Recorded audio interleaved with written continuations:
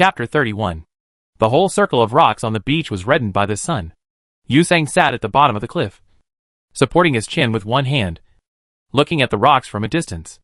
Then he looked at the little girl sleeping soundly on his legs. The little girl probably had the habit of taking a nap. Once she rested, she began to feel sleepy. Yusang saw that Lanlan's little head was nodding hard, so he simply let her lie down and sleep on him. The child fell asleep quickly.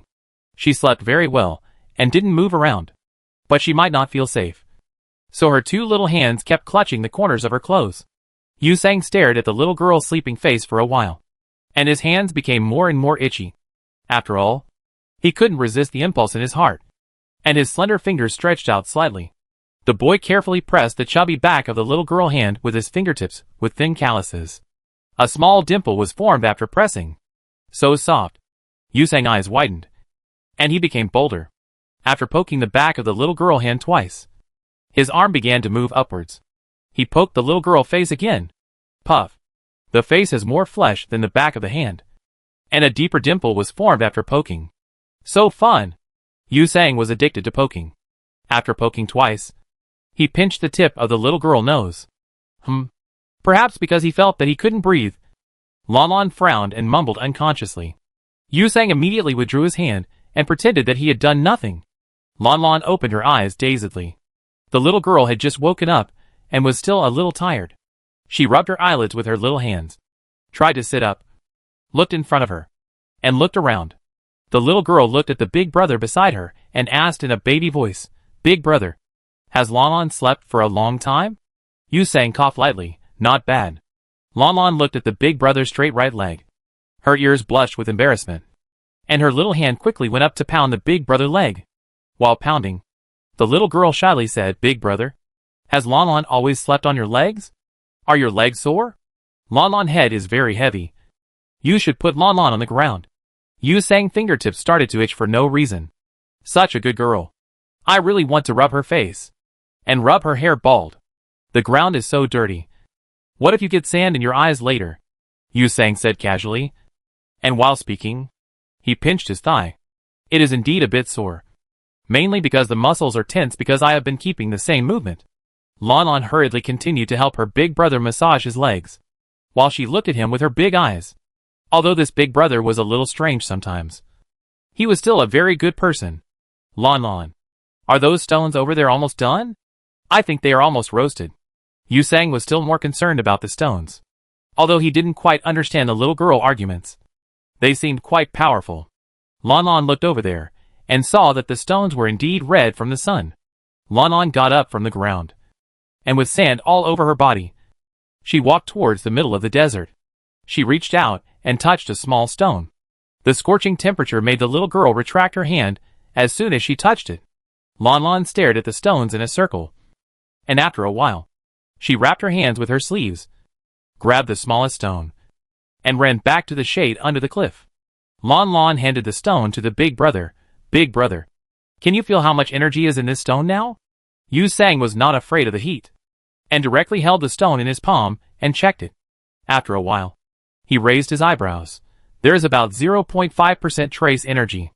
Is this the healing energy you mentioned?" Lanlan nodded. "Yes. But because the amount is too small, we can't use it directly. We need to absorb it." Yusang frowned. "What do you mean? How to absorb it?" "Just suck it out," Lanlan said. "As a matter of course," the little girl said, and touched the surface of the stone with her fingertips again. After confirming that it was not so hot, the little girl held the stone with her right hand. While holding the stone with her right hand, the little girl used her left hand to lift up the big brother trouser leg, revealing the cracked wound on the big brother ankle. 3 seconds later, Lanlan let go of the stone and placed her right hand directly on the wound of her elder brother. When her soft palm touched the sticky blood, a faint healing energy entered the wound. Yusang clenched his hands into fists. He looked at his ankle in surprise.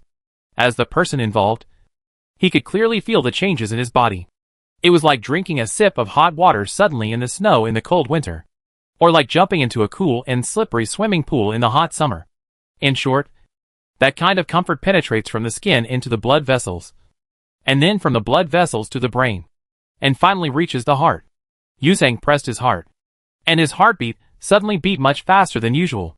Big brother. Do you feel uncomfortable? Lanlan saw that the big brother was holding his chest, and his expression changed drastically.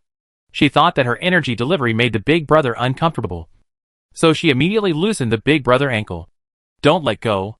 Yusang pressed the little girl hand, and he pressed the little girl palm tightly on his wound. But because he was too strong, a large pool of blood was squeezed out of the wound. The subtle pain made Yusang come back to his senses slightly, and the force of clamping the little girl's wrist was also quickly relaxed. Oh! Big brother. What are you doing? Lanlan looked at the blood that came out, and quickly took out the torn clothes from her small backpack to wipe the blood for the big brother. Yusang watched the little girl busy, but he frowned. What did you do just now? Lanlan wiped the blood and said seriously. Lanlan sucked the trace energy from the stone and then transmitted it to the big brother wound. Because these trace elements are too few, if they are not artificially sucked out, they will be useless. Like what you said before. Grinding the stone into stone powder is not okay. It has no medicinal effect. Yusang stared at the little girl in front of him. Grinding it into powder is not okay. Just suck it out and transfer it to me. Will it work? Lanlan was stunned, then nodded. Okay. This is okay. Yusang, Even if Yusang is a poor student, he still knows basic medical knowledge. The human body seems to be a non-energy transmission body. Right? Interstellar people generally use therapeutic energy for absorption. To make the simplest analogy, a medical treatment cabin. If interstellar people are injured or have any diseases, they prefer to use the treatment cabin for treatment. The principle of the treatment cabin is to fill the treatment agent into the cabin. When people lie in it, it is like being in an environment wrapped in treatment energy. People's mental power will naturally absorb these energies. After the mental power is strengthened, the excess energy will enter the human nerves and blood vessels and begin to heal other organs or other wounds in the human body. The treatment cabin cannot infuse treatment energy into the human body, but there are tools to infuse energy into the human body. That is called an energy transmitter. Some people with weaker mental power, such as E-level ability users, F-level ability users, etc., because their mental power is too poor, even if they lie in a treatment cabin with abundant treatment energy, the speed of absorbing energy will be very slow. So when their lives are in danger, doctors will directly choose to use energy transmitters for them. The energy transmitter is a compression device. One end is filled with therapeutic agents, and the middle pipe is compressed in liquid form. After the therapeutic energy is compressed and extracted from the therapeutic agent, the energy will be released from the needle at the other end. At this time, as long as the needle is inserted into the patient's blood vessel, the energy will be forcibly transported into the patient's body. Yusang lowered his eyes and looked at the little girl's bloody hands. Lanlan didn't have any energy transmission tools in her hands. How could she transmit any energy into his body? The human body itself cannot transmit energy like this. What did Lanlan say just now? She said that she sucked a trace amount of energy from the stone and then transmitted it into Yusang wound? This. Although I like Lanlan very much, this is really too much. It's just a child words. Why do you take it seriously? This is obviously a joke. I now feel that Lanlan is a bit of a liar. She has really said a lot of ridiculous things, which are obviously false. But she is serious and speaks as if they are true. Once or twice, you will find such childish talk cute, like telling a story. But too many times, I really feel that she is not very likable.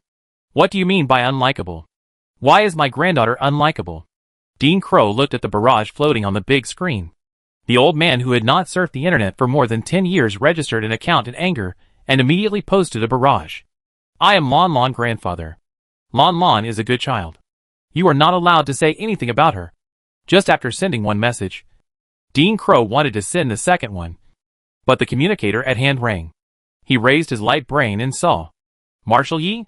Dean Crow's heart skipped a beat. Could it be that he secretly called the Death Star and was discovered? With a light cough, Dean Crow still pressed the answer button. A few minutes later, Dean Crow listened to Marshall Yi's words and laughed. The human body can absorb energy through mental power, but it is impossible to transmit energy. It requires professional equipment to do it. The human body itself is a non-transmitting body. Capital Star.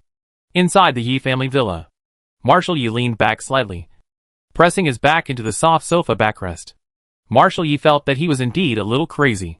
When he received the feedback from the prince silently, confirming that the alien pathogen core of the dense forest was indeed temporarily sealed, he began to have unrealistic fantasies about the ability of this little girl named Lanlan.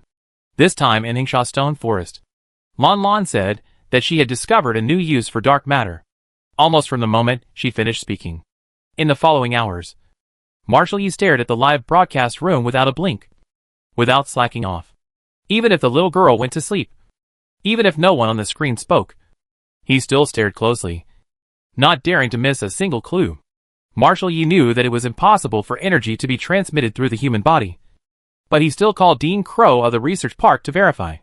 Maybe there is such a situation? Maybe there has been such a precedent in the medical field? But now Dean Crow has firmly denied it. Yes, the human body is not a transmission body. It is such a simple common sense. Why would he have such an illusion? If a person can absorb and transmit energy out of thin air, then, is he still a person? What is transmission? There is transmission and loss.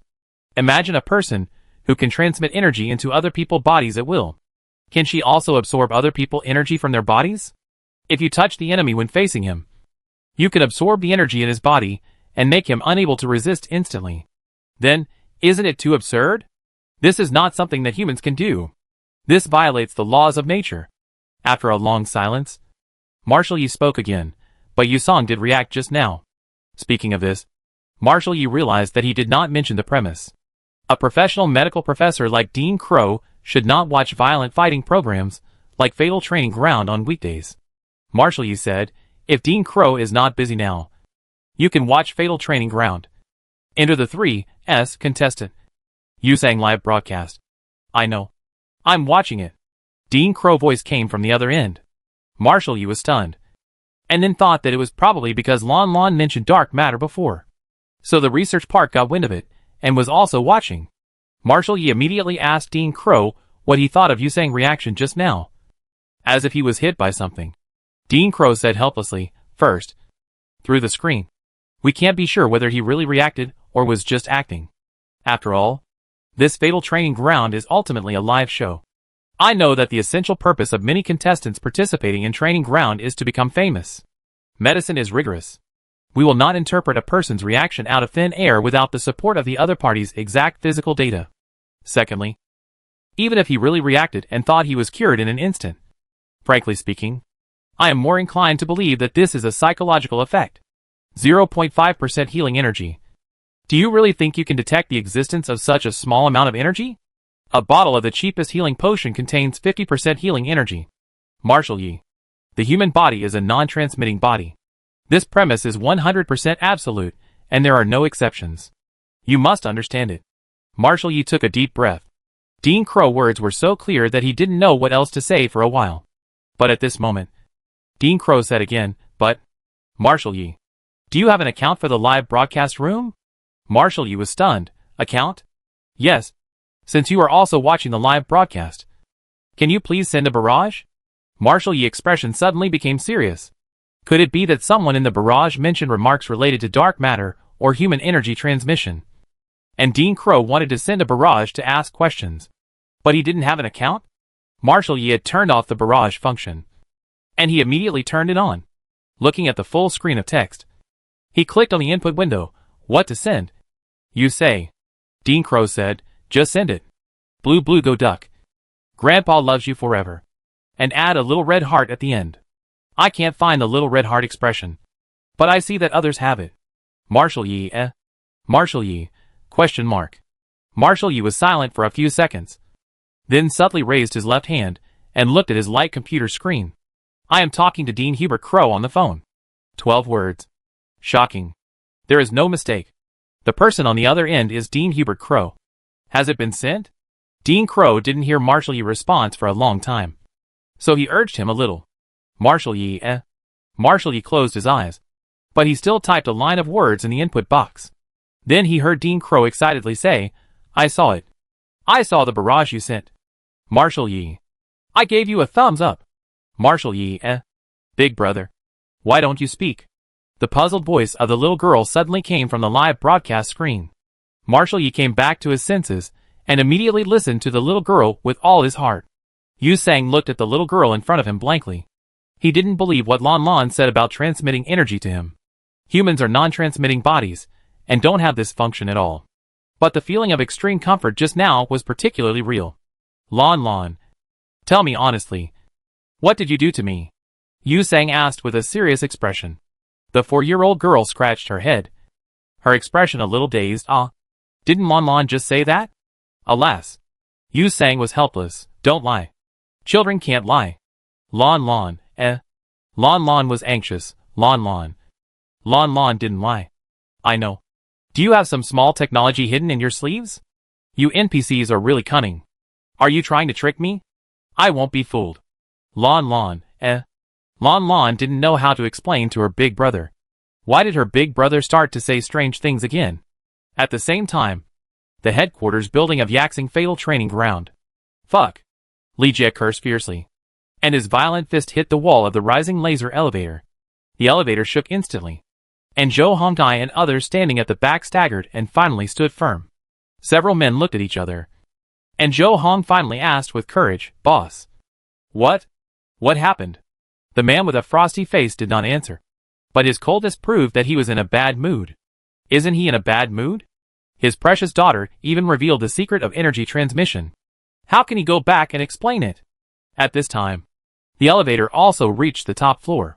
There were other people outside the elevator.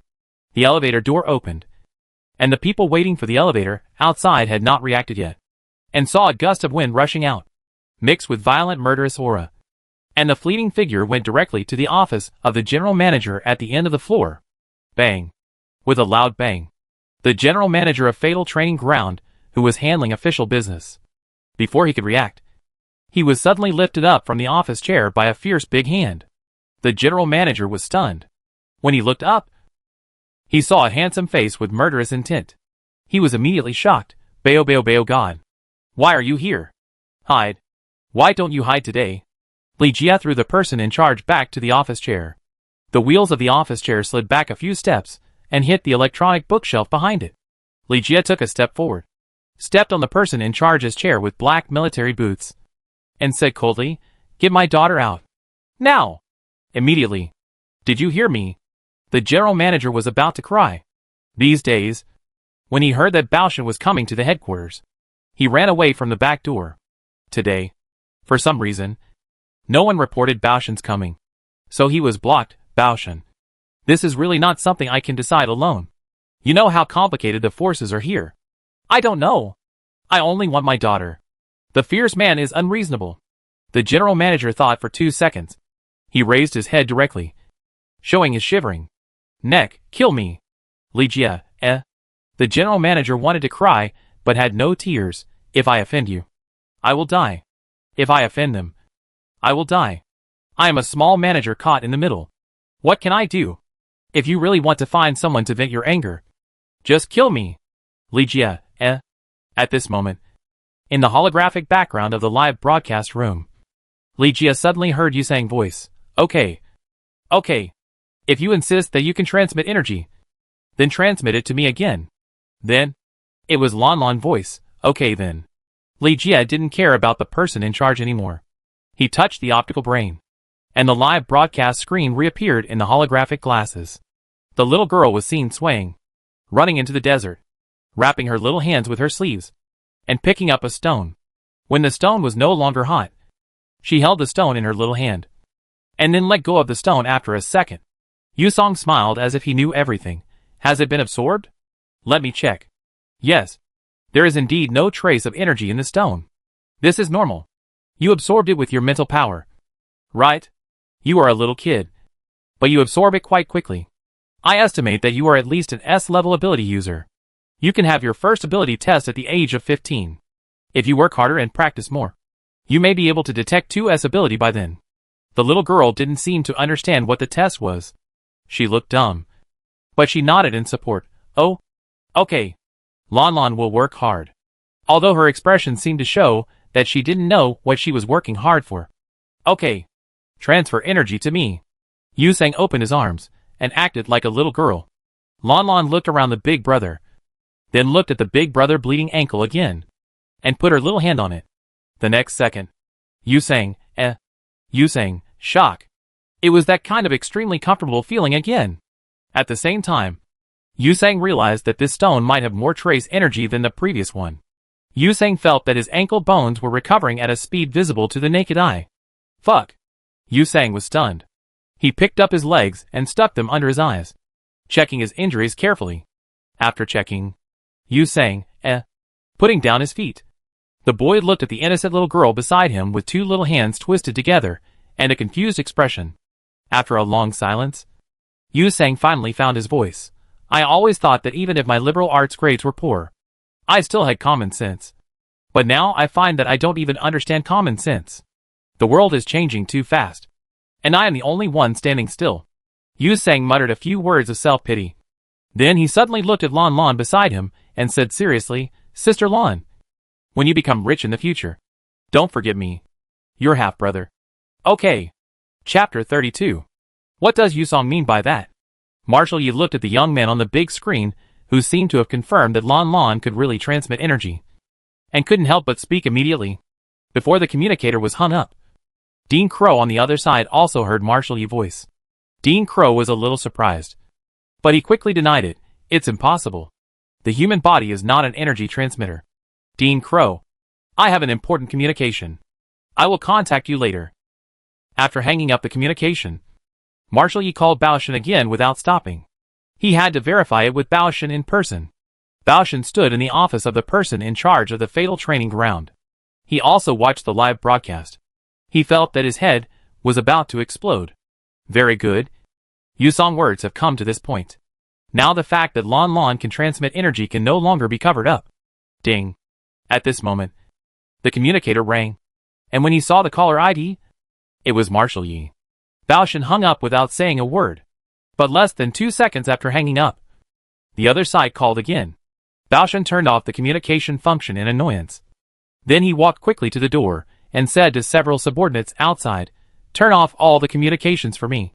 After saying that, he came back, flexed his fingers, and walked towards the trembling person in charge. Sister Lan. No. Lanlan. Let's do it again. Yusang touched his ankle and looked at the little girl in front of him with a pair of smiling eyes. Even if a poor student like Yusang knew that human transmission was unscientific, with his IQ, he really couldn't think of any deeper meaning besides unscientific. He thought Lanlan was pretty awesome. And then he also thought that this transmission energy was pretty cool. How to describe it? The moment the energy came in just now, he not only felt that his wounds were healing, but also felt that his soul was being cleansed. Wound healing is just a small matter, just a puncture in the foot bone. And the 3S ability user with a strong physique does not take this small injury seriously. The key is to cleanse the soul. It's so comfortable. It's so comfortable that my scalp is numb. Yusang couldn't help but get excited. He opened his hands and closed his eyes to Lanlan. Come on. Come on. Do it again and again. Lanlan, Lanlan was a little entangled, but, big brother, you can't pass it on anymore. Yusang opened his eyes instantly. Why? Can't you pass on energy? The little girl looked innocent, because it's not certain whether the big brother will be attacked after absorbing this energy. After all, this is.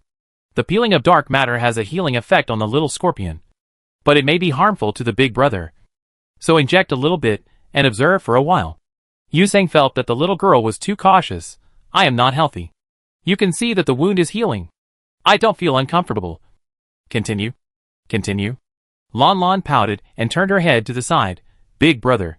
Don't say anything. Lanlan is responsible for big brother health. Lanlan is a little doctor now. Big brother is a patient.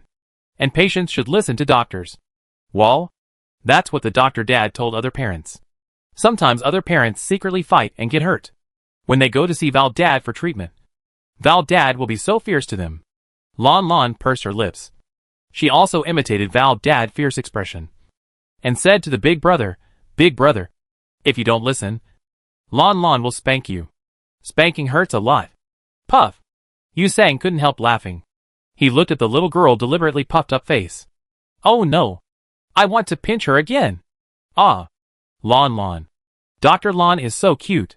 So Lanlan really absorbed the energy from the stone and then transmitted it to Yusang? This is impossible. Of course it's impossible. Yusang was just teasing her. Can't you see that? Look at Yusang's feet. Aren't they still bloody? Can you see that they are being treated? The barrage obviously forgot that energy treatment is a treatment from the inside out. Just like when you lie in the treatment cabin. After the mental power absorbs the treatment energy, the first thing to be healed must be your mental power, followed by your internal organs, and finally your external injuries. The little bit of energy in the stone is now healing Yusang's innermost leg bones and nerves. And the outer flesh is of course still bloody. In the office of the general manager of Yaxing Fatal Training Ground, Baoshan took a piece of paper and casually wiped the blood on the joints of his right hand with a tissue. After wiping off the blood, he crumpled the tissue into a ball and threw it into the trash can. Then looked up at the young man opposite him with a swollen nose and face, lying on the office chair and dying. When the general manager saw the culprit, who beat him into a pig's head looking at him again, he was so scared that his body trembled and tears streamed down his face. Baoshan said indifferently, "Can we get the person out now?" The general manager was about to collapse. "Even if you beat me to death, there is no way. There is still no way. I also want to get that little girl out. Her existence seriously interferes with our normal live broadcast. But I am only the person in charge of this program, not the person in charge of our company. The boss above does not allow it. The major investors do not allow it. And even the president has not spoken. How dare I act on my own?" Li Jia looked at the man, with a gloomy look without a trace of emotion. The general manager quickly turned on his light brain and displayed a string of communication numbers. "This is our President Wei's communication number. Do you want to find him? He just arrived at Yaxing yesterday. His daughter is also in the Fatal Training Ground. And his daughter has a good relationship with 3S ability user Minfeng. His daughter will definitely make it to the end. He certainly does not want Lanlan appearance to affect his daughter competition results. So he should also be eager to get Lanlan out as soon as possible." A minute later, Li Jia walked out of the office expressionlessly, and Zhou Hongkai and others outside hurried to meet him. From the open door, Zhou Hongkai saw the general manager in the office. How to say it? There is no good meat on his body. It's so pitiful. Marshal Yi has made dozens of calls in a row. Not only did he make calls, he also ordered his deputy general to make calls. For a full 20 minutes. Not only could he not contact Baoshan, but even the people around Baoshan could not be contacted. Marshal Yi's face, which was originally cold and hard, had already turned dark at this time. When Yiqiu, the second young master of the Yi family, came back, he bumped into his father, who was like a demon possessed. Yiqiu's heart tightened, and he was about to leave quietly. But Marshal Yi spoke first. "Yiqiu, come here." Yiqiu's scalp was numb, but he still walked over carefully. "Father, father, give me your light brain." Yiqiu was stunned, although he didn't know why. He hurriedly handed over his light brain. Marshal Yi used his son's light brain to make a call to Li Jia. No one answered the call. Sure enough, it wasn't the number. Li Jia just turned off the communicator again. Ridiculous. Marshal Yi shouted. He suddenly turned off the communicator for no reason. What does this mean? It means that there is something wrong with Lanlan. As a father, Li Jia knows it clearly. But he just hides it and refuses to say it. "Father, father, I came back a little late. But that's because the experimental results at school haven't come out yet. So Yiqiu thought his father was scolding him. So he hurried to explain. Marshal Yi glanced at his second son, who was cowering. He returned the light brain to him and frowned. "I didn't say you. Why are you stuttering? Am I scary?" Yiqiu nodded frantically in his heart. But on the surface, he only dared to shake his head. Marshal Yi frowned again. "Are you busy with experiments? I remember you are about to graduate." Yiqiu suddenly showed an excited expression on his face. Actually, today was an unexpected situation. A temporary assessment question. Today our professor received a call from Vice President Zhang of the First Research Institute. Vice President Zhang said that in 2 days, he would take a team to the Death Star to collect samples. He invited our professor to go with him. So the professor asked his 3 students to submit a recent experimental report within today. He said that he would take whoever has the best report on the trip with him. Yiqiu is only an A-level ability user. He is not a military material. Therefore, he has not spent his energy on physical training since he was a child. He has always wanted to engage in scientific research. After entering school last year, he has been doing experiments with his current professor. Death Star? Marshal Yi frowned. He had just talked to Dean Crow. And he did not hear Dean Crow mention that the research institute was going to the Death Star. The Death Star is very dangerous, Marshall Yi said in a deep voice. Yichio smiled. Vice President Zhang said that they will definitely contact the troops to escort us at that time. It should be fine. Aren't those prisoners locked up? We won't contact them either. It's not that you don't contact them. It's whether they are willing to let you contact them. These Class A war criminals on the Death Star. Any one of them can make a big fuss. If young people who don't understand the situation provoke them, the consequences will be disastrous. However, after the second explosion, the Death Star should be completely inaccessible to those who are not 3S capable. These young people probably won't go in at that time. At most they will look at the periphery. Marshall Yi exhaled. Forget it. If you want to go, go. I have something else to do. You can go up and coax your mother and tell her that I will go back to the team first. Until the door of the villa opened and closed. Yichio stood there and watched his father leave. He turned his head again and saw his mother standing there angrily in the corridor on the second floor. When he saw him looking over, his mother turned around and went back to the room without saying a word. Yichio, ? What's going on? What did he miss? The sky in the dense forest was getting darker and darker. Wei Xuecha felt that her legs were no longer her own. She tiredly supported the big tree next to her, panting and saying, "No, I can't walk." The two men in front turned their heads at the same time. Among the two men, Rick, who had a bandage on his head, spoke first. Too tired, right? Do you want some water? I get it for you. Wei Xuecha's bag was now carried by Rick. Rick took out a bottle of water from the bag, unscrewed the lid, and hurriedly handed it to the delicate and beautiful girl in front. Rick had wanted to kill Shui Limong, the skinny skeleton, and the little girl before. But the cave was sealed. The pit was dug, and all the preparations were done. But he was attacked. He didn't see what the person who attacked him looked like. Anyway, he was hung upside down on the tree by him. He was seriously injured and exposed to the sun, and he almost couldn't bear it and retired. Fortunately, when he was in a desperate situation, he met 3 contestants who happened to pass by. Among these 3 people, the most famous one is the 3S ability user Mian Feng, and the other 2. The man, Rick has no impression. But the woman, Rick recognized at a glance.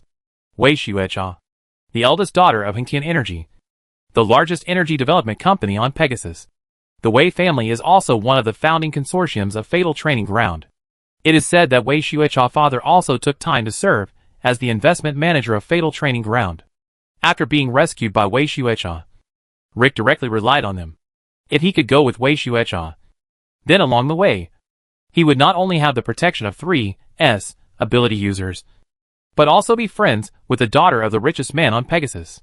First, we will be friends. Then we will have the chance to be boyfriends.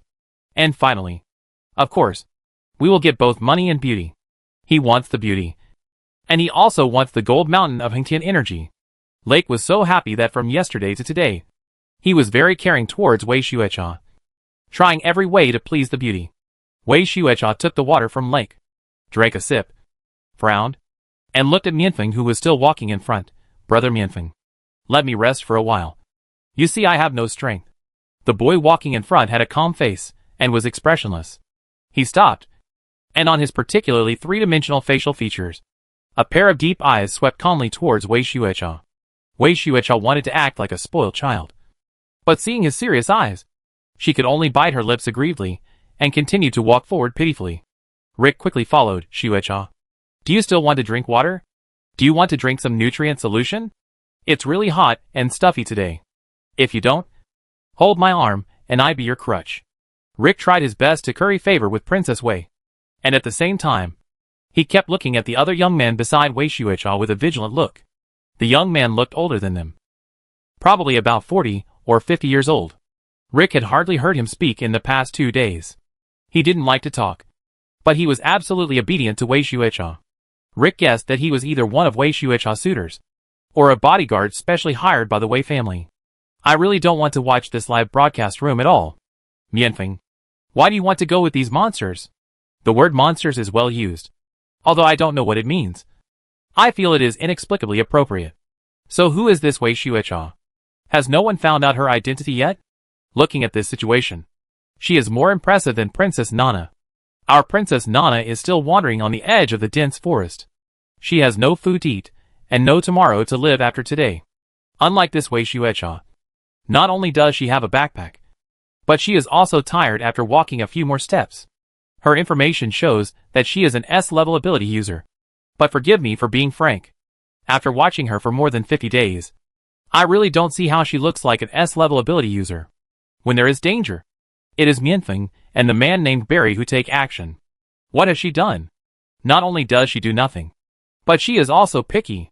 Mianfeng, wait for me. You're walking too fast. Wei Xuecha caught up with the boy in front in a few steps. She wanted to pull the boy close, but she thought that the boy didn't like it. So she pouted and pulled the boy backpack strap. The boy frowned with a look of suspicion and glanced at her. Wei Xuecha felt her fingers burning. She hummed and loosened the backpack strap of Mianfeng, muttering, "You will be mean to me." The Wei family and the Mian family are old friends. If Wei Xuecha didn't want to impress Mianfeng, she would not come to participate in this fatal training ground. Her S level was raised by her father with potions. She herself doesn't like fighting at all. After walking a little further, they were almost out of the dense forest. But at this time, the young man Barry, who had been silent all the time, suddenly said, "Firebone crocodile." Wei Xuecha immediately looked at him. Where is the firebone crocodile? Wei Xuecha knew about the firebone crocodile, which was a very ferocious and social high-level exotic beast. Wei Xuecha had seen someone being bitten to death by a firebone crocodile with her own eyes, and the memory was still fresh. Barry glanced at the bushes in front of him. There is firebone crocodile feces. Wei Xuecha looked over there, and it was really feces. She immediately took 2 steps back and covered her nose with disgust. Rick said quickly, "It seems that we have reached the junction of the dense forest and the Hengsha stone forest. Xuecha, I will protect you in a while, and I will never let the firebone crocodile hurt you." Wei Xuecha glanced at Rick, and then looked at Mianfeng in front of him with admiration. "It doesn't matter. You just need to protect yourself. Mianfeng will protect me." Rick choked on the spot, feeling a million uncomfortable in his heart. "Let's go!" Mianfeng pulled out an invisible knife from his bag, gripped the knife handle, and walked in front. Lanlan, walk faster. Didn't you say you would go back to find your brother before dark? It's going to be dark soon. Yusang walked in front with his hands in his pockets, and he had to stop and wait for the little girl behind him. Lanlan's face turned red from running. She held the shoulder straps of her backpack tightly and said breathlessly, Big brother. Lanlan is carrying a lot of small stones. I can't walk fast." Yusang snorted, "I told you to let me carry them, but you didn't let me." Lanlan pouted, "I gave the small stones to Big Brother, and Big Brother secretly absorbed trace amounts of energy." Lanlan said that Big Brother needs to observe for 24 hours to determine whether his body has rejection. Big Brother can't use the energy in it anymore. Yusang rolled his eyes. "Then you carry it yourself. I won't wait for you." As he said that, the childish boy walked very fast. Lanlan hurriedly chased after him, asking as she chased him, "That's not right. Big Brother, we didn't go here when we came. Did you take the wrong road?" "No. This is the main road." The scheming boy deliberately said, "You are carrying so many stones.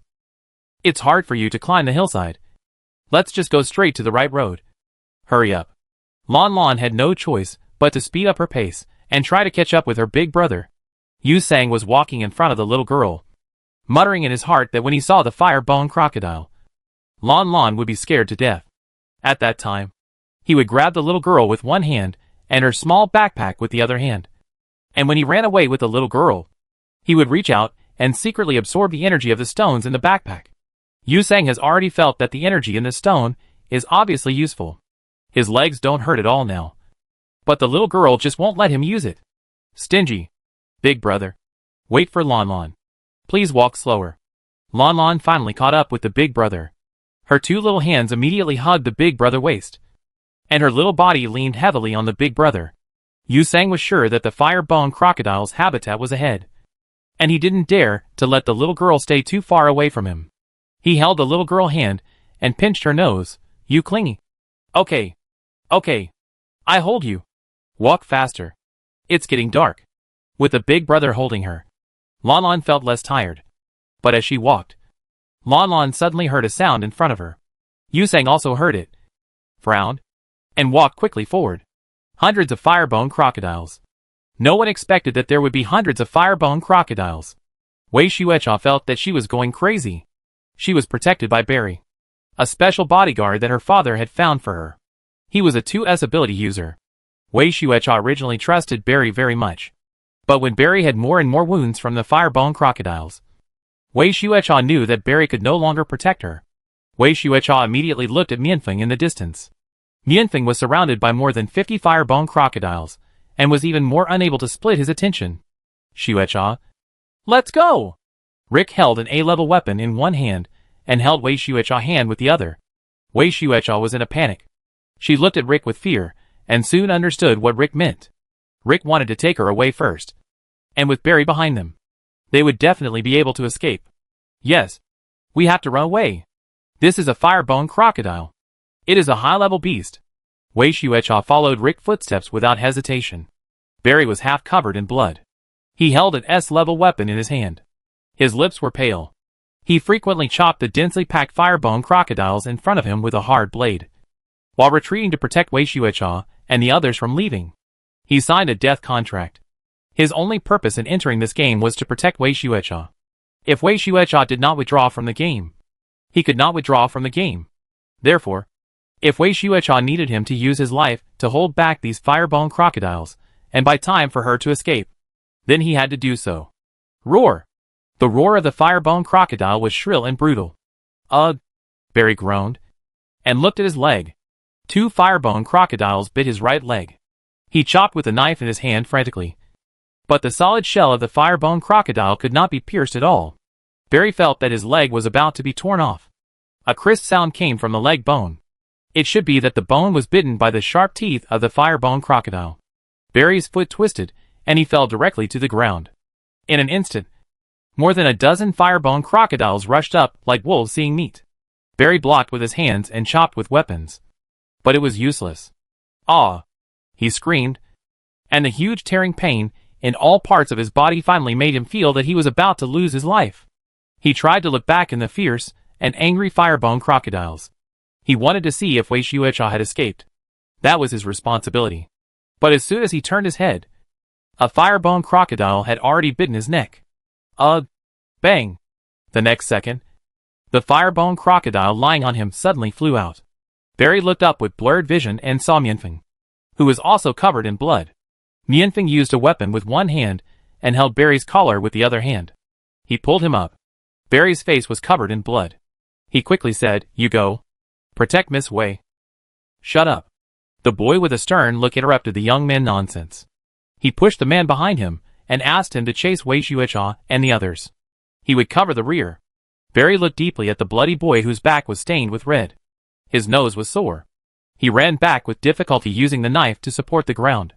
He didn't expect this distinguished 3S ability user to save him, even though they didn't say a few words along the way. He was just a bodyguard. And this guy was the young master of the Mian family. Lanlan. Don't go over there. It has nothing to do with us. Hurry up. When Yusang saw the groups of firebone crocodiles, he felt his scalp tingling. He saw 2 people running towards them. Among the 2 people, the woman looked delicate, and the man had a bandage on his head and looked a bit wretched. As soon as they ran over here, groups of firebone crocodiles followed them. Yusang understood at a glance that this was obviously a group of young people who came from nowhere and accidentally alarmed the firebone crocodiles in the entire river beach. And now they were attacked by the firebone crocodiles. Yusang didn't feel anything for these strangers. His only thought was to not let them get in trouble. Anyway, if these contestants were really dying, they would know to withdraw from the competition. He must not go and meddle in other people's business. He was injured himself, and he was carrying little Lanlan. He had to take care of Lanlan regardless of himself. He couldn't let the little girl be in danger, but Yusang didn't want to care. Lanlan was very excited. The little girl tried to break free from his hand and ran forward. That's a firebone crocodile. There are at least nearly 100 firebone crocodiles. You are so small that you are not enough to fill their teeth. Why are you so stubborn? Come with me. Yusang grabbed the back of the little girl collar. He wanted to hold her under his armpit and take her away. But suddenly, the back of his hand hurt. It turned out that Lanlan bit him. Yusang felt pain and his hand slipped. The little girl fell to the ground. She took off her backpack, got up and ran forward. It's really deadly. Yusang was so angry that he could only grit his teeth and follow. Wei Xuecha felt as if she was hallucinating. Dozens of firebone crocodiles were chasing her. She ran in a panic. But she saw two strangers in front of her. One was a limping teenager, and the other was actually a little girl. It's her! Before Wei Xuecha could react, Rick, who was holding her hand, suddenly said, Xuecha, we are saved. Wei Xuecha was overjoyed. Can they save us? Wei Xuecha saw that the little girl actually ran towards them. When the little girl came over, the boy behind her also came over. Great. I met a good person. Rick said, I will stop the man behind you in a while. You catch the little girl and throw her to feed the firebone crocodiles. With her delay, we can run away. The ears seemed to buzz. Wei Xuecha was stunned. Rick, what are you saying? Did you hear me? Rick's voice rang in her ears. Wei Xuecha turned her head in disbelief, only to see a firebone crocodile behind her almost rushing to her back. The scene of the firebone crocodile biting someone to death appeared in front of her. The heart was instantly filled with the word fear. Wei Xuecha didn't know what she was thinking. She only heard herself closing her eyes and shouting in panic, I heard it. Lanlan ran very fast. What happened to those little geckos? Why did the little geckos chase a big sister and a very familiar bad uncle to bite? Lanlan didn't want to care about the bad uncle. The bad uncle always bullied Lanlan. But the big sister was innocent. Lanlan didn't want the little geckos to bully the big sister. She wanted to stop the little geckos. Lanlan finally ran to the elder sister. Lanlan wanted to protect the elder sister behind her. But suddenly, the elder sister grabbed Lanlan's arm. Lanlan was stunned for a moment. She saw the elder sister's red eyes. Lanlan guessed that the elder sister must be very scared now. She even cried. The elder sister picked Lanlan up with both hands. Lanlan quickly comforted her. Don't be afraid, elder sister. Lanlan can protect you. Voila! Before Lanlan finished her words, her body suddenly floated in the air. The elder sister threw her out, and threw her to the little geckos behind her, who were opening their bloody mouths and revealing dents, saw-like teeth. Chapter 33. Fuck. Is this woman sick? Lanlan. Ah. What the hell is this woman? Throwing such a small child into the group of firebone crocodiles. I really want to rush into the screen and throw her into the group of firebone crocodiles. It seems that Rick asked her to throw it. Rick told her to die. Why didn't she die? No. I'm going crazy. Bury this woman and Rick together. Bury them alive. I can't see these two people for another second. When I think that Lanlan rushed over to save that woman, I just want to kill people now. Well, I was in self-study class, and when I saw the scene, I was so angry that I stood up from my chair. Then more than a dozen classmates in the class suddenly stood up with me. And then the teacher sitting in the last row suddenly said, Help! My Lanlan. Okay. I know that everyone in your class, from teachers to students, sucks Lanlan during self-study time. Don't tell me this. I just want the death news of this woman and Rick. Here it comes. The death news is coming. Look at Yusang. Yusang only felt that the anger in his chest was pushed to the top of his head in an instant. He was half a step behind the little girl. And when he was about to catch the little girl, the wretched man suddenly attacked him. An A-level intermediate long sword flew towards him. And when he dodged sideways, Lanlan had been picked up by the woman and the man and woman. Then, a scene that no one expected happened. Lanlan was thrown into the group of firebone crocodiles by that bitch. It was hard to tell what he was thinking at that moment. The swarming murderous intent instantly filled his limbs and bones. Yusang's eyes changed. He clenched his hand backwards and pulled out a very cheap D-level long knife from the supply bag.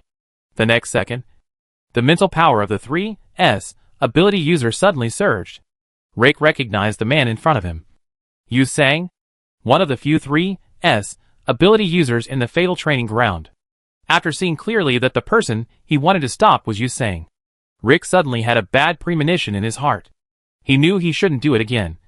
But the A-level knife in his hand had already flown out. And Wei Xuecha next to him had already grabbed the little girl. Rick heard the sound of the little girl being thrown into the group of firebone crocodiles. The sound of her body hitting the ground. And her cry of pain. Before he could feel the pleasure of revenge, he felt the spiritual power released by the 3S ability user. The release of spiritual power consumes a lot of energy. If the spiritual power of the 3S ability user is released, its power cannot be underestimated. Zheng. Before he could even feel where the surging spiritual power was going to attack him, the next second, Rick felt as if his knees were boneless, and his whole body fell down. Rick looked at his legs in a trance, and saw that it was not that there were no bones, but that his 2 legs were cut in half by a bloody D-level long knife. His legs were cut in half.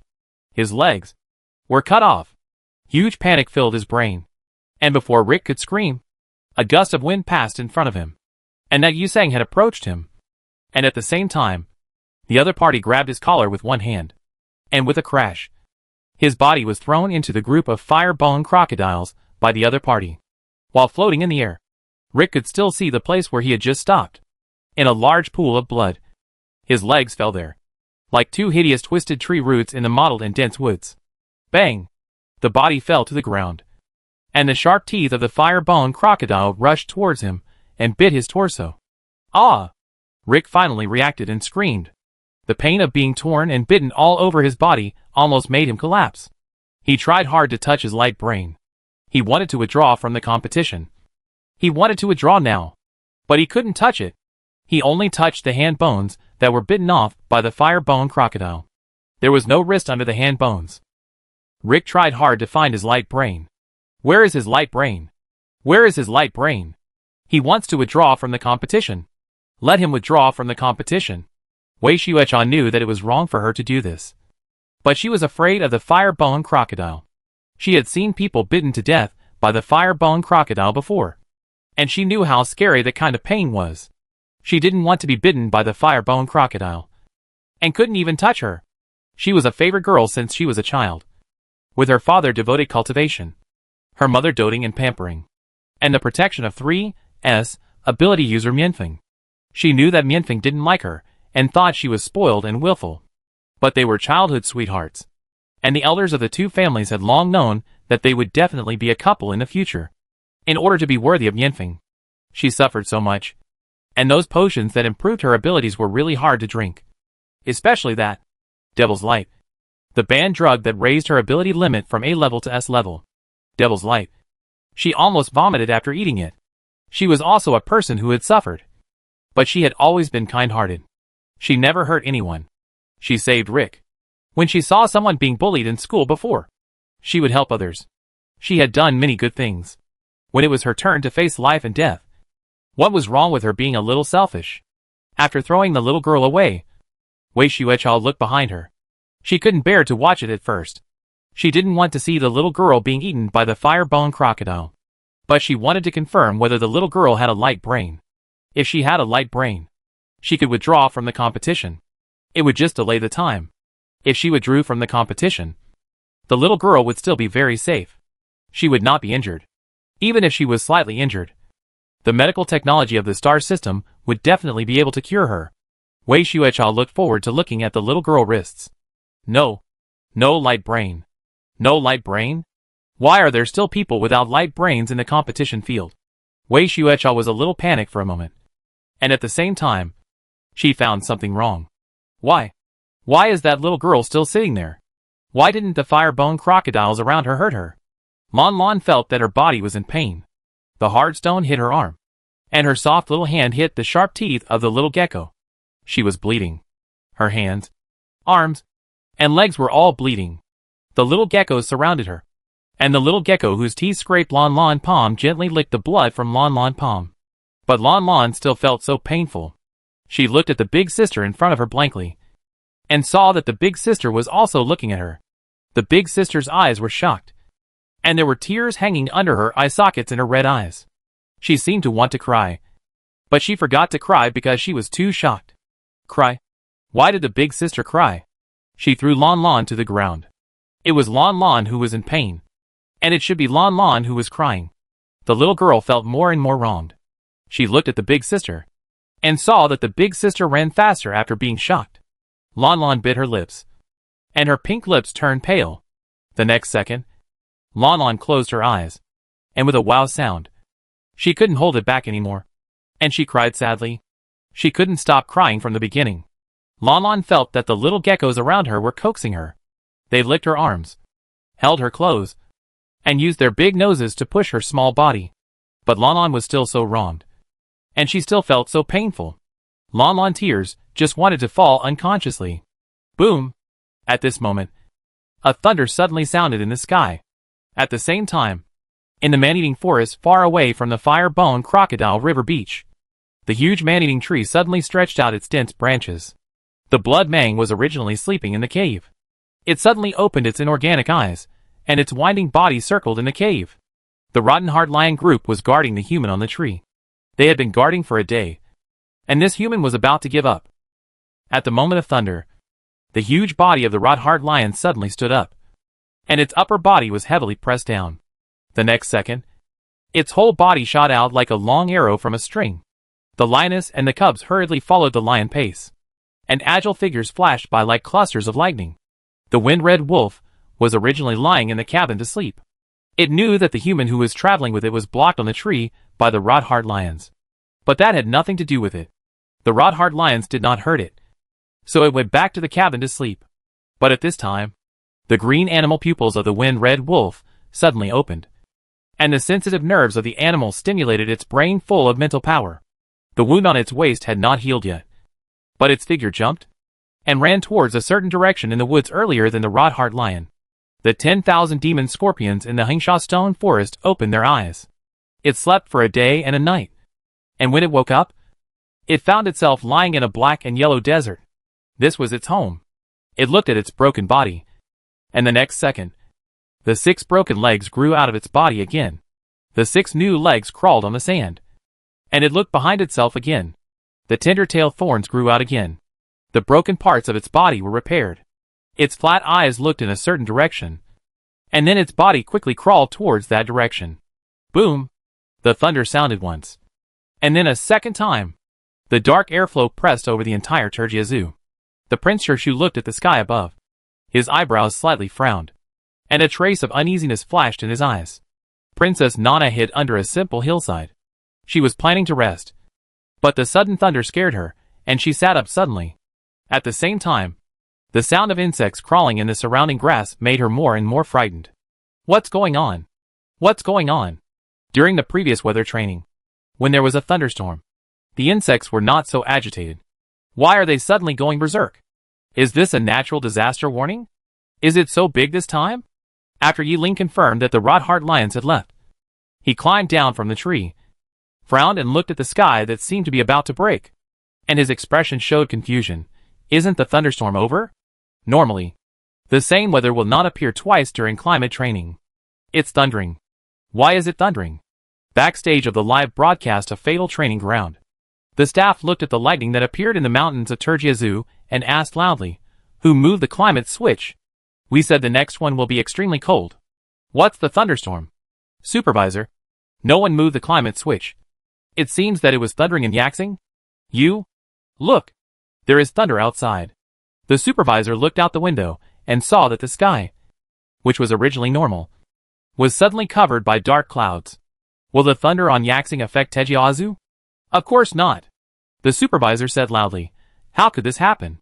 Tejiazu is a specially open space with special settings and is not connected to the outside climate. Even if Yaxing is flooded, Tejiazu will follow its own solar terms. How could it be possible that Yaxing and Tejiazu also thundered?" "Supervisor, come and see. It's so strange. Look at the weather forecast. There is no thunderstorm on Yaxing today. It has been sunny for several days in a row." The supervisor immediately looked at the weather forecast screen that the staff pointed out. Yes, the weather forecast is never wrong. There is no thunderstorm on Yaxing. So why did it suddenly thunder? And even Tejiazu was affected by the climate. The supervisor looked grim. "Hurry up and adjust the climate in the training ground to normal." "Supervisor, no, I can't adjust it. The instrument seems to have a problem." The supervisor hurried to the front of the climate adjustment machine and saw that the machine pointer was spinning around. "Is it out of order? How could this happen? How come the entire Turgia Zoo, including the entire Asia Star, seemed to be out of control in an instant? Wow! Wow! Wow!" Lanlan was crying so hard that she was out of breath. The little girl's face had turned red from crying, and her arms and knees were still bleeding. In fact, bleeding didn't hurt that much. But Lanlan still felt so uncomfortable. She just wanted to cry. She had never felt so uncomfortable before. And she had never felt so wronged.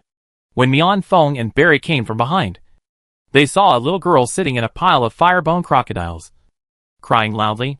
Mian Fong was originally supporting Barry, and saw the little girl in front of him. His dark eyes suddenly shone, and his figure passed by Barry like a hurricane. Grabbing the little girl collar with a strong hand, Mianfeng held the little girl in his arms, frowning to look at the blood on her body. The firebone crocodile didn't have time to bite her, but she was indeed injured. Let her go. The whole process of Yusong cutting off Rick's legs and throwing Rick away took no more than a second. After dealing with this garbage that prevented him from chasing Lanlan, he immediately ran towards Lanlan. Yusong was very panicked, and he had only one thought at the moment. Lanlan must not be in trouble. At the same time, he wanted to slap himself. Why take Lanlan this way? Wouldn't it be better to take the small road? He ran very fast. But when he arrived, he saw another bloody man suddenly appeared and picked up Lanlan. This bloody man couldn't see clearly. He looked like a man, but he must be in the same group as the man and woman just now. Yusang's eyes were red with anger. Will these people ever stop? Are they going to use Lanlan? The D-level long sword with a gap burst out 3s of mental power that exceeded the body's load. Yusang's eyes were red. He slashed his long sword down and chopped the bloody man's head. The bloody man raised the invisible sword in his right hand, and the blade covered with blood blocked the opponent's attack. Mian Fong frowned. The opponent's 3s energy was too vigorous. Although he blocked the opponent's attack, his body retreated half a step. Barry was panting and supporting the ground with his weapon. Seeing that there was a fight here, he immediately shouted, "Don't fight. You will be eliminated." This sentence was like a bolt from the blue. Yusang's brain, which was blinded by anger, woke up instantly, cut the legs of the wretched man, and threw him away. That wretched man slashed the bloody man again. 3 times. He has attacked other contestants 3 times. There are only 3 chances to get a yellow card. If he attacks again, he will be eliminated immediately. If he leaves, what will happen to Lanlan? Lanlan will fall into the hands of these people. A chill instantly spread on his back. Yusang put away the knife and snatched the little girl from the bloody man's arms. The next second, hunk! Yusang looked at his legs and saw a firebone crocodile biting his leg. All the firebone crocodiles rushed over here in an instant. The pairs of red and shining eyes were like sharp blades that killed people without seeing anything. The firebone crocodiles suddenly became furious and murderous. The 2 humans took the little girl away. They took the little girl away from under their noses. And they can still give it to them. Give it back to them.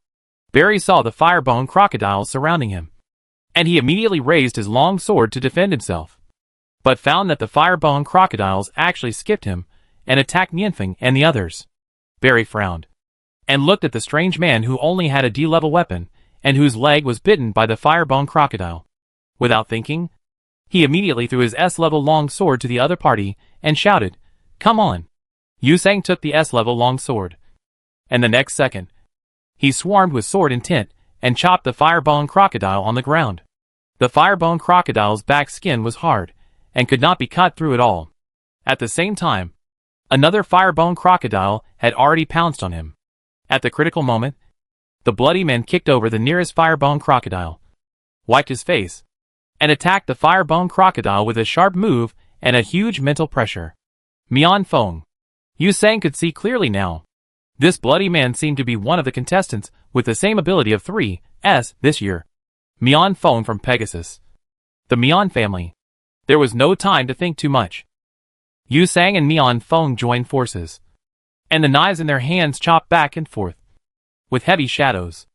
Lanlan was held in the arms of the big brother, and the big brother pressed her face into his neck. Lanlan could not see the big brother, nor could she see anyone else. She was still crying, and her wet tears soon wet the big brother's neck. Lanlan wanted to struggle to raise her head, but the big brother pressed her head hard to prevent her from raising it. She also heard the elder brother painful, yet gentle voice ringing in her ears, "Lanlan, be good. Don't look at these. They are all ugly things. Cover your eyes and don't look at them." Lanlan tears flowed again. She tightly hugged the elder brother's neck, sobbing and complaining, "Big brother, Lanlan hurts. Her hands and feet hurt so much. Her body hit the ground. And her back hurts so much. It's okay. Big brother is here." Yusang hugged Lanlan tighter. Lanlan felt very shaky. It was the elder brother holding her and shaking her. And he was running all the time. She also heard the roar of some little geckos. Boom! At this time, the thunder and lightning in the sky seemed to have finally accumulated enough power, making a loud noise that almost destroyed the world. The next second, the whole earth suddenly trembled. The tremor of the earth was only slight at first. And soon, the tremor became violent, along with the exhausted battle of the humans, and the angry roar of the swarming firebone crocodiles. The entire deadly training ground seemed to suddenly shake at this moment.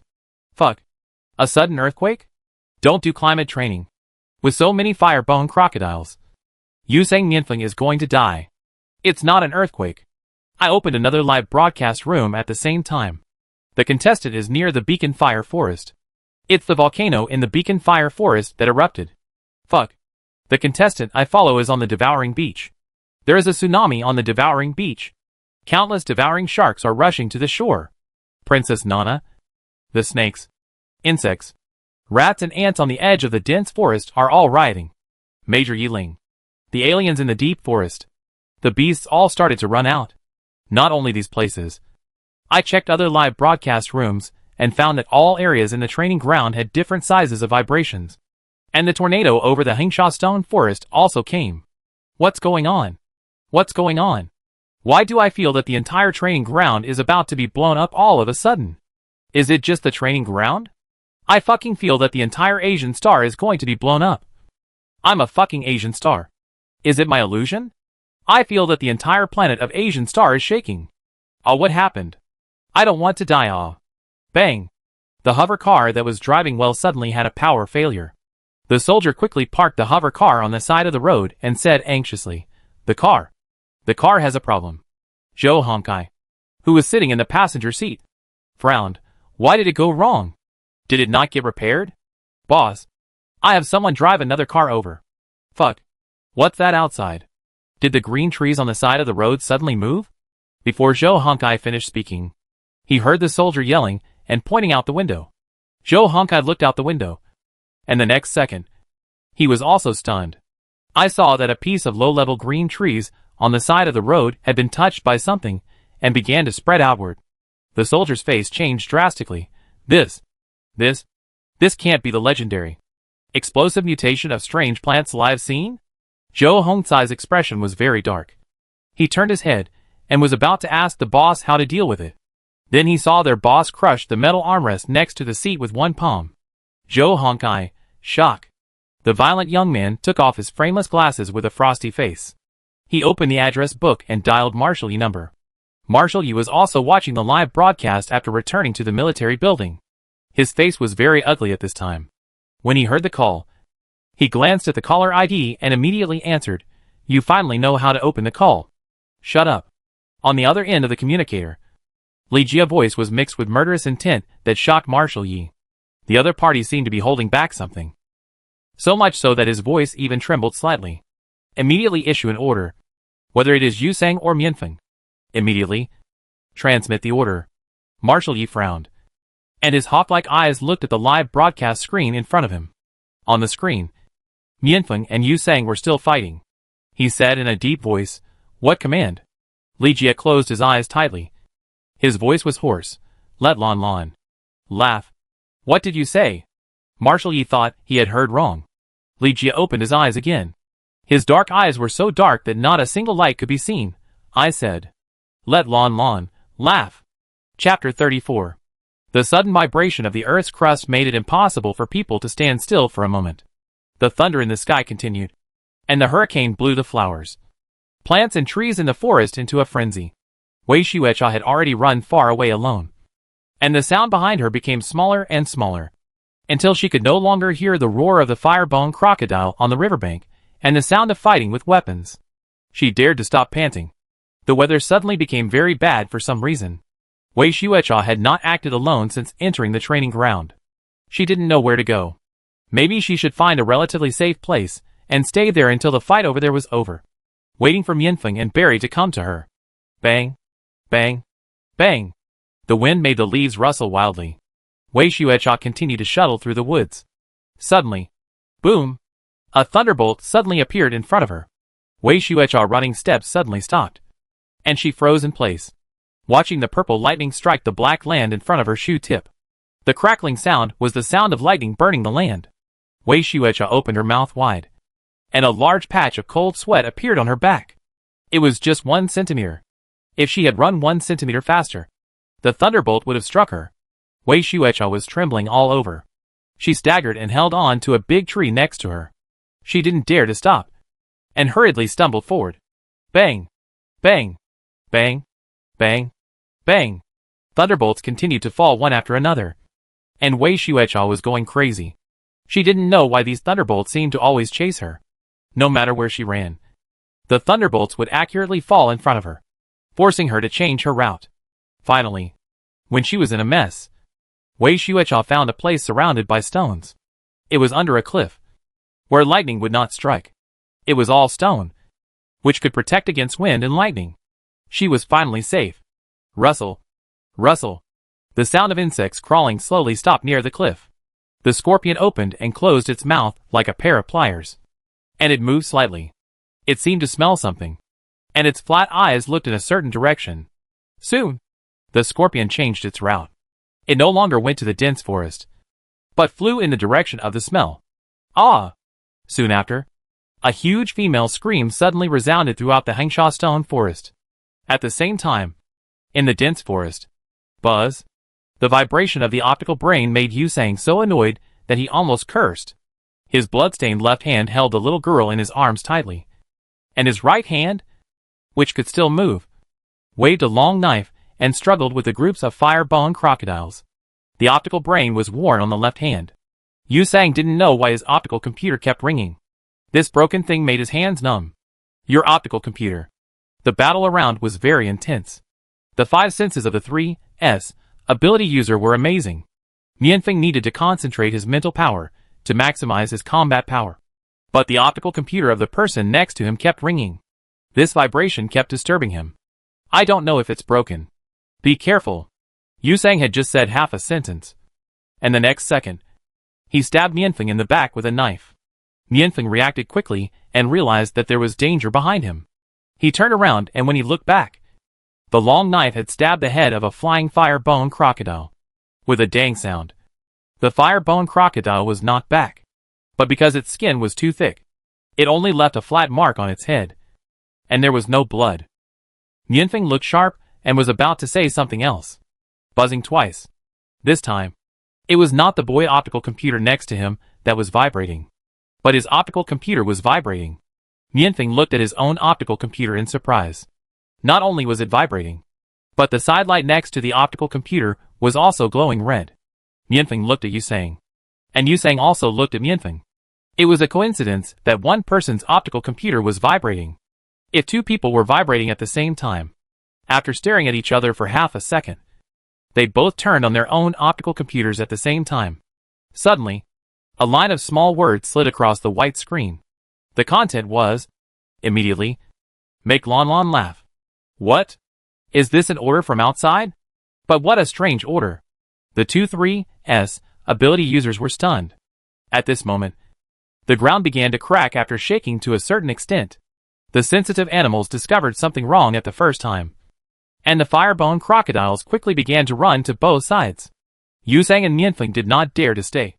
They also ran immediately. Almost at the moment they raised their legs, the ground under their feet suddenly cracked. They ran in front, and Kunzi chased behind them. The huge rumble resounded through the world, and the swaying tree shadows and the strong hurricane made the tiny humans look like weak and helpless ants. Ah! Help me! What happened? It's so scary. Is this set up by the organizer? Why is this class so abnormal? This kind of climate training is too much. Oh my god! I am from Yaxing. My optical brain just received a government notice saying that Yaxing has experienced an unexplained planetary shock. The government called on the people to hide quickly. Those who have mechas should put on mechas. If there is no protective room at home, go to the planetary shelter immediately. I also received a notice. My parents are packing up to go to the shelter. I am going crazy. How can there be a sudden planetary shock? Remember to bring weapons when you go out. There are mutant plants everywhere outside. The green trees on the roadside have all soared into the sky. Many hovercrafts have been shot down. What? What happened to Yaxing? No matter what the situation is, brothers and sisters of Yaxing must pay attention to safety. The barrage suddenly changed its style. The audience living in Yaxing explained in the barrage about the sudden incidents they were experiencing.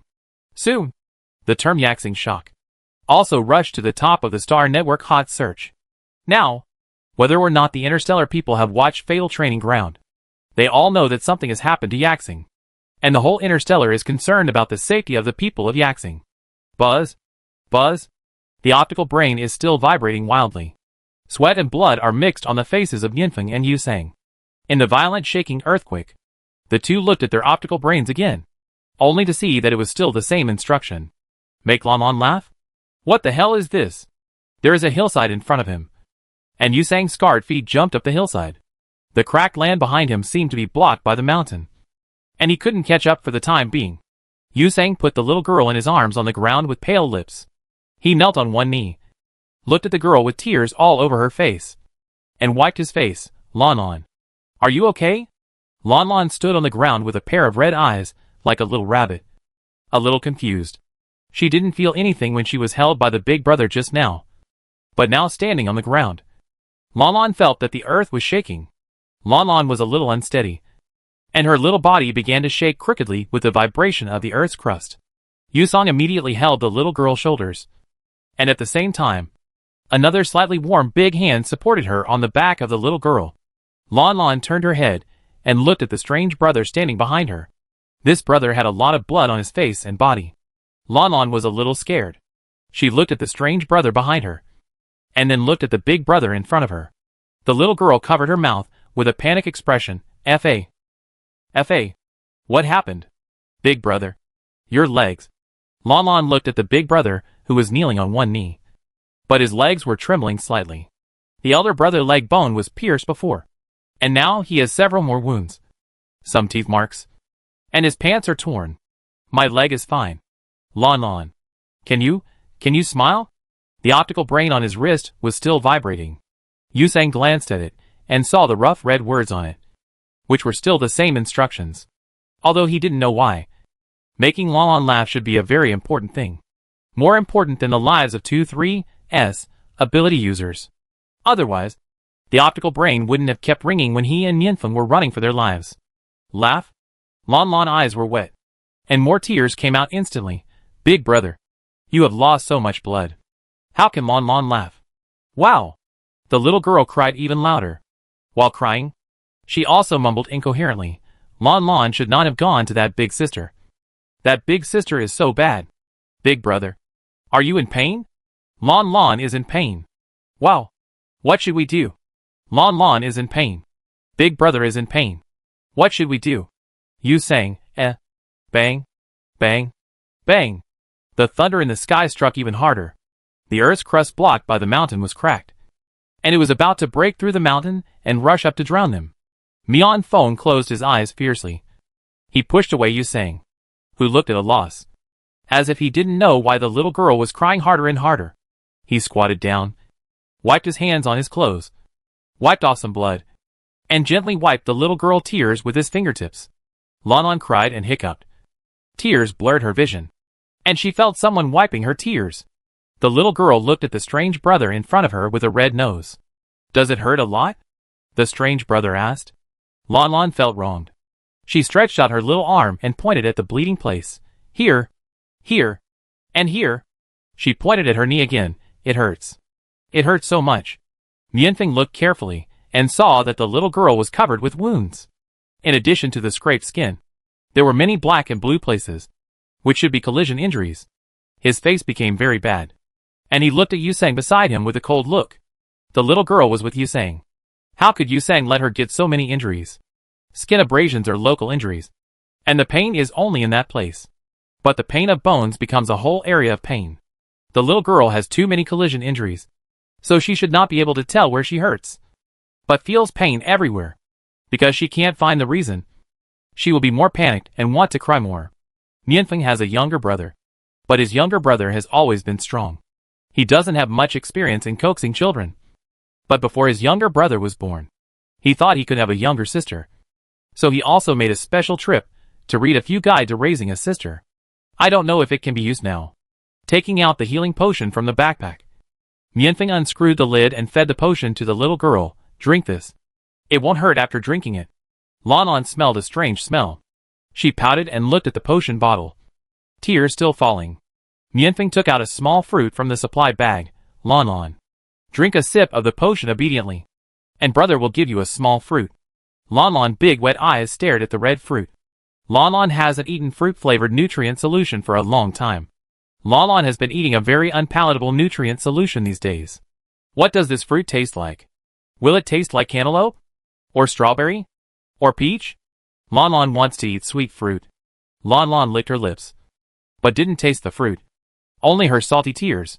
What kind of fruit is this? Yusang didn't recognize this kind of fruit. But wild fruits can't be eaten casually. Many fruits of mutated plants are poisonous. Fragrant tree fruit. Mianfeng said casually that he picked it when he came from Huanglong grassland the day before yesterday. This kind of fruit also exists on Pegasus, and is an edible mutant fruit.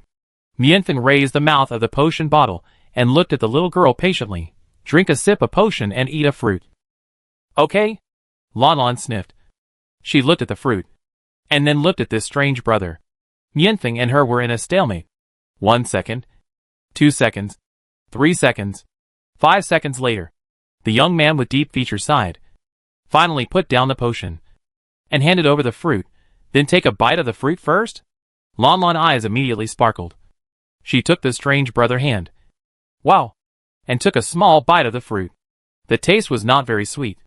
A little sour, and a little astringent. A bit like the taste of the apple core in the center of a green apple. Lanlan chewed, and swallowed the small bite. She stretched out her little hand, trying to take the fruit.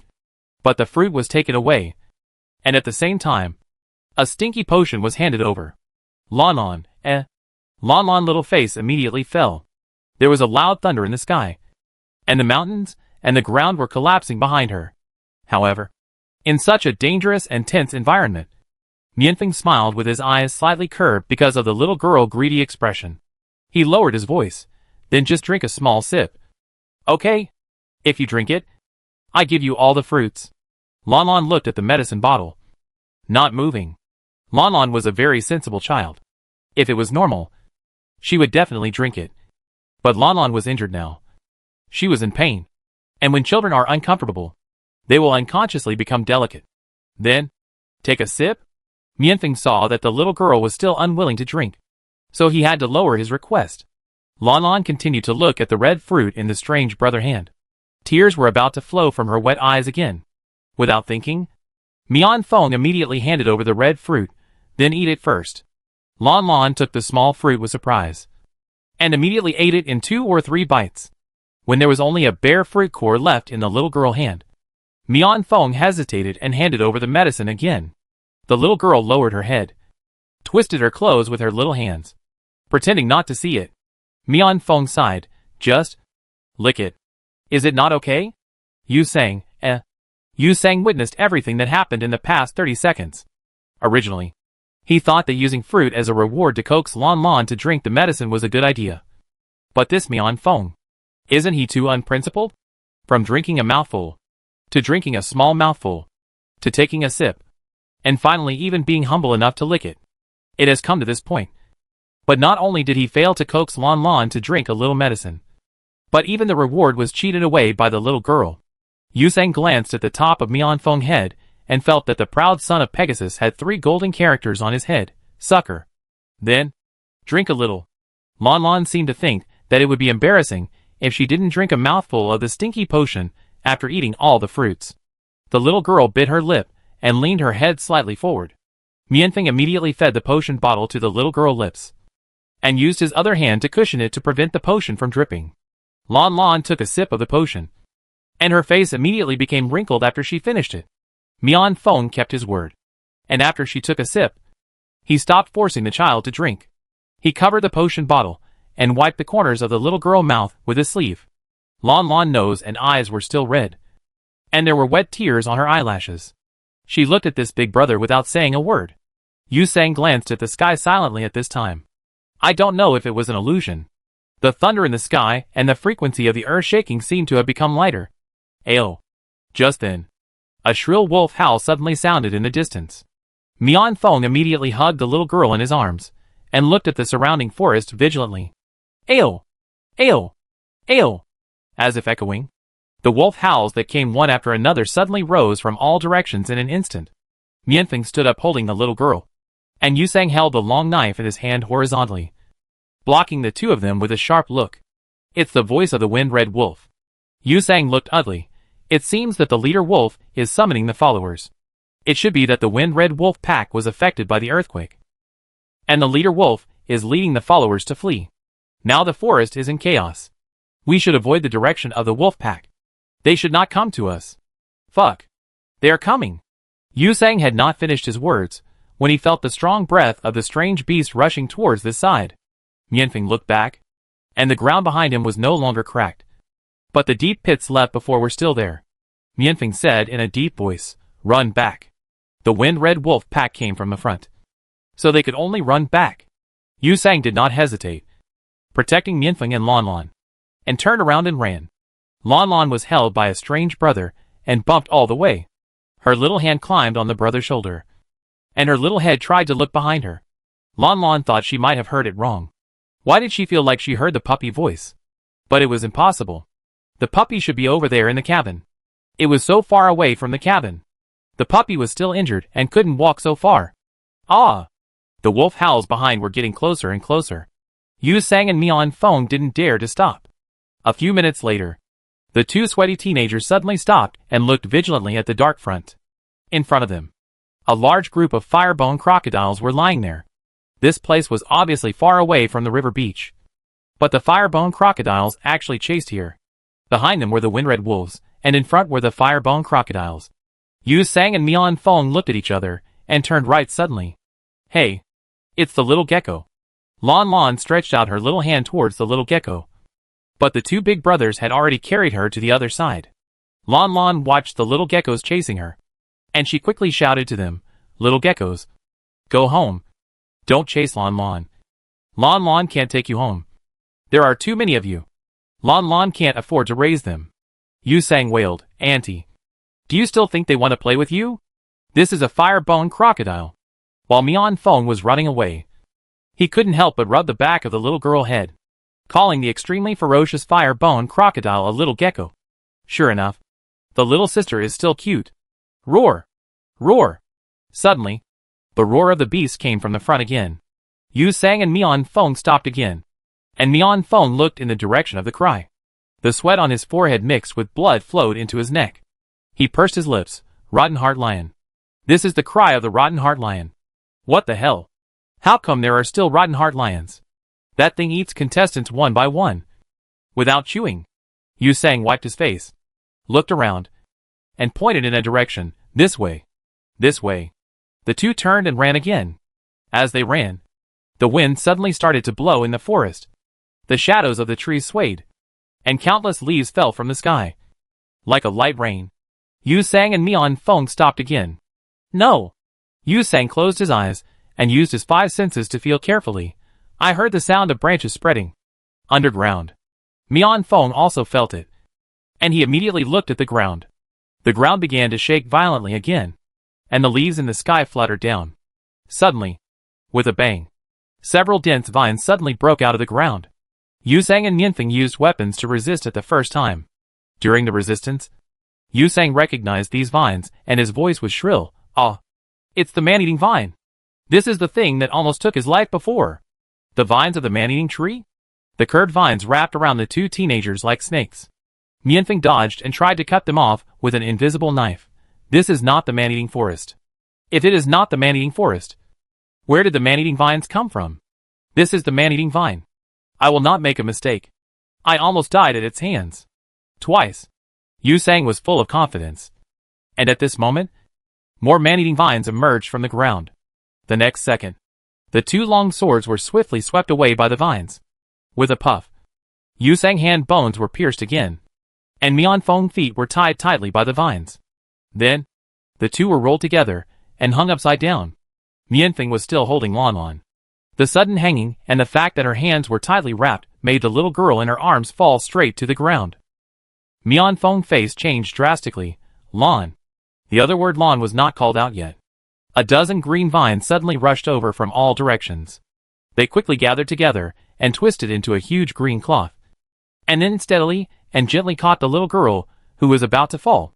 Mianfeng and Yusang were startled. Lanlan had just lost weight upside down, and then fell headfirst to the ground.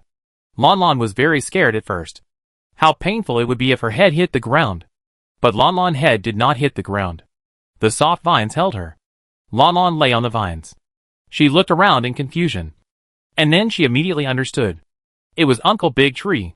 It must be Uncle Big Tree who was protecting Lanlan.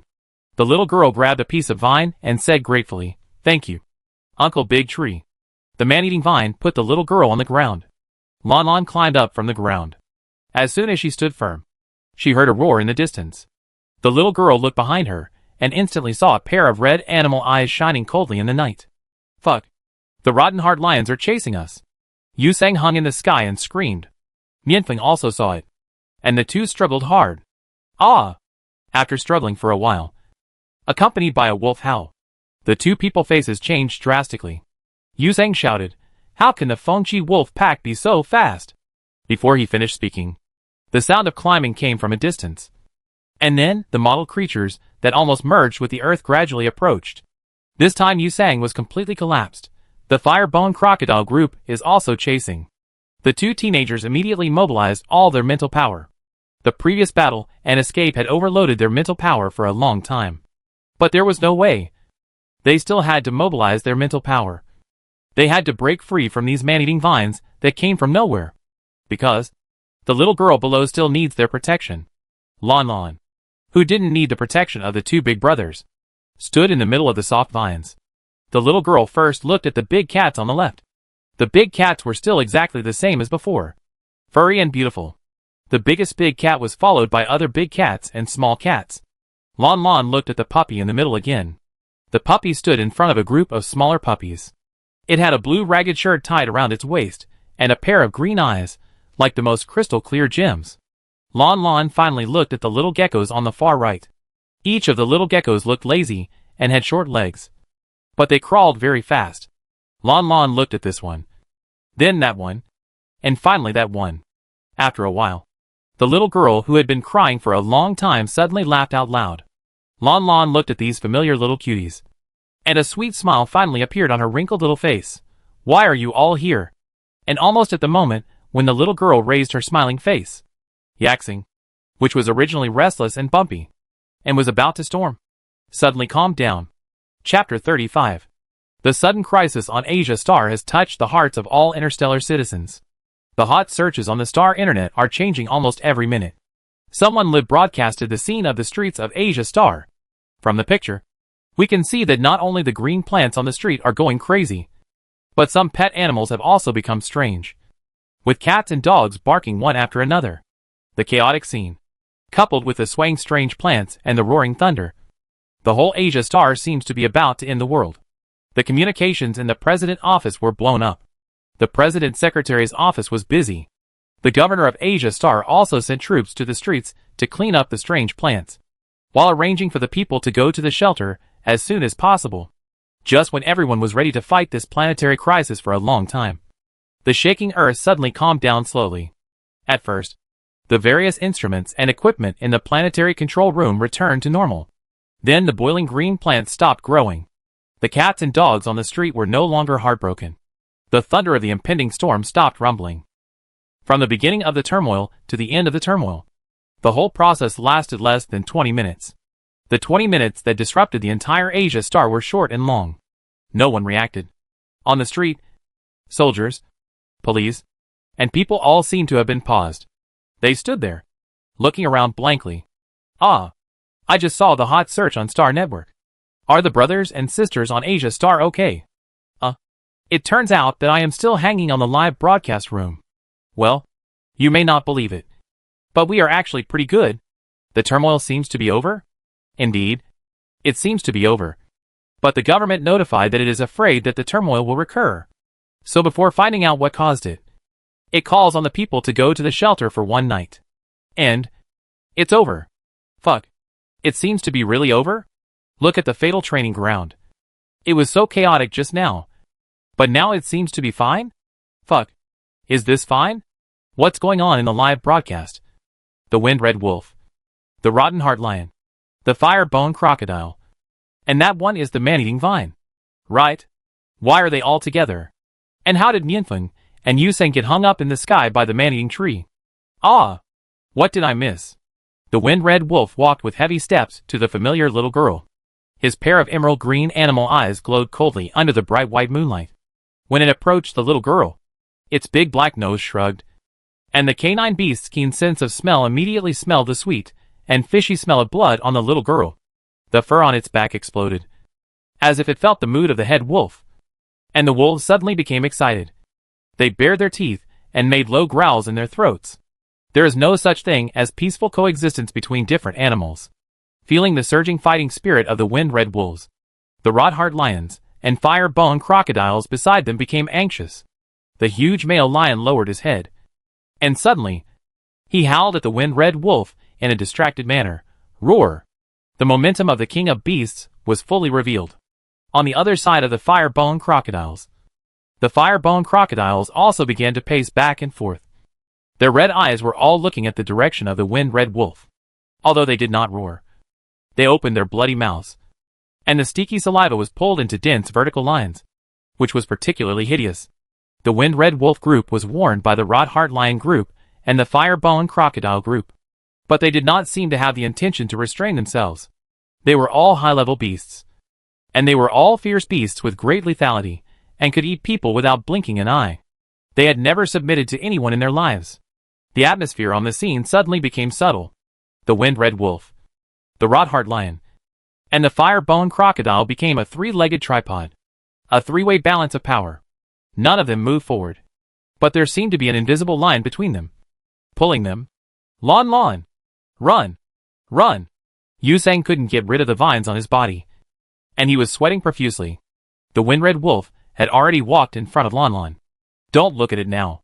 It's because there are other beasts and man-eating vines nearby. Once other enemies relax, it will bite Lanlan neck. Didn't you see that the fur on the back of the wind-red wolf exploded? It can't bear it anymore.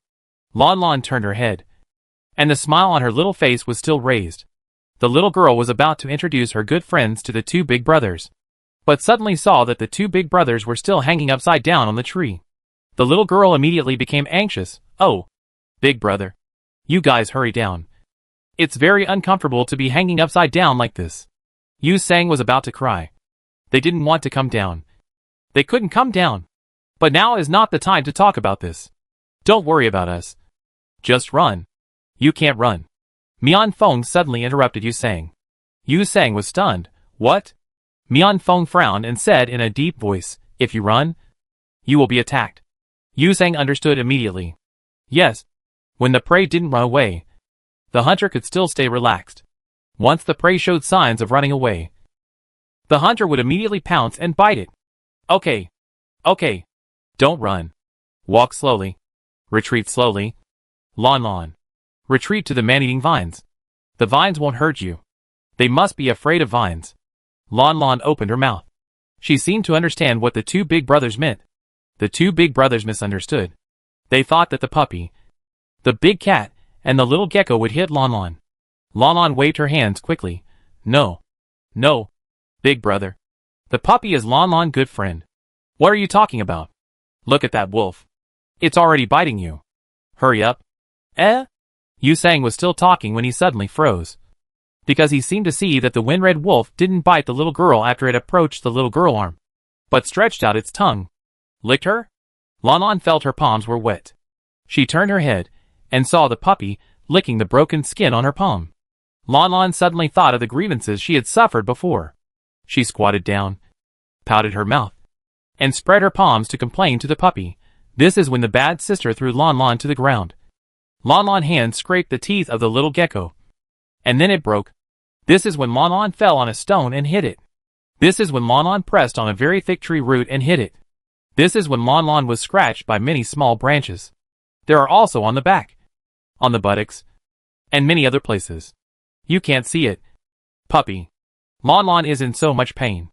As the little girl spoke, tears were about to fall again. The wind-red-headed wolf couldn't understand human words, but it could feel human emotions. It knew that the little girl was unhappy. So it came up and touched the little girl's chin with its wet nose. The little girl held back her tears again. She hugged the puppy big head, kissed the puppy furry forehead with her pink mouth, and muttered, "Don't cry. Lanlan. Lanlan is a strong child.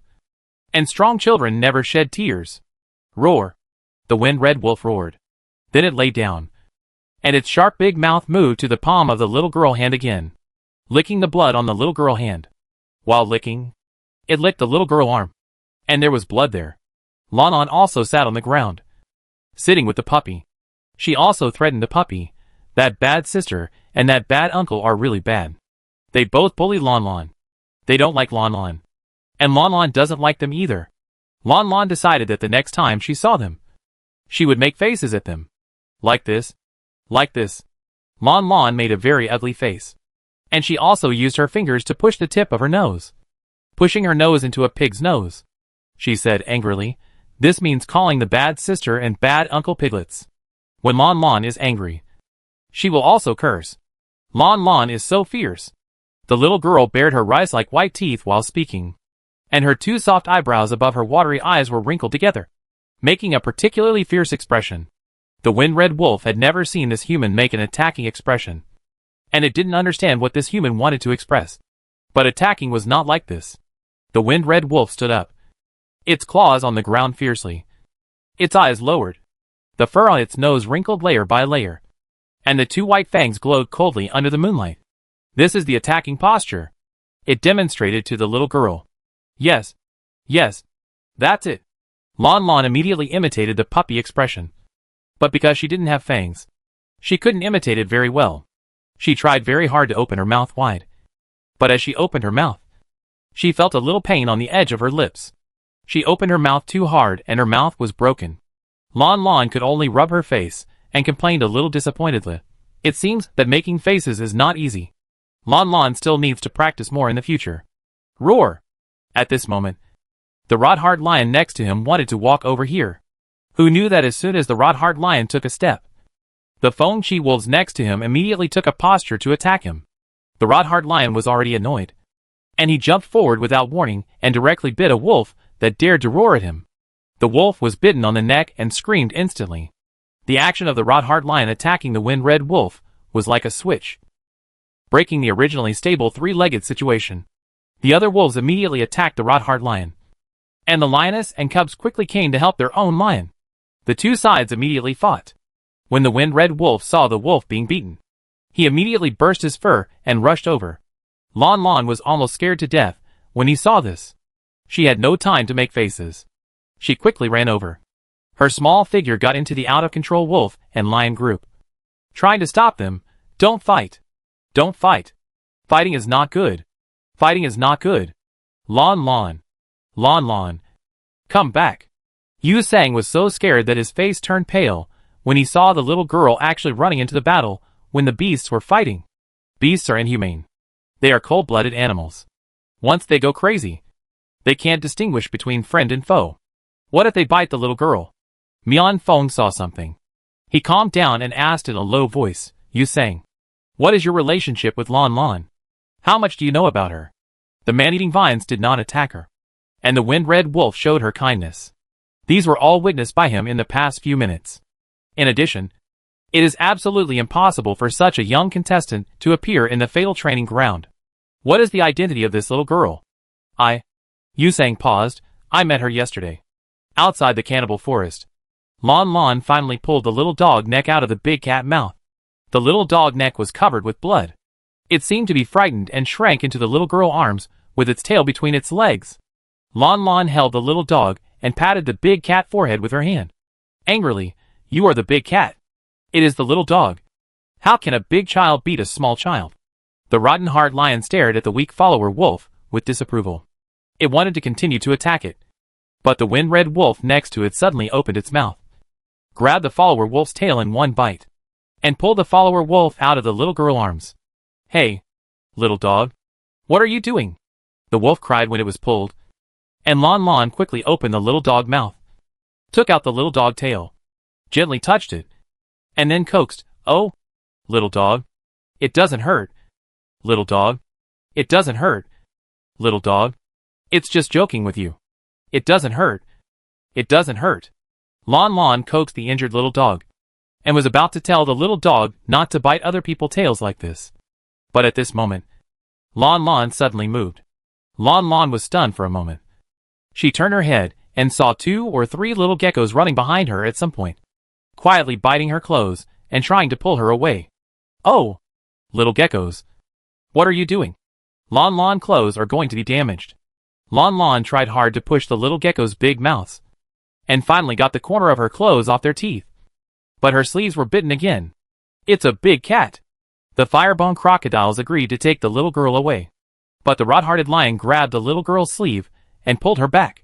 The wind-red wolf was not willing to be outdone, and bit the little girl's trouser leg directly, pulling the little girl towards it, the lioness and cubs next to them. And the wind-red wolves were not willing to be outdone, and they all bit the little girl's clothes and pants. Lanlan was pulled by them and stumbled, and she kept shouting, "Clothes! Clothes are torn. Pants! Pants are falling off. Oh! What are you doing?" Yu Sang and Mian Fong in the tree stared at the scene in front of them in amazement.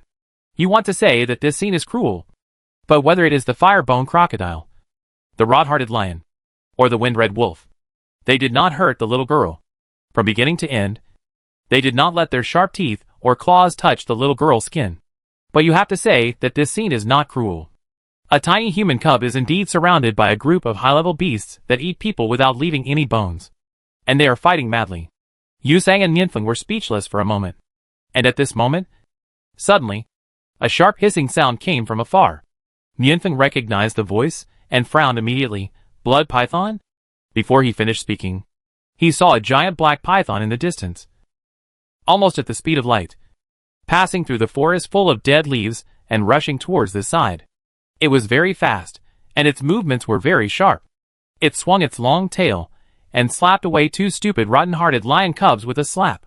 Then the tip of its tail rolled up and wrapped the little girl, who was still pulling her pants around her waist, and pulled her into his arms.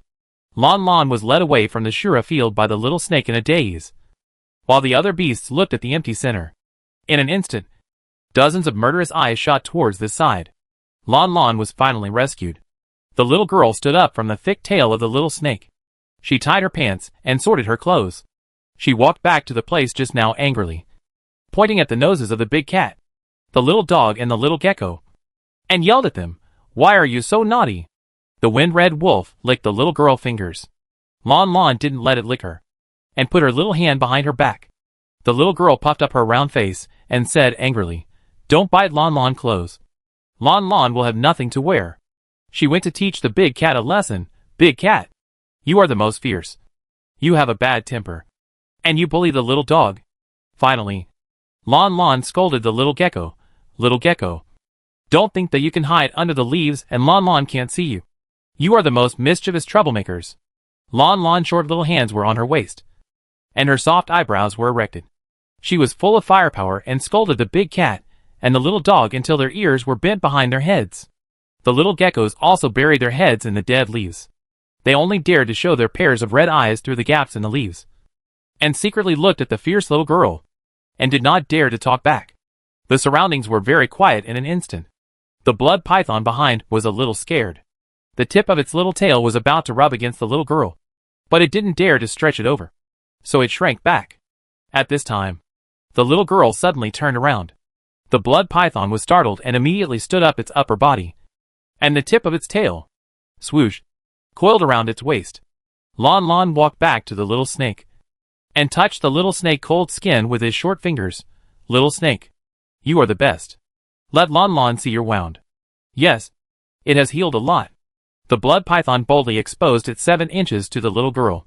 It knew that the little girl would not hurt itself. After seeing it, it immediately poked the little girl's shoulder with the tip of its tail. They usually played like this. Lanlan's little face showed a smile. She opened her arms and hugged the little snake, saying stickily, Little snake is the coolest. The wind-red wolf over there paced anxiously and placed twice, making a sound of een. The rotten hard lion licked his beard, and it laid down on the spot, with its big head pressed on its two huge front paws, staring at the man and the snake over there eagerly. The firebone crocodiles quietly moved over here, but as they moved, there were not so many leaves in front of them, so they dared not move anymore, fearing that the little girl would be fierce to them again without leaves to block them. Lanlan let go of the little snake at this time. She seemed to remember something, raised her head, and looked at the two big brothers still hanging on the tree behind. Lanlan covered her forehead and sighed. Big brothers, why don't you come down? Lanlan said that hanging upside down like this will hurt your head. You sang, Mian Feng, The two teenagers didn't know what to say for a moment, but they really couldn't come down. Lanlan saw that the two older brothers still didn't listen, so she pouted and said directly to Uncle Tree, Uncle Tree, don't spoil the older brothers. Let them come down. They are not children anymore. Crash! Almost at the moment when the little girl made the request, without any warning, the man-eating vine suddenly loosened, and the two teenagers fell headfirst to the ground. Fuck! Fortunately, the reaction speed of the 3S ability users is not to be underestimated. The two jumped quickly, so they didn't fall headfirst and bleed, and stood steadily on the ground. After standing firm, Yusang touched his nose and wanted to say something, but looking at the large group of ferocious beasts around him, he couldn't say anything. Mianfeng said at this time, Lanlan, you and these strange beasts. Lanlan immediately introduced to the older brothers. Lanlan is good friends with the small animals. This is a little snake. The little snake body is cold. Lanlan likes to hold the little snake for a nap the most. As he said, Lanlan ran to the three beasts. This is a big cat. The fur on the belly of a big cat is very soft and feels very comfortable to touch. This is a little dog. The little dog was injured, but it has recovered a lot now. The little dog is the most greedy. It needs to eat a lot of nutrient solution to be full. This is a little gecko. The last time Lanlan saw the little gecko, she also saw the owner of the little gecko. That is, Brother Gecko. But this time she didn't see Brother Gecko. Little geckos like to take a walk on rainy days. They like rain. Lastly, Lanlan pointed at the lioness and the cubs and the wolves. These are the family members of the big cat and the little dog. Little dog, it turns out that you have found your family. Have you found your mother? If you find your mother, you can go home with your mother.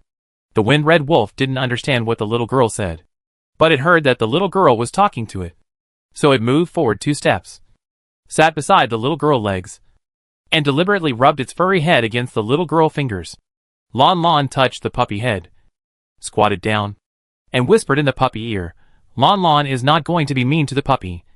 But if Lanlan is not mean, you will always be naughty. Look, Lanlan pants are all torn. These are the pants made by the warden father for Lanlan. The wind-red wolf saw that the little girl was intimate with it, so it used its nose to touch the little girl's chin. After the little girl kissed its head, it seemed satisfied. The rotten heart lion over there was still staring at the little girl, and the fire-bone crocodiles on the other side still did not dare to raise their heads from the leaves. The little girl couldn't bear it and was about to coax them. But at this time, she heard 2 rustling sounds and the sound of something crawling in the distance. The 3 humans and a large group of fierce beasts immediately looked in the direction of the sound. After a while, they saw a scorpion with a human slender arm clamped in its claws, rushing over after realizing it belatedly. The arm should be a woman arm, with slender and white fingers. One scorpion walked up to the little girl. Its flat eyes looked forward, put down its arm blankly, and pushed it in the direction of the little girl. It seemed to mean, sorry for being late. Nature gave me a midnight snack on the way. I packed it for you. Eat it while it's hot. Chapter 36. The bloody human hand was lying on the ground. Lanlan didn't recognize it at first. She was still surprised that the little scorpion had woken up. After a closer look, Lanlan saw that it was actually a human hand.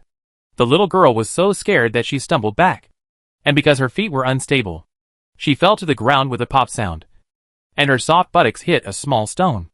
Originally, it was just a light fall, and Lanlan didn't feel any pain. But what a coincidence! The place where she hit was exactly the place where Lanlan fell before, and it was bruised. The result of pain x2 is, ah! The little girl screamed on the spot. Her scream scared all the humans and monsters present. And even the man-eating vine was startled. Yu Sang and Mian Feng hurriedly went forward to pick up the little girl. But they didn't know that someone was faster than them. The dark python swooped over. And its thick and long tail instantly wrapped the little girl's petite body tightly, as if it was hugging her gently.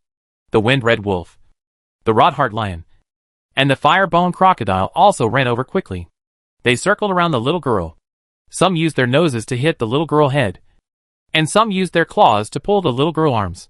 They also roared at the 10,000 demon scorpion. It was only after the 10,000 demon scorpion came that the little girl's mood became bad again. The 10,000 demon scorpion was a little confused. It was bitten by the fire-bone crocodile's pincers, and its tail sting was stepped on by the rod-heart cub lion. There was also a wind-red wolf sitting on its back, trying to crush it. The 10,000 demon scorpion's flat eyes turned scarlet, and its 8 tender legs were anxiously paddling on the ground, resisting angrily. Lanlan was surrounded by the little animals. The momentary severe pain quickly passed. After adapting to the pain, she rubbed her butt aggrievely, and looked at the human hand on the ground not far away in horror. It's really a human hand. What a terrible, terrible human hand. Mian Feng suddenly stepped forward, and his warm palm covered the little girl's eyes unexpectedly. And then, with a step of his long legs, he kicked the bloody human hand away. The human hand drew a parabola in the air like garbage, and then fell into the dark and messy grass, no longer existing, until he was sure that the human hand was gone. Mian Feng bent down. His handsome face was a little pale. He had been fighting overload just now, and his condition was not very good. The palm loosened, and the little girl whose vision was blocked raised her wet eyes, and she looked at this big brother pitifully. Mian Feng whispered, "Don't be afraid. It's okay now." Lanlan looked at the ground carefully, and saw that the human hand was really gone, and the little girl was greatly relieved. Mian Feng was about to say a few more words to the little girl, and suddenly felt a murderous intent. As soon as he turned his sight, he instantly met dozens of pairs of cold animal eyes that shared the same hatred. Mianfeng, Yu Sang shrank his neck, gently grabbed the back of Mianfeng's collar, pulled him over, and said in a low voice, "Come back quickly after you're done coaxing them. Don't provoke them. Can't you see that we are at the bottom of the food chain here? No one can afford to offend us." Mianfeng, Lanlan saw that the little scorpion was about to be sat in the mud by several little dogs for some reason. So she quickly got out of the little snake tail, and went over to dig the little scorpion out from under the little dog butt. After one more scorpion came out, he shook off the mud on his body, and looked at the little girl in front of him with a little dizziness. Lanlan pouted and said, "Little scorpion, you ate people, didn't you?" Lanlan knew that many small animals regarded humans as food. There were also small animals that would eat people on the Death Star. Grandpa Bertai's little finger was eaten by a small mouse. So Grandpa Bertai only had 4 fingers on one hand. Lanlan didn't think it was wrong for small animals to eat people, because people would also eat small animals, and the law of the jungle was the law of nature. However, Lanlan sometimes couldn't bear it, so if possible, Lanlan would exchange with small animals when she met them. Just like when Lanlan met the big cats before. The big cats were very hungry at that time. They needed to eat the little sister on the tree to survive. Lanlan wanted to save the little sister, but Lanlan couldn't stop the big cats from eating in order to save the little sister. So the big cats would starve to death. So Lanlan used her own nutrient solution to exchange with the big cats. In this way, the big cats have nutrient solution to eat, and the little sister doesn't have to be eaten. This is the best. Lanlan touched the little scorpion's head and said, "Little scorpion was seriously injured. You must want to eat." "I'm sorry. Lanlan didn't know you would wake up so soon. Lanlan should have left you some nutrient solution." The scorpion didn't understand what the little girl said. It just looked around, trying to find the midnight snack it had brought.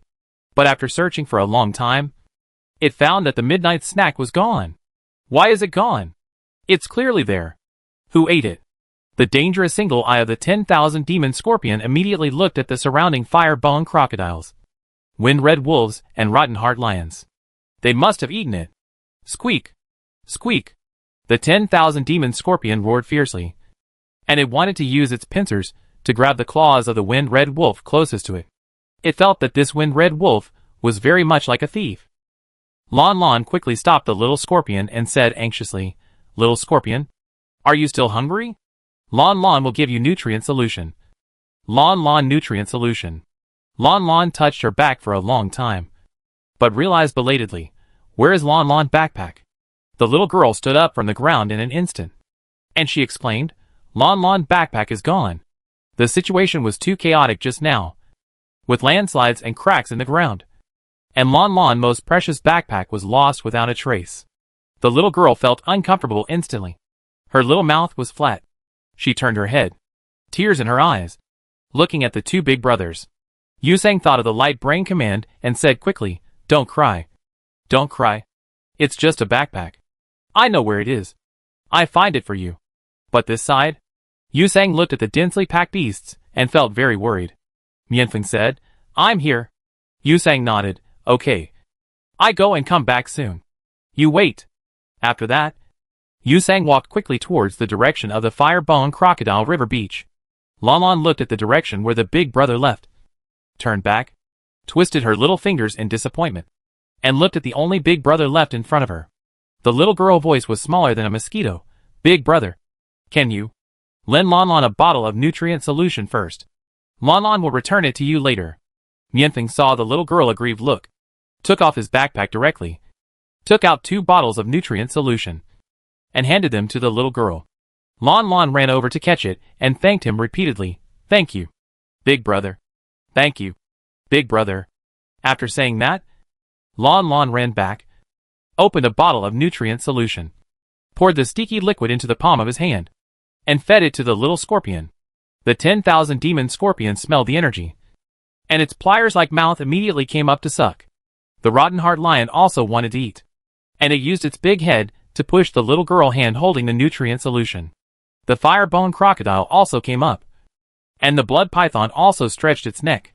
Finally, Lanlan opened both bottles of nutrient solution and fed them to the little animals.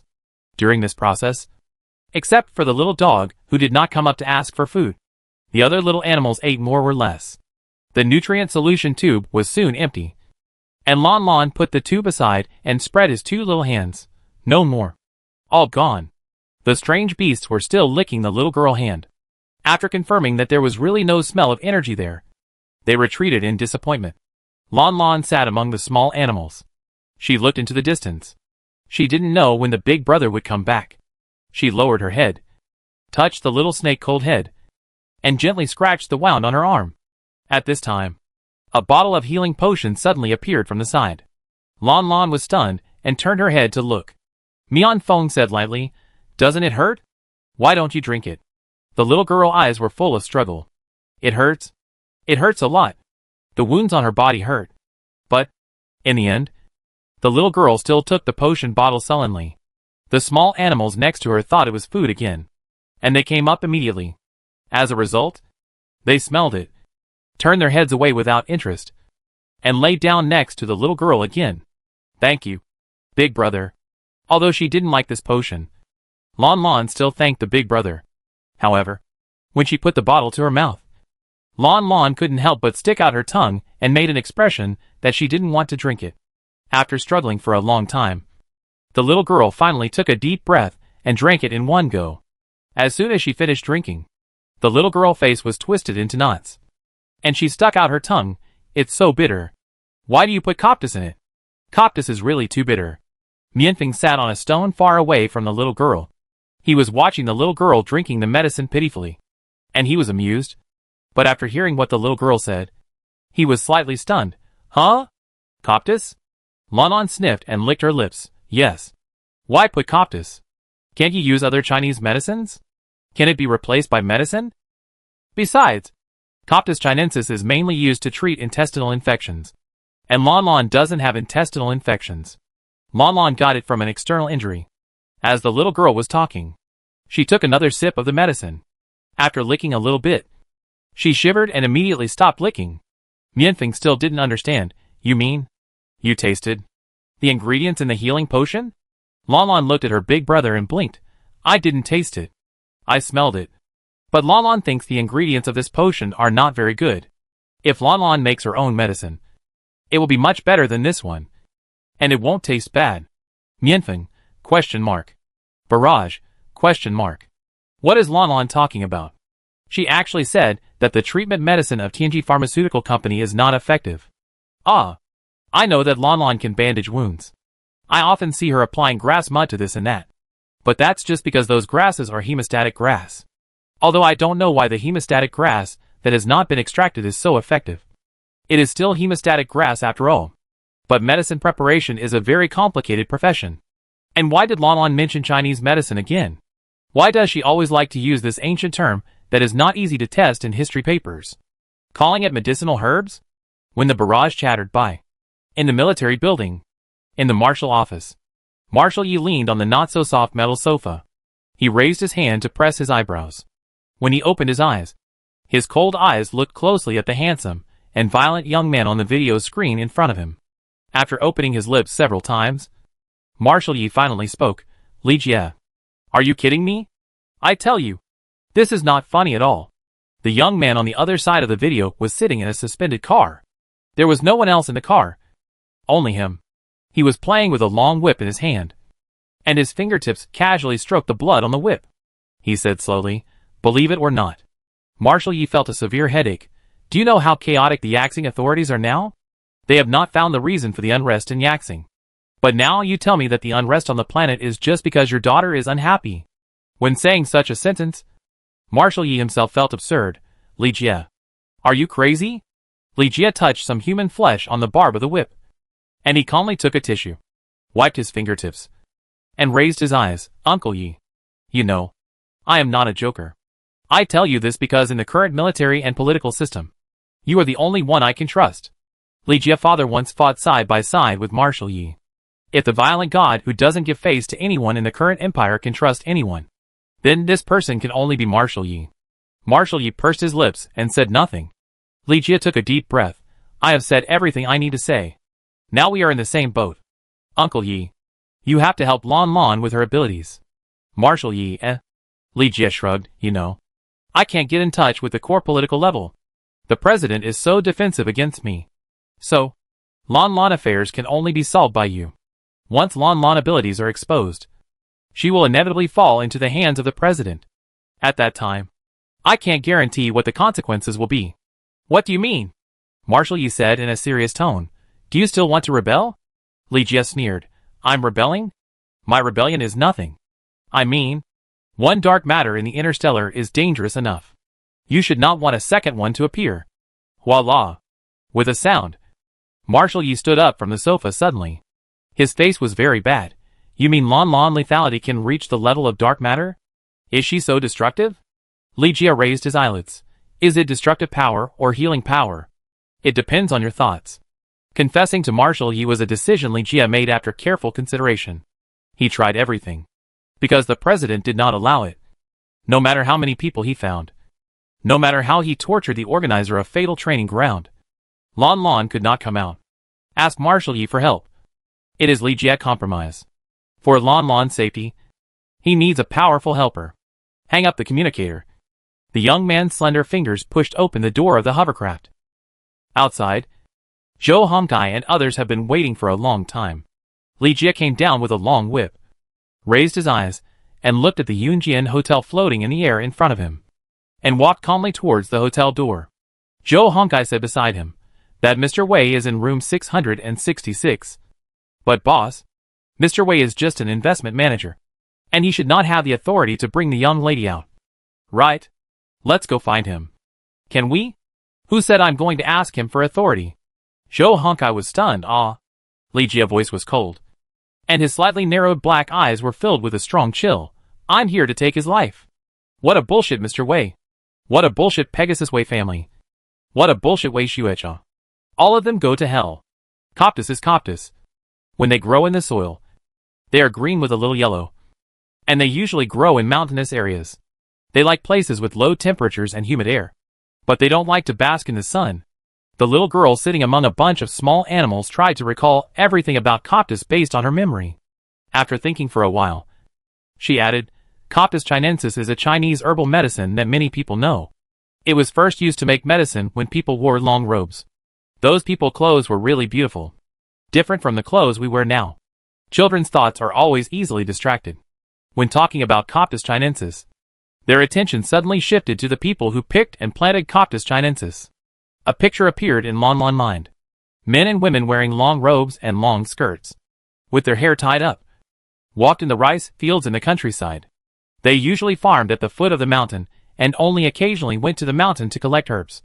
The herbs picked from the mountain were taken to the medicine shop in the town to sell. The copper coins or silver they sold could be used to buy meat. The family could usually only eat meat once during festivals, because everyone was very poor and the country often went to war. Thinking of this, the 4-year-old girl suddenly sighed again. War is really bad. There is blood everywhere. Many people are crying. Lanlan doesn't like war. Mianfeng? Why did you talk about war? Mianfeng felt that the little girl's words were a bit confusing. He said, the formula of the medicine is the core secret of major pharmaceutical companies. The treatment medicine in your hand is a comprehensive medicine, which mainly treats mental damage, usually after the mental power is restored. The internal and external injuries of the body can be repaired by mental power. Ah? Lanlan looked at the medicine bottle in her hand, blinked her eyes, and didn't quite understand, but this medicine can treat mental power. There is no need for Coptis root, and many of the herbs in it should not be used, because there are too many herbs stacked and the purity of the herbs is very low. So this bottle of healing potion becomes ineffective and hard to drink. Lanlan shrugged. Lanlan thinks that the person who prepared this potion doesn't seem to understand the medicinal properties of various herbs. He should learn more and read more books. There is a very good book called Compendium of Materia Medica. Lanlan has also read it, but Lanlan can't remember it clearly. Mianfeng frowned. What book is that? Compendium of Materia Medica? Is that the name? What a strange name. I searched the Star Network library and didn't find it. I didn't find it either. Who wrote the book? If it is a book about medicinal herbs, it should only be available to those with very high permissions. Right? Maybe only medical professors can view it? I also searched the Star Network library with the name of our tutor, but didn't find this book. I am a pharmacy major. I asked our tutor, and he said he had never heard of this book. It's a very famous book. Lanlan said to her elder brother, it has a long history and is very interesting. Mianfeng frowned even more. Lanlan, are you from a medical family? She can talk about medicinal herbs and some books that she has never heard of. She even looks down on the best-selling therapeutic potion in the Interstellar. Only a child from a medical family can have such confidence. Right? At this time, Dean Crow, who was far away in the Capital Star Research Institute, watched the live broadcast and nodded frantically. Yes. Yes. She is a child from a medical family. That's right. That's right. Lanlan is not. The little girl said with a cute face. Lanlan is the child of my parents, not the child of a medical family. Mianfeng, Mianfeng chuckled, and then said, although you dislike this bottle of medicine, but after drinking it, your body will not hurt. So you still have to finish it. Okay? The little girl flattened her mouth. She licked the bottle mouth again, and then looked at the deep forest in the distance eagerly. Why hasn't Big Brother come back yet? You have to drink it when he comes back, Mianfeng said ruthlessly. Lanlan, In the end, the little girl still hummed and pinched her nose, and drank most of the stinky and bitter medicine. Lanlan will drink the rest later. If she drinks it all in one breath, Lanlan will vomit. Lanlan closed the bottle, and when she looked up, she saw Big Brother staring at the bottle of medicine. Big Brother, do you want to drink it too? Mianfeng pursed his lips and shook his head. He only had one bottle of healing potion. He had just fought for a long time at an overload. His mental power was actually not stable and was in a dull pain stage. But the little girl had too many injuries. No matter how painful it was, he couldn't let the child suffer. With only one bottle of medicine, of course, he had to give it to Lanlan first. As for the mental pain that was twitching and tearing, and made his whole brain even a little dizzy, he could endure it. Or, when Yusang came back later, he could ask Yusang if he had any healing potions. The forest was very quiet at this moment.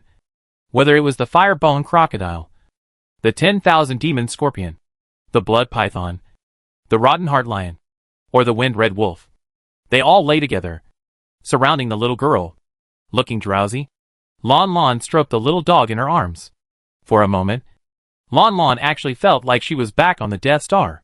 When she was on the Death Star, Lanlan would sometimes sleep on the soft grass with the little animals when she was tired of playing. Sometimes Lanlan would play music for the little animals. And the little animals liked to listen to Lanlan playing music.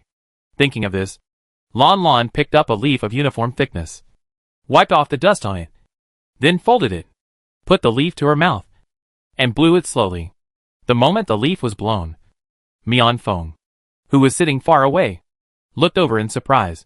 And some of the strange beasts lying on the ground also raised their heads, probably frightened by the sudden sound. And they all looked at the little girl in the middle. Lanlan smiled slightly, and continued to blow the leaves. The light classical music overflowed from the leaves. And the ethereal and clear sound of the leaves was not the electronic music that the interstellar people usually listen to. The music was very strange. But it was also gentle and elegant. Mian Feng was originally trying to endure the mental pain in his brain. But as he listened, his dark eyes suddenly opened wider and wider.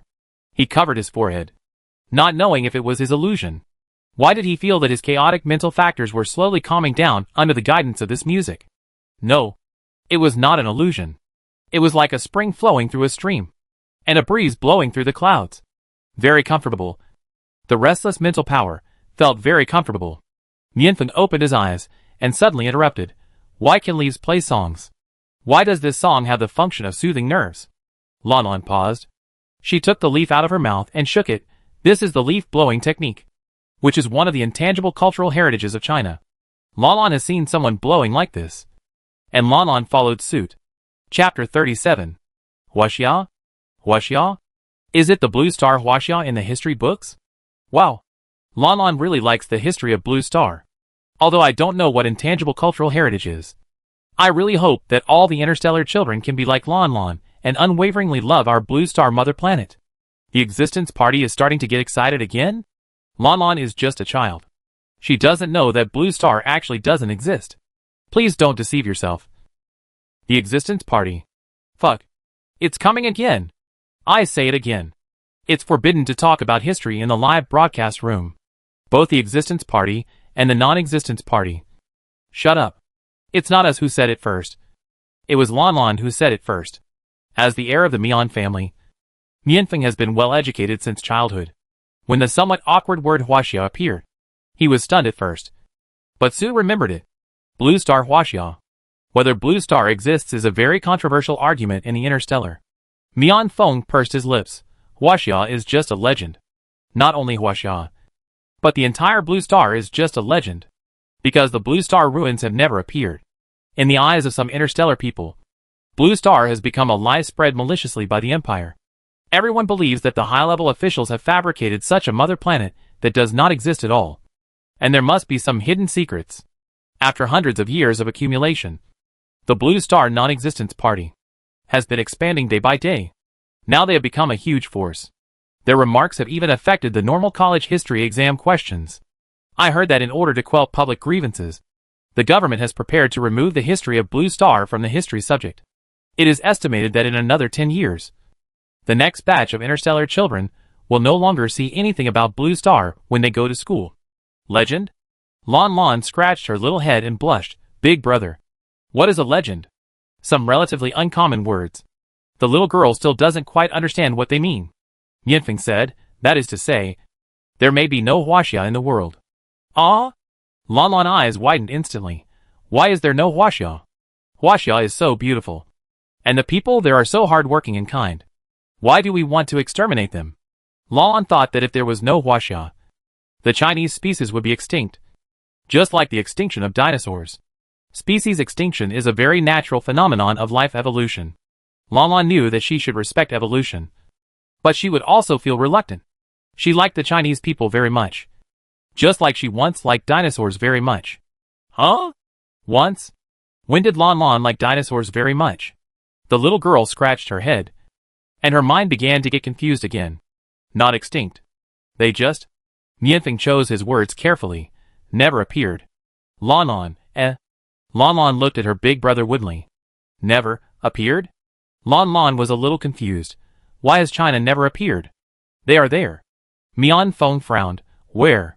Lanlan patted her head. In Lanlan mind. Ha ha ha. Lanlan.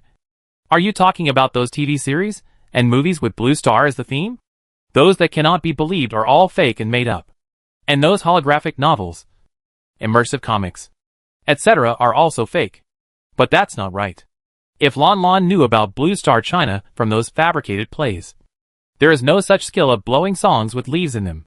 How did Lanlan know this? Lanlan said that she watched others blow. And then she followed. So she watched who blew? No. It's not urgent to see who blows. I'm anxious to know what song Lanlan blew. Don't you think this song is really great?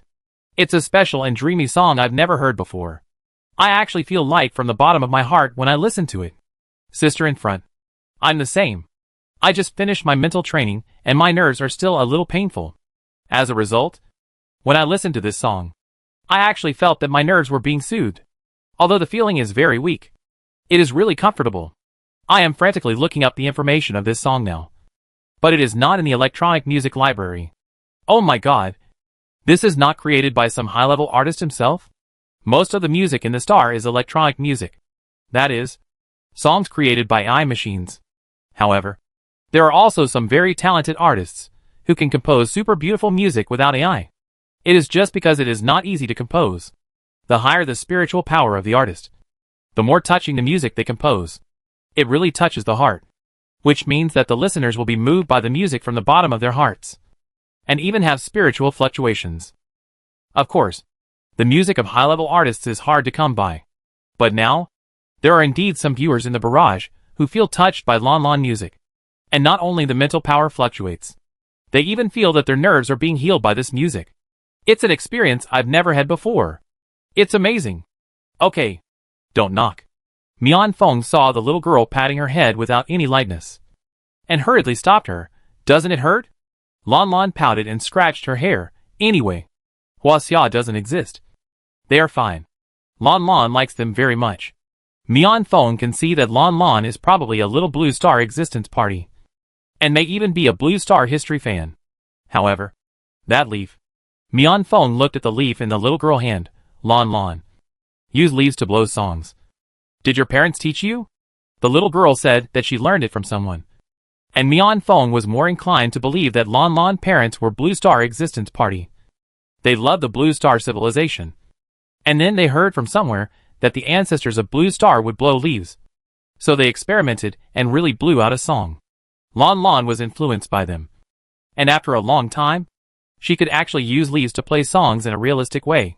From this point of view, Lanlan did not look like a child from a medical family, but more like a child from a musical family. Her musical talent was extraordinary. Thinking of this, Mian Feng's head began to ache again, and the originally soothed mental power began to rebound and twitch. Mian Feng pressed his forehead and asked, Lanlan, are you tired from playing the song just now? It is said that high-level artists will feel physically weak and mentally empty after every live performance. Lanlan blinked. Ah? No. Lanlan only played for a short while. Speaking of this, Lanlan suddenly opened her eyes in surprise. Big brother, you think Lanlan playing is nice? Right. Mian Feng was stunned. Then nodded. Yeah. It's very nice. That's not the best. That's just an ordinary tune, hummed by the Chinese people for fun. Lanlan will play a super nice song for you. Okay. It will scare you.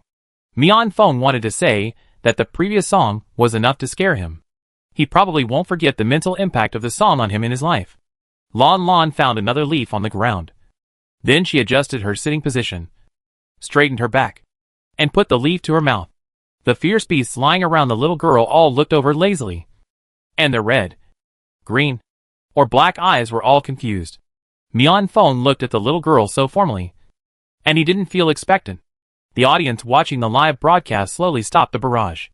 Some netizens who were fascinated by Lanlan's first song just now even clicked the screen record directly, intending to collect and listen to whatever song the little girl played repeatedly. Buzz. The little girl blew the leaves, and the short thunder-like pre-sound suddenly sounded. This pre-sound was accompanied by the momentum of breaking through the air, coming swiftly and fiercely. I was just about to feel the sleep breeze of the leisurely and comfortable song, but it was suddenly shaken, and the beasts that were originally scattered and lying horizontally suddenly stood up. One by one the rotten-heart lions arched their backs. One by one the wind-red wolves exploded their tail hair. The scorpion's pincers dug out a handful of soil. The fire-bone crocodile's mouth suddenly opened to the maximum. The blood python stretched its neck high and straight. And even the man-eating vine began to move unconsciously. And some leaves were rubbed all over the ground. The audience watching the live broadcast were not all focused. But as the soul-soothing preamble sounded, it was like a whip swung down from the air. And they subconsciously felt their hearts tighten. And then, they dared not be distracted for a moment. Buzz. After the fierce preamble sound, there was a tremor sound that was longer than the preamble sound. The tremor sound was also exciting and powerful. Like a mecha warrior holding a long sword, slashing vertically with a thunderous force. After 3 tones, the preamble sound and the tremor sound repeated. But it was obviously the same tone as before. The first part only felt sharp. But the second part seemed to have more decisiveness and momentum. This melody was repeated 7 or 8 times. It was obviously the same part. But because the speed was getting faster and faster, it made people feel like thunder and panic. Until a long and intense prelude ended. The melody seamlessly switched to a cold and sonorous state. And the melody became murderous. Like the roar of iron bones, clanging straight up. Which made people deafened and breathless. And this is not over yet. The following melody was fast and slow. As if someone was stepping on the top of the tsunami and landslide.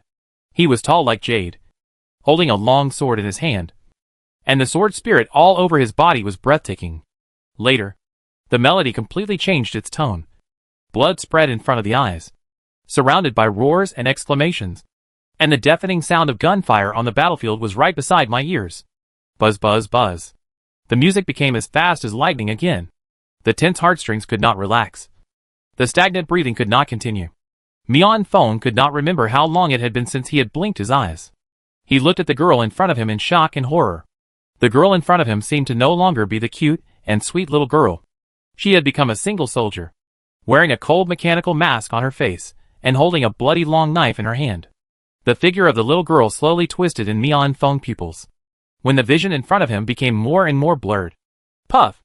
Mian Fong covered his chest, and spurted out a mouthful of blood. As if stimulated by the blood, the rotten-heart lion suddenly roared, roar. The wind-red wolf raised his head and howled, Ayo! The 10,000 demon scorpions screamed. The blood python twisted hissingly. The fire-bone crocodile crawled on the spot. And the green leaves in the sky fell like rain. The forest that was just quiet and elegant suddenly turned into a murderous arena. At this moment, the continuous music suddenly stopped. And the whole world suddenly became silent. Big brother. What's wrong with you? Lanlan stopped playing, stood up from the ground, and ran towards the big brother, who suddenly vomited blood in astonishment. Ha! I can finally breathe. What's going on? My heart is beating so fast. Ah! My mental power. Why does my mental power feel like it's about to explode? Sisters who feel something is wrong with their hearts and mental power, quickly turn off the sound. Take a deep breath. And calm yourself down. This is high-level music. This is definitely high-level music. It's offensive music. My God. I have never had a feeling that I am going to be killed by music. It's too scary. Too intense. What kind of music is this? Did Lanlan use mental power to play? Is she a 3S ability user? Lanlan must be a 3S ability user. Otherwise, the song she plays can't have such strong penetration. We are fine. We are separated by a screen. And we are affected. The impact was already small. Look at Mianfen. He was too close and vomited blood. And those strange beasts. Beasts are most sensitive to sound. Their fighting spirit was aroused. They were about to lose control. My God. This song is really terrible. Not only the energy contained in it, but also the rhythm and tone of this song itself are too crazy. Which high-level artist composed this music? He is definitely a genius. A genius unique in the universe. Lanlan ran to the big brother and patted him on the back. With a worried look on his face. Big brother. Are you okay? Mianfeng wiped the blood from the corner of his mouth. Exhaled reluctantly. And shook his head. It's okay. The murderous aura of this song was too strong. He couldn't help but want to kneel down to Lanlan just now. It was because he tried his best to restrain his impulse to kneel down that he broke his nerves and vomited blood. But after vomiting blood, he woke up instead. Now that the singing stopped, he has actually recovered. Lanlan stroked the big brother back again, and then looked at the small animals in front. The small animals were all growling and whining. They were very anxious. Almost all of them had cold eyes and bare teeth, as if they wanted to attack someone. Lanlan hurried over to comfort the small animals. When Yusang hurried back with the little girl backpack, he saw Lanlan busying around, kissing the rotten heart lion, touching the fire-bone crocodile, and Mian Fong next to him was leaning on the stone with a pale face and rubbing his eyebrows. What's wrong? Yusang asked, puzzled. Big brother. Lanlan was so excited to see that big brother finally came back, and quickly reached out. Big brother, give the small backpack to Lanlan. Lanlan needs to feed the small animals with nutrient solution. It seems that only by eating can the small animals, who don't know why and are suddenly angry, be coaxed. Yusang didn't dare to get too close. After giving the backpack to Lanlan, he quickly retreated to Mian Fong and asked curiously, What's wrong with you? Mian Fong exhaled. Do you have any healing potion? I'd borrow it. Yusang hesitated for a moment.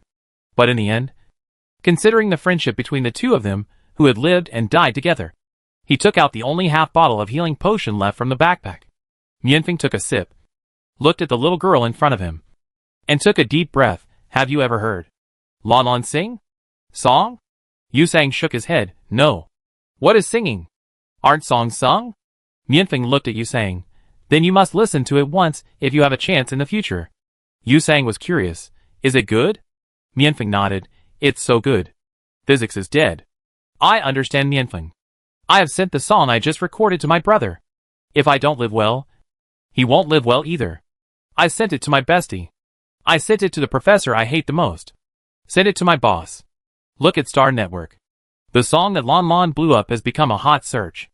It was Mr. Mocha's who posted a status. He forwarded the link of the ripped song and asked if anyone knew the creator of this song.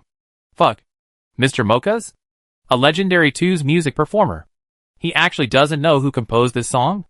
Lanlan finally coaxed the manic little animals. When Lanlan finally had some free time, the little girl hurriedly looked through her small backpack to see if anything was missing. The little girl shook out everything in her backpack. During this process, Yusang and Mian Fong inevitably saw what was inside. In addition to several bottles of nutrient solution and a bottle of mineral water, there were also some hairbands, hairpins, children's optical computers, and so on. The children's optical computer should be out of power, and the screen has gone black. Lanlan put her things back into her backpack one by one. She breathed a sigh of relief. Fortunately, I didn't lose the small luggage prepared by my parents. Yusang was curious. Lanlan, how come you have so many hair bands? I see your hair is quite short. Lanlan touched her soft hair, then took out all the hair bands and showed them to her big brother. The dolls on each hair band are different. This one has a little rabbit, and this one has a little hedgehog. Lanlan has 10 different hair bands. The warden father asked Lanlan to wear all these hair bands, and said that if Lanlan was in danger, she should pinch the little doll on the hair band, and a 3S mecha would pop out of the little doll and protect Lanlan. But Lanlan had never been in danger, so she had never pinched the little doll. Yusang nodded. Girls really love to be beautiful. Lanlan smiled. She put all the hair bands back into her bag and zipped it up. At this time, Mian Fong, who had been holding back for a long time, could not help it anymore. He pursed his lips and asked, Lanlan, who composed the song just now? That's not a song. The little girl looked at her big brother and corrected him. Big brother, you always say song. Songs are songs and melody is melody. They can't be confused. Lanlan played melody. Songs have lyrics, and melody doesn't have lyrics. Yusang said strangely. No way. Don't we all say songs? Whether there are lyrics or not. They are all songs. Or songs. I heard that this is how our ancestors passed it down. Lanlan pouted her lips. That's wrong. Anyway, Lanlan played melody. Mian Fong nodded, even if it is a song. Who composed it? Lanlan tilted her head and thought about it carefully. After thinking for a long time, the little girl mind began to be confused again. She muttered, Lanlan doesn't remember it clearly. But when this song first appeared, the Chinese people were still wearing long robes. China? Yusang scratched his head. What China? Lanlan was about to explain the Chinese people of Blue Star to Brother Yusang. And Brother Mian Feng asked again, "Then what is the name of this song?" "No. This song?" Lanlan blurted out. "It's called 10 Sides of Ambush." Mian Feng was shocked. Ambush from all sides. Fuck. So fitting. When I listened to that song just now. No. When I listened to that song, I really felt that I was surrounded by danger. Lanlan explained again. Ambush from all sides is a Pipa song. It will sound better if you listen to it with Pipa. Mian Feng frowned even more. Pipa? Yes. Lanlan said, as if it was a matter of course. Pipa is a Chinese musical instrument. But Lanlan can't make it. Well, I should be able to make it. But Lanlan can't make it now. Maybe I can make it in the future. Lanlan often does this. Sometimes she remembers something and wants to make it. But she can't. But after a while, she can make it inexplicably. Pipa? Musical instrument? A musical instrument from Blue Star, China? I really have never heard of it. I remember that the history book says that the musical instrument from Blue Star is called piano. This seems to have been tested in the grade exam before. I really want to listen to 10 Sides of Ambush played on the pipa. Do you really not know who created it? He must be a very talented artist. Although I was shocked by this piece of music, I still want to kneel down and listen to it again. The one in front. You are not alone. The professor of our music department just spoke in the holographic class group, asking all the students in the class to listen to this piece of music. But they must prepare the mental calming potion in advance. Lanlan. You mean that the piece of music called 10 Sides of Ambush you just played was not created by an interstellar artist, but came from Blue Star, China thousands of years ago? And the Chinese people at that time played this song with a musical instrument called pipa? Mian Feng felt very dazed while listening to it. He pressed his forehead. There are no ruins on Blue Star. Where did you see the song in the pipa? The little girl blinked her eyes. Her expression was a little dull. What are the ruins? Yusang explained. It's the entire planet of Blue Star. No one has ever seen it. Lanlan subconsciously wanted to refute and wanted to say that you have seen Blue Star. But when the words came to the point, she swallowed them back. The little girl seemed to have something she still didn't understand.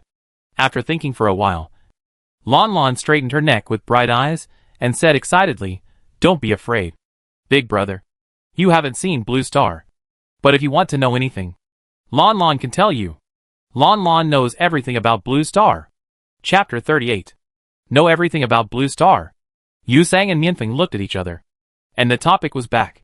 Lanlan must be a Blue Star existence party without a doubt.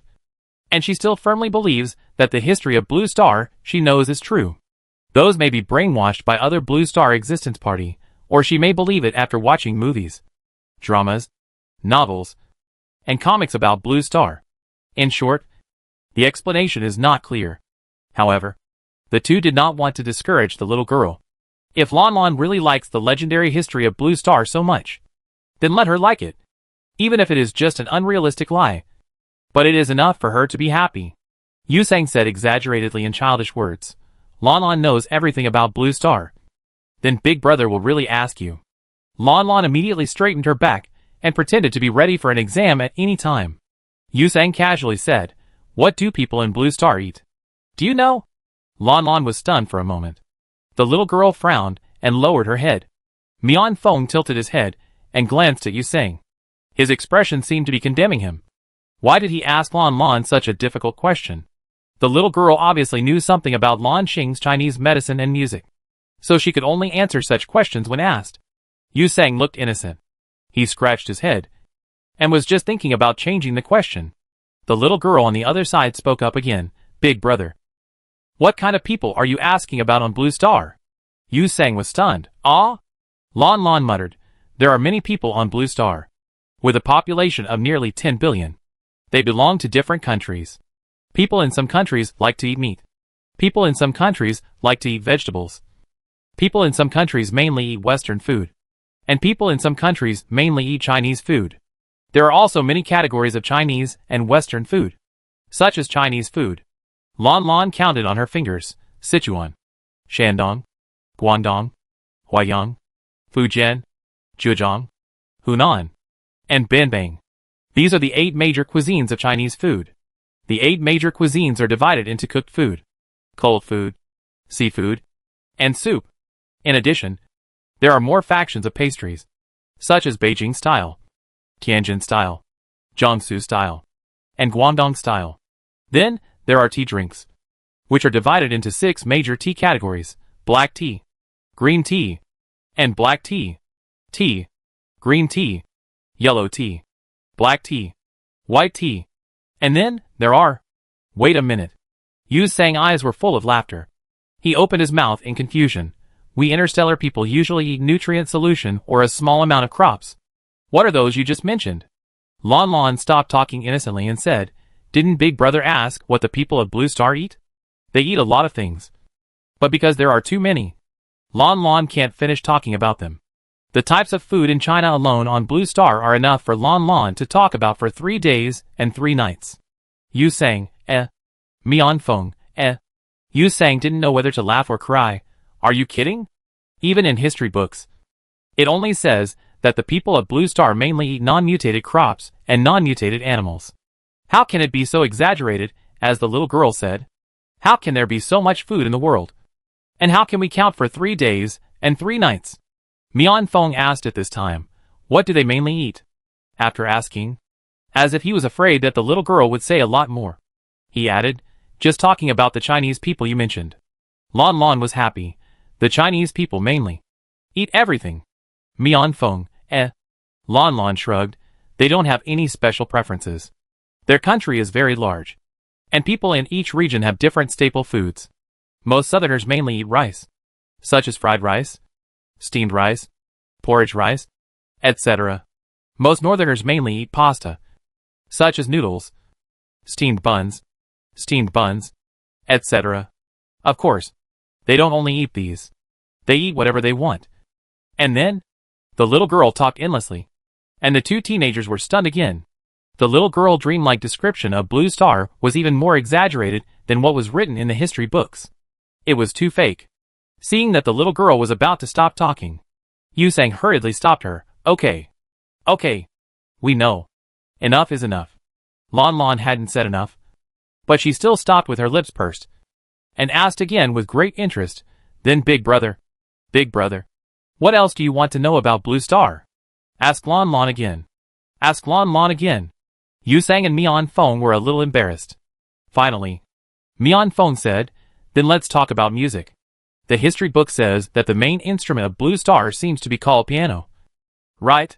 Lanlan thought about it, then shook her head. No, Big Brother. Blue Star doesn't have a main instrument. The piano is just a very common one among the thousands of instruments on Blue Star.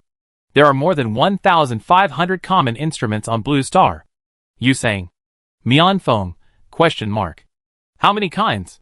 Say it again. How many kinds? The little girl then began to count her fingers skillfully. Lanlan. Tell us one by one. Let's talk about Chinese musical instruments first. Since China is a country composed of many ethnic groups, they have many kinds of national musical instruments. For example, the Han people have guzheng, guqin, etc. The Zhuang people have reed pipes, side drums, etc. The Hui people have mouth strings, horn flutes, etc. The Yi people have cucurbit silk, small muffled flutes, etc. The Miao people have large suona, night flutes, etc. And the Manchu people have. The little girl spoke very quickly, but the 2 teenagers felt like they were listening to a foreign language, and they didn't remember a single word in their minds. After a while, the little girl seemed to be tired. She stopped to take a breath. Yu Sang quickly said, so that's how it is. We know. No need to say more. Lanlan paused, looked at the Big Brother, but Lanlan hasn't finished yet. Yu Sang hurriedly said, but we have experienced it. That's enough. Don't mention Yu Sang and Mianfeng. I am a history student. I was dizzy, but I wanted to cry. Lanlan really likes Blue Star history, although what she said really sounds like it's made up. How can a child make up so many things? Maybe someone else told her. But it's so specific. It doesn't sound fake. Is there a possibility that what Lanlan said is true? Ha. It would be great if it's true. Although I'm not a member of the non-existence party, I also hope that what Lanlan said is true. To put it bluntly, the non-existence party does not want to deny the existence of Blue Star. On the contrary, we really hope that the blue star described in history books is real. So when the Empire only has a mouth, but can't produce evidence of the real existence of blue star, we will be so angry and question it. Yes. If there really is such a powerful, heavy, and endlessly civilized ancestral star, who can resist this kind of cultural confidence? Let me put it this way. If blue star really exists, if we are really descendants of blue star, if our ancestors can really create thousands of kinds of food and thousands of musical instruments, then I can only say that I am so powerful. With such a powerful ancestor, I am so powerful that I can walk sideways in the meteorite belt without wearing a mecha. I don't know if these dreamy foods and musical instruments mentioned by the little girl are too imaginative. And the barrage is no longer blindly denying the authenticity of her words. All the viewers who are watching the live broadcast, whether they are the party that blue star exists or the party that blue star does not exist, have only one thought at this time. If it is true, it would be great. If we really had these foods and musical instruments, it would be great. Even if we only had them once. Unfortunately, this is destined to be just a dream. Without the emergence of the blue star ruins, all fantasies about blue star are ultimately just a fantasy built on nothingness. What else does Big Brother want to ask Lanlan? The little girl obviously hadn't said enough. She looked at the two big brothers, waiting for them to continue asking questions. Yu Sang looked at Mian Feng. Mian Feng pondered for a moment and said tentatively, "If I'm asking you about the medicinal herbs on blue star, this shouldn't take too long. Right?" Lanlan thought for a moment. If we only talk about Chinese traditional medicine, there are about more than 5,000 kinds in total, which are divided into. Okay. Yu Sang interrupted quickly and muttered, "Why are there more than a few thousand kinds of medicine at every turn? Does China have so many things in one country?" Lanlan said innocently. Lanlan hasn't mentioned other Chinese medicines yet. Things? For example, porcelain. Chinese porcelain, in terms of manufacturing technology, is classified into celadone, white porcelain, black porcelain, glazed porcelain, etc. And small utensils are divided into bowls, cups, plates, pots, stoves, boxes. Then there is dance. Chinese dance is divided into classical dance, folk dance. I understand. Yu Sang held his head and begged his aunt to stop reading. Then you only talk about China. Aren't there other countries on Blue Star? Talk about other countries? Yu Sang idea is that although Lanlan is a heavy, the Blue Star exists, but the things a child can memorize are limited. It is impossible to teach her to memorize these people of the Blue Star civilization whose authenticity is unknown. It is impossible to be so comprehensive and really compile a whole history of the Blue Star. Right? Lanlan recalled for a while, from ancient times to the present. There have been about 1,000 or 2,000 countries in Blue Star. Later, some countries were destroyed by other countries, and then they formed new countries. Anyway, in the end, there should be more than 200 countries in Blue Star. You are talking nonsense. Yu Sang knows this question. There are obviously only 2 countries in Blue Star. One is an eastern country, and the other is a western country. The eastern country is that Huaxia. I don't remember the western country. But there are only 2. Lanlan frowned. No. Big brother. It's not counted like this. Huaxia is the largest country in the east of Blue Star. But there are some other countries around it. There are a total of 40 or 50 eastern countries in Blue Star, including East Asian countries, Southeast Asian countries, South Asian countries, Central Asian countries, West Asian countries. She started reading again. And started reading again. Yu Sang looked at the little girl chattering and mumbling little mouth, and felt that he shouldn't say that much. Mianfeng also realized that this topic could not be continued. The little girl seemed to have a whole guide to the Blue Star in her mind. They just wanted to coax the child. But what she said was completely beyond their understanding. Lanlan, drink some water, Mianfeng suddenly said. The little girl was stunned for a moment, then obediently took out the water bottle from her small backpack and drank a big gulp. After drinking, she twisted the bottle and asked, "Then what else do you want to know?" "No. Nothing." Yu Sang looked around and said, "We have almost rested. Why don't we find a place to spend the night?" When it comes to spending the night, Lanlan suddenly remembered something. She opened her eyes wide and looked at the little animals around her, who had fallen asleep because she had been chatting for too long. Lanlan reached out and pushed the snoring wind-red wolf. Little dog. You came to find Lanlan. What about Brother Zero? Is Brother Zero still in the cabin? The wind-red wolf opened his eyes drowsily, stretched his 4 legs forward sleepily, as if he was stretching, and then he stuck his furry head into the little girl belly, opened his clear green eyes, and looked at the little girl confusedly. Lanlan hugged the little dog head and rubbed its ears. Lanlan is asking Brother Zero. Little dog, did you come here by yourself? Did Brother Zero come to find Lanlan? The wind-red wolf didn't understand what the little girl said. It licked its mouth, closed its eyes, rubbed its nose on the little girl clothes, and then continued to sleep. Lanlan, Brother Zero? Mian Feng frowned. Yusang explained in a low voice. Lanlan is an NPC arranged by the organizer, and that Brother Zero is her colleague. Mianfeng was stunned for a moment, and at the same time, he was surprised. He finally understood why there was such a little girl in the arena. It's so funny. These two people are really one who dares to say, and the other dares to believe. Sang. Lanlan never admitted that she was an NPC from beginning to end. I think Lanlan doesn't even know what NPC means. So every time Yusang muttered about NPC, she didn't respond. That's her blind spot in knowledge.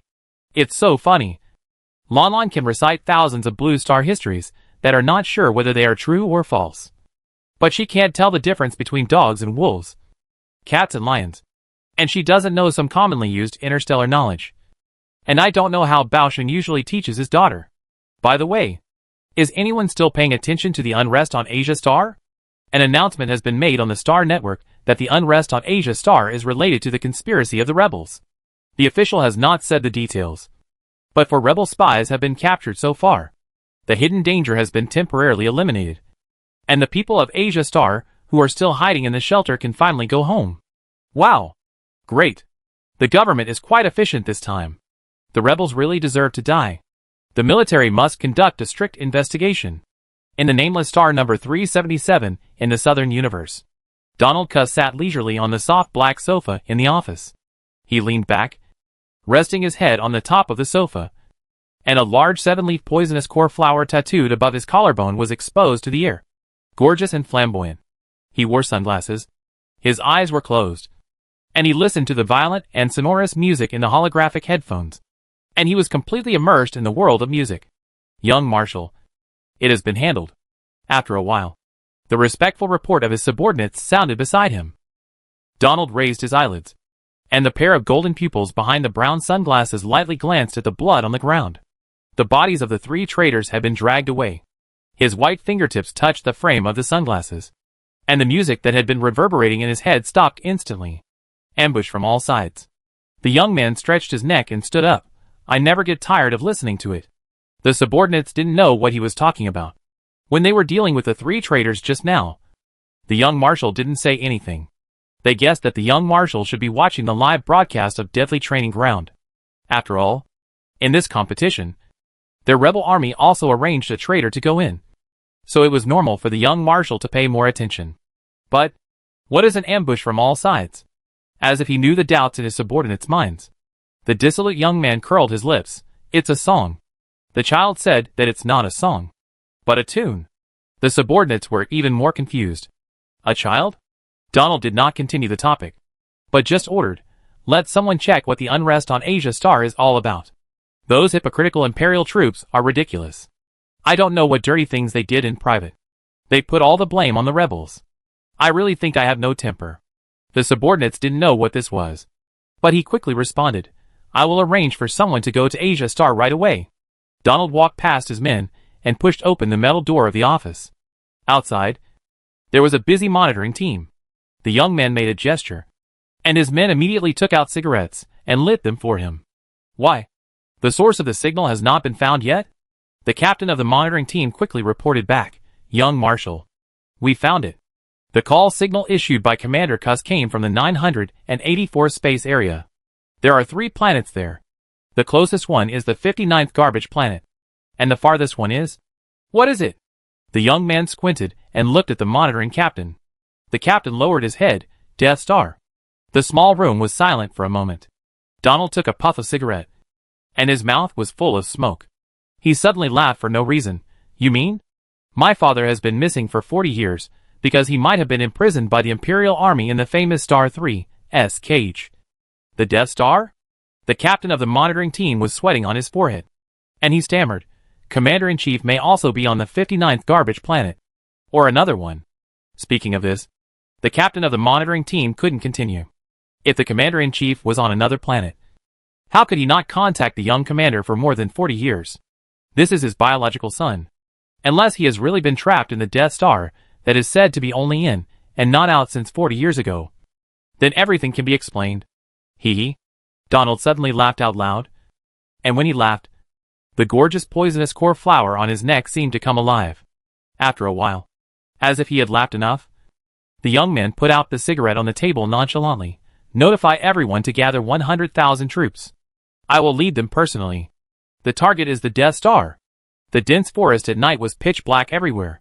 Lanlan stood by the riverbank, trying to pull the corner of her clothes that was bitten by the firebone crocodile. While pulling the corner of her clothes, the little girl also coaxed the firebone crocodile. Little gecko, don't make trouble. Lanlan has sent you home. Lanlan will come to see you next time. Okay? You just go home and sleep obediently. Lanlan is going home too. The firebone crocodiles just didn't let go. They tried hard to pull the little girl into the river.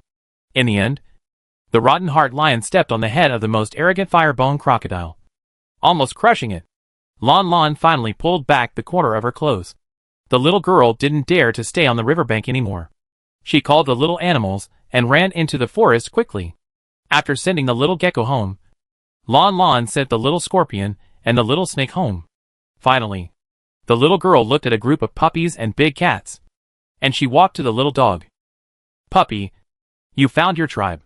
You should go home with them. Right? The wind-red wolf didn't understand what the little girl said, so it just looked at the little girl. Lanlan touched its big head. Then Lanlan will go back by herself. Brother Zero is still waiting for Lanlan in the cabin, the little girl said, and made a goodbye gesture to the puppies. But after turning around and taking 2 steps, a group of puppies followed her. Lanlan had to stop and explain to the puppies carefully. She talked for a long time with her hands and feet, pushing and shoving, and asking the puppies to sit still. In the end, they seemed to finally understand. When Lanlan left again, the puppies didn't follow her. Lanlan ran very fast. As she ran, she looked back and saw the puppy that she had been with day and night sitting at the front of a large group of puppies. Its green eyes were looking at Lanlan, and Lanlan's tattered clothes were tied around its waist. Lanlan felt a little sad. She turned her head and walked faster. The puppy had found its family. It could no longer be with Lanlan. Lanlan was not the puppy family. Lanlan was just the puppy friend. Lanlan and the puppy would eventually return to their own homes. Mian Feng and Yusang walked not far from the little girl. They watched the little girl bid farewell to each of the exotic beasts. It stands to reason that children don't like separation.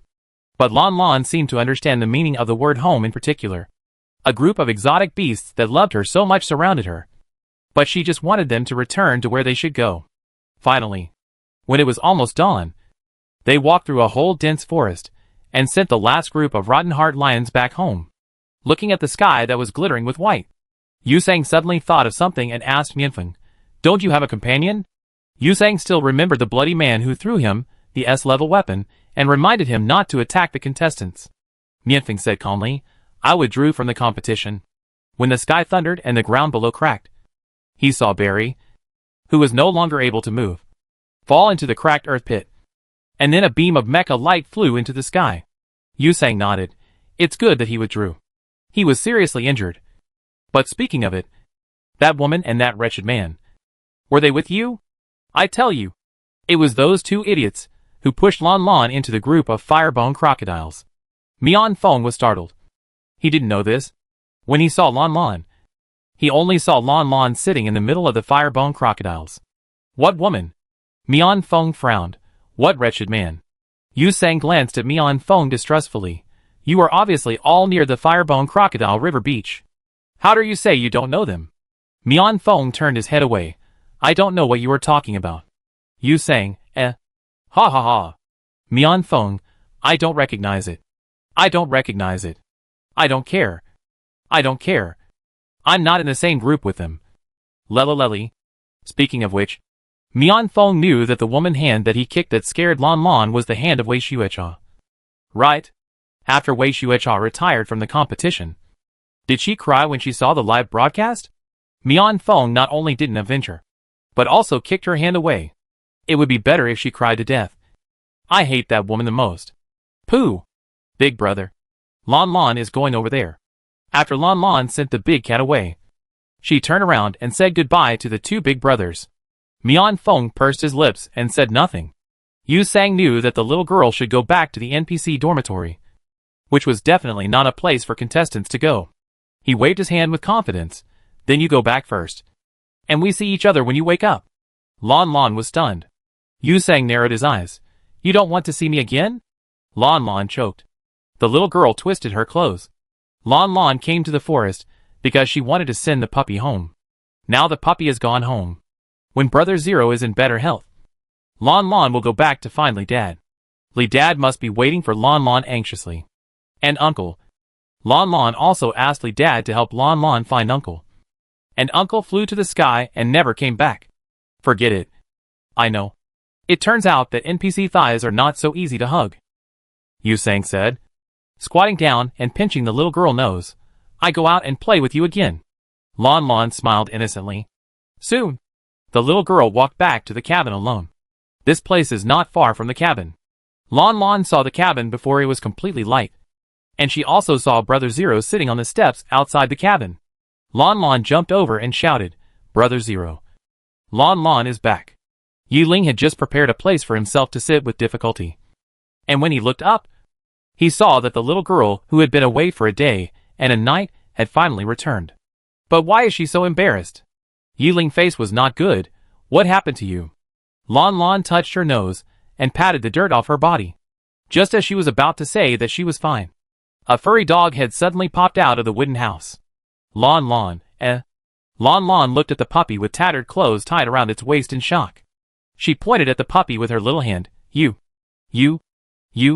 Why are you here? Didn't Lanlan send you home? Yiling was about to ask what happened to the wound and bruises on Lanlan's arm. When she heard her ask, she said, What's wrong? You two came back one after the other. And it only came back 10 minutes earlier than you. That's why he just found a place to sit outside the cabin. Because Feng Qilang chased him out of the cabin as soon as he came back. Lanlan covered her head. She walked over and hugged the puppy neck, kissed the puppy forehead, and pouted, Little puppy. If you don't leave now, Lanlan will not let you go in the future. Believe it or not. The green eyes of Feng Qilang were full of purity. It raised its head, and its big nose touched the little girl's chin, and then licked the little girl's face. Feng Qilang didn't know what the little girl was talking about. It only knew that it would not leave the little girl. Chapter 39. When Lanlan returned to the cabin. In the marshal office in the Capital Star Military Building, Marshal Yi finally hung up the call. The tired middle-aged man raised his hand and rubbed his brow. Several admirals and lieutenant generals sitting across from the desk couldn't wait any longer. They hurriedly asked, Marshal, what's going on? What did the president say? Marshal Yi glanced at everyone and said in a light tone, The president's intention is that they still have to send the person over. Bang! Instantly, a bad-tempered admiral got angry. What do they mean? Asia Star is in turmoil. Such a big thing. The captured rebel spies are not even allowed to be interrogated by our military department. Their political department wants to take the people away. They are deliberately looking for trouble. That is to say, the people of the entire galaxy are paying attention to the matter of Asia Star. It's not easy to catch the suspect, but the political department wants to interfere. I want to know, is the political department going to compete with our military department to fight the rebels? No. Marshal, you are sending a message to the president. They can't take the people away. They have no experience in fighting the rebels head-on. What's the point of joining in the fun? The voices were noisy. Marshal Yi listened calmly, leaning on the wide chair at the back, and simply closed his eyes to rest. When some people saw his attitude, the noisy voices unconsciously became quieter. At this time, Marshal Yi opened his eyes, and his pair of ice blue pupils were full of coldness. Why don't you quarrel? Several officers looked at each other, and after looking at each other for a moment, someone asked, Then this matter? Is it really over? Marshal Yi pursed his lips, and was silent for a moment, and ordered the deputy general standing beside him, Arrange a team to go to the Starship Hall and notify the 4 rebels as soon as they get off the starship. Yes. The Deputy General immediately took the order and left. Several officers in the office thought that the Marshal wanted to grab the person as soon as he landed, and their faces were filled with expectations. That's how it should be. If soft doesn't work, then use hard methods. When the few people finally left the office contentedly, Marshal Yi looked at the closed office door, then turned on the communicator and dialed another number. Soon, Li Jie's usual calm and cold voice came from the communicator. Hello. Marshal Yi looked unhappy. The unrest on Asia Star has been dealt with. The 4 fake rebels I arranged will be replaced by 4 nameless corpses before arriving at the capital Starship Hall.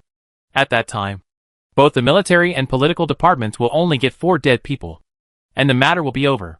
The person on the other end of the communicator was stunned at first, and then chuckled, as expected of the first marshal. It's only been 1 night, and the efficiency is high. Stop talking nonsense. Marshal Yi got angry for no reason. Li Jie, I'm doing you this favor entirely for Lanlan's sake. Yiling life was saved by Lanlan after all. But I tell you, you'd better return to the capital star immediately. What is Lanlan's situation? You have to explain it to me in detail. Explain what? The man on the other end of the communication spoke lazily. Why could she cause unrest in Asia Star? Who taught her the history of Blue Star? Why could she seal the mutated pathogen? Why was she liked by the strange beasts and plants? Why did the flowers and plants she picked have such powerful healing functions? Marshal Yi was a little frightened as he spoke. That little girl was really not simple, I tell you. Li Jie, if you don't explain these to me clearly, I can't cooperate with you in the future. Do you think that if you turn off the communication and run to Asia Star, no one can find you? It's easy for others to say, but you know the president character better than me.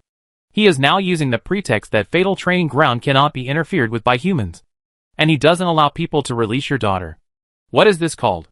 This is called house arrest. He is waiting for you to surrender to him. If you don't surrender, your daughter can't come out. No matter how violent you are, he still has the final say in this interstellar empire. Marshal Yi has rarely been so angry since he has been in a high position. When the live broadcast room first filmed Lanlan appearance, it was Lanlan who saved Yi Ling in the man-eating forest. The man-eating forest? That is a man-eating forest that eats people without blinking an eye. The man-eating tree didn't attack the little girl. I'm afraid that the president has been interested in this little girl since then. Not to mention that Lanlan showed more and more abilities later. It was Li Jie who publicly confessed that he was Lanlan's father that made the president a little afraid. But fear is just fear. It doesn't mean the president will let Lanlan go.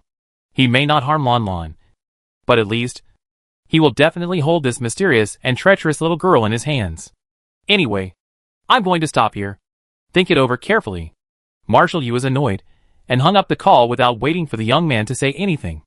At the same time, in a floating hotel on Yaxing, Li Jie looked at the hung-up communicator and said, TSK, the old man has a bad temper. After that, he looked up at the bloody middle-aged man on the ground in front of him. The man glanced at the clock on the wall and said nonchalantly, It's been a whole night.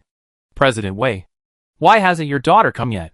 Didn't she leave the stadium a long time ago? Wei Xuecha's father, who was breathing out more than breathing in, opened his swollen eyes full of blood and bruises, and his cheeks were about to be bitten to pieces. He glared at the man in front of him fiercely. Li Jie, you are a lunatic. The man who was called a lunatic sneered. You have a daughter. I also have a daughter. If your daughter is bullied, you will be crazier than me. As he said that, Li Jie raised his finger, and his men immediately sealed President Wei's mouth with tape. Then they used President Wei's communicator to take a video of President Wei dying, and sent it to Wei Xuecha's communicator. Li Jie grinned. His deep voice was like a devil. She can ignore the life and death of a 4-year-old girl in order to survive. I wonder if she will ignore the life and death of her biological father in order to survive. You want to know, right? You want to know whether the one you raised is a human being or a beast. Boss Wei on the ground couldn't speak. He just stared at the man above with hatred. Li Jie didn't care at all. The smile on his face was always cruel and vicious. Ding ding. At this moment, Zhou Hongcai's communicator rang. He glanced at the screen. Then his face changed. He stepped forward and whispered to his boss, Boss, there is an abnormal movement in the nameless star number 377 in the southern universe. It was detected that the main leader of the rebel army, Donald Cuss, intends to lead the army to the vicinity of the 984th universe area. The 984th universe area. Li Jie's expression was stern. Death Star? Li Jie's heart suddenly sank. Donald couldn't suddenly run to the Death Star. He didn't know that his father was imprisoned in the Death Star. Could it be? Li Jie had a bad premonition for a moment. Could it be that Lanlan was involved in the fatal training ground incident, and the people in the Death Star knew about it? Then why did they recruit Donald? Fuck. They didn't want to break the prison. Did they? Li Jie covered his face with his hands. This President Wei just said that he was a lunatic. Who the hell is crazier? If a bunch of 3S Class A war criminals were released at once, the entire universe would probably be blown up by them. Lanlan stretched her waist. Her chubby little hands grabbed the thick back hair of the puppy, and her little face was buried in the softest collar hair on the puppy chest. Lanlan didn't know how long she slept. When she returned to the cabin in the morning, she was exhausted. She didn't say a few words to Brother Zero, and she snored. Then she didn't remember what happened next. Lanlan opened her misty eyes. She was still a little conscious, staring blankly at the puppy close to her. Feng Qilang felt the gaze of other creatures and opened his eyes sharply. Soon, after realizing that it was the little girl in his arms who was looking at him, the alertness in his eyes disappeared. Then, he stretched out his tongue, just like an adult wolf licking a young wolf, and licked the little girl hair directly to smooth her fur. Lanlan grinned and smiled directly. And then she also kissed the puppy big nose. After kissing the puppy nose many times, Lanlan hugged the puppy neck again and hummed, "Little dog. You like Lanlan very much, right?" Feng Qilang didn't understand what this human said. He just lay there without moving, and continued to lick the little girl fur from time to time, looking lazy. Lanlan, are you awake? Yiling, who was making wooden arrows outside, heard the little girl voice and called out. Lanlan then sat up from the thick banana leaves. She pulled her messy clothes, got out of the wooden house, and looked outside. Big brother. Yiling saw that the little girl hair was messy, and her big eyes were a little red. He put down the stone knife in his hand and took the material bag next to him. You just woke up. Are you hungry? Eat some nutrient solution first. Lanlan walked out of the cabin. She walked to the big brother and squatted down, staring at the wooden arrows and stone knife at the big brother feet. Yiling handed the nutrient solution to the little girl. Lanlan took it and said obediently, "Thank you, big brother." The wind-red wolf behind also came out at this time. It sat down next to the little girl, lying lazily, and didn't want to move. Lanlan opened the nutrient solution, poured some into his palm, and fed it to the puppy. The wind-red wolf didn't like this kind of nutrient solution very much. It licked it perfunctorily and ate it carelessly. Lanlan ate half of the bottle of nutrient solution and fed the other half to the puppy. After the cub and the wolf finished their lunch, she put the empty bottle away separately. Then she came over again, squatted in front of her big brother, hugged her little knees with her little arms, like a little top, watching her big brother sharpen wooden arrows. I plan to put a row of wooden arrows around here to scare away the beasts nearby. Yiling thought the little girl didn't know what he was doing, so he explained to her. This is deep in the dense forest, and there are many beasts nearby. For example, he encountered a group of rotten heart lions yesterday. But Yiling didn't tell Lanlan about the rotten heart lions, because he was afraid of scaring the little girl. But if a circle of thorny traps are buried around the area, it will be difficult for the beasts to get into the center of the wooden house. They will be safer living inside. Okay. Lanlan mumbled in agreement, and she said confusedly, the Yuan people in the Stone Age also made stone and wooden tools to hunt prey and protect their homes. Yiling? Yiling was slightly stunned. Round people? Lanlan picked up a wooden stick and wrote 2 words on the ground. Yuan people. These 2 words are very simple, and Lanlan can write them. Yiling was puzzled. Who are the Yuan people? Maybe she recalled too many things about Blue Star last night. After waking up from a nap, it seemed that there were many more things about Blue Star in her mind that she had not remembered before. She stammered, "They are the earliest humans." At that time, they could not speak. They had no language, just like other beasts. But they became smarter and learned to use tools. Yiling frowned more and more tightly. The earliest humans? Are you talking about the ancestors of Blue Star? Yiling looked at the little girl's silly face and was puzzled. Why are you talking about the ancient humans? The little girl scratched her face and pouted. I don't know. Lanlan just thought of it suddenly. Yes. So strange. Why did Lanlan say this? Yiling saw the little girl patting her head, as if complaining about why she was always confused, and hurriedly took her hand, and took the opportunity to rub her soft hair, saying, You patted it. Lanlan giggled, stood up again, and rolled up her sleeves. Big brother, Lanlan will help you. The little girl must not be allowed to touch dangerous things like stone knives. Yiling said, No. You just talk to your brother. Lanlan. What happened yesterday? Lanlan blinked her eyes, playing with a small wooden stick in her hand, and said casually, Lanlan met a lot of strangers yesterday, and also met a bad sister. That bad sister and the bad uncle before bullied Lanlan. But there was a kind brother who gave Lanlan a healing potion. The healing potion was so hard to drink, but Lanlan drank it all, so she didn't feel so much pain. Lanlan was talking a little confused, and she stretched out her little arm again to show her wounds to her big brother. Big brother, look! These wounds are still there, although they don't hurt much. The wounds are not healed, which worries Lanlan to death. In fact, after Lanlan came back and went to bed this morning, Yiling wanted to see the wounds on the little girl hands, but Feng Qilang almost swallowed him alive. In the end, he could only see some from a distance, but he couldn't see it clearly. At this moment, the little girl stretched out her whole hand, and Yiling saw it, and his face changed. He held the little girl's arm. On the originally fair and delicate skin, there were not only many sharp wounds, but also many bruises, as if they were caused by a fall. Yiling's deep blue eyes were full of anger. Is it that bad uncle and bad sister who made you like this? Lanlan flattened her little mouth and nodded heavily. Yes. Yiling's expression was stern, and a gloomy murderous intent flashed in his eyes. Other people who would appear in the dense forest must be contestants. He would find out who they were. Yiling touched the wounds distressfully again. He opened the supply bag, but found that there was no healing potion in it. There were only 2 bottles of recovery potion in this advanced supply bag, because he was too seriously injured. He had already drunk them all.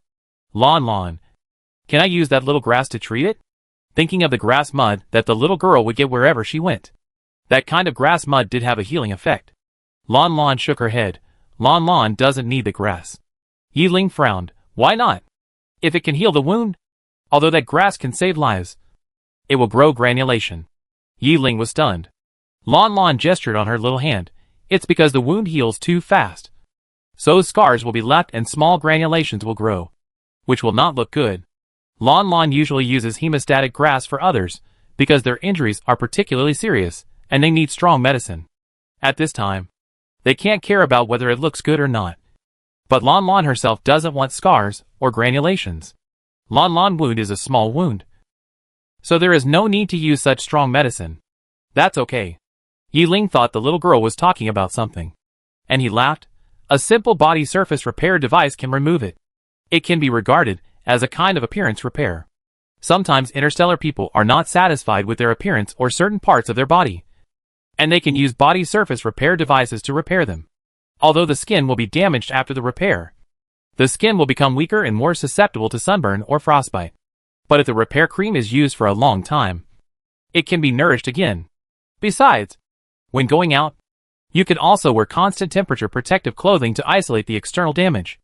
After listening to the big brother explanation of what the body surface repair device is, Lanlan did not show much interest, but only muttered, the medicine made by Lanlan herself will not leave granulation, and there is no need to repair it again, and there is no need to apply a lot of strange ointments. The medicine you made? Yiling looked at the little girl face. You mean, you can also make potions? Lanlan nodded, yes. As she said, the little girl wrinkled her nose again. It tastes better than the potion that Big Brother drinks. At this point, the little girl thought about it and looked around. I don't know if there are any raw materials in this forest. If there are, Lanlan may be able to make potions. Make a therapeutic potion for internal use. Yiling thought that the little girl was really good at treating diseases, so he asked, what raw materials do you want? Lanlan thought about it and shook her head. The names are different, and they look different. They used to be called safflower, Panax nodo ginseng, Strychnus nux vomica, and Su wood. Now they look different from before, and have new names. When Lanlan was on the Death Star, she wanted to use safflower to make a wound ointment, because the fathers really loved to fight, and Dr. Val's father was not willing to treat other fathers' injuries every day. So Lanlan could only secretly prepare wound medicine for other fathers without Dr. Val's father knowledge. The ointment made with hemostatic grass can be used, but it is mainly used on bleeding wounds. For some bruises and bone injuries, safflower ointment is better, because safflower ointment can promote blood circulation and remove blood stasis. But Lanlan couldn't find safflower no matter how hard she looked. Safflower was obviously very common in China in the past. Later, Lanlan asked Dr. Val's father, who also searched for a long time. Finally, he found another flower with red and black spots for Lanlan, saying that this might be what Lanlan was looking for. Finally, the flower with red and black spots can indeed treat injuries, but it is different from the red flower before, and its new name is too long. It seems to be called something like mutated iron something wind flower? Ah, it's too long. Lanlan really can't remember it, and there are 2 words in it that Lanlan doesn't recognize at all. Big brother. The little girl stood up at this time. Lanlan wants to take the puppy to have a look nearby. Maybe we can find herbs that can be made. Yi Ling immediately refused. No. This is deep in the dense forest. There are too many other high-level beasts nearby. If you want to go further inside? Absolutely not. Lanlan choked, scratched his head, and pointed in a direction. Then go outside. Yi Ling looked in the direction over there. His expression eased a little. This way is fine. He had seen this place when he picked up the stick before. There were no footprints of beasts nearby, and there were basically no beasts over there.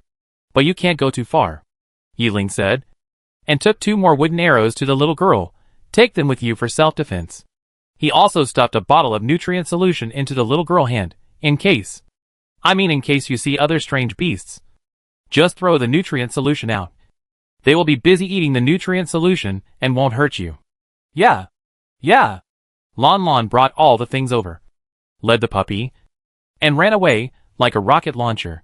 Yi Ling looked at the little girl back from a distance, and kept reminding, don't run too far. Let me see you. Lanlan. I can't see you. The little girl dove into the grass and ran away long ago. The forest here is a place Lanlan has never been to. Along the way, the little girl was jumping and hopping. She greeted the birds and sparrows for a while, and greeted the flowers and trees for a while. Not long after, Lanlan saw a small hillside. There were some small flowers and grasses on the hillside that Lanlan had never seen before. Lanlan was about to go over to take a closer look, but at this moment, she was suddenly stunned. The wind-red wolf next to her felt that something was wrong with the little girl, and the animal's clear green eyes looked over in confusion. Lanlan stood there, staring at the black thing hanging on the tree on the hill in front of her. She slowly approached, and then slowly approached. After a while, the little girl's eyes suddenly widened. Yi Ling sat in front of the cabin and sharpened wooden arrows. He was not sharpening very fast, and the boy had to look up from time to time and look into the woods. The little girl had been running out for almost an hour. Yi Ling put down the stone knife, stood up with crutches, and shouted over there, Lanlan. Lanlan. Are you there? No one answered him. Yi Ling was a little worried. He couldn't help but want to go to the woods to find the child, but his legs and feet were really not in good condition. I don't know why. He felt a little flustered for no reason. Yi Ling always felt that he had overlooked something very important, but when the time came, he couldn't remember it. Pursing his lips, he pulled his bag of supplies over. There was only a little bit of supplies left inside, and only 3 or 4 bottles of nutrient solution. It was unknown how long they could last. Yi Ling had actually made the worst plan. He had never wanted to withdraw from the competition before, because he was always holding his breath. He put his own life and death aside, but he attached great importance to the pride of the soldiers and the honor of his family. He thought he could die in fatal training ground, although he wanted to rush to the end. If he died, he could bear the consequences. He was not afraid of death. But now, putting a few bottles of nutrient solution back into the bag of supplies, Yi Ling pursed his lips. If they were out of food in 2 days, he thought, he should take the initiative to withdraw from the competition. It's not that he can't bear it, but that he has to take Lanlan out. He can go without food and drink, but Lanlan can't. Thinking of this, his mood became a little heavy. Yi Ling was about to close the zipper of the bag of supplies.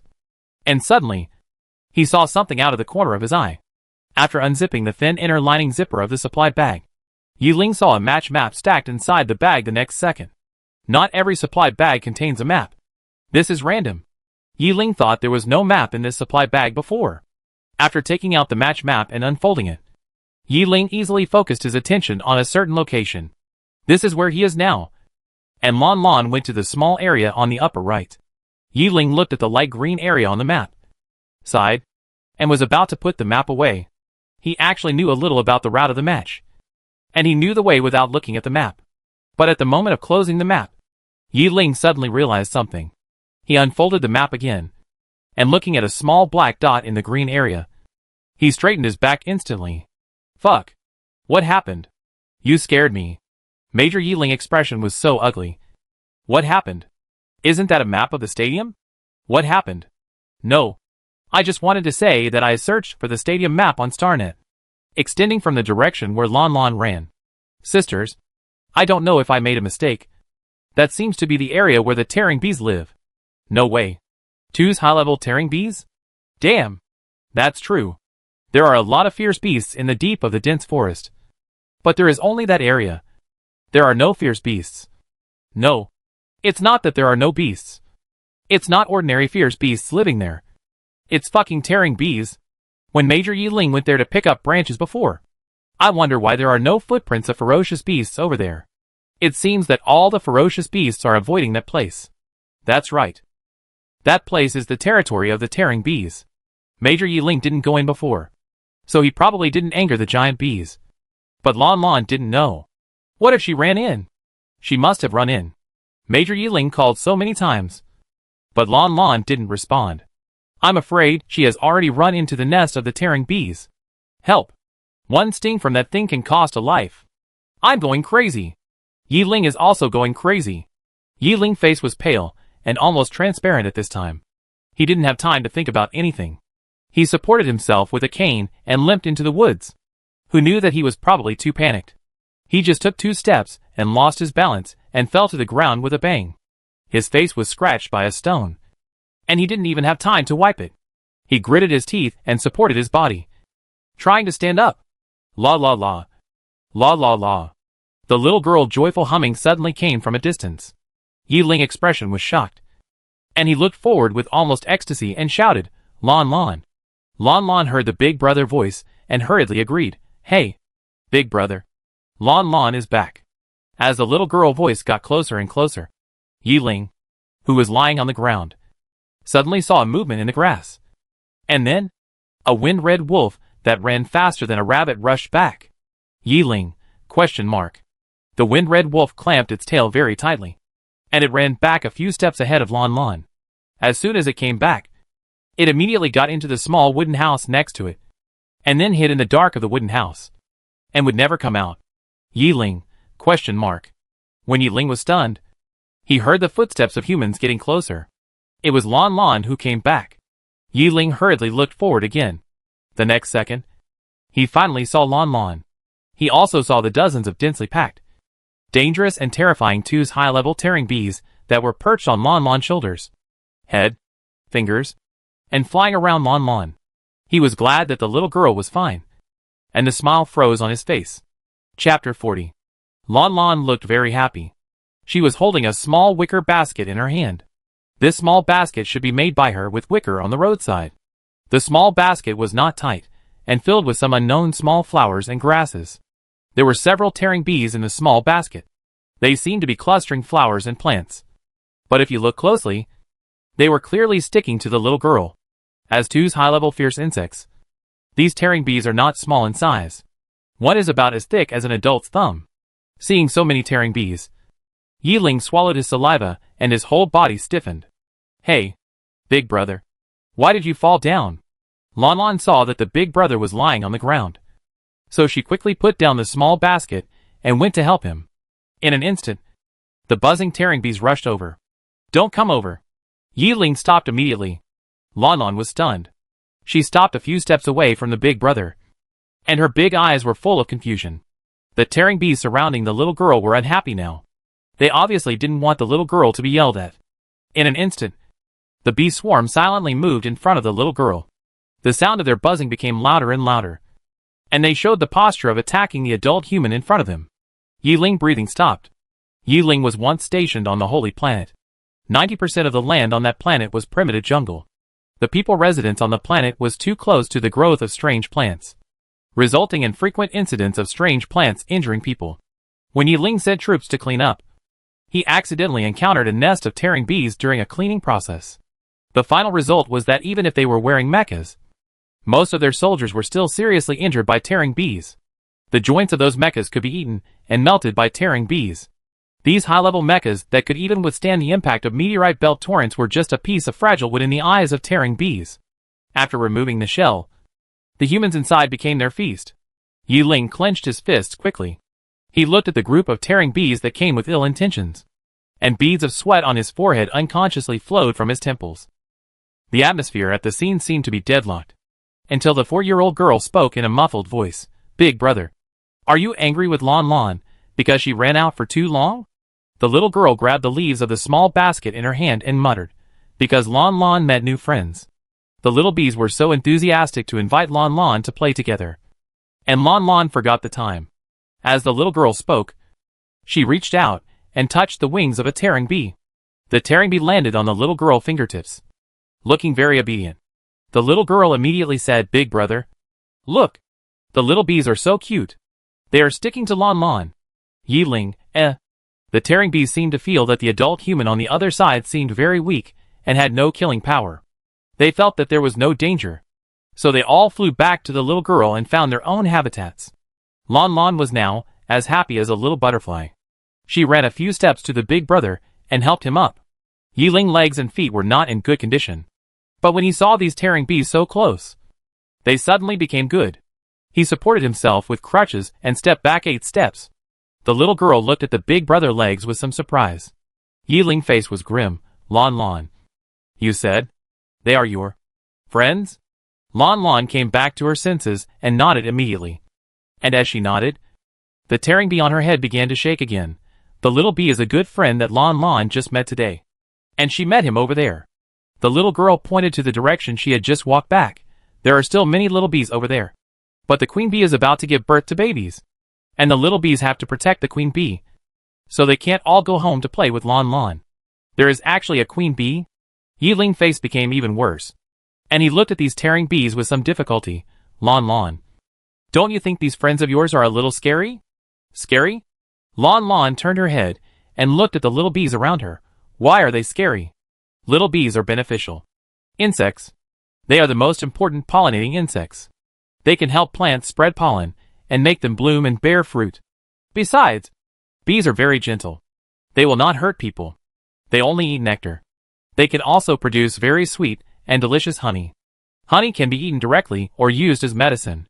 When Lanlan talked about honey, her saliva was about to flow out. She muttered, "Lanlan hasn't eaten honey for a long time."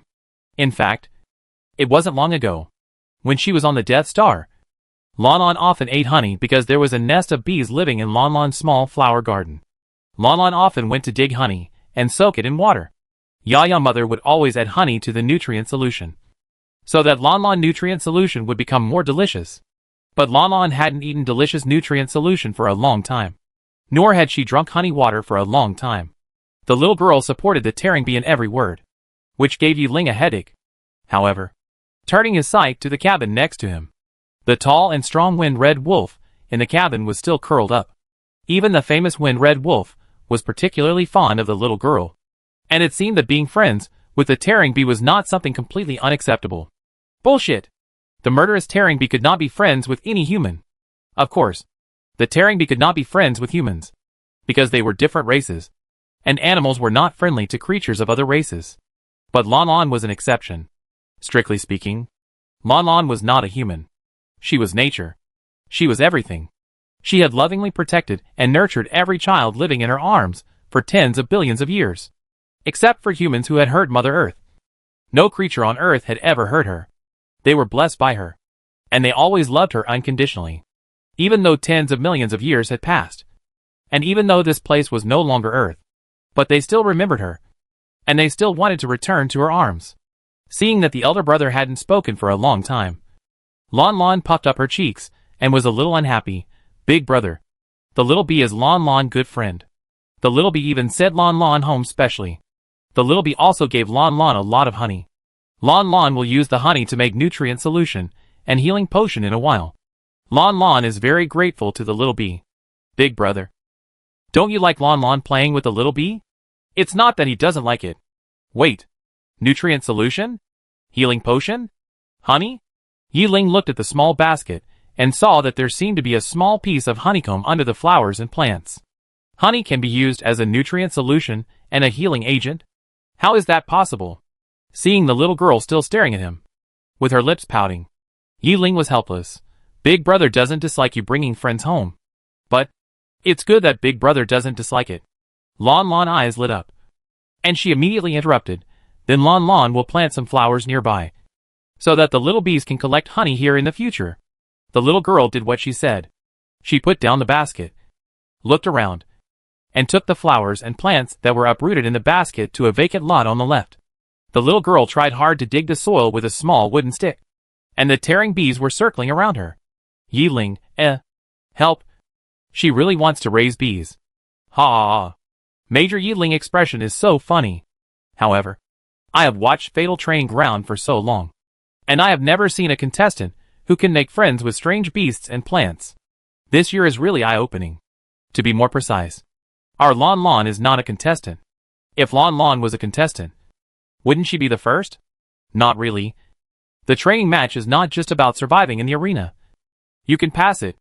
The number of strange beasts and plants killed, the maps walked, and the material bags picked up are all counted in the points. And don't forget, after the climate training, there is also pursuit training with a high elimination rate. Fuck. I almost forgot about pursuit training. Intelligent robots are used to imitate the invasion of the rebels.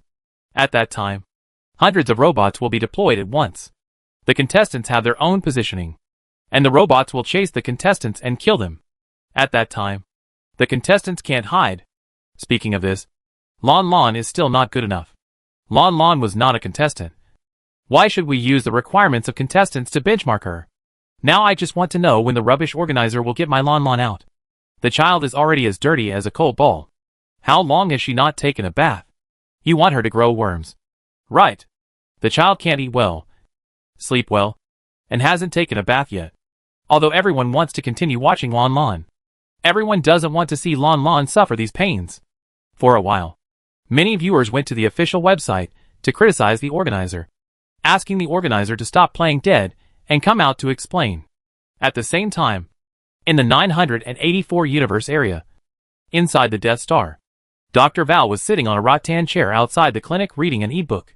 He was wearing holographic glasses with a gold wire frame on his face. Although the Death Star could not connect to the Star Network, some books downloaded in advance could still be viewed holographically. The holographic e-books of the Star are with simulated images. That is, when the text passes by in front of the eyes, the text will automatically form an AI intelligent screen. For example, in the medical book that Dr. Val is reading now, when he sees the structural formula of a certain drug molecule, the animation of the composition of that molecule will unfold in front of him. This automatic text-image combination method is more conducive to understanding the content. But of course, not all books have the right to generate holographic books. At least not the most difficult books. Dr. Val has been reading this medical book for almost an hour. Normally, he could finish 3 books in an hour. But today, let alone 3 books, he hadn't even finished a single page. The young man glanced across the street with doubtful eyes from time to time. Opposite his clinic lived the former rebel commander, George Cuss. This was nothing. Val had been a neighbor of Cuss for more than 10 years. But today was different. Warden Zhou Qin had been at Cuss' house for more than 64 minutes. What was so big that it took so long to finish talking about it? Val, give me a bottle of sleeping pills. At this moment, a guest came to the small clinic. Val turned his head and saw Hu Qingyao with dark circles under her eyes, her hands in her pockets, a cigarette in her mouth, walking over lazily. As soon as Hu Qingyao came in, she sat opposite Val. There was no blood on her pale and thin face. Val frowned. What's wrong with you? Hu Qingyao lay on the stone table, raised her hand and pointed at her eye sockets. I can't sleep. Val picked up the kettle on the table, poured her a glass of water, then touched her forehead. Not fever. And asked, how long have you not slept? I don't remember. Hu Qingya took the water cup and took a sip of water. Val thought of a possibility. You haven't slept since Lanlan left. Have you? Hu Qingya was stunned. She lowered her eyes and said nothing. Val got up and took out a bottle of sleeping pills, 1 pill at a time. Go back and have a good sleep. I think you're almost a zombie. Zombie. Hu Qingya raised her head. The woman who was always cold and decisive seemed to have changed into a different person. I remember the day of the Ghost Festival when Lanlan dressed up as a little zombie. My God. My Lanlan is so cute. I've never seen such a cute little zombie. Val was helpless. You sound like you've seen other zombies. Zombies were originally adapted by Lanlan based on vampires. There is a minority in the interstellar world called the vampires. Vampires are different from ordinary people. They have a very long lifespan and love to sleep in a black box. They only eat nutrient solution with the smell of blood. After hearing this, Lanlan said that zombies are the same. They asked her what zombies are, and the child couldn't explain it clearly, but she would dress up as a zombie. During the 100 Ghosts Festival, the little girl painted her face white, then painted 2 round blushes on both sides of her cheeks, painted her lips red, and finally pasted a piece of yellow paper on her forehead. Thinking about it, the blue zombie image of that night came to mind again. After a while, Val took off his holographic glasses, reached out and pressed his forehead, and couldn't help saying, it's really cute. Hu Qingya saw that she had also aroused Val's blue addiction, and got up and left with satisfaction. Hu knew that as soon as she walked to the door with her slow steps, she saw 2 figures coming out of the house opposite. Val happened to look up at this time, and saw the 2 figures. Zhou Qin and Ka seemed to have agreed on something.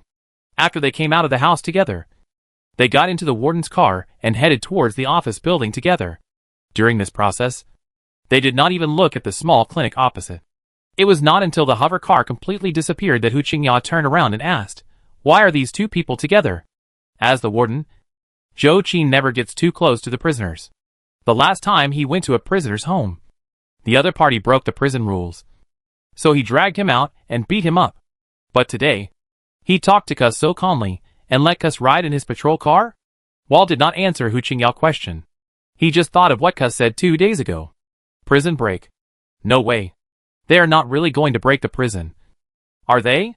Or are the warden and the prisoners conspiring to break the prison? Is Zhou Qin crazy?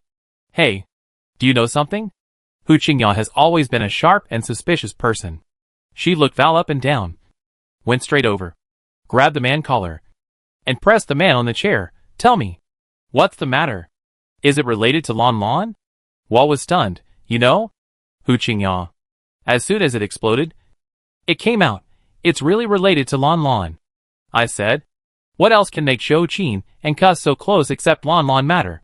What happened to Lanlan? Wall didn't say anything. Just patted the back of Hu Qingya's hand. Let go. Hu Qingya didn't let go. She continued to strangle Val's neck. She was the underground smuggling queen of the southern universe. Hu Qingya. And she was also a little skilled in her hands. Wall was almost strangled to death by her, and could only hold her hand. I can tell you. But you can't tell anyone. What Val thought was that compared with those other antisocial idiots on the Death Star, Hu Qingya was at least a rational and intelligent person. Maybe he could discuss it with Hu Qingya. At least, Hu Qingya was not someone who would do something too outrageous. 2 hours later, there was a knock on Zhou Qin's office door. Zhou Qin frowned, and Kus immediately put the 984 navigation map on the table into the drawer, then folded his hands across his chest and leaned back in the chair. Zhou Qin went over to open the door with a gloomy face. As soon as the door opened a crack, 4 or 5 hands pushed the door open in an instant. Zhou Qin frowned, and his hand immediately touched the warning stick on his waist, wanting to teach these prisoners who dared to break into his office a lesson. Who knew that at this time? Hu Qingya, who was walking in front, spoke directly. Even if you are allowed to leave the 984 universe area, once the alarm of the Death Star is triggered, you still cannot escape the southern universe. But I do know a star route that the Imperial Army will not patrol. That route was opened by me and is specifically used for smuggling. No one else should know it yet. The hand holding the warning stick paused, And Zhou Qin looked at Hu Qingya in front of him with dark eyebrows and eyes. I don't know what you are talking about. Hu Qingya smacked her lips. Don't pretend. Lanlan is in trouble. We all know it. Don't talk nonsense. Get to the point, the woman said, while backhanding, and swiftly closed the office door. Maybe because he saw her acting like a good mother too much. Zhou Qin didn't know when he started to remember Hu Qingya's original appearance. He only vaguely remembered that on the first day she entered the Death Star, she chopped up 2 prisoners who wanted to climb her window. Afterwards, she dumped the body parts one by one on the road in front of her house, causing Muyu, who was responsible for sweeping the road the next day, to complain to him, saying that the new female prisoner did not care about the public environment and asked her to sweep the streets in the future. Speaking of Muyu, Zhou Qin cast his eyes on the young man behind Hu Qingya, who was leaning against the door frame and chewing a piece of grass. Why are you looking at me? Muyu raised his eyebrows and smiled nonchalantly. I'm here to help you too. I know about the fatal training ground. It is an independent area opened up by Yaxing. The climate and environment in the area are different from the outside world. They also set up a very strong security network, so that if it does not go through multiple authorities, it is almost impossible for people inside to get out by non-elimination. Zhou Qin stared at Muyu without saying a word. He knew that he had not finished speaking. Muyu chewed the grass at his mouth again and nodded. Yes. That's right. I made the protective net and those equipment. Zhou Qin, Hu Qingya turned around and asked the first serious criminal in the Interstellar network. Why do you want to help the Empire? Do you get paid a lot? Muyu shrugged. Not really. I was young at the time and just thought it was fun. Hu Qingya nodded and understood. Muyu was indeed a playful person. For example, why he was arrested was because he had just made a new virus. He wanted to share this joy with everyone. So he hacked the Star Network and let all the optical computers connected to the Star Network be infected with this virus, so as to tell the people of the whole universe that he had made a new virus. This fool really loves to do anything that is thankless. Zhou Qin looked at Hu Qingya, then at Muyu, and finally cast his eyes on the other 2. A man and a woman. Sophia said nonchalantly, I have a private army on Asia Star. More than 20,000 people. I think you may need it when the time comes? Zhou Qin was silent. If you want to take Lanlan away, you may indeed need manpower. After a while, Zhou Qin looked at the last man again. The man obviously had no talent. His expression was a little innocent. And then he said, Anyway, I am going to go. If you don't take me, I will tell everyone on the Death Star that you are going to escape from prison to find Lanlan, and see if you can still leave when the time comes. Zhou Qin, Others, Hu Qingya was a little embarrassed. Ino's intelligence detection ability is too strong. I just chatted with Sophia for a few words, and he showed up. Otherwise, we should take him with us. He will definitely be useful at the critical moment. Zhou Qin closed his eyes and exhaled heavily. At this time, Cuz suddenly said, Safe route. Advanced electronic technology. Available private army. Strong intelligence search ability. It will be safer to go together. Zhou Qin. I think it's okay. Zhou Qin immediately frowned and looked at Cuz. Cuz was already quite old, and there were some subtle fine lines at the corners of his eyes. He nodded to Zhou Qin again. If they relied on only the 2 of them, there was indeed a risk of failure. And in Prison Break, one risk was enough to be fatal. Zhou Qin finally walked back to the desk, which was considered as tacit consent to the 4 people joining. Muyu immediately came up happily and said to Cuz, Brother Cuz, what stage have you planned now? Cuz simply told Zhou Qin his and his plan. The 4 people who came later fell silent after hearing this. After a while, Sophia calmly asked, You mean? You sent a message to your son Donald, tricking your son into leading a large army to break into Area 984. And then when he makes such a big noise, it will definitely attract the attention of the Imperial Army. When your son and the Imperial Army are fighting and bleeding, you and Zhou Qin will take the opportunity to escape. Is this your plan? Cuz nodded. This is the safest way. Muyu was a little confused. What if your son doesn't bring the army? What if he comes alone? Unlikely. Cuz glanced at Muyu. My son. I know. He has a reckless personality and is a bit stupid. Muyu. Will your son be happy that you said that to him? Ino couldn't help asking, what if your son is caught by the Imperial Army? Cuz frowned. If he is caught, he can find a way to escape from prison. His father. also found a way to escape from prison. Inno, did you find a way yourself? Aren't you using your son? So cruel. You rebels are really conscienceless.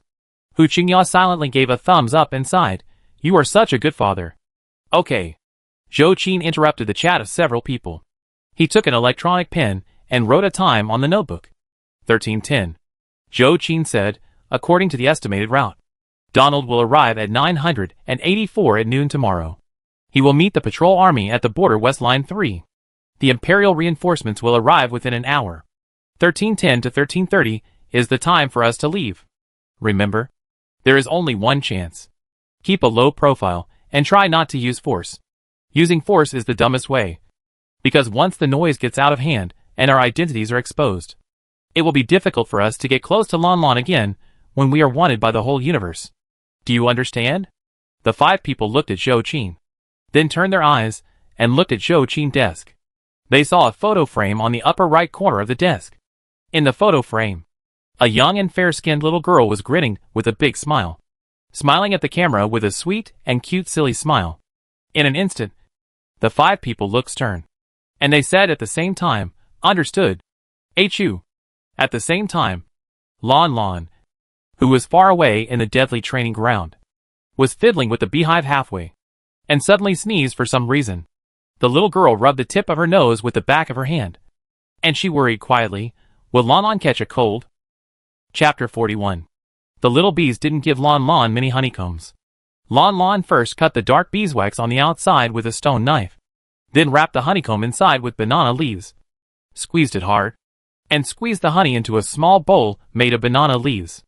The little girl was very weak, although she fiddled with it for a long time and tried to cut the honeycomb as small as possible. Her tiny hand still couldn't squeeze the honey clean.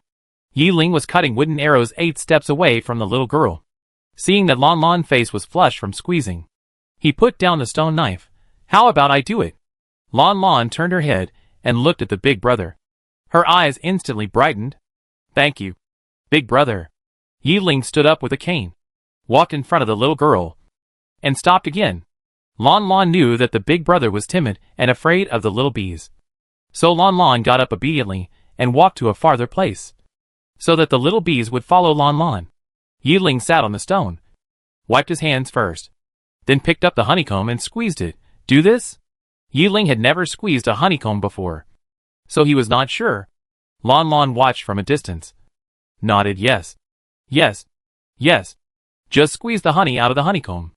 This is old honey, so the color is darker, and it will be a little harder. Big brother, you have to squeeze it out a little harder. Okay. Yiling followed the little girl instructions, and soon squeezed out 2 small bowls of honey. He unpacked the banana leaf in his hand, and saw that the honeycomb inside had shriveled.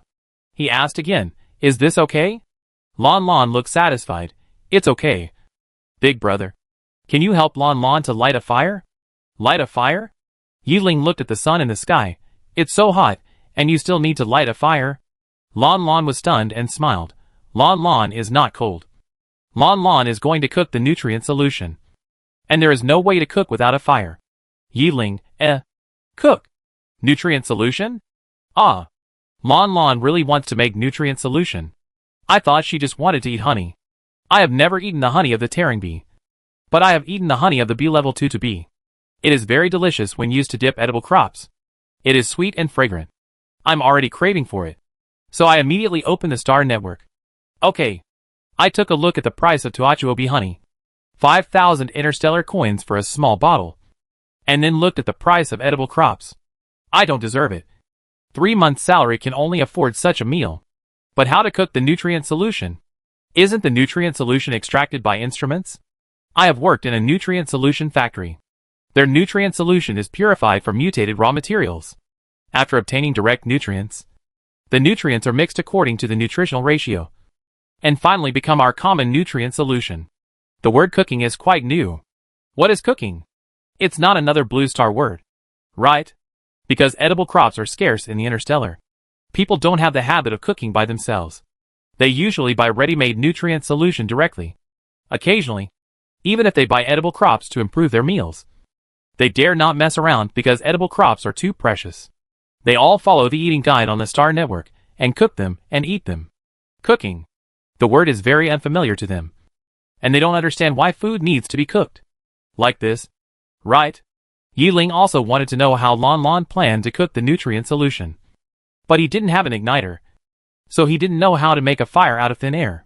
He originally thought that Lanlan had made a fire in the cannibal forest last time. So she should have an igniter. As a result, when he asked just now, Lanlan didn't have an igniter. How to make a fire without an igniter? Lanlan asked him to prepare the firewood first. And Yiling did it. And then what? Lanlan put some flowers and plants in the sun's brightest place. She turned her head and saw that the big brother had prepared the firewood. And the little girl came over. As soon as she approached, Yiling retreated. The swarm of tearing bees was not friendly to him.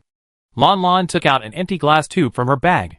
She squatted down and pointed the glass tube at the direction of the sunlight.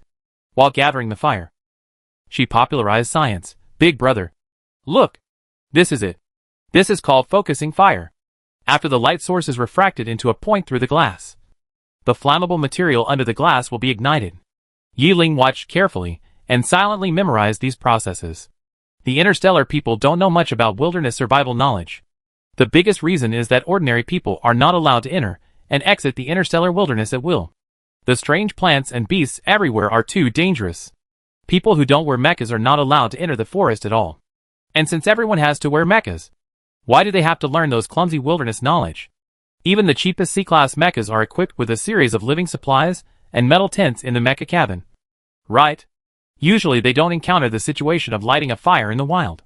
Interstellar people don't have a great demand for fire. They don't need to light a fire for eating. When it's cold, they wear constant temperature clothes. They use searchlights for lighting. If there are no searchlights, they can also use the laser lights of optical computers. The advancement of science and technology means that humans no longer need to learn crude and primitive living techniques. Even in the deadly training ground where contestants are not allowed to bring their own mechas, the low-level supply packs that can be seen everywhere are equipped with igniters to prevent some non-African contestants who cannot pick up constant temperature suits from making fires to keep warm during extreme cold training. Yiling was just unlucky. His original supply pack was lost, and the high-level supply pack that Lanlan found happened to have no igniter. Otherwise, they would not have to use some folk remedies to make fire so hard. In the pile of firewood mixed with sawdust, a small cluster of flames quickly ignited. Yiling's eyes widened slightly, and the audience watching the live broadcast also began to send barrages. Although I saw Lanlan lighting a fire in the man-eating forest last time, I was so worried that the man-eating tree would go crazy that I didn't look carefully. So that's how the fire was made. It's so magical that you can actually use the sun to make a fire. It's not that magical actually. After Lanlan successfully made a fire last time, someone posted on the Star Network to explain the principle. This is relatively basic chemical knowledge, but it doesn't belong to the category of common sense. So ordinary people don't know much. I don't care. Anyway, I don't know. I just think Lanlan is so amazing. Lanlan is worthy of being my daughter. Draw your sword. It's obviously my daughter. The small fire slowly turned into a big fire. But Lanlan didn't let the fire get too big. She skillfully poked the fire a few times with a branch, making the fire look neither too big nor too small. And then stood up. Big brother, help Lanlan to watch the fire first. Lanlan hasn't finished preparing yet. The little girl turned and ran away. And Yiling returned to the fire and poked it with a branch from time to time. After a while, the little girl took out all the empty nutrient solution bottles, poured honey and mineral water into the bottles in proportion, and Lanlan brought the bottles over. Seeing the flames rising, the tearing bees dared not get closer. They stopped in the air not far away and buzzed at the little girl. Yiling glanced at the tearing bees, then at the fire in front of him, and something flashed at his eyes. Lanlan put the glass tube on the edge of the fire, and soon, the transparent tube was burned black. Yiling didn't understand. What is this for? Lanlan said, because there is no pot. There is no way to boil and filter. Lanlan used a stupid method called smoldering. The glass tube is very hard. Even if it is placed in a big fire, it will not be burned.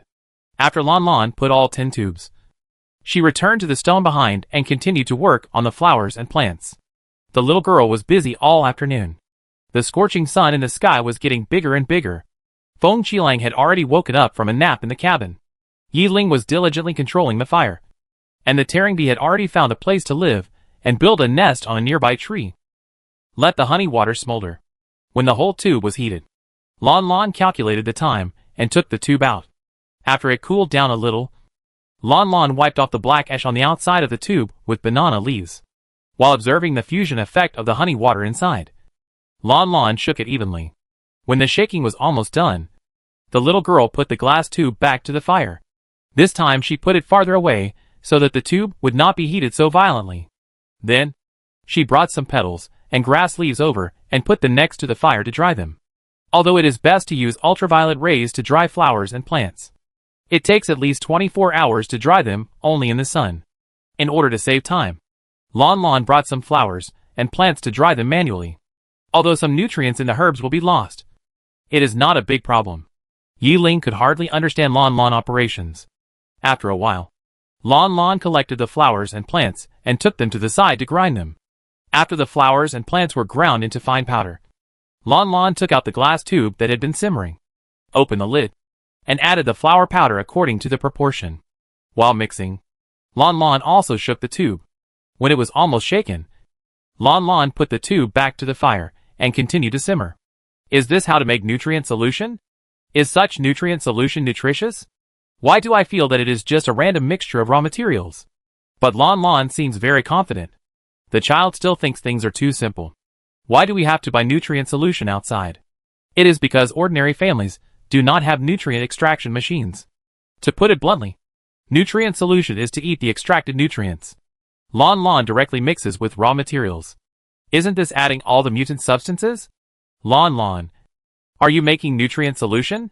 Yi Ling thought the same as the audience. He thought Lanlan seemed to have misunderstood something, or that Lanlan was not making nutrient solution. But something else? Yes. The 4-year-old girl replied crisply. The very affirmative answer broke Yi Ling fantasy. Yi Ling, okay. Yi Ling sighed and explained to the little girl earnestly, Lanlan, do you know what food raw materials are? Lanlan looked at her older brother in confusion. A little stunned. Ah? Yi Ling said slowly, the raw materials of the nutrient solution we consume daily are common farmed animals and farmed crops. That is, some people will specifically raise animals and plants for human consumption. Lanlan nodded. This Lanlan knew that humans on Blue Star also raise and farm. Yi Ling continued, but most crops and animals will mutate during their growth. For example, a basin of water is clean, but after mutation, it has many impurities. If humans drink the impure water directly, they will feel uncomfortable. Vomiting and diarrhea are mild symptoms, and serious cases can even cause death. Lanlan's eyes widened, and she hurriedly said, you can't drink it. Spit it out quickly. Yi Ling smiled, yes. You can't drink it.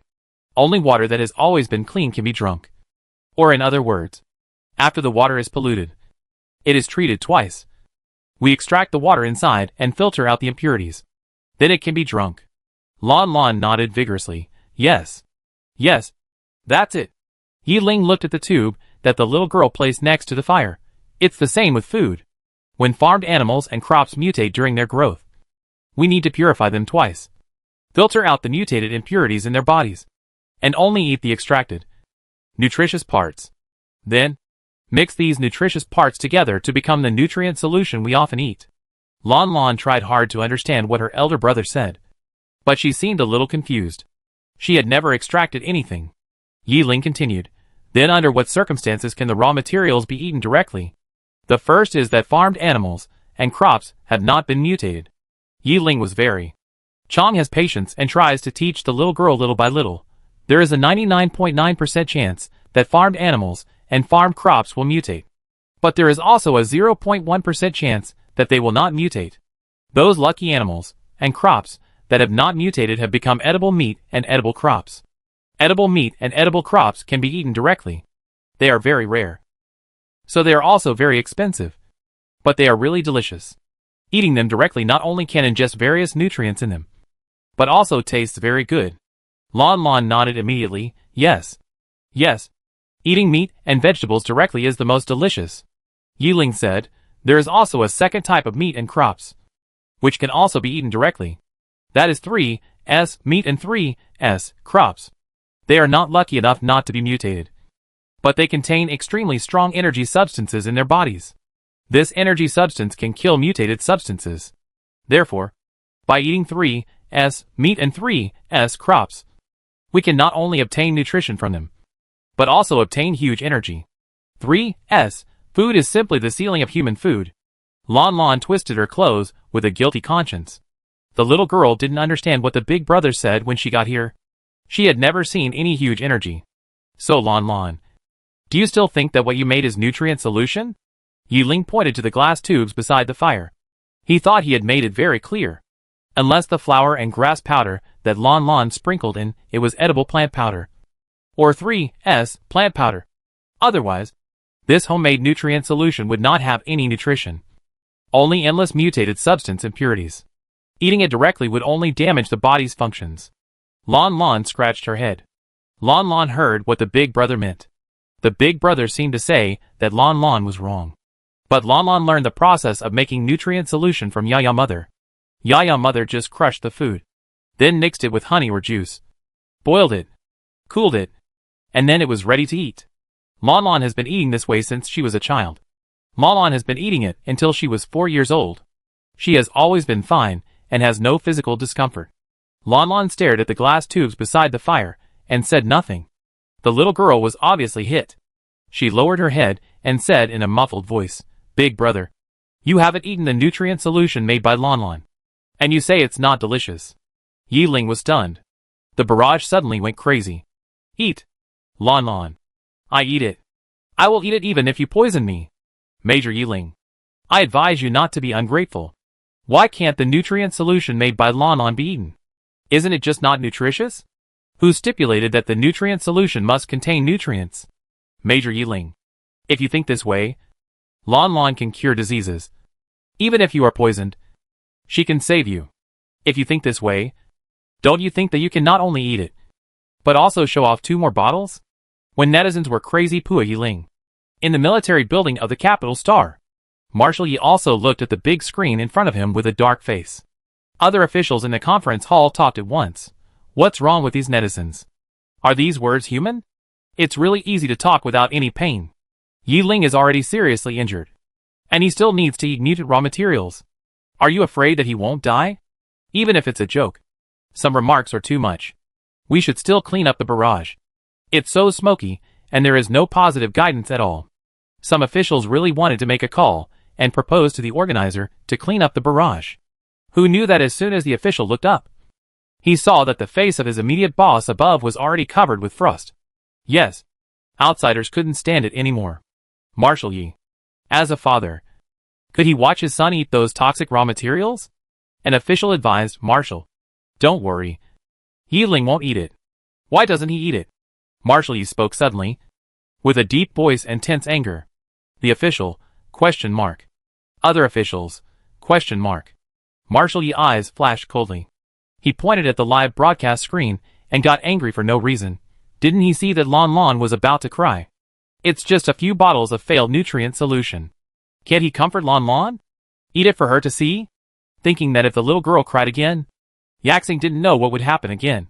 Marshal Yi directly ordered the Deputy General, "Give Yiling an order to let him eat it for me. Eat it now." Deputy General, Other officials, Do you want to hear what you are saying? Yi, is Ling really your biological son? Marshal Yi, are you crazy? The Deputy General and other officials were confused. But Marshal Yi was still urging, "Hurry up." The Deputy General came to his senses and hurried to get the communicator, who knew that at this moment, in the live broadcast room, Yiling seemed to have successfully brainwashed himself under the little girl lost expression. He gritted his teeth and said, "But Big Brother thinks that the nutrient solution made by Lanlan must be the most delicious." In an instant, the little girl with a red nose suddenly raised her head. Her big eyes were misty, and she looked at her big brother in shock. Yiling glanced at the fire behind him and took a deep breath. "When can we eat?" Big brother can't wait to try the nutrient solution made by Lanlan. Lanlan was a little at a loss. She sniffed, wiped her nose with the back of her hand, and said quickly, "Still, wait a minute. Big brother, wait a minute," the little girl said, and hurried to get busy again. Yiling looked at the little girl back with a complicated expression. then silently walked to the steps outside the wooden house. Took the material bag over and searched.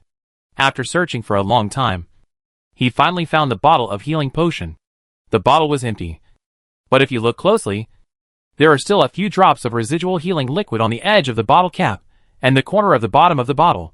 Yi Ling searched and searched the residual liquid in the 2 bottles and added them to 1 bottle cap. After confirming the amount, he poured the liquid back into the bottle and put the bottle away, intending to use this to save lives in critical moments. I can see tears. I really want to crowdfund to buy healing potions for Major Yi Ling. Major Yi Ling is already a mature poison tester, and he has learned to prepare the antidote in advance. Major Yi Ling, you should eat less later. This half-bottle cap of residual medicine can only save 1/20th of your life. At 5 o'clock in the evening, Lanlan put 10 black bottles neatly on the small stone. Yi Ling swallowed his saliva. His fingers tightly grasped the material bag next to him, and took a deep breath. Can it be eaten? The little girl nodded timidly. In order to make the nutrient solution, she made not look too dirty. She was still using banana leaves to carefully wipe the black ash outside the tube. At this time, Feng Qilang, who had been hiding in the wooden house for a day, finally came out stealthily after confirming that the tearing bee was not outside. Feng Qilang skillfully stuck to the little girl, and suddenly, it smelled something. The sense of smell of canine beasts is extremely sensitive. Feng Qilang suddenly stretched his head to smell the stone. After smelling for a long time, it grabbed 3 glass tubes in one mouthful. Little dog, stop making trouble. You can't eat so much. The Wind Wolf put the 3 tubes in his arms, then stretched his neck and bit 3 more bottles.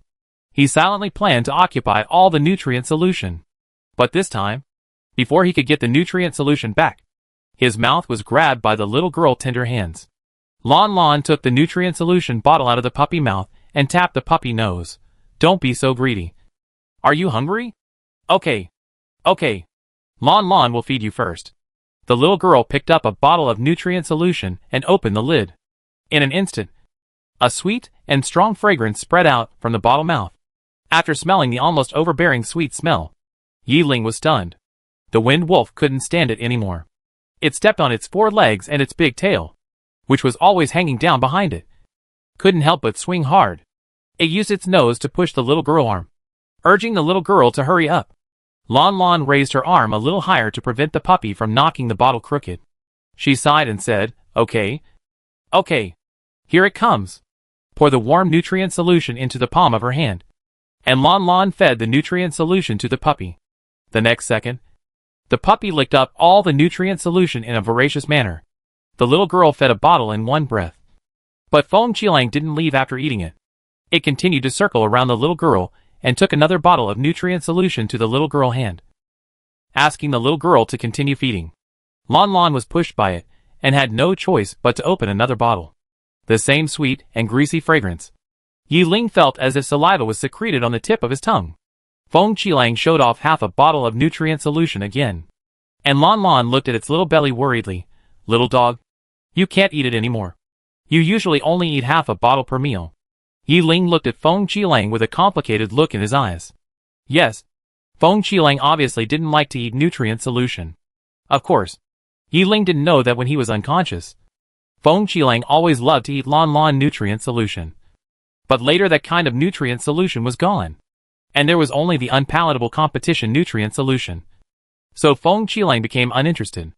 Lanlan strictly controlled the puppy diet, and didn't let the puppy eat too much. In the end, Feng Qilang had no choice but to continue to pick up the bottle on the stone and hide it under his stomach. This is a subconscious action of animals to protect food. In the blink of an eye, there was only 1 bottle of nutrient solution left on the big stone. Lanlan grabbed Feng Qilang's head and said it was greedy. Yi Ling hesitated for a moment, and after a while, he reached out and took the only remaining bottle of nutrient solution. He tentatively opened the bottle cap. Because he was close, the domineering honey aroma almost rushed into his mind. In addition to the aroma, Yi Ling didn't know if it was his own illusion. He also smelled a smell of energy. He tried to put the bottle mouth to his lips and took a sip. In an instant, vigorous energy flowed into his throat along with the sweet liquid. As a 2S level expert, Yi Ling seemed to understand the value of these liquids instinctively. He suddenly remembered that when he was half asleep and half awake in the cannibal forest, It seemed that someone had fed him something, and his internal injuries slowly began to recover after eating that thing. He thought it was a healing potion. But now think about it. There was only Lanlan by his side at that time, and Lanlan didn't have a healing potion. Yiling lowered his eyes and looked at the gray nutrient solution bottle in his hand. He suddenly felt very hot in his heart. The next second, Yiling raised his head and drank the whole bottle of nutrient solution into his stomach. After another 3 seconds, Yiling, shock. Chapter 42. Damn.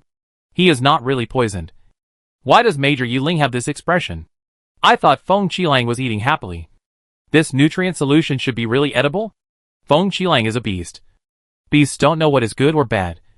It's over. Major Yiling. Don't get into trouble. Hurry up and drink your half bottle of healing potion. While the barrage was spinning around anxiously, Yiling's fingers holding the nutrient solution bottle suddenly clenched. The moment the rich honey smell entered his throat, the first thing Yiling felt was the sweet and fragrant taste that made him feel at a loss. Yiling is not a heavy eater. He has never eaten honey before, and didn't know that the original taste of honey is so shocking. Besides being shocked, Yiling once again felt the huge and full vitality. The energy is hidden under the fragrance of honey. After entering the body with the liquid, the energy is like resurrection, instantly penetrating nerves and blood vessels throughout the body. Yiling even found that his mental power was trembling. It was a very subtle tremor, and at the same time, his heart began to beat wildly. Big brother? Big brother? Lanlan saw that the big brother opposite him stopped talking after drinking the nutrient solution. She was a little nervous, holding the puppy big head timidly, and secretly looked at the big brother face. Yiling was awakened by the soft voice of the little girl. In an instant, as if he was pulled out of the chaotic self-consciousness, Yiling looked at the little girl in front of him. His eyes were very fierce, and his eyes were so hot that they seemed to burn a hole in the little girl. Lanlan was frightened. Big brother eyes were so scary. Lanlan quickly apologized. Yes. I'm sorry. Big brother. Lanlan. This is the first time Lanlan made nutrient solution. Lanlan doesn't have a pot, a spoon, or a filter, so the nutrient solution Lanlan made is rough and may not taste good. But, if I have those things, Lanlan will definitely do better next time. Big brother. You believe in Lanlan. The little girl's tone was anxious and serious. She was afraid that the nutrient solution she made was too unpalatable and made Big Brother angry. Yiling looked at the little girl with a complicated expression. After a long while, he let out a long breath and said, Lanlan, why don't you try the nutrient solution you made yourself? Lanlan was stunned. Yiling said seriously, after tasting it, you will know how Big Brother feels now. His current mood is an excitement that can hardly be described in words. Yiling has been eating nutrient solution for half his life, and he knows very well that the nutrient solution made by Lanlan is very successful. Very successful. Whether it is the taste, texture, or the energy contained in the liquid, it is simply hundreds of streets ahead of those mass-produced high-end nutrient solutions outside. No, those nutrient solutions outside are not qualified to be compared with the nutrient solution made by Lanlan. They are not worthy. Although I don't know how the little girl did it. Lanlan obviously doesn't know how terrible she has made something. She actually thought she didn't do it well? How could it be bad? It's too good. It can't be better. Yiling looked at the little girl's face encouragingly, waiting to capture the excitement of the little girl after eating the nutrient solution, which is exactly the same as her own. Lanlan didn't understand the expectation in the big brother's eyes, but she really wanted to know what the nutrient solution she made tasted like. Take out a bottle of nutrient solution from under the puppy's bulging belly. As the puppy jumped in anticipation of eating the nutrient solution again, Lanlan opened the lid and took a sip. 1 second later, Lanlan, Yiling excitedly, how is it? Lanlan, how is it? The little girl looked at the big brother, and Yiling looked at the little girl. A few seconds later, the little girl lowered her head in shame, and her mouth flattened into an inverted bracket. Big brother. Lanlan knows. Lanlan cooking is really not delicious. Yiling, Yiling, question mark. Yiling took the bottle of nutrient solution from the little girl's hand, dipped a little on his hand, and tasted it himself. It's delicious. Just like what he had just eaten. Not only is it sweet and delicious, but it also has that kind of vigorous vitality and energy. I'm sorry, Big Brother. Before Yiling could figure out what went wrong, the little girl started to apologize again. Lanlan seems to have wasted a day. And also wasted the honey that the little bees gave to Lanlan. The little girl's eyes were full of disappointment. And Yiling's head was full of question marks. Wait. Lanlan. Yiling felt incomprehensible. Do you think you didn't do it well? Yeah. Lanlan stirred her fingers. Lanlan didn't do it well. The taste was too sweet. And there was no other jam to season it. So it was only sweet. Which would be very greasy. The powder of the ingredients was not well blended. And Lanlan actually ate a lot of residue. This kind of mistake should not have been made. The color was not beautiful enough, because it was not shaken evenly. The nutrition inside was also very weak. So it was easy to not feel full. And, wait a minute. Yiling had to interrupt the little girl chattering negative comments. He looked at the little girl face seriously. Do you really think so? You think it's bad? Lanlan was a little puzzled. Big Brother. Didn't you taste it too? It's not delicious. So you let Lanlan try it yourself. After tasting it, Lanlan also knows how Big Brother feels. I'm sorry, Big Brother. Lanlan did a bad job. The little girl didn't cry. But anyone could see the sadness on her face. After working hard for a day, the thing she made had so many shortcomings. This was something Lanlan herself didn't expect. Yiling. Looking at the nutrient solution in his hand. And then looking at the little girl opposite. Yiling didn't understand. Yiling really didn't understand. He blurted out, but I eat it. It tastes good? Lanlan was stunned. She looked at the Big Brother. And then seemed to understand something. She smiled bitterly. Big Brother. Don't coax Lanlan. Lanlan is fine. I'm not coaxing you. Yiling was still a little confused. He took out a bottle of high-grade nutrient solution from the supply bag. And said to the little girl, Lanlan, the nutrient solution you made is 100 times. No. 1,000 times better than this nutrient solution. The boy's eyes were very sincere. As if he was afraid that the little girl didn't believe him. And his tone was a little exaggerated. If I had eaten the nutrient solution you made first, and then ate this ordinary nutrient solution, I might spit it out directly. Wait. Spit it out directly. At this point, Yiling suddenly paused. It seems that every time Lanlan eats the nutrient solution, she always looks like she is about to spit it out. Yiling couldn't help staring at the little girl, Lanlan. What did you eat before? Did you eat 3 ingredients every meal? Even the nutrient solution with such abundant energy and sweet taste is defined as a failure. It's too outrageous. Lanlan was breastfed when she was a child. The little girl answered sullenly, later. When I grew up, I ate the nutrient solution made by Yaya's mother. Yiling frowned. Is the nutrient solution made by your mother better than this one you made? Lanlan nodded, yes. Lanlan made it very badly. Yiling, very bad? Please wake up. The nutrient solution you call very bad is something that billions of interstellar people can't even look up to. However, is this special nutrient solution developed by Lanlan mother? What is Lanlan family background? The use of herbs. Her relationship with strange beasts and plants, including this homemade nutrient solution. What kind of family can raise such a terrifying child? Big Brother. Lanlan wants to make nutrient solution again tomorrow. Is that okay? The little girl tone was a little low. If she had to trouble Big Brother to help Lanlan for another day tomorrow, would it be too much? Of course. Yiling immediately straightened his back. And the boy's ice blue eyes were full of light. If you can still make such nutrient solution. Lanlan. Whatever you want Big Brother to do, Big Brother will do it. Lanlan was a little surprised. And then she was very moved. Big Brother really tried hard to make Lanlan happy. What's the situation? This nutrient solution is really edible? It's normal to be edible. It contains honey from Tu's tearing bees. There is no such thing as mutation in honey. To round it off, this honey is Tu's food. It is not only nutritious, but also carries Tu's energy. Even if there are many mutated impurities brought by the flower and grass powder, the lethality will not be great under the dilution of Tu's energy. Shit! Why not just eat Tu's honey? After mixing it like this, it seems that the effect is reduced a lot. There is no way. Lanlan doesn't know. And Major Yiling doesn't seem to know either. Anyway, it's okay now. When I think about wasting Tu's honey like this tomorrow, my heart aches. It hurts so much That night, Lanlan washed her face and brushed her teeth early, and went to bed. The next morning, Lanlan got up very early, and the little girl got up, and Feng Qilang beside her also woke up. The man and the wolf left the cabin, and Lanlan went to the big rock first to see the dried flowers and hay that were drying yesterday.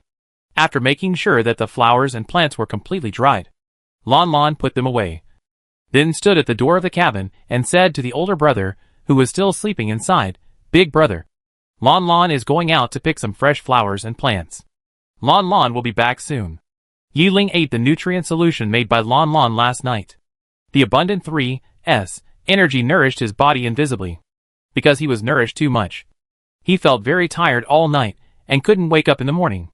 Lanlan saw that the older brother didn't respond to her, thinking that she wouldn't be gone for long. She put on her small backpack and went out with the puppy and the little bee. Yiling woke up at noon. As soon as he woke up, he was surprised to find that his mental power was much more full. He had taken 2 bottles of healing potions before. After taking the potions, his mental power had been in a half-dead state. He did not dare to use his mental power easily, for fear that overloading his mental power would cause mental power riots. As a result, now, the shriveled mental power is gradually beginning to recover. Yiling took a deep breath and tried to concentrate his mental power on his hands. Soon after, a thin layer of sweat oozed from his forehead, but on his palms, he actually had a familiar sense of weight. Success? Although it was a bit difficult, it succeeded. His mental power is slowly coming back. Mental power is too important for humans. When mental power is restored, the damage to the internal organs and nerves will naturally recover. Yiling's heart was crazy. He turned his head and was about to thank Lanlan, but found that there was no one else in the cabin. Yiling immediately looked out and saw Lanlan sitting in front of a big rock outside the wooden house, cutting something. Countless tearing bees were clinging to her head and shoulders. The wind-red wolf was lying a few steps away from the little girl, shaking its tail aggrievedly. "Lanlan," Yiling said. "Big brother, you are awake." The little girl had a bright smile in her eyes. She turned her head and raised a bunch of round things in her hand, and said happily, "Lanlan went out to collect ingredients this morning and picked mushrooms." "Mushrooms?" Yiling looked at the black umbrella grass in the little girl's hand in silence. He didn't know how to tell the little girl that this thing was highly poisonous. At the same time, in the southern universe, inside the Death Star, the numbers on the optical brain changed silently. There were less than 20 minutes left until 1310. Hu Qingya sat in the back seat of the ion ship, her head leaning on Sophia's shoulder. Through the glass, she lazily looked at the sky above and couldn't help muttering, "Today's sun is pretty good." The people in the cabin followed her words and looked up at the sky. Sophia said, "In this weather, we should take Xiaohong out for a walk." Muyu in the front seat suddenly thought of something and complained, "How dare you mention your Xiaohong? Your fire wolf chased me for 7 blocks last time. It almost bit me to death." Sophia cold and beautiful phoenix eyes turned up. "Who told you to steal its dog food?" Muyu cursed, "It can't finish eating it. Isn't it a waste to keep it?" Sophia fire wolf. Because of the blue sky. After giving it extra food, it was almost as fat as a ball. But the wolf was still guarding its food. Muyu just wanted to try how delicious the dog food with the so-called blood swallow was. But he didn't get a bite, and a piece of meat was bitten off his butt. Ino asked at this time, "Who will take care of your fire wolf after we leave?" Sophia said casually, "Val." She also said, "I put a note in the crack of his clinic door and asked him to walk the fire wolves for me every day." Ino's eyes lit up. "So you were the one who stuffed the note?" "I couldn't take the 3S cactus that Lanlan gave me, so I also stuffed a note and asked Val to help me water it regularly." Hu Qingya followed up, "I also stuffed a note. I asked Val to look after Lanlan's small flower bed and the 3S man-eating bees in my backyard." Cuss in front turned his head at this time. "It seems that I was the last one to stuff a note. Val's clinic is opposite my house. I asked him to open the windows and ventilate my house every 3 days to prevent the house from being unoccupied and having a musty smell. Is it troublesome?" "You stuffed a note." Muyu interrupted, "I didn't stuff a note. I gave the little spider and cold ball that Lanlan left with me to Val last night. He asked me why I didn't raise it myself. How smart I am. I said that when I saw the cold ball, I thought of Lanlan, and he didn't ask and took it directly." Everyone else on the ion ship nodded. thinking that this excuse was good. After a while, they all looked at the driver's seat. The warden, who hadn't said a word from beginning to end.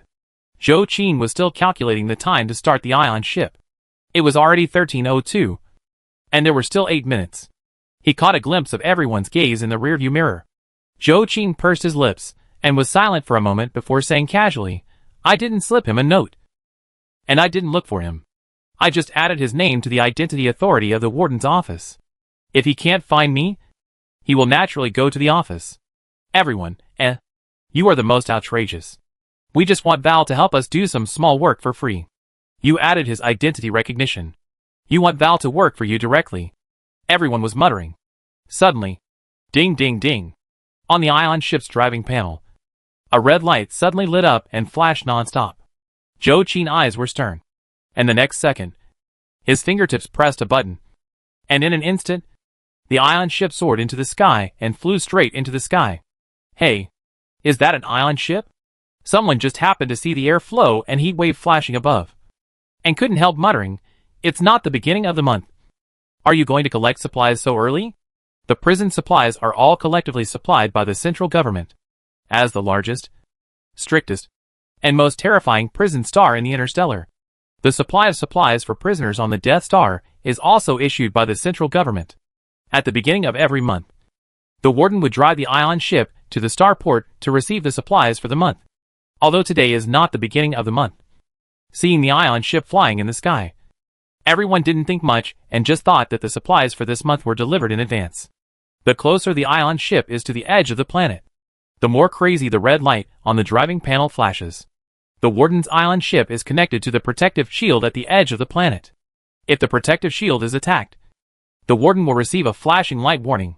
Now that the protective shield has been attacked, it means that it is highly likely that Donald's people have arrived inside the 984 universe area. The more frantically the red light flashes, the greater the attack on the shield. However, the shield is not only connected to the warden, but also mainly to the border troops at the starport. With such a large attack, the border troops will arrive to support in less than 3 minutes. Sure enough, 3 minutes later, the flashing red light on the ion ship panel became slower. Zhou Qin looked at the time at this time. Exactly 13:10. With a sneer on his lips, Zhou Qin said, "Are you ready?" In the back, Hu Qingya, who was responsible for setting the route, and Mu Yu, who was responsible for hiding the direction of the ion ship, said at the same time, "Ready?"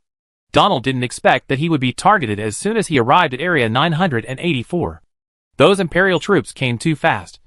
But he was a decisive person, so he immediately ordered to fight them. The two sides fought hard until an anxious voice came from the other end of the headset. "Young Marshal, the Imperial Army seems to be well prepared.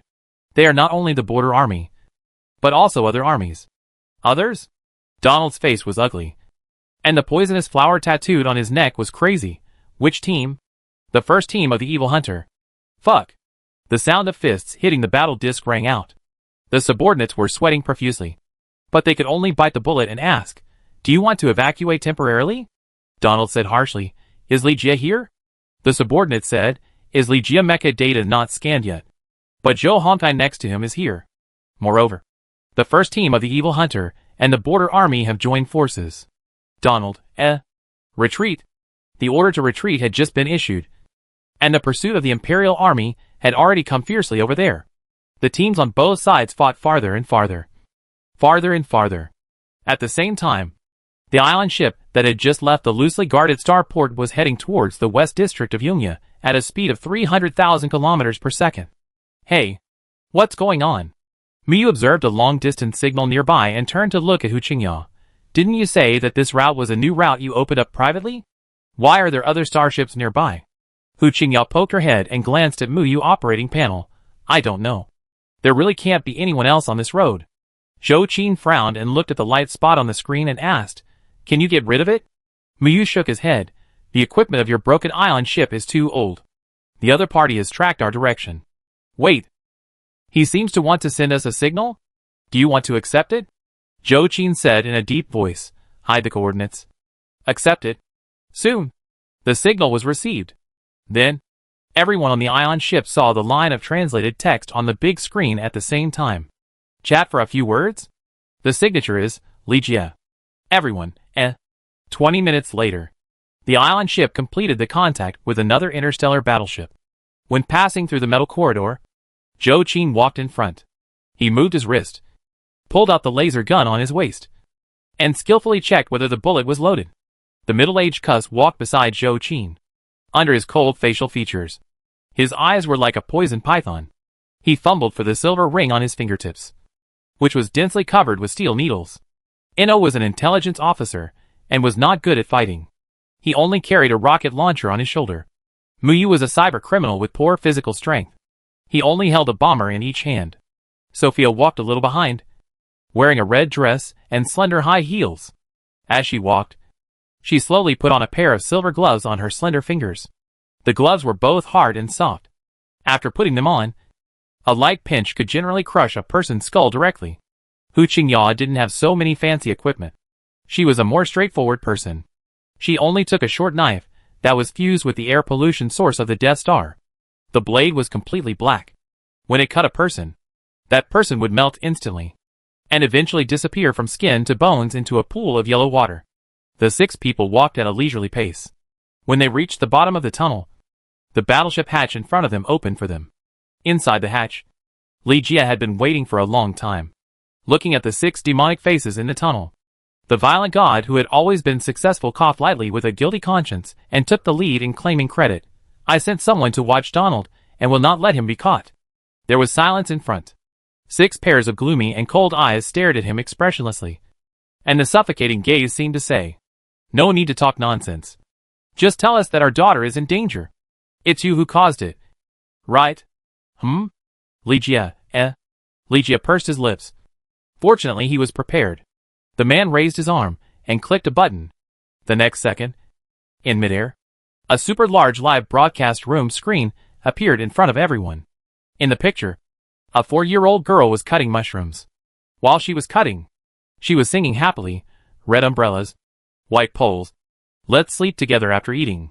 Outside the live broadcast room, 6 murderous and angry fathers and mothers suddenly changed their faces when they saw the little girl appear. It was as if a switch was pressed. Their eyes became gentle. Their expressions became kind. They stared at the little girl on the screen, and their hearts turned into a pool of water. They whispered softly, "Baby." Chapter 43. Deadly Training Ground. In the open space in front of the cabin, Lanlan had already chopped the mushrooms into small pieces and prepared a large pile. Yiling walked out with a complicated expression, looked at the umbrella grass, and asked tentatively, "Lanlan, where did you find these umbrella grasses?" The little girl raised her hand and pointed in a direction from a distance. "It's over there." Yiling frowned. "You ran over there. Didn't I say it's best not to go into the deep forest? There are many kinds of strange beasts over there, and they are all very dangerous." Lanlan was stunned. She shrank her neck and stuck out her tongue slightly. Now that the elder brother mentioned it, Lanlan remembered it. It seemed that the elder brother did say yesterday that Lanlan was not allowed to go there.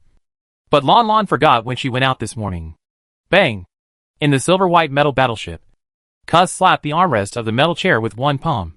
He stood up with a gloomy face, pointed at the sickly boy on the big screen, and asked Li Jie, "Who is this guy? Is he blaming my daughter?" The intelligent robot on the battleship was about to serve some edible fruits and drinks to entertain the guests. But the guest suddenly jumped up, and the intelligent robot was frightened and stood still, unable to move. Sophia's face was not good either. Lanlan can go wherever she wants. What does it have to do with him? Who is he? Muyu began to stroke his bomber. Ino took back the rocket launcher next to him. Hu Qingya casually sharpened her nails with a black short knife, and Zhou Qin continued to move his wrist. Li Jie, Li Jie, who is always rough and fierce, looked at the 6 daughter slaves in front of him and almost didn't react for a moment. Who is the violent god? These guys are much more irritable than him. Li Jie raised his hand to let the robot put down the fruit. He pressed his eyebrows and said, "Yiling is just concerned about Lanlan. He is already pretty good." The 6 people looked at him instantly. "What do you mean it's already pretty good? This brat is talking about Lanlan faults. Are you blind and can't see it?" Li Jie certainly saw it. After a moment of silence, the man touched the light brain twice and opened another screen in the air. On this screen, The video of Lanlan being pushed into the group of fire-bone crocodiles by Wei Xuecha was played. 10 seconds later. Fuck. 5 minutes later. Li Jie looked at the interior of his warship that was bombed into pieces like a ruin, and the warship operating table that was occupied by the dominant position. He fell into silence, grinding his teeth heavily. Li Jie felt a splitting headache. A bunch of lunatics. Can't they seek revenge on the person who destroyed his warship and float in the universe together? Li Jie couldn't imagine what kind of chaos would happen outside if he really let these lunatics go. Lanlan. But this can't be eaten. Do you know? Yi Ling pointed at the umbrella grass. His face was not very good. These are poisonous. Lanlan paused while cutting mushrooms. She looked at her big brother, her big eyes full of confusion. Yi Ling explained to her, "This is not called anything." "What did you say just now?" Lanlan lips moved. "Mushroom?" "Yes. It's not called that name. This is called umbrella grass. It is a herbaceous plant. There is a shape like an umbrella on the top of the head. So it is called umbrella grass." Lanlan, The little girl scratched her head. "Big brother. Mushrooms are not herbaceous plants. Mushrooms are a kind of fungus. It belongs to the mushroom family. It is not grass." Yi Ling frowned. "When I was marching in the wild, I often saw this kind of umbrella grass. They usually grow in rotten wood and dark and damp corners. These places are the most likely to breed mutant substances, so they are naturally rich in toxic substances." Lanlan shook her head quickly. "No, big brother. Mushrooms like to grow in dark places because they need to extend their hyphae into moist and warm soil or rotten wood to absorb organic nutrients to maintain life. This is the way this biological species grows by itself. It can't be said that they are naturally poisonous just because they live in a bad place." Yi Ling shook his head. "But the umbrella grass is indeed poisonous. And the umbrella grass is very cunning. It not only grows in places like forests where strange plants are dense, it also grows in human homes, such as near some starports, those corners of walls or under the eaves, where umbrella grass grows. Sometimes children don't understand and put it in their mouths and eat it, and they almost die." Lanlan sighed softly. "Big brother. Lanlan has already said that mushrooms just like dark and humid places. They are not all poisonous. Of course, there are poisonous mushrooms. The brighter the mushrooms, the more poisonous they are. But the ones Lanlan picked, although ugly, are not poisonous." Lanlan picked up the chopped mushrooms and showed them to the big brother. "Big brother. Look." After Lanlan cut the mushroom stem, the liquid secreted from it is like clear water. This is the water in the mushroom body, which means it is not poisonous. But if the secretion is a thick, strange liquid that changes color when it encounters air, it means that it is a poisonous mushroom and must not be eaten. Then, Lanlan mentioned several ways to distinguish poisonous mushrooms from non-toxic mushrooms. More strange knowledge? Is what Lanlan said true? Not all types of this umbrella grass are poisonous? Fuck. Don't believe it. I have torn open the umbrella grass with clear water flowing out. But I was sent to the hospital immediately after eating it. Not all umbrella grasses are poisonous. The more beautiful the color, the more poisonous it is. This is true. If there is no turbid dirt inside when you cut it open, it is non-toxic. This is also true. But don't forget that even non-toxic umbrella grasses may have been mutated and infected. The netizen in front of you should have eaten the umbrella grass that was not poisonous, but still mutated. So you were still infected. That's too difficult to distinguish.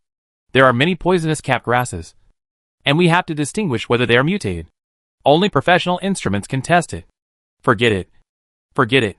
Don't hold a fluke mentality. It's most reliable to only eat edible ingredients sold by the official. Don't touch anything that has not been handled by the official. So Lanlan, are you really 100% sure that these cap grasses are edible? After the little girl persistent and repeated explanations, Yi Ling was finally a little brainwashed by the little girl. Just looking at the cap grass in front of him, he still couldn't help but worry. Yeah. The little girl nodded vigorously. Lanlan can be sure. These little mushrooms are edible.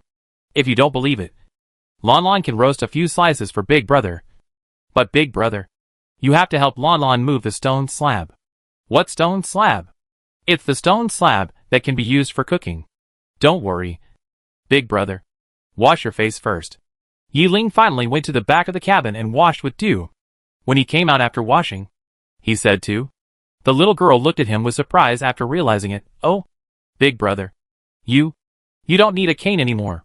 Yi Ling smiled with gratitude in his eyes, and said gently, yes. Thanks to the nutrient solution made by Lanlan, big brother feels much better. The little girl was very surprised.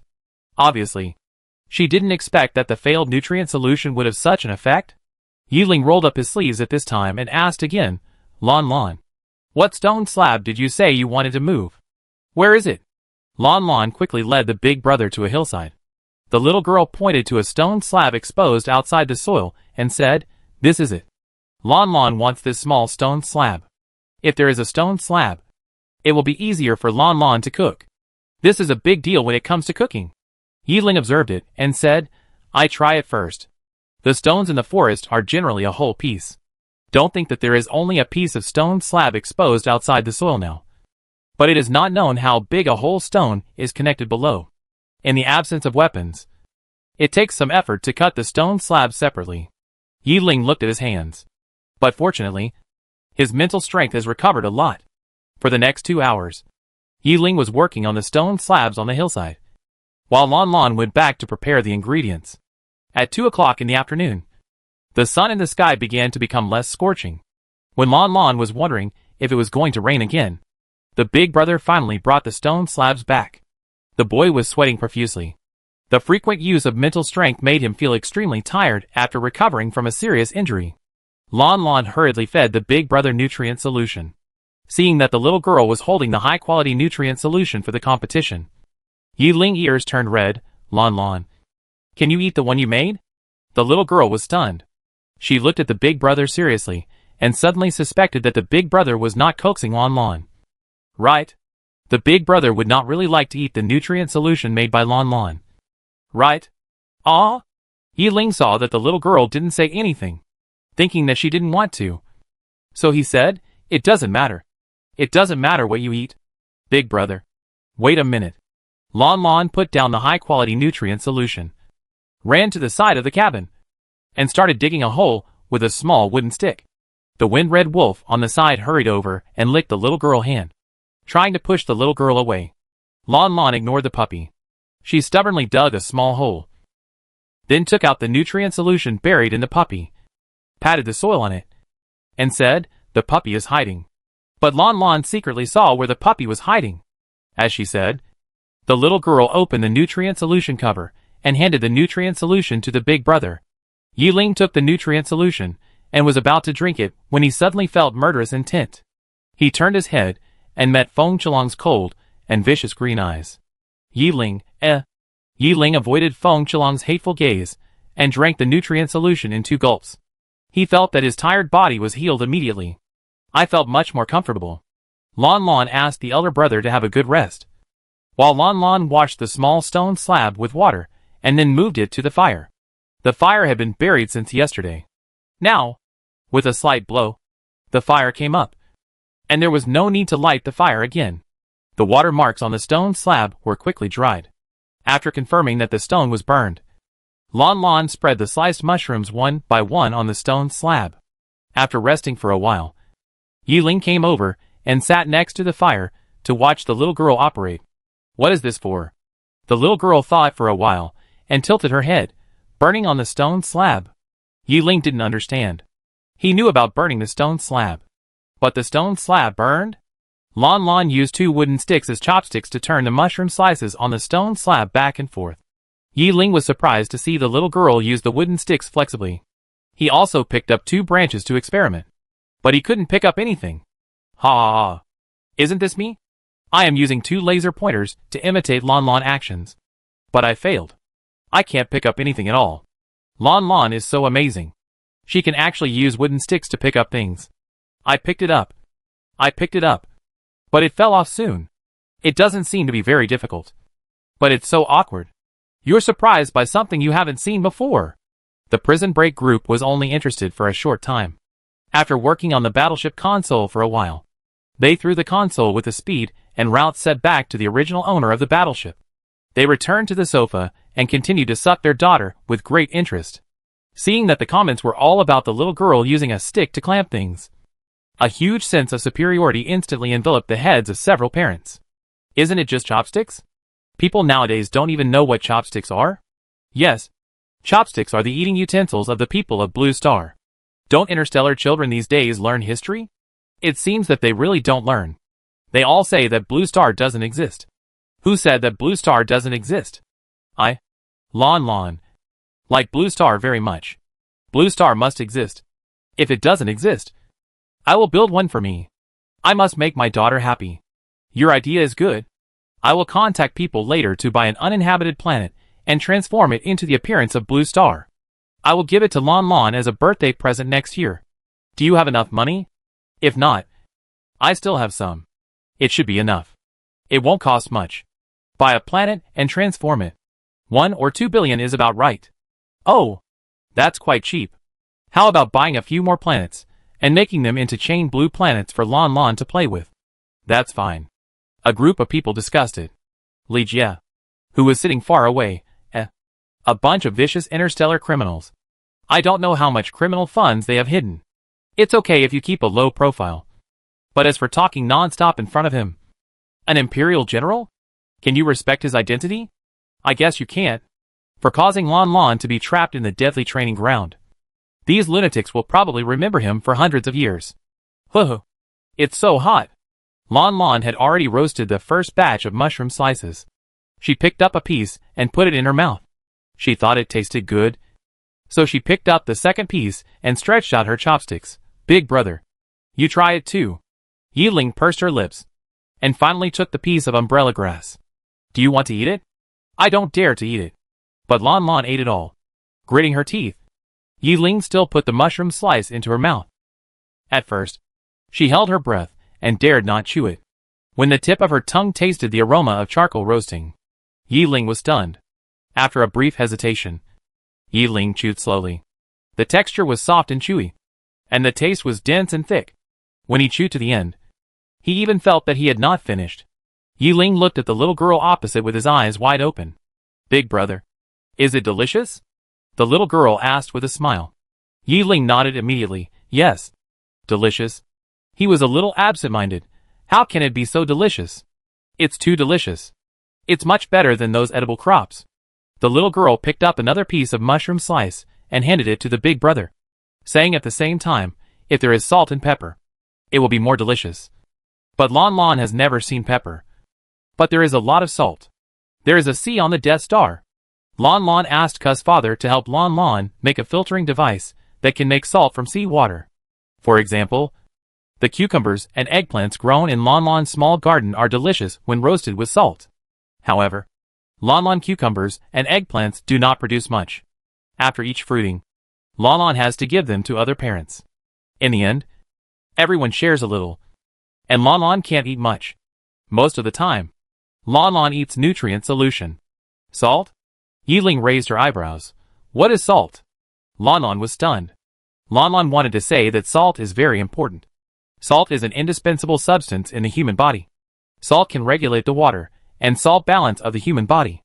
If you don't eat salt for a long time, you will get sick, have muscle weakness, dizziness, headache, drowsiness, indigestion, vomiting, and even life-threatening. But when the words came to her lips, Lanlan still didn't say it, because Lanlan knew that people nowadays don't seem to feel uncomfortable even if they don't eat salt. Lanlan had asked Dr. Val before, because Lanlan found that the parents on the Death Star didn't eat salt.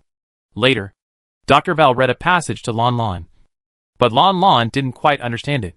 The general meaning was that the history books did record the existence of the condiment salt, but the seawater in the interstellar space contained dark matter and could not be directly filtered into salt. The interstellar salt mines were also contaminated by dark matter and could not extract salt either.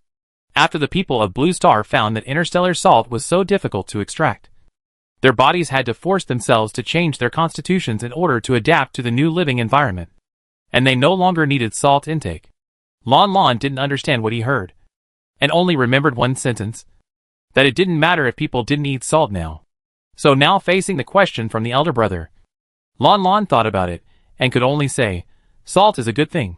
Yiling, It seemed to be explained, but it seemed not to be explained. Lanlan didn't care. She continued to feed the big brother, eat some more. Mushrooms can improve immunity and intelligence. Yiling, who just took another piece of mushroom slice, question mark. Ha. If you don't understand, just ask. Is Lanlan implying that Major Yiling has low intelligence? Lanlan focus may be the first sentence, but Major Yiling only heard the second sentence. Ah, I'm so greedy. It feels really delicious. No. At Ministry of Agriculture. Please quickly study edible umbrella grass. I really want to buy it. Give me a chance to spend interstellar coins. In fact, eating other edible crops is also okay. I just broke the edible cabbage and roasted it like Lanlan did. And it was really delicious. Edible crops used to be boiled. But I didn't expect that roasting them would taste so special. Wow. Lanlan has opened up a new way to eat crops. Lanlan is awesome. Lastly, Lanlan roasted a lot of mushroom slices. And after sharing them with her big brother and the puppy, she continued to make nutrient solution. The jailbreak group on the battleship saw that Lanlan still had to make nutrient solution. And their faces turned black. Sophia choked up. How long will it take to get to Asia Star? Since I watched the live broadcast until now, Lanlan has been working. And I have never seen her rest. What kind of program is this? A child abuse program. My Lanlan has never done so many things at home before. Ino also looked ugly, yes. She also roasted mushrooms for that brat. Did that brat break his hand? How can he let a little girl serve him with peace of mind? Who is he? The president of the empire? Muyu corrected Ino. You are wrong. Is the president of the empire worthy of Lanlan roasting mushrooms for him? Ino was stunned and agreed, yes. He is not worthy. Zhou Qin couldn't stand it anymore. He turned his head and asked. Li Jia, hey. How long will it take to get to Asia Star? Li Haijia, Li Jia wiped his face. Your private route is more roundabout. Data shows that it will take 13 hours to arrive. So long. Hu Qingya stroked her short knife and suggested, Muyu. You can just open the protective cover when the battleship arrives at Asia Star. We will rush directly into the training ground and take Lanlan away. It will save trouble for everyone. Li Jia, Hu Qingya glanced at Li Jia. What's that expression on your face? Don't you want Lanlan to come out earlier? Or are you afraid that we will drive your battleship to cause trouble and your official hat will be lost? Li Jia ignored Hu Qingya ridicule and just looked at her calmly. Hu Qingya frowned. What are you looking at? Just say it if you have something to say. Li Jia pursed his lips. It's just that I suddenly remembered that I forgot to tell you something. Hu Qingya said nothing. Li Jia said, Your brother is with me. Hu Qingya, Li Jia asked for confirmation. Hu Qingchen. Is he your brother? Hu Qingya stood up suddenly. And her beautiful face was immediately filled with gloom. What did you do to him? Li Jia sat on the swivel chair in front of the console. His left hand resting on the edge of the console. His fingertips tapping the metal panel of the console. Motioning Hu Qingya to come over. Hu Qingya walked a few steps to the man. Li Jia looked at the murderous face of the woman. Smacked his lips. And played a live replay video for her on the screen of the console. Which was the whole process of Lanlan meeting Hu Qingchen on the court. Hu Qingya looked at the screen with a heavy gaze. And when she saw the gloomy and sickly boy in the picture, who was completely different from her impression, Hu Qingya pressed her hands tightly on the top of the console. Li Jia glared at his ex-wife, who was emitting cold anger all over her body, and said calmly, Take your time to look at it, and keep an eye on the flight path. After that, Li Jia stood up, gave the chair to Hu Qingya, and sat on the sofa. Lanlan calculated the amount today, and filled all the empty bottles with nutrient solution in one go. Yiling calculated that, including yesterday's, there were a total of 23 bottles. They now had a total of 23 bottles of super energy nutrient solution. Yiling's heartbeat accelerated with excitement. At this time, it was already evening. Yiling wanted to see what time it was, and casually glanced at the light brain. The next second, Yiling was stunned. Only 4 o'clock? Lanlan paused. Only 4 o'clock. Then it got dark so early today. Lanlan suddenly thought that it seemed that the sky was cloudy at noon, and there was no sun in the afternoon. No. It's a bit strange. This can't be. Something suddenly flashed through Yiling's mind. And as if to reflect his guess, the flames on the burning fire suddenly became weaker. Yiling stared at the flame. And then he clearly saw that there was a layer of black fog above the flame, which was gradually enveloping and swallowing the flame. Oh no! It's the heavy fog of climate training. Yi Ling immediately grabbed the supply bag and said to Lanlan, Lanlan, take the things? We have to leave immediately. Lanlan was startled and quickly packed up her small backpack and asked in a panic, Big brother. What? What happened? This kind of fog will cover the sunlight, turning the world into eternal night. And it is poisonous. If we stay in the fog, our mental strength will continue to weaken. We have to go to a place without fog immediately. Have you packed up? Let's go! The fog is coming. Chapter 44. The fog behind followed like a shadow. At first, Lanlan was still stumbling and being led by the big brother. Later, because her short legs ran too slowly, the big brother directly picked her up. Lying on the big brother's shoulder, the little girl tried to look back and saw that the fog that seemed to be real in the night vision had really caught up with her. Lanlan looked at the flowers, plants, and trees around her, and the little bees that had been chasing her. The flowers, plants, and trees were still fine in the fog, and they did not wither. The little bees also flew very flexibly, and were not unable to fly. Lanlan was a little confused. Big brother. It seems that everything is fine. Lanlan saw that everyone seems to be fine. Big brother. You don't have to run so fast. Yi Ling was lucky that his body recovered a lot today. Otherwise he couldn't run away now. This fog is only for humans. So other creatures are fine. This is set by the organizer. Lanlan was stunned. Is there a climate that is only for humans? Then Big brother. Where are we going? Yi Ling had a whole map of the stadium in his mind. He pondered for a moment and said, Finghua Forest. There is a volcano over there. And the fog will evaporate over there. The fog suddenly fell. And it was not only Yi Ling and Lanlan who were affected. Princess Nana at the border of the dense forest. The prince to the west of the dense forest. Yu Sang to the south of the dense forest. Mian Feng near Hengsha Stone Forest. And Su Yu and Su Ming who happened to be heading to Finghua Forest from another direction. Yes. Su Yu, Su Ming, and Ding Ju, the three who had fought against the blood python, had eliminated one more person in the short few days, leaving only 2 people. Yi Ling did not dare to stop. He ran for 2 or 3 hours. And when he finally saw the bright moonlight, he finally relaxed with sweat all over his forehead. The clear moonlight meant that the fog would take at least a while to catch up. At this moment, Yi Ling suddenly felt something rubbing against his forehead. He lowered his eyes and looked down, and saw the little girl in his arms, pinching his sleeves, wiping the sweat off his forehead with a worried look on her face. Yi Ling was very tired after running for so long. But the little girl action suddenly made him feel as if he would not be tired even if he ran for a few more hours. Yi Ling throat rolled, and the boy looked at the little girl with deep eyes. Finally, he couldn't help but rub the little girl head heavily with his palm. Lanlan's head was twisted and crooked by the rubbing. She tried to look up, and her eyes were covered by the big hand so that she could not see anyone. Big brother, do you want to drink water? Lanlan will get it for you. Yi Ling put the little girl down. Lanlan opened the big brother's supply bag, took out the water bottle from it, and handed it to the big brother. Yi Ling unscrewed the water bottle, drank water, and observed the surroundings, paying attention to whether there were strange plants and strange beasts nearby at any time. Lanlan saw that the puppy was also breathing, so she quickly opened another water bottle, poured the water into her palm, and fed it to the puppy. After resting for about 10 minutes, the sweat on Yi Ling's head was still not dry. He stood up and said, Let's keep going. Don't stop tonight. As he said that, he carried the bag of supplies and held the little girl in his arms again. Lanlan struggled. Big brother. Lanlan walks by herself. Big brother is not well yet.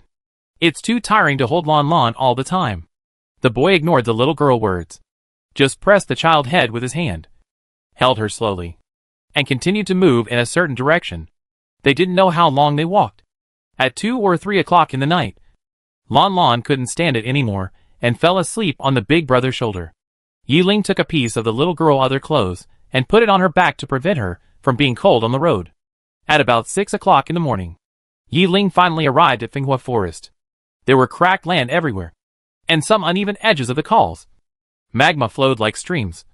Trees were almost extinct here. Insects and small exotic animals were nowhere to be seen, and birds and the like were no longer there. This is Finghua Forest, located in the middle of the Tejiaza Mountains, a valley that is invaded by volcanoes all year round. Yes, Finghua Forest is a valley, And it is precisely because of its peculiar terrain that every time the Finghua Forest volcano erupts, the magma will not flow along the mountain path into the dense forest or Hengsha stone forest below.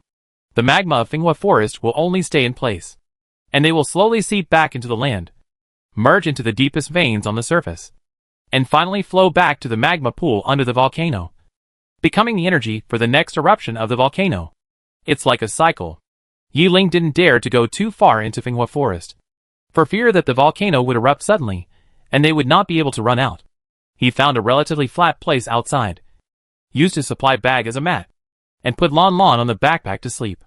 It must be said that the temperature around them had been rising since they entered the beacon forest. Yiling was so thirsty that he drank half a bottle of water. Then he noticed Feng Qilang lying next to the little girl. After a pause, Yiling imitated the little girl, poured some water into his palm, and stretched it in front of Feng Qilang. Feng Qilang, Yiling, The man and the wolf were in a stalemate. A second later, Feng Qilang suddenly stood up. His back hair exploded. His green eyes were fierce. He bared his sharp teeth like a blade at the young man in front of him, and the fur above his nose was pressed layer by layer. It's angry. It's threatening this human not to get close to it. Yiling quickly retracted his hand, shook off the water droplets on his hand, and walked 8 steps away from Feng Qilang. Ha! Major Yiling tried to show kindness to Feng Qilang. Feng Qilang, get lost.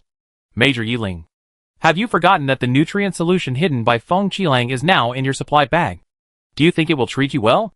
It's a small-minded thing. Even if it didn't take away Feng Qilang's nutrient solution, Feng Qilang would not treat us. Major Yiling.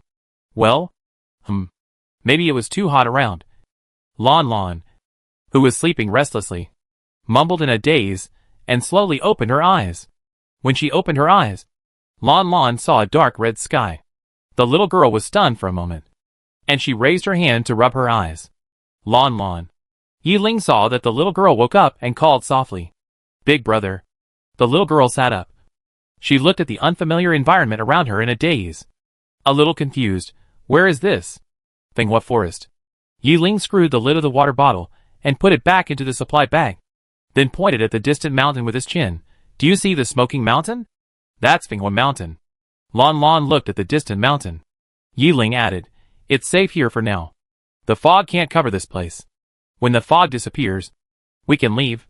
Lanlan nodded in confusion. She pressed her 2 little hands on the ground, feeling that her palms were warm. The little girl raised her hands and looked at her palms. It's hot, isn't it? Yiling sighed. It's hot here, but it's a special situation, so you can only drink more water. Do you want to drink water? Drink water and sleep for a while. It's still early. Lanlan shook her head. Big brother. Lanlan is not thirsty. I don't want to drink water. Lanlan doesn't want to sleep. Big brother. Go to sleep. The little girl moved her position, patted the empty space beside her, and folded her clothes to use as a pillow for her big brother. She said, Lanlan will sleep with big brother, so that if there is any danger, Lanlan can wake up big brother in the first time. Yiling's heart was as soft as a pool of water. He sat next to the little girl and reached out to rub the little girl's head. Lanlan. Why are you so obedient? Lanlan's cheeks blushed. She didn't respond to her big brother words. She just pushed her big brother with her tiny hands, asking him to lie down quickly and sleep obediently. Maybe she was really too tired after walking all night. Yiling fell asleep after a while. After making sure that the big brother was asleep, Lanlan turned around and touched the puppy head, saying, Little puppy, you should sleep for a while. Lanlan will accompany you.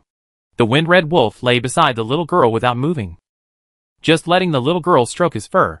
But it's really hot here. It would be nice if it could be a little cooler, the little girl said. Her eyes looked at the smoky beacon mountain in the distance. She muttered, the smoke is so high. This is really an active volcano that loves to spit fire. Loves to spit fire. The wind-red wolf didn't understand what the little girl said. It looked up at the little girl. Lanlan pointed at the crater in the distance. It is through the smoke that we can judge how often a volcano erupts on average. This volcano is an active volcano that likes to erupt. The lava layer below its surface has almost been melted by the high temperature, and the melted magma has to erupt upwards due to pressure. If it erupts again and again, The volcano can only erupt again and again. Alas, this won't work. The wind-red wolf didn't know what the little girl was mumbling. It turned over, put its big head on the little girl's knees, showed its white belly to the little girl, licked its nose, and fell asleep. Lanlan touched the puppy whiskers, patted the puppy back with her little hand, and coaxed the puppy to sleep. Little dog, do you know that magma has another name on Blue Star?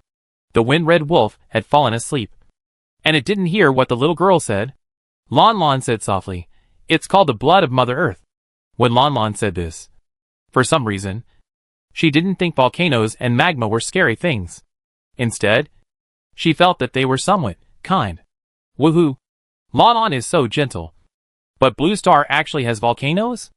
I thought volcanoes only exist in the Interstellar. The history books say that Asia Star is a planet with a climate very similar to that of Blue Star. When the ancestors of Blue Star first came to the Interstellar, they settled in Asia Star. So if we reverse the process, if Asia Star has volcanoes, then it should be reasonable for Blue Star to have volcanoes. The blood of Mother Earth. What is Mother Earth? This Blue Star does not exist party recently went to look up the history of Blue Star for Lanlan, and brought in the viewpoint of Blue Star exists party, that the ancestors of Blue Star called the planet Blue Star their mother. Blue Star is different from the Interstellar. The Interstellar is composed of countless planets in the universe, but Blue Star has only one planet. It is hard to imagine how one planet can accommodate so many people. Anyway, because Blue Star gave birth to the people of Blue Star, the people of Blue Star called Blue Star their mother out of gratitude to Blue Star. Wow! I suddenly feel that the ancestors of Blue Star love their planet so much. Not only the planet, but the people of Blue Star also love their country and their hometown. They call their hometown roots, which means that it is where they grow, just like plants grow out of a piece of land, and there must be their roots under this land. They also call the country mother, the motherland mother. Ha ha ha. It's Mother Earth and Mother Mother again. The people of Blue Star have so many mothers, because they think Mother is the greatest person. Mother gave them life. Mother protected them as they grew up, and Mother kept them safe. So they think calling the planet and the motherland mother is the greatest respect for them. Ha ha. Mother is not that good. How many interstellar orphans were abandoned by their parents? What kind of nurturing? What kind of protection? Many mothers are rotten people. Well, among the people of Blue Star, there are also people who are not worthy of being mothers.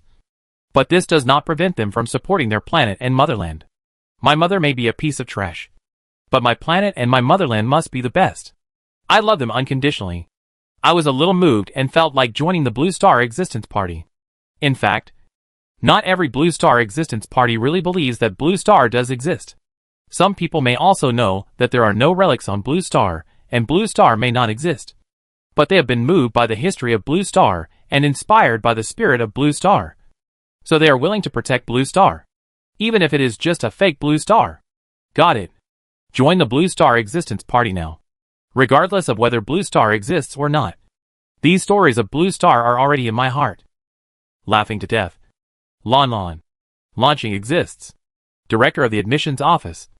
Everyone listens to Lanlan talking about launching every day, and feels that she is almost brainwashed. Yiling was awakened by the heat. A large area of his body was wet, and when he opened his eyes, he could still feel the clothes sticking to his skin. The boy sat up from the ground, looked back at the place where he had just lain, and found that white steam was already coming out of the ground. Is it so hot that it is about to bake out all the moisture in his body? Taking a deep breath, Yiling raised his hand to wipe his face, and turned his head to look around. There was no one around him, but not far away from him, a familiar girl was squatting on the ground, and I don't know what she was doing. Lanlan. Yiling called out. The little girl over there turned around, and saw that it was her big brother who woke up. And she smiled and shouted, "Big brother!" Yiling stood up. "What are you doing?" The little girl raised her two black little hands. Lanlan is digging in the mud.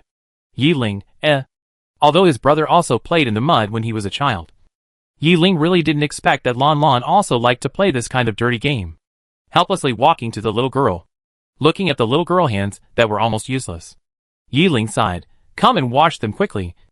They are so dirty." Lanlan refused. "Big brother, do you have a container to hold the mud?" Lanlan wants to hold all the mud. Yiling frowned. "Put it up?"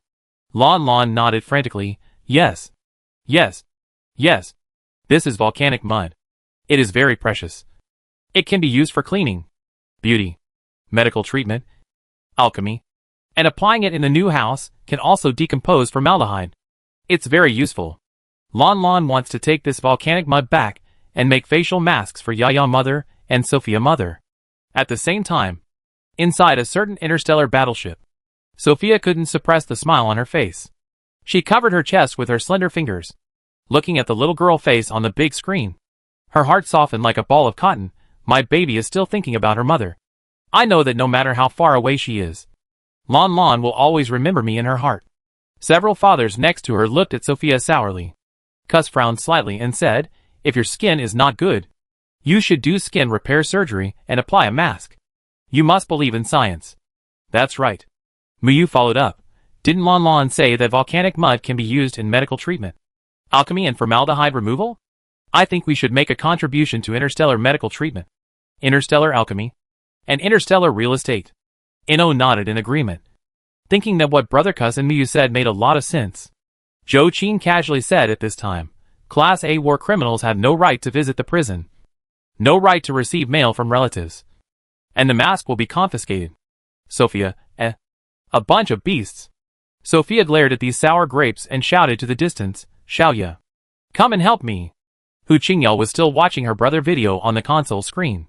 She had watched the video several times, and was still replaying it. Xiaoya. Hearing Sophia's voice, Hu Qingyao was stunned for a moment before turning her head. And then, everyone saw that Hu Qingyao, who never showed weakness in front of others, had a little red nose and eye sockets. The starship cabin suddenly fell into silence. After a while, it was Hu Qingyao who sniffed and said, the screen light is too dazzling. What did you say? She turned off the screen, wiped her eyes, and walked back to the sofa with a smile on her face. Sophia held Hu Qingyao's hand. Hu Qingyao held Sophia's hand, and pinched Sophia's fingertips, indicating that she was fine, and sat next to Sophia. Lanlan mentioned you.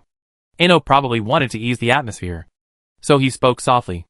Hu Qingyao looked at the big screen and saw countless comments on the screen. I know Yaya Mother. But how come there is another Sophia Mother? Whose mother is Sophia Mother to Lanlan? Is Baoshan married again? Why do I feel like she is a godmother or something like that? Oh, can I still recognize her as my godmother? Then I don't want to be Lanlan's sister anymore. I want to be Lanlan Mother too. I want to openly call Lanlan my daughter. Humph. They are overestimating themselves. Are they qualified to be Lanlan Mother? Hu Qingyao seemed to have adjusted herself. She sneered and said to Li Jia beside her, I borrow your optical computer. I want to register an account and tell these people that we are Lanlan real mothers. Li Jia looked at Hu Qingyao deeply, pursed his lips, and casually took off the optical computer in his hand. Seeing him throw the optical computer to Hu Qingyao, Zhou Qin raised his eyebrows slightly. The violent gods of Sha Lai actually handed over their most private optical computers to others casually. They have an electronic expert like Muyu here. Aren't they afraid of hacking his optical computer directly? Li Jia really didn't seem to care. After throwing the optical computer over, he leaned back on the sofa and continued to look at the big screen in front of him. Hu Qingyao and Sophia gathered together. When registering a new account, Hu Qingyao confidently entered the nickname Lanlan Yaya Mom. Tip: the nickname has been taken. Please re-enter or enable the system suffix. Hu Qingyao? ? Sophia frowned. Change it. Just call me Yaya Mom. Hu Qingyao re-entered Yaya Mom. Tip: the nickname has been taken. Please re-enter or enable the system suffix. Hu Qingyao? ? Sophia muttered, why don't you try the enabled suffix and see what it says? Hu Qingyao entered the nickname for the third time and then chose to enable the suffix. Soon, the account was successfully registered, and Hu Qingyao's nickname became Yaya Mom 836-7438. Hu Qingyao, Muyu looked over and explained, oh, there are more than 8 million people with the same nickname as you. This is your number. You are Lanlan 8,367,438th Yaya Mother. Hu Qingyao? ? Sophia quickly took the light brain and applied for hers. Soon, the system prompted. Sophia Mother. This nickname was also taken. Sophia's heart skipped a beat. After trying a few more nicknames and failing, Sophia gritted her teeth and chose to add the system suffix. Then, Sophia nickname became Sophia Mother 28473. Sophie stared at the laptop in a dull manner, not knowing whether to be happy or sad. She was happy that her ID was several million less than Hu Qingya. But she was sad. Am I the 28,473rd Sophia Mother of Lanlan? Miyu nodded sadly. Probably since Lanlan called out the name Sophia Mother. More than 20,000 netizens have grabbed the ID in front of you. Who told you to be so slow? Number 28,473 Sophia Mother. Sophia, And you? Miyu covered his mouth modestly. Number 8,367,438 Yaya Mother ha ha ha. You are actually more than 8 million out of the top. I am laughing to death. Hu Qingya, She is so angry. She is obviously Lanlan real mother. Okay. In Fatal Training Ground. The little girl obviously didn't know that her casual name caused her mothers to lose their online names. And she was still trying to get her volcanic mud. Yiling looked at the little girl's sincere and clear eyes. Then at the dirty mud. After hesitating for a moment, he nodded. I don't have any containers here. I go look around to see if I can find a supply package or something.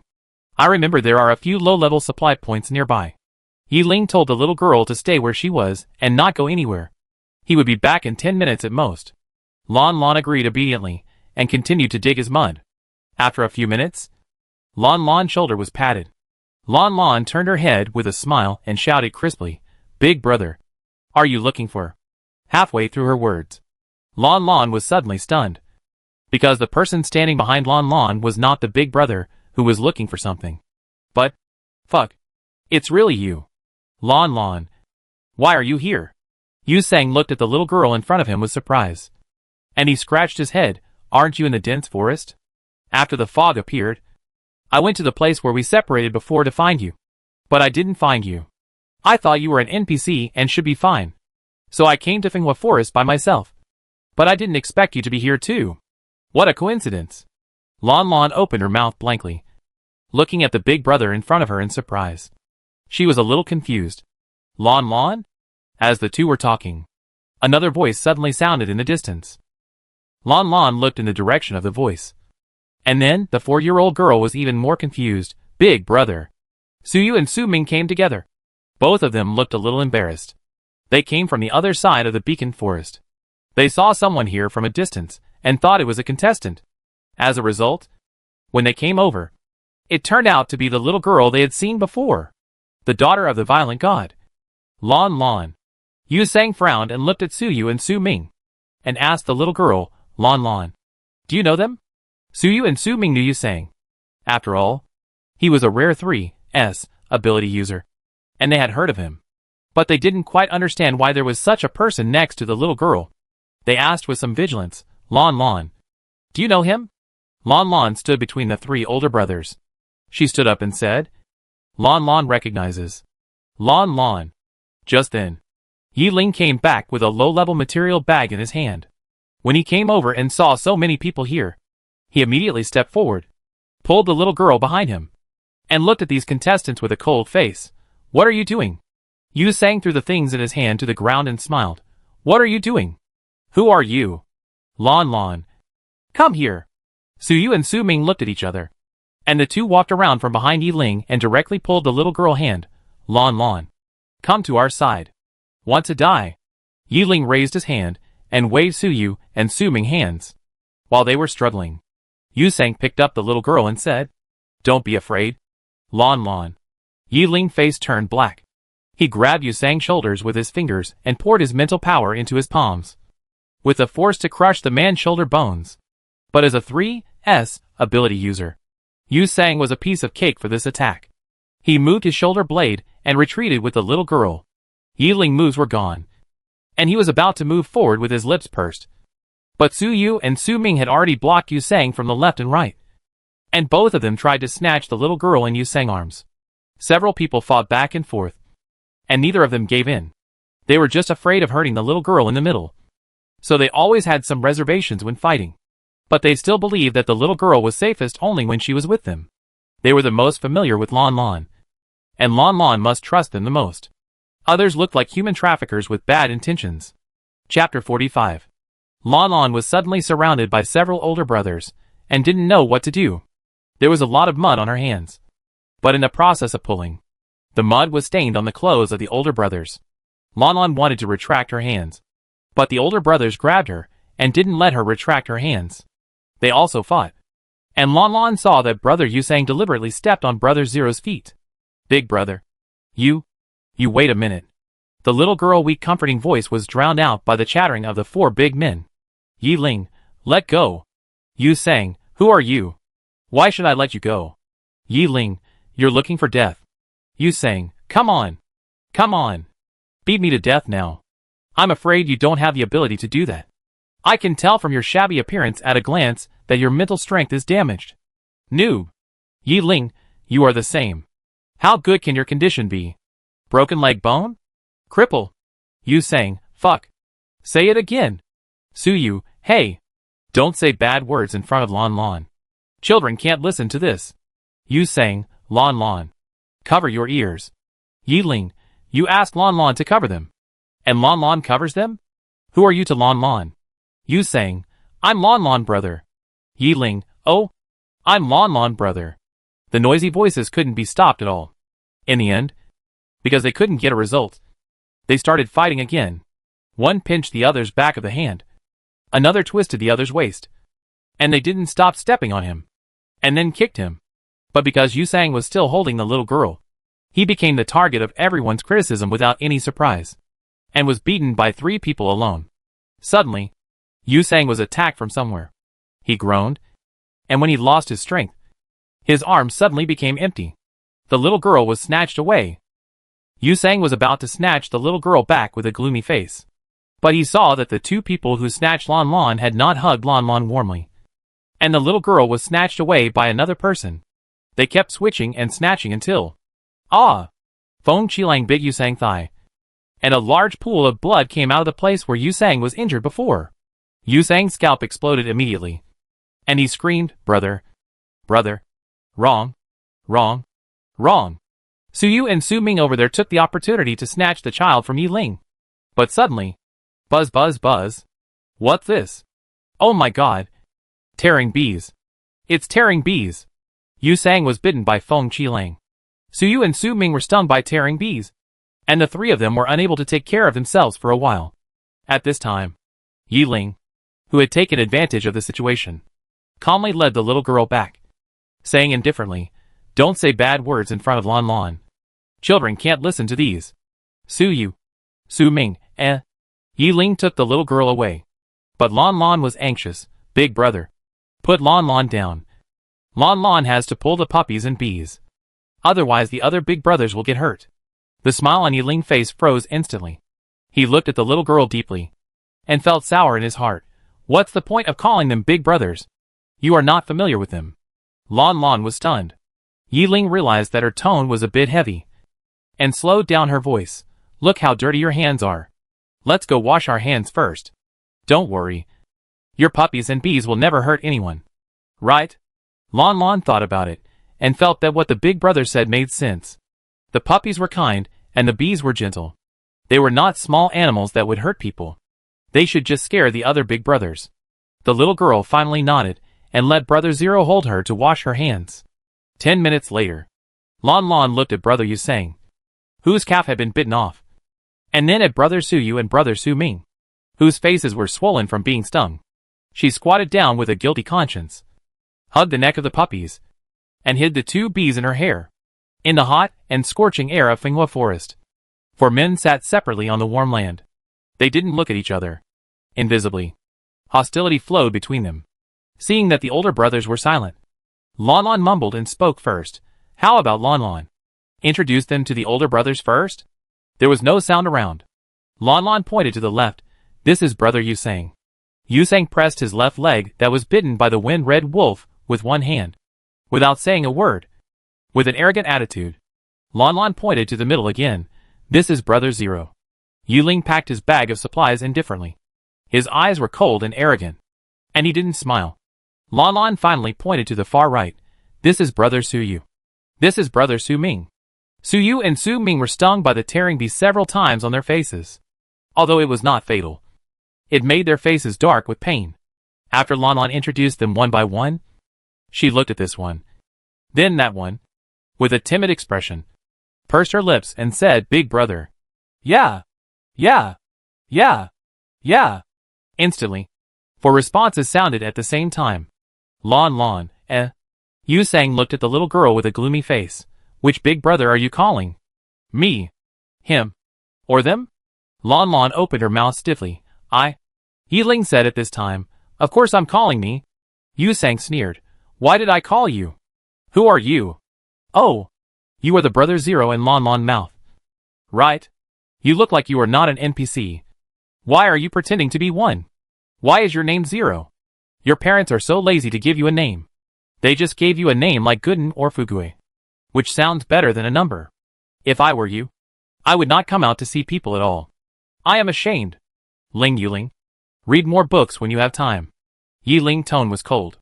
Yusang mocked. "You read a lot of books. Why didn't you think you were a 3S ability user? Boring." Yiling didn't want to waste time with such an unreasonable person. "So you over there spoke at this time?" And because his face was swollen from being stung, he was a little tongue-tied. "Lanlan, we have been looking for you since you left without saying goodbye last time. We promised your father that we would protect you. Come here quickly, and don't stay with some strange people." Yusang and Yiling looked at Suyu and Su Ming at the same time. "What do you mean? Who is the weird person? But these two people actually know Lanlan father? What a mistake. They don't know Lanlan father. Don't they lose?" The little girl scratched her head. Lanlan was in a hurry to go back, so she didn't go with the big brothers. But the big brothers don't have to worry about Lanlan. The big trees and the little flowers and grasses in the forest like Lanlan very much. Lanlan will not be in danger. So you said, that won't work either. If you have any accident, how can we explain to your father?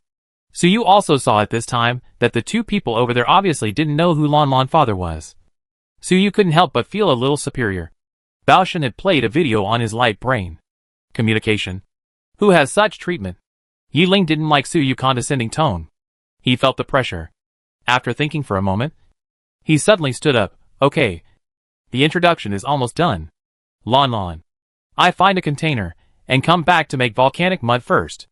After all, it's something for your mother Yaya and mother Sophia." Speaking of this, Yiling seemed to be intentional and added, "Although your two mothers are young and beautiful, it's always good to prepare things like facial masks. Just treat it as filial piety of our younger generation." Yes. Yes. Yes. Lanlan thinks so too.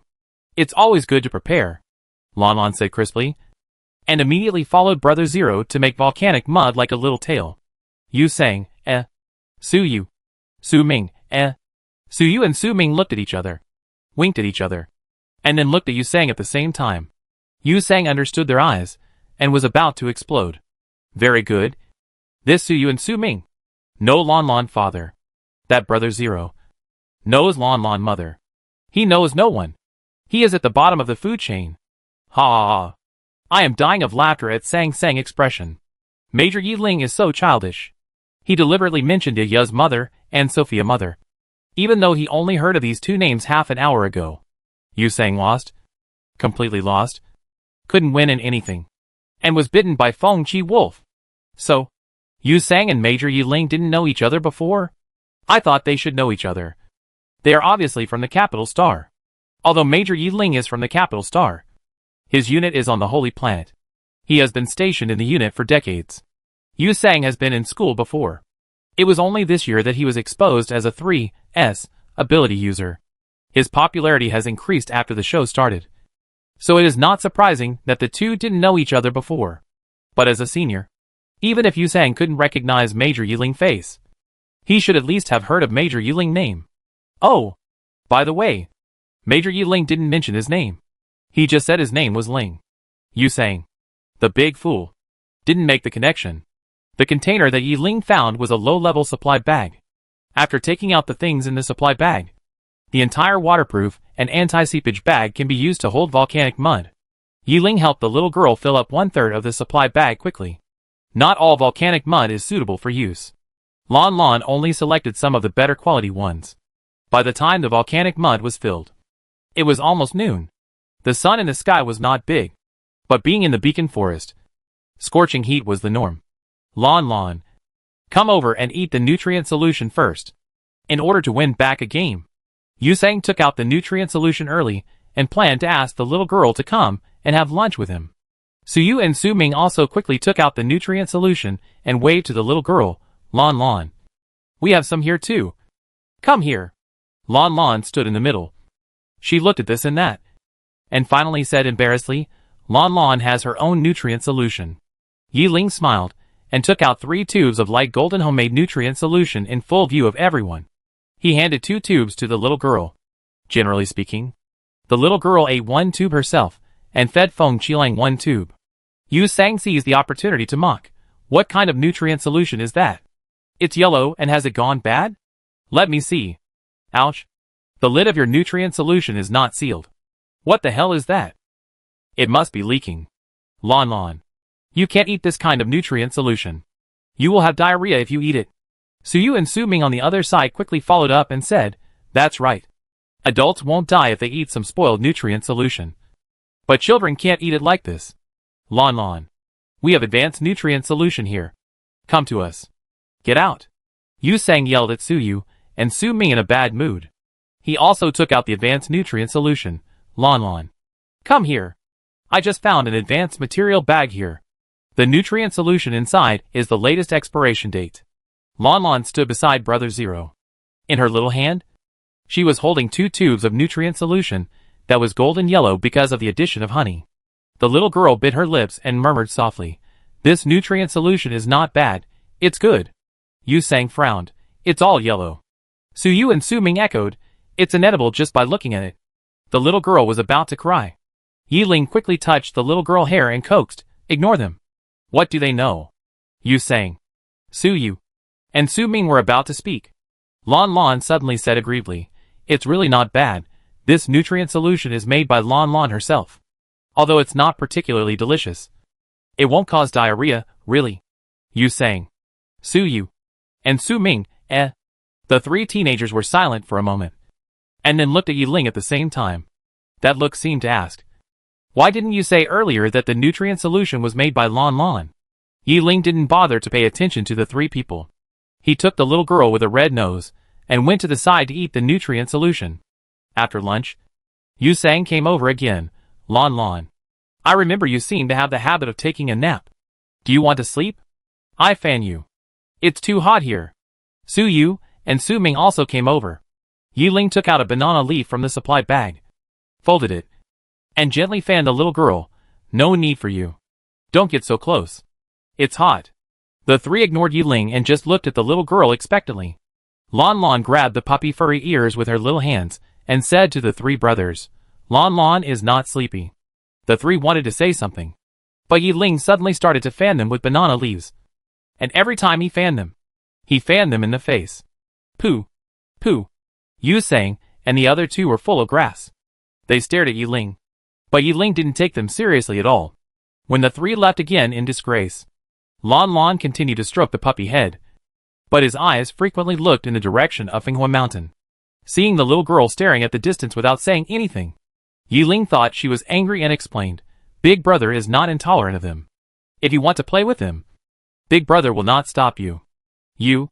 Lanlan?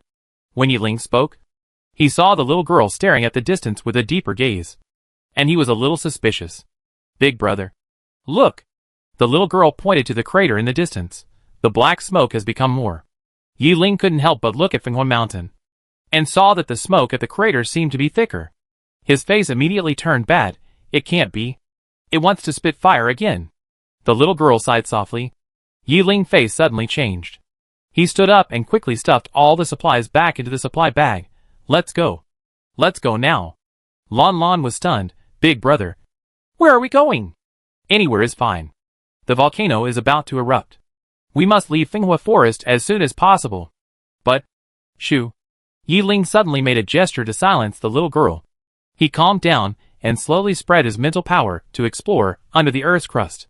After a while, Yiling's eyes were stern. The magma underground is speeding up. Let's go! Yiling hugged the little girl in his arms, carried the supply bag, and walked out of Finghua Forest without saying a word. When passing by Yu Sang stopped them. Where are you going? Before the 2 words came out, Yu Sang suddenly realized something. He looked at the Finghua mountain over there with a serious expression. And the invisible mental power was slowly released and penetrated into the earth's crust. At this time, Yi Ling realized that this person was actually a 3S ability user. The other party had not released his mental power before, so he had not sensed it. He had heard that there were 3S ability players among the contestants in this round, but he had not read the contestant information in advance and did not know which 3 they were. Yu Sang. An unfamiliar name. He is probably a new generation 3S ability user who was discovered in the past 2 years. Is Finghua Mountain going to erupt? The mental power of 3S ability users can explore deeper underground. Yu Sang's face was not very good. He picked up his bag of supplies, stood beside Yi Ling, protected the little girl, and said, "Let's go." Su Yu and Su Ming didn't quite understand. Why are you? The volcano is going to erupt. Yu Sang just said this. Su Yu and Su Ming didn't say anything immediately, and took their things and left together. Where they are now is at the edge of Finghua Forest. If they go straight to the back, they can get out of Finghua Forest and enter Hengsha Stone Forest. However, when they walked to the border of Finghua Forest, they saw that there was no Hengsha Stone Forest in front of them. Only a dark black hole. Su Ming frowned. The fog has engulfed the entire Hengsha Stone Forest. The fog is so thick that our mental power will be attacked as soon as we go out. Su Yu looked at the little girl in Yi Ling's arms. Adults can resist attacks. But if Lanlan's mental power is severely damaged and she suffers from sequelae, what will she do in the future? Lanlan heard Brother Su Yu calling her name, and the little girl immediately looked at Brother Su Yu. Yu Sang quickly took out the map of the stadium. There must be something else to go to. Devouring Beach. The fog over there shouldn't be so fast. No, Yi Ling said. Devouring Beach is above Fenghuoshan. To get there, you have to go in the direction of Fenghuoshan. What if the volcano erupts halfway? Yu Sang continued to check the map with a dark face. Su Yu and Su Ming also helped to look at it together. When the few people were anxious and confused, Lanlan spoke again. That? Big brother. Here. There is a fork in the road? Su Yu found something and pointed to a location. Everyone looked over there, and saw that there was indeed a fork in the road, which led to Qinghai Highlands south of Finghua Forest. Qinghai Highlands should not be completely occupied by the fog. Yu Sang said in a deep voice. Then go over there. We can't just stand here. No one else had any objections, and everyone immediately walked in the direction of the fork in the road according to the location marked on the map. Who knew that after just a few steps, they heard a boom, and a large amount of black smoke was emitted from Finghua Forest. The moment the smoke came out, it was like the mountains and rivers suddenly roared, and the sound of the boiling magma in the crater seemed to reach everyone's ears. Everyone's face was very ugly. Go now, someone said, and everyone immediately quickened their pace forward. No, big brother. The little girl tried to speak. The little volcano is angry. The reason for the volcanic eruption is that the pressure of the underground magma is too great. If the pressure is cooled down, it will be fine. If it is cooled down, Lanlan, do you mean that you still have a way to cool the magma pressure and prevent the volcano from erupting? Yu Sang blurted out with a headache. Yes. The little girl's soft and tender voice floated out like a feather, but it sounded like a boulder to everyone's ears. Deafening. For a moment, it seemed as if the world was still. The next second, Yi Ling, who was holding the little girl, stopped suddenly. The 3 people around also stopped. Hot sweat had already appeared on their foreheads. With the churning of the magma in the crater, the temperature of the entire Finghua Forest was rising infinitely. For pairs of eyes looked at the little girl in the middle. The little girl was very cute, with a small face carved with jade, and dark eyes, like a pair of beautiful and clean black grapes. Lanlan. Yi Ling throat rolled. His voice was hard. Do you know what you are saying? The little girl nodded heavily. Lanlan knows. Big brother. You put Lanlan down first. Yi Ling hesitated for a moment, but still put the little girl on the ground. Can a volcanic eruption be stopped? How is it possible? This is a volcano. I have never heard of it. The volcano can be diverted, which is an emergency plan, but stopping it is simply impossible. Fuck. I know that the man-eating tree likes Lanlan, and I know that many strange beasts and plants like Lanlan, but it is impossible for the volcano to like Lanlan so much that it will not explode. Right? It's too outrageous. How to cool down the temperature of the magma? Yiling's deep eyes stared at the little girl in front of him. He knew that his question was a bit absurd. But as long as it was Lanlan, it seemed that no matter how absurd the matter was, it could happen. After all, every time he questioned Lanlan before, he was wrong in the end. Yu sang. Su and Su Ming also stared at the little girl. Yu Sang thought of the turmoil in the world at night. At that time, the sky and the earth changed color. Lightning and thunder roared, and the ground cracked. In that extreme situation, he and Nianfeng received an order from outside at the same time. Let Lanlan laugh. After Lanlan laughed, the shaking forest really returned to normal. Although I don't know what the principle is. This should be more than just a coincidence. Right? Su Yu and Su Ming thought of the communication from the god of violence. The daughter of the god of violence must have something extraordinary. They worship the god of war unconditionally and blindly. Big brother. Lanlan looked up and stretched out her little hand to Yu Sang. Can you give me that little grass? Yu Sang was stunned. He thought of something, opened his supply bag, and took out the Sweetheart 3's hemostatic grass planted in a mineral water bottle. What do you want this for? Lanlan took the grass, raised her pretty face, and said, Lanlan has planted many grasses in another part of the forest to seal the alien pathogens. The roots of those grasses are very lush, and they will grow infinitely in the land. So Lanlan only needs to plant this grass in the land near the volcano, so that the grasses in the two places can be connected. In this way, the grass in the forest can transmit the dark matter and the alien pathogens to the roots of this grass here through their long roots. In this way, we can use the dark matter to suppress the boiling magma here, the little girl said, and a sweet smile appeared on her fair face again. She asked happily, Isn't it simple? Yiling. Yu Sang. Su Yu. Su Ming. ? Chapter 46. The four teenagers looked at the chattering little girl in front of them, with a look of dementia. Simple? What is simple? What did she say just now? I know all the words. But when they are put together, I can't understand them at all. Alienated pathogen. This thing, whether it is Su Yu, Su Ming or Yiling, has indeed heard the little girl talk about it before. However, no one has ever seen it just by hearing about it. And what are the things the little girl said later? What does it mean to connect the grass in two places? What does it mean to let their long roots pass something over? Pass what?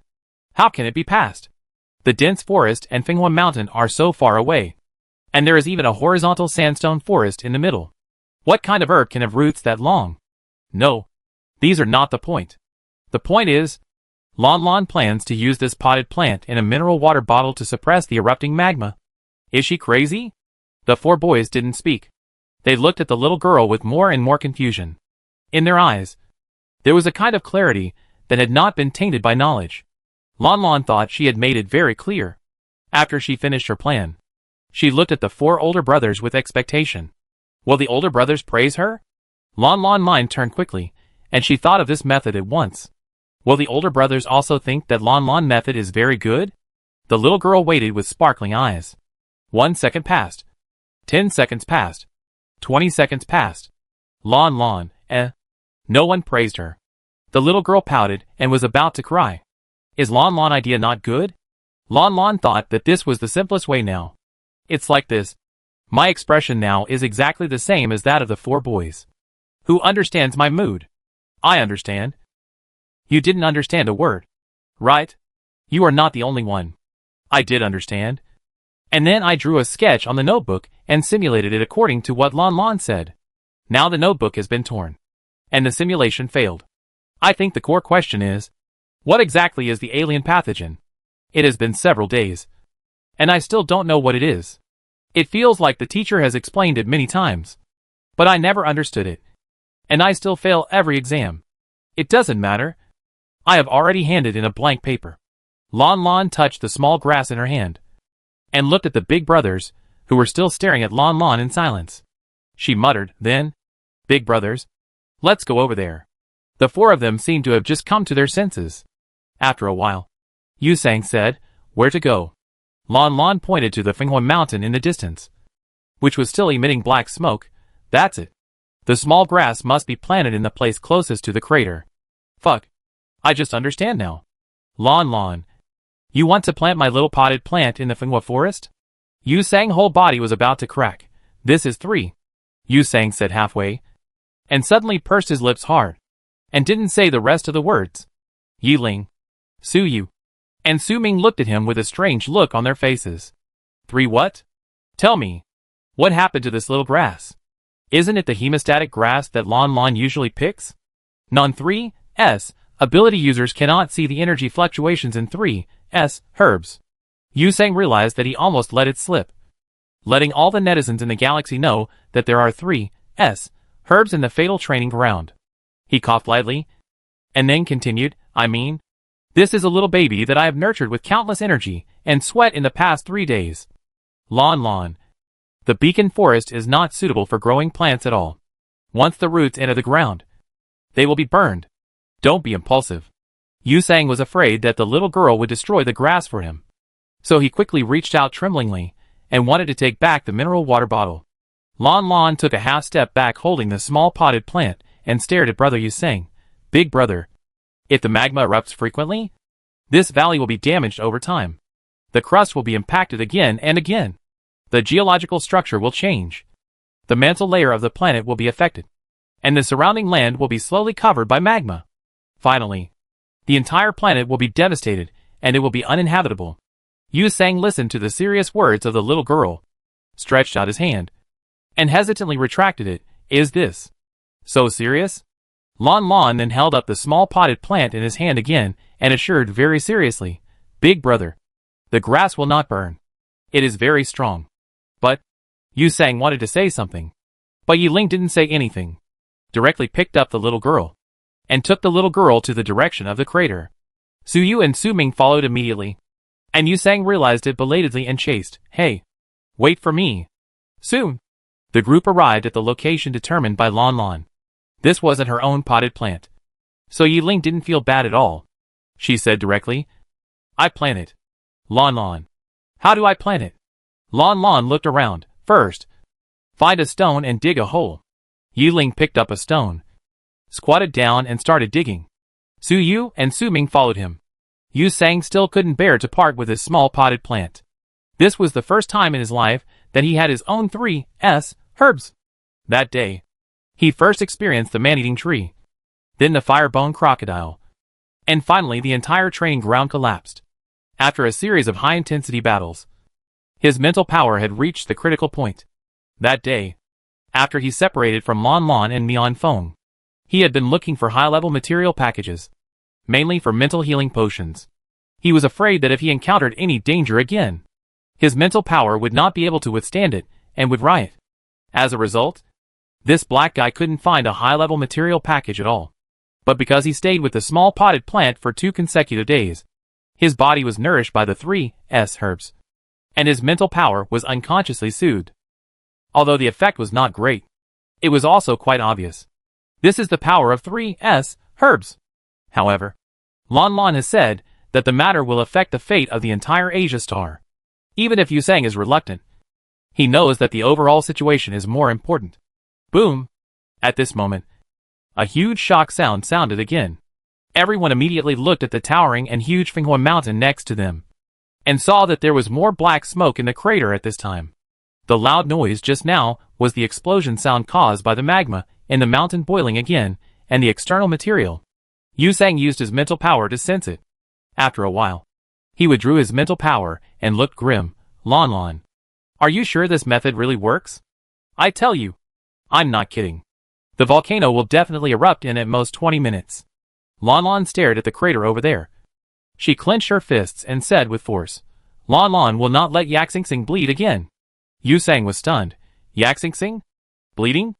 Lanlan nodded heavily. On Blue Star, the magma under the volcano has another name, called the blood of Mother Earth. Every time the volcano erupts, it is actually Mother Earth bleeding. After bleeding, the wound may heal, but the bleeding process will be very painful. Lanlan squatted down. She stroked the red land and murmured, Yak Sing Sing. It must be painful too. Fuck. Lanlan actually called Yak Sing Sing. What a cute name. Why can Lanlan empathize with a planet? The way she stroked the land seemed to treat Yak Sing as a good friend. Maybe this is just the childish talk of a child. But do you think volcanic eruptions can really be stopped? My dad is a geologist. He said no. My dad never watches programs like Fatal Training Ground. Now he is in the study room, holding a video conference with his colleagues, while watching Fatal Training Ground. It feels like many people should be paying attention to Lanlan and the others. The comments are right. Not only the old professors in the geological circle, but also the military and political departments have been alarmed. Originally, the military and political departments have been arguing over the strange death of the 4 rebels who died during the escort during the unrest on Asia Star. As a result, a statement that volcanic eruptions can be stopped suddenly appeared, and both sides immediately stopped arguing and immediately turned on the live broadcast screen. Marshal Yi had been waiting for Li Jie to come to the capital star after calling Li Jie to explain Lanlan affairs to him. As a result, he waited for 2 days and no one came. Lanlan actually did something he shouldn't do in the training ground again. Volcanic eruption is a natural disaster. Human beings are always as small as ants in front of natural disasters. For hundreds of years, countless geologists have tried their best, but have not found a way to tame volcanoes. Lanlan is a 4-year-old girl. If she fails, it's fine. But if she succeeds, how many people will see the value of this child? And there are alien pathogens. Alien pathogens. After all, it is a military secret. After Lanlan suddenly mentioned it last time, there were many speculations on the Star Network. The official repeatedly suppressed the heat and only revealed the matter lightly. As a result, Lanlan mentioned it again now. Marshal Yi stood in the center of the conference hall. His upright face was majestic without anger. He and other executives looked at the 4 busy teenagers and a little girl on the big screen. Newborn calves are not afraid of tigers. These children have no idea what earth-shaking things they are doing. Boom! Boom! As the time of the volcanic eruption gets closer, there will be a small explosion in the crater almost every 1 or 2 minutes. The pit had been dug, and the grass had been transplanted in. However, as the temperature around it got higher and higher, the grass had been drooping its leaves since it was buried, and it looked half dead. Yiling looked at his light brain, and the time on the light brain passed by minute by minute. In another minute, if the grass was still in this state, he would take Lanlan away immediately. The time before the volcanic eruption is getting shorter and shorter. If the action to stop the volcanic eruption fails, they must immediately run to Shanghai Highland. That is their only chance of survival. Is it really possible? Su Ming looked at the grass on the ground nervously. Their hands were very dirty. This earth pit was dug by several people together. They said they dug it with stones, but they actually dug it with their hands. During the digging process, they also felt the temperature of the land. The land was too hot. At least 40 or 50 degrees. Su Ming family runs a pharmaceutical company. He has some experience in herbal planting. Just like what Yu Sang said before, it is impossible for plants to survive at such a high temperature. The sweat on the forehead dripped down, flowed to the chin, and fell into the ground again. 4 boys, 4 pairs of eyes, stared at the dying grass without blinking. They were waiting for a miracle. Sure enough, after a while, the grass became more wilted. It's over. It's over. This grass is definitely dead. Big brother, what are you doing? Lanlan took out the water bottle from her bag, and when she turned around, she saw the big brother surrounding the little grass, staring at it with particularly scary eyes. Yu Sang wiped the sweat off his face with the back of his hand. Lanlan, didn't you say that its roots can be extended infinitely? Why don't I feel anything at all? Lanlan unscrewed the water bottle. It hasn't been watered yet. Yu Sang stared at the water bottle in the little girl hand. Will it grow after watering? Su Ming exhaled. He was so hot that his whole body was burning. I'm afraid that if I water it, it will become soup. What do you mean? Su Yu asked hurriedly. Su Ming said, after eating edible crops, pour cold water on the fire, and the water will be heated to hot water, so the vegetables will become soup. Right? Su Yu, Others, Lanlan pointed the mouth of the water bottle at the roots of the grass, and after pouring half a bottle of dew, she poured the water on her hands and sprinkled a few drops on the leaves with her hands. Soon, the wilted grass turned into a watery wilted grass. The wind-red wolf came over at this time. It had thick fur on its body, and it felt hotter than humans in this environment.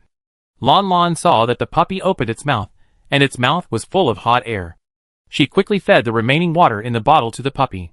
After the wind-red wolf finished drinking the water, it fell to the ground. It spread its body, and its belly rose and fell. It could be seen that it was still very hot. Lanlan touched the puppy head distressfully, and turned back to continue looking at the grass. 10 seconds left. Yiling stared at the light brain and suddenly said something. Lanlan looked at the big brother. Yiling didn't say anything. The last 10 seconds. If no miracle happened, they had to go. This hemostatic grass has 5 leaves. After being watered by the little girl, the leaves are still not in good condition. The tips of the leaves are not rising, but hanging down on the hot ground. Then soon, the high temperature burned the soft tips of the grass into yellow. It was as if the tips of the leaves were withering rapidly. 10 seconds passed quickly. Yiling stood up suddenly, put the bag of supplies on his back, turned his head to look at Feng Wuxian, and said to the little girl, "We have tried it. Lanlan. It's time to go." The little girl opened her eyes wide in surprise. "Go? Big brother. No. We can't go now." Yiling looked at the grass. "Your method doesn't work. The temperature is too high. The grass is dying. And what are the alien pathogens and dark matter you mentioned? And how to transmit them? We don't know. Fuck. Look!" Suyu exclamation suddenly sounded. Everyone was startled and immediately looked in the direction Suyu pointed, and saw that on the Fenghua mountain in front, magma had already splashed out of the mountain pass in a series of tiny explosions. Su Ming was shocked. Is it going to explode soon? Why is it so fast? There should be 10 minutes left. Why did the magma suddenly speed up the boiling speed? No. No. We must go. Roar! Roar! Roar! The wind-red wolf also stood up from the ground at this time, and it roared fiercely in the direction of Fenghua Mountain, as if it knew that the things over there were very dangerous. Lanlan also saw the sporadic magma splashing out over there. The magma was small in weight, so it just dripped on the edge of the crater, and had not yet flowed down. Lanlan was about to say that it was okay. Suddenly, her body was picked up by the big brother. Yiling said nothing, hugged the little girl and walked away. Lanlan grabbed the big brother close. Very anxious. Big brother. Big brother. The little grass is already trying hard. We have to give it a little time. It's okay. It's really okay. Yiling pressed the back of the little girl head with one hand, pressed the little girl face into his arms, and didn't listen to her. Big brother. Big brother. Lanlan's voice was buzzing. She tried hard to squeeze her little face up. And when she squeezed out, she said again, "There is only one little grass. It will be more difficult. So Lanlan must accompany the little grass. If Lanlan leaves, the little grass will have no strength." Yiling's brows were twisted into a knot. Why do you have strength in the grass? What kind of strength does it need? Lanlan couldn't explain it clearly. She could only say, "Big brother. Do you believe in Lanlan?" Yiling exhaled lightly. He stopped and looked at the little girl in his arms. Lanlan. Of course Big Brother believes in you. But if the magma flows down and the volcano really erupts, we can withdraw from the competition. What will you do? The little girl was stunned. Yiling pursed his thin lips. He raised his left hand, revealing the light brain on his wrist. "I'm not sure if this can take you away. If it can't take you away, what will you do? Are you going to die here?" Lanlan didn't understand what Big Brother meant. She stared at the light brain on Big Brother's wrist, her big eyes full of doubts. Yusang came over, hugged the little girl, and looked at Yiling with dissatisfaction. Lanlan is an NPC. She will be fine. Let her try if she wants. Yiling stretched out his hand to Yusang. "What NPC? What are you daydreaming about?" Yusang said confidently. "Lanlan is the NPC of the organizer. She saved me before. And a child like her. Not a contestant. How could she appear in the deadly training ground? Except that she is an NPC." Yusang. Lanlan entered the stadium by mistake. "So you came over at this time?" he said with a headache. "Lanlan is not an NPC. She is the daughter of the violent god. The daughter of the violent god Li Jie." In an instant, the surroundings fell silent. Yusang and Yiling looked at Suyu beside them at the same time, and both of them were shocked. "Lanlan is Baoshan's daughter? How do you know?" Su Ming said calmly, after Baoshan knew that Lanlan had mistakenly entered the stadium. "He sent a video call to our light brain. We were with Lanlan at the time." Baoshan said it himself. Lanlan is his daughter. The audience watching the live broadcast should also know it. Yiling and Yusang looked at the little girl in front of them in astonishment. Lanlan was still thinking about Zayaka Oko in her heart. She tried to look back, seeing that the older brothers were all looking at her. The little girl pointed at the grass over there aggrievedly. She wanted to go back. Yusang wiped his face. After all this time, you are not an NPC. You? Still chatting. Hurry up. Yiling pushed Yusang. Yusang hesitated, but Lanlan said the grass. Yiling's face was livid. He grabbed Yusang's collar, and his body was full of cold and murderous aura brought by years of fighting on the battlefield. Lanlan is in trouble. Who is responsible? Are you responsible? I am responsible. Suddenly, another clear and cold voice came from the front. Yiling. Yusang. Su Yu. Su Ming, including Lanlan, looked at the source of the voice at the same time. In the scorching beacon forest, in addition to 4 boys and a little girl, now there is one more person. The boy is tall and cold. He wears a black protective suit. He has a clear outline and cold and outstanding facial features. A pair of deep and dark eyes are like planets in the sky. Bright and clear. Yusang's throat rolled. He didn't expect to see this person here. A dry voice came out of his throat. Prince? Did he see it wrong? Why is the prince here? Yiling stared at the prince in front of him. He had met the prince a few years ago at the celebration banquet after the prince's 3S ability was measured. With straight long legs, Shu walked in front of Yusang. He didn't say anything, but calmly took the little girl in Yusang's arms. Lanlan fell into the prince's somewhat cold arms, and she muttered, Brother Gecko. Shu didn't say anything. He just glanced at the 3S hemostatic grass that collapsed on the scorching land of the beacon forest in the distance, but still survived strongly. Then, he said faintly to Yiling and others, I am responsible for her safety. After that, he took a step and walked back with the girl. However, just after taking one step, woo! The huge body of the wind-red wolf blocked the way forward for this male human. The wind-red wolf leaned forward, and its big roaring mouth revealed sharp teeth like sickles. Its green pupils were cold, and the fierce murderous aura in its eyes could not be concealed no matter how hard it tried. Shu stared at this wind-red wolf that was full of hostility towards him. His eyes fell on the wound on the side of the wind-red wolf's waist that had just healed. He raised his eyebrows. It was it. That wind-red wolf. It's not dead yet? Woo! The roar of the wind-red wolf became louder and louder. It could no longer control its desire to tear the human in front of it into pieces and then devour it. But this human was holding the human cub hostage. It couldn't attack rashly. Otherwise, this hateful human would definitely hurt the cub. Shu held the little girl in one hand and reached for his supply bag with the other hand. He held the S-level short knife in his hand and walked past the wind-red wolf with the little girl. He thought the wind-red wolf would pounce on him. But Shu raised his eyebrows and didn't think much about it. A wind-red wolf was not a big deal. He glanced at the Finghua mountain in front of him. In 3 minutes at most, the volcano will erupt. Yiling, Yusang and others behind him were still standing there without moving. On this side, Shu had already put the little girl next to the wilted grass. As soon as Lanlan got off the ground, she immediately used both hands to hold the leaves of the grass. The leaves were already dry, so Lanlan quickly poured water on them again. At this time, the Finghua forest fell into a strange silence. No one spoke anymore. Everyone stared in the same direction. Even Feng Qilang, who was overwhelmed by anger when he saw his enemy, was anxiously turning his sight from the enemy to the direction of the volcano, because he sensed the eruption of the volcano.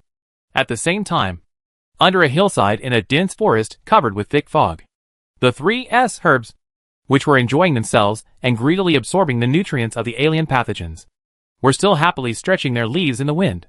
The wind is so good today. The land is so moist today. Today is another day with abundant nutrients. But suddenly, the 3S herbs sensed something. Their long roots began to spread in one direction. Something was calling them. It was the breath of their origin. 1 minute later, Shu looked at the 3S hemostatic grass in front of him with a slightly tight look in his eyes. Under the gentle touch of the little girl, the grass slowly recovered its vitality after a while. Yiling and Yusang and others in the distance saw that the grass actually stood up. They immediately rushed over. Lanlan was also a little happy at this time. She said excitedly, It's in contact. It's in contact. The little grass worked very hard and finally let the flowers and grasses over there hear its voice. Yiling and others didn't quite understand what it meant to hear a sound. But 2 seconds later, not only Yusang, a 3S ability user, But even Su Yu and Su Ming, who were only S-level ability users, sensed that something was flying quickly in the land below them. They immediately released their spiritual power to investigate. However, they only saw countless dense green silk threads spreading from somewhere unknown. These silk threads were huge and surging. When they approached the wilted grass, the roots of the grass actually connected with the silk threads. Then, several people saw that the grass became more active.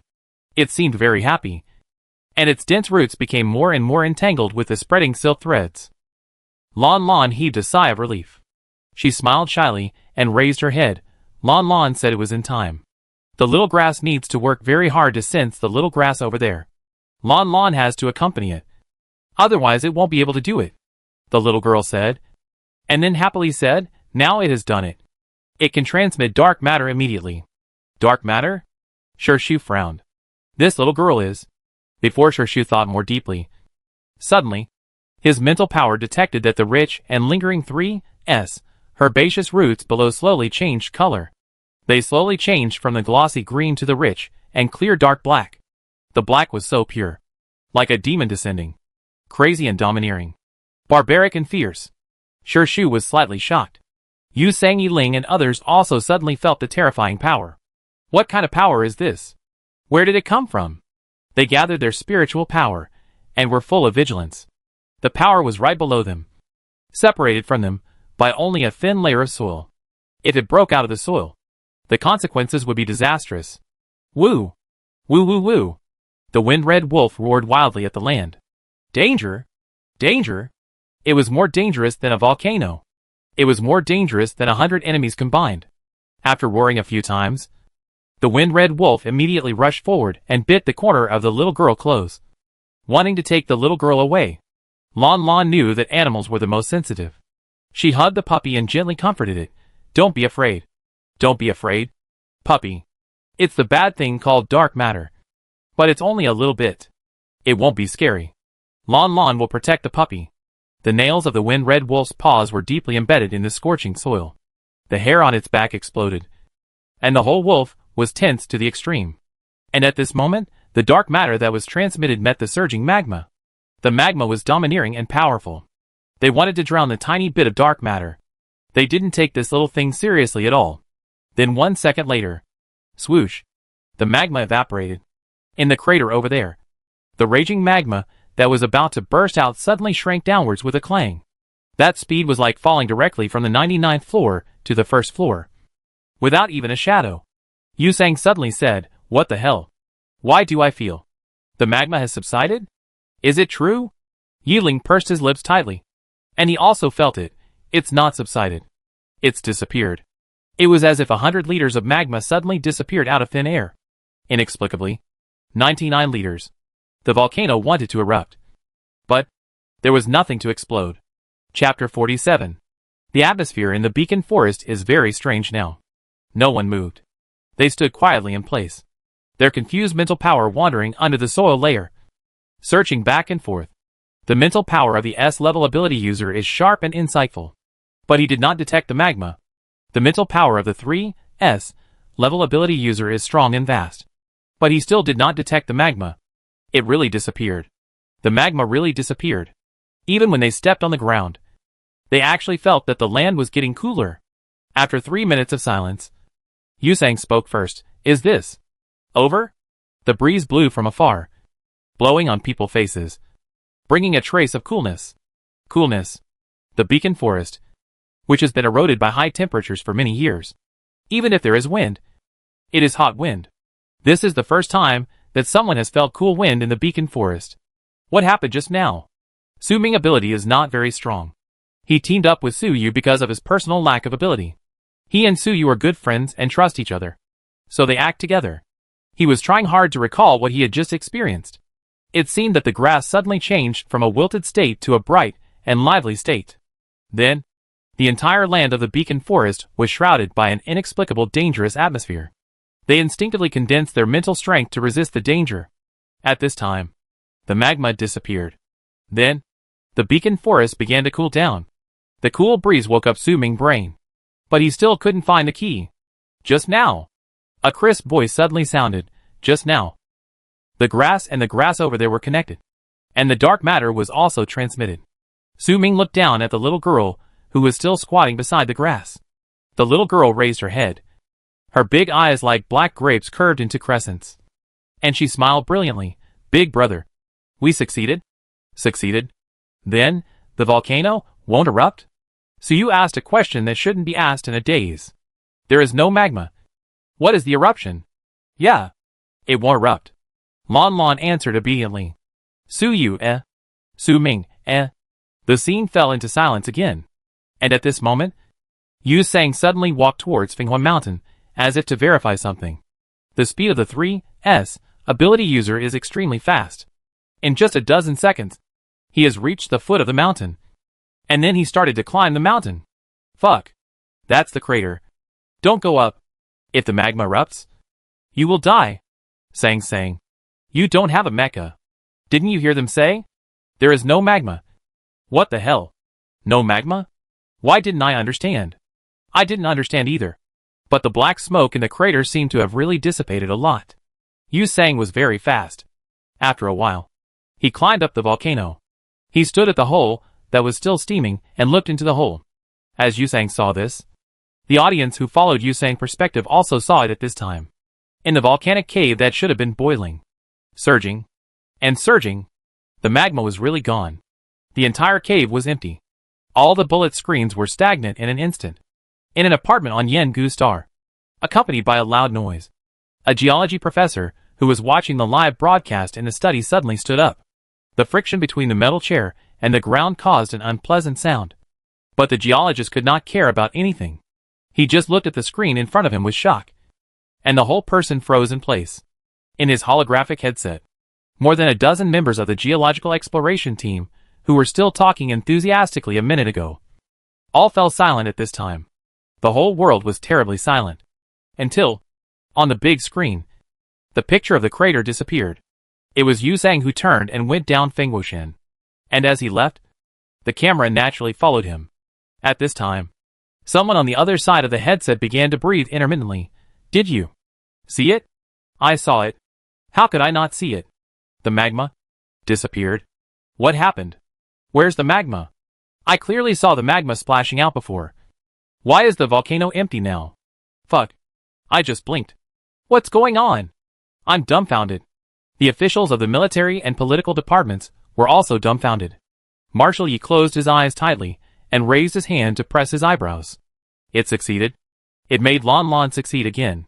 So now, ding ding ding. At this moment, the Deputy General's communicator rang. And after a moment, the Deputy General cautiously said, Marshal, the President communication. Marshal Yi, It's gone. It's really gone. After Yu Sang walked down, he pointed to the Fenghua Mountain over there, and excitedly described to everyone what he had just seen. After hearing his words, everyone present was silent. After a moment, everyone's eyes almost simultaneously turned to the little girl, who was still squatting on the ground. The little girl was holding the wind-red wolf. The wind-red wolf seemed to know that the danger had disappeared. His fierce and murderous eyes relaxed a little. And then he raised his head and bumped his big nose against the little girl's chin, as if to express intimacy. Ouch! As a result, its force was too great, and the little girl was caught off guard and fell backwards, her little butt falling to the ground. After falling to the ground, Lanlan simply didn't get up. She sat cross-legged there, holding the puppy, and quietly raised her eyes, looking at the big brothers, who were staring at her blankly with some uneasiness. Lanlan pinched the puppy ear with her little finger, and her voice was very low. The volcano will not erupt. Isn't it a good thing? Why do the big brothers seem unhappy? Not unhappy. It's incredible. Yu Sang squatted down. He looked at the little girl at eye level, and asked anxiously, Lanlan, why is the magma gone? The little girl blinked her eyes, and her little finger pointed to the ground. The little grass brought the dark matter, and then the dark matter evaporated the magma. Huh? Yu Sang didn't understand at all. Lanlan had to explain carefully. That's right. The little grass brought the dark matter. But they only brought a little bit of dark matter. Probably. Just this little bit. The little girl gestured a fingernail-sized. Shao continued, dark matter exists everywhere in nature. Little grasses, This is the dark matter that exists on the alienation pathogen core that has been stripped off and brought here. Because in a short period of time, only the dark matter on the alienation pathogen core can be collected. Then although the dark matter is very small, it is the overlord of the entire universe. And it has a bad temper. The magma wants to hurt it. Of course it refuses. So it evaporates the magma. Yusang couldn't understand it even more. What do you mean by refused? It evaporated. Who is the dark matter? Yiling narrowed his eyes. Lanlan. This dark matter you are talking about. Where did this wind red wolf come from? Yiling was about to continue to ask about the inside story of the dark matter. But Shirshu suddenly interrupted Yiling with a word. Yiling frowned and looked at Shirshu. And saw the prince stood up with the S-level short knife in his hand. He seemed to have no idea that he was interrupting other people's conversations. His cold black eyes only looked at the giant wolf in the little girl's arms. His fingertips pressed the handle of the short knife, revealing the sharp edge of the blade. The beast had sharp 5 senses, and sensed the breath of danger. The wind-red wolf immediately turned around and stood in front of the little girl, pressing down with its upper body, making a killing attack posture. Lanlan saw that the puppy and Brother Gecko seemed to be fighting. So she quickly hugged the puppy and looked at Brother Gecko. Brother Gecko. The puppy is a good puppy. Please don't bully it. Okay. The boy looked indifferent. Get out of the way. Lanlan didn't let him go. She hugged the puppy tighter, pouted her mouth, and was about to cry. The puppy doesn't follow other puppies.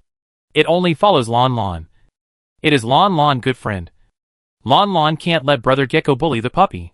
Yusang didn't know why the prince suddenly attacked Feng Qilang. But he couldn't bear to see Lanlan being wronged. So he immediately stepped forward and stood in front of Feng Qilang and the little girl. I know the beast is scary. But this Feng Qi wolf is different. It has a good relationship with Lanlan. Prince, put down the knife first. Shirshu looked at Yusang without a trace of warmth in his eyes. He looked up and down the man his father had arranged for his future right-hand man. And finally, his eyes were fixed on Yusang's limping legs. Yusang was a little embarrassed, and quickly explained, it's just a minor injury. I'd be fine after 2 days of sleep in the treatment cabin. The implication was, I'm not disabled. Don't fire me. He has already taken the 50 million interstellar coins that the president used to recruit him to work for the prince. But Yusang will not return the money. Shirshu ignored Yusang, and his eyes slightly shifted, looking at the little girl and Feng Qilang behind Yusang again. Lanlan saw that Brother Gecko was looking at him again, and quickly lowered his head and hugged the little dog tighter. Yiling was also unhappy at this time. He frowned and walked forward, walking side by side with Yusang, and also blocked Lanlan and Feng Qilang. But when facing the prince, Yiling's attitude was much more fierce than Yusang. You are not afraid of scaring people when holding a knife in front of a child. Shirshu looked at Yiling quietly. Yiling said coldly, you have grown up, and you are different from when you were a child. When you were a child, you were not so stubborn. Yiling is much older than Shirshu. When he went to the battlefield, Shirshu was still breastfeeding. In the past, Yiling also held Shirshu and changed his diapers.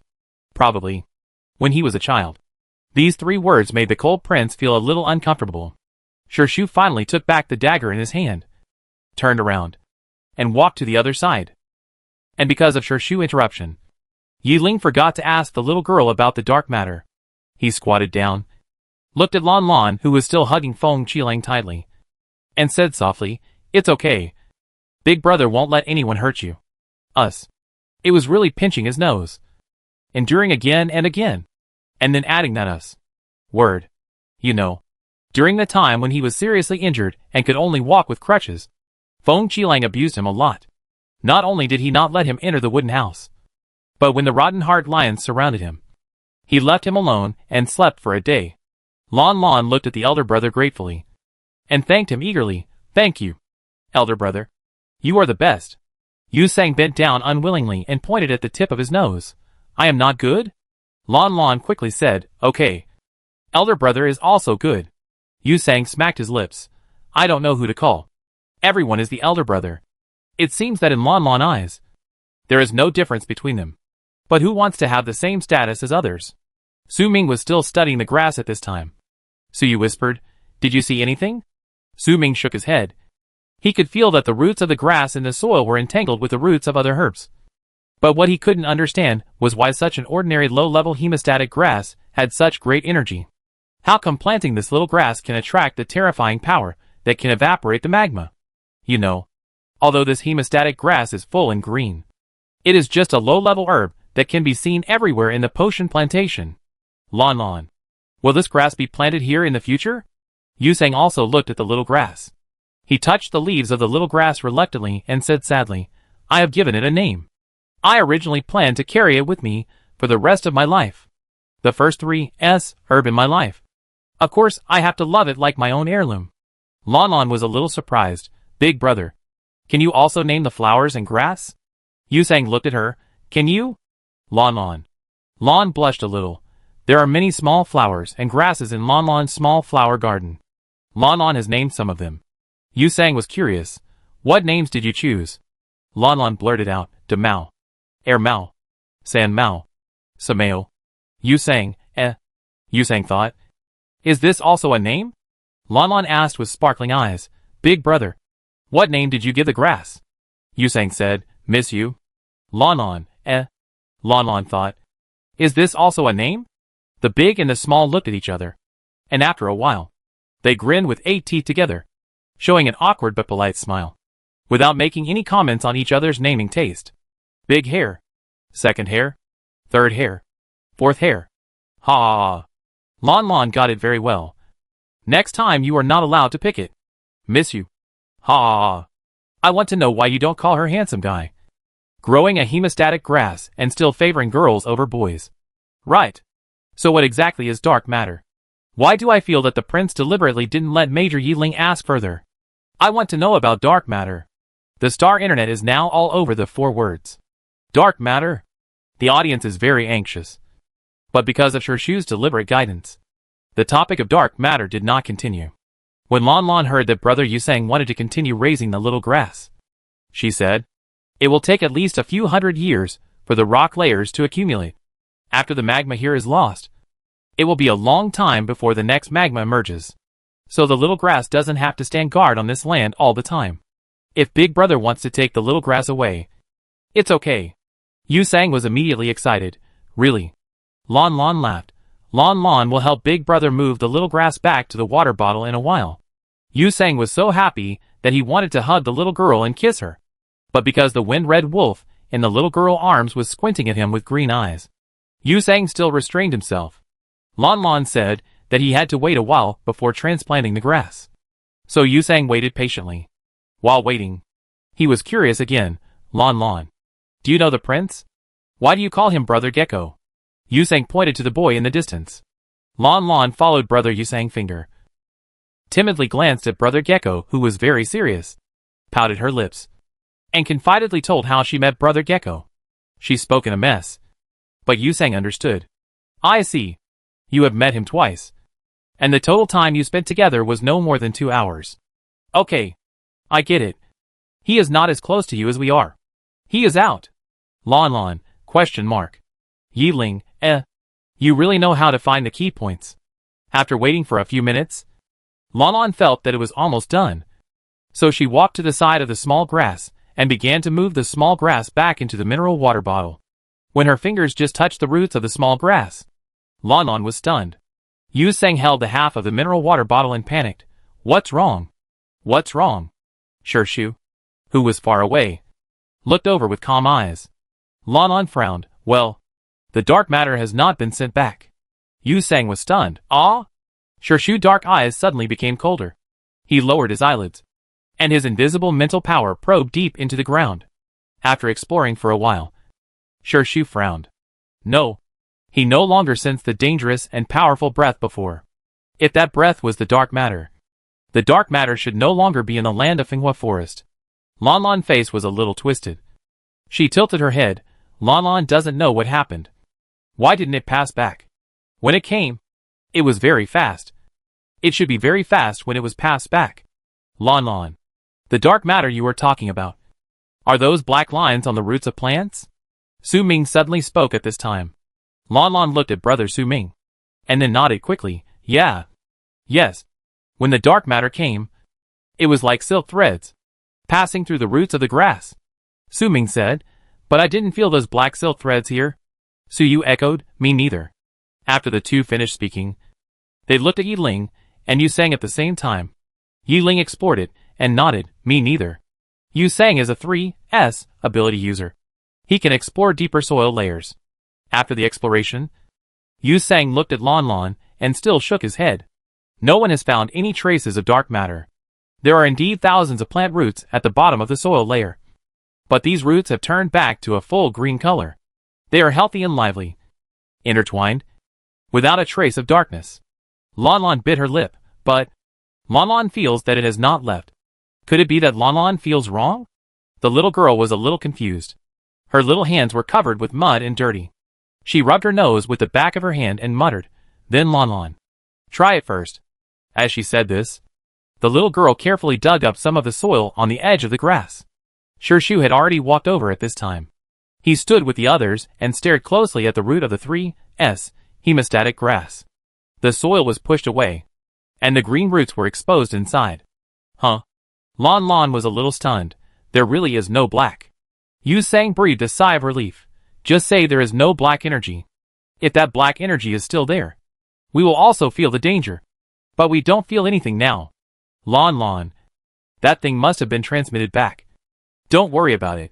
Lanlan always felt a little uneasy.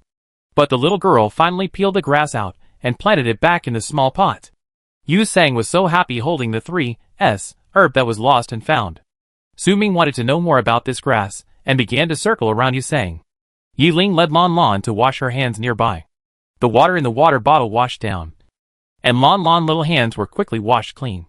But there was no paper towel to wipe her hands. So Lanlan just shook her little hands casually and threw the water droplets on the ground. But the little girl was still thinking about the dark matter that made her uneasy. After washing her hands, Yi Ling screwed the empty bottle on and took it back to put it back in the supply bag. When Yi Ling left, Lanlan stood there, still staring at the ground under her feet. After a while, she puffed her cheeks, suddenly squatted down, and put her freshly washed hands on the soil again. The land was not as hot as before, and the temperature was slowly dropping. But there was still some residual heat, so the land was still warm. Lanlan touched the land, and muttered while touching, is he really gone? As soon as the voice fell, a loud shout suddenly sounded in the distance. Fuck! What is that? It was Suyu who exclaimed. Suyu's words made everyone present look up and look in the direction he pointed. In the distance, the black fog was slowly eroding this side. Su Ming cursed inwardly, it's fog! Without the high temperature of Finghua Forest, the fog can come in. It's not safe here anymore. We have to leave quickly. Lanlan. Yi Ling turned around and called the little girl who was still in the distance. When Lanlan heard Brother Zero calling her, she stood up quickly and ran to Brother Zero. But as soon as she stood up, Lanlan's little body fell back again. The little girl was pulled back to the ground by the force. She stared blankly at her little hand still stuck to the ground. Lanlan tried hard to pull her little hand up, but it seemed to be stuck to the ground and she couldn't pull it up. Lanlan was puzzled. Why? How could this happen? At this moment, a small drop of black liquid, about the size of Lanlan's little fingernail, suddenly emerged from the ground. The liquid climbed up Lanlan's fingers and then instantly drilled into Lanlan's palm. Lanlan's hand suddenly moved again. The little girl immediately spread out her palm and looked at her palm. There was no drop of black liquid in her palm. But Lanlan found that there was a small, almost invisible black mole in the middle of her palm. Lanlan frowned, and she clumsily used her thumb to wipe the small mole. No matter how she wiped the small mole, it wouldn't go away, as if it was born there. Lanlan, After a while, Lanlan pouted her little mouth and cursed fiercely at her palm amid the anxious calls of the older brothers over there. Dark matter is a big idiot. Chapter 48. After cursing her palm, Lanlan clenched her fists. It was too late to do anything else. She quickly ran to the older brothers. Yi Ling picked up the little girl and looked at the fog that was almost drowning her in the distance. He said coldly, this way. The fog came from the direction of Hengsha Stone Forest. Hengsha Stone Forest was in the north. If the fog came from there, they couldn't go to Shanghai Highland. They could only go from above. There was Swallowing Beach above. In fact, Swallowing Beach was not necessarily safe. The fog on the sea would only be bigger, but they could only escape there now. Everyone walked very fast. But they didn't know if the fog had been blocked outside Fengwushan for too long before. The squeezed fog was extremely dense. In addition, there was wind now. The cold wind in the valley was mixed with the fog. The speed of the fog was so fast that it was ridiculous. Hey, give me Lanlan. Yu Sang stuffed his small potted plant back into the supply bag. Freed hands, came to Yiling, and wanted to take the little girl away. Yiling frowned and looked at him. Yu Sang said in a serious tone, "Your mental strength is weak, and you run too slowly. I am a 3S ability user. I run fast." Yiling glanced at Yu Sang's legs that began to bleed again. Yu Sang said unhappily, "I can run faster than you even if I limp." Yiling looked hesitant, and when he turned his head, he suddenly saw the prince running on the other side of him. He lowered his head and rubbed the top of the little girl's head. Under the little girl's blank eyes, Yiling gritted his teeth and stuffed Lanlan directly into the prince's arms. Shu subconsciously caught the little girl and looked at Yiling with a heavy look. "Big brother." Lanlan's hand was suddenly changed, and she wanted to grab Brother Zero in a panic. Yiling resisted the urge to hold Lanlan's hand. He only looked at the prince. "You go first." Yiling's mental strength was indeed weak. As soon as he sent the little girl out, his knees became a little weak. Seeing that he was about to stop, Yu Sang held his arm and forced him to continue running. At the same time, Yu Sang also shouted to the prince, "Don't wait for us. You take Lanlan and run first. We will cover the rear. If it doesn't work, we can withdraw from the competition. Nothing will happen." High-level ability users can use mental power to condense wind and temporarily force back the fog. The fog is chasing too fast, and it is about to cover them all. At this time, let the strongest person take Lanlan and run first, and the rest of the people will cover the rear to suppress the speed of the fog, which can buy more time for the people in front. After hearing what Yu Sang said, Su Yu and Su Ming, who were running in front, suddenly slowed down. If it were only Yu Sang and Yiling, it would probably not slow down the speed of the fog much. With them, it might be better. The prince glanced at the four people behind him. He pressed the back of the little girl's head with his big hand, pressed her face into his arms, and pursed his lips. "See you at Swallowing Beach." After saying that, he quickened his pace. Lanlan felt that there was whistling wind in her ears. She tried to squeeze her little head out of the warm embrace of Brother Gecko. When she saw the surrounding environment, the little girl panicked. "Brother Gecko, where are Brother Zero? Where did they go?" Shu was silent at first, and after a moment, he said, "They will come later." On the way to Swallowing Beach, Thingwa Lin had to pass through several high mountains. Every time she reached the top of the mountain, Lanlan would see the thick fog behind her, which covered the sky and the sun. The thick fog spread towards this side fiercely. Sometimes, it spread very quickly, and sometimes it spread very slowly.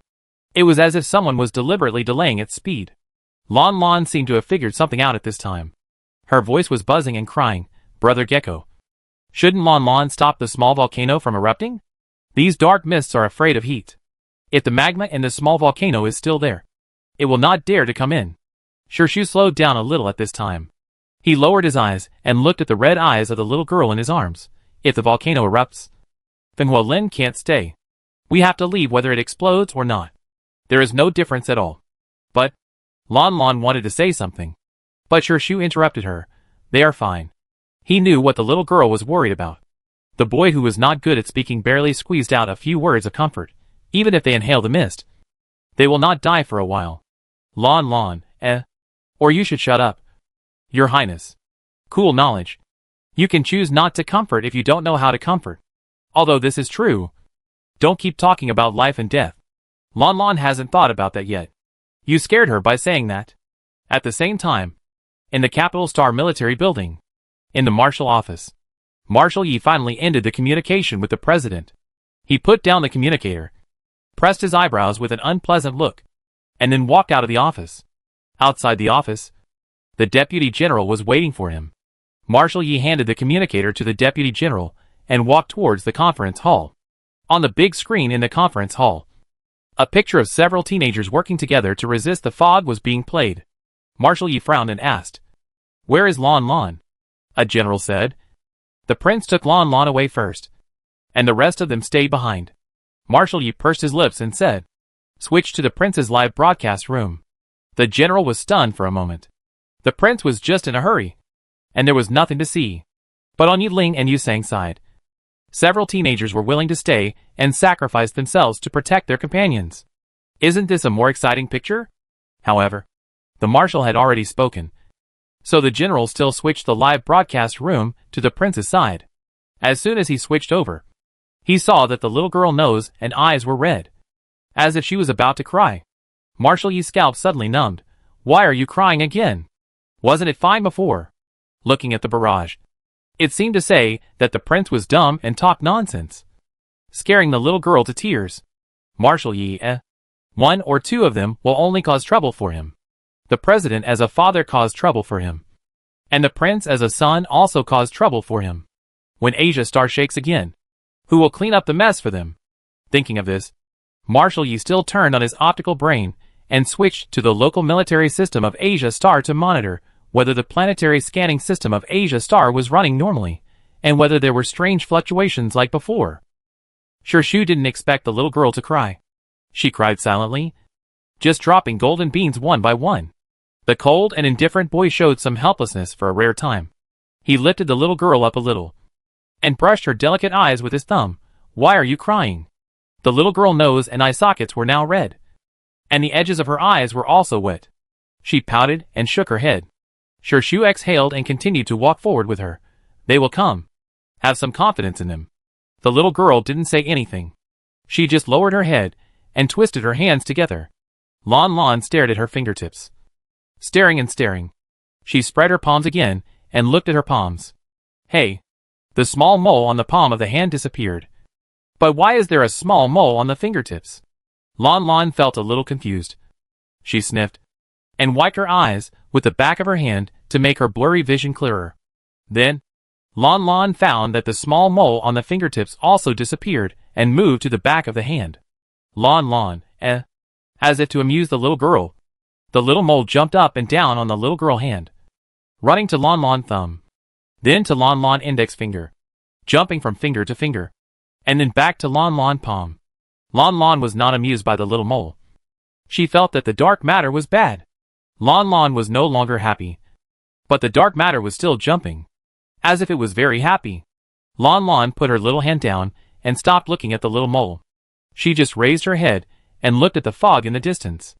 If the fog could disappear, then the big brothers would be safe. The little girl just thought of this, and the little mole that had just calmed down suddenly moved again. After a while, as the little mole moved, something in the air was changing. Su Ming felt very uncomfortable now. He had just inhaled a lot of fog, and in his current state, he could no longer help Su Yu and the others. He didn't want to be the one who held them back. In fact, Su Yu and the others were not in good condition. After a few hours of struggle, the four of them had almost no mental strength left. If they continued like this, the fog would submerge them all in less than an hour.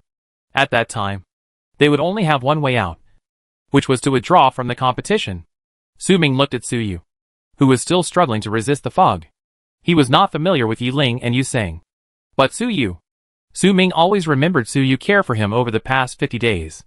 If possible, he wanted to keep Su Yu and continue to move forward. Thinking of this, Su Ming made a major decision. Su Ming, how are you? Su Yu saw that Su Ming's mouth was still bleeding, and said worriedly, I still have half a bottle of healing potion in my bag. Drink it quickly. Su Ming took a deep breath, wiped his mouth, and said directly, I'm fine. As he said that, he suddenly condensed his mental power again. Seeing this, Yusang scolded, Hey, don't use your mental power anymore. Your mental power is already overloaded, and you can't condense much. If your mental power riots again, how will you die? Shit! What the hell? Before Yusang finished his words to stop Su Ming, he saw Su Ming in front of him suddenly condensed a huge amount of mental power. The strength of this mental power is at least the strength of the mental power of a 2's ability user. But Su Ming was obviously seriously injured, and was at the end of his strength. Why could he still condense such an oppressive force? Besides, isn't he S-class? Yiling and Su Yu both looked at Su Ming at this time. Su Yu was shocked. Su Ming, you? Before Su Yu finished his surprised words, the next second, Su Ming suddenly slashed out with a palm. And with his palm, there was also a huge energy like a demonic wind. The energy impacted the thick fog, and in the blink of an eye, the fog was shaken out with a large gap. Yiling, Yu sang, and Su Yu finally stopped resisting the fog and took a good breath. While breathing, they all looked at Su Ming, who suddenly exploded. They still couldn't figure out how Su Ming did it just now. Su Ming's fair and thin face was covered with sweat at this time. It was not easy for him to operate these mental powers that exceeded his ability limit. He didn't intend to use this ability in the fatal training ground. As an S-class ability user, he can use 2 S-class mental power. This is Su Ming's biggest secret. He once promised his father that he would not expose this ability unless it was absolutely necessary. But now, it's a matter of life and death. So it should be a last resort. Right? The main reason is that this ability is too similar to the effect of the interstellar banned drug called Devil's Light. Once discovered, he is likely to be treated as a banned drug user and imprisoned in the interstellar prison. Su Ming supported his knees and breathed softly. Yes, Su Ming can use cross-class mental power not because he took banned drugs, but because he is a descendant of Huaxia.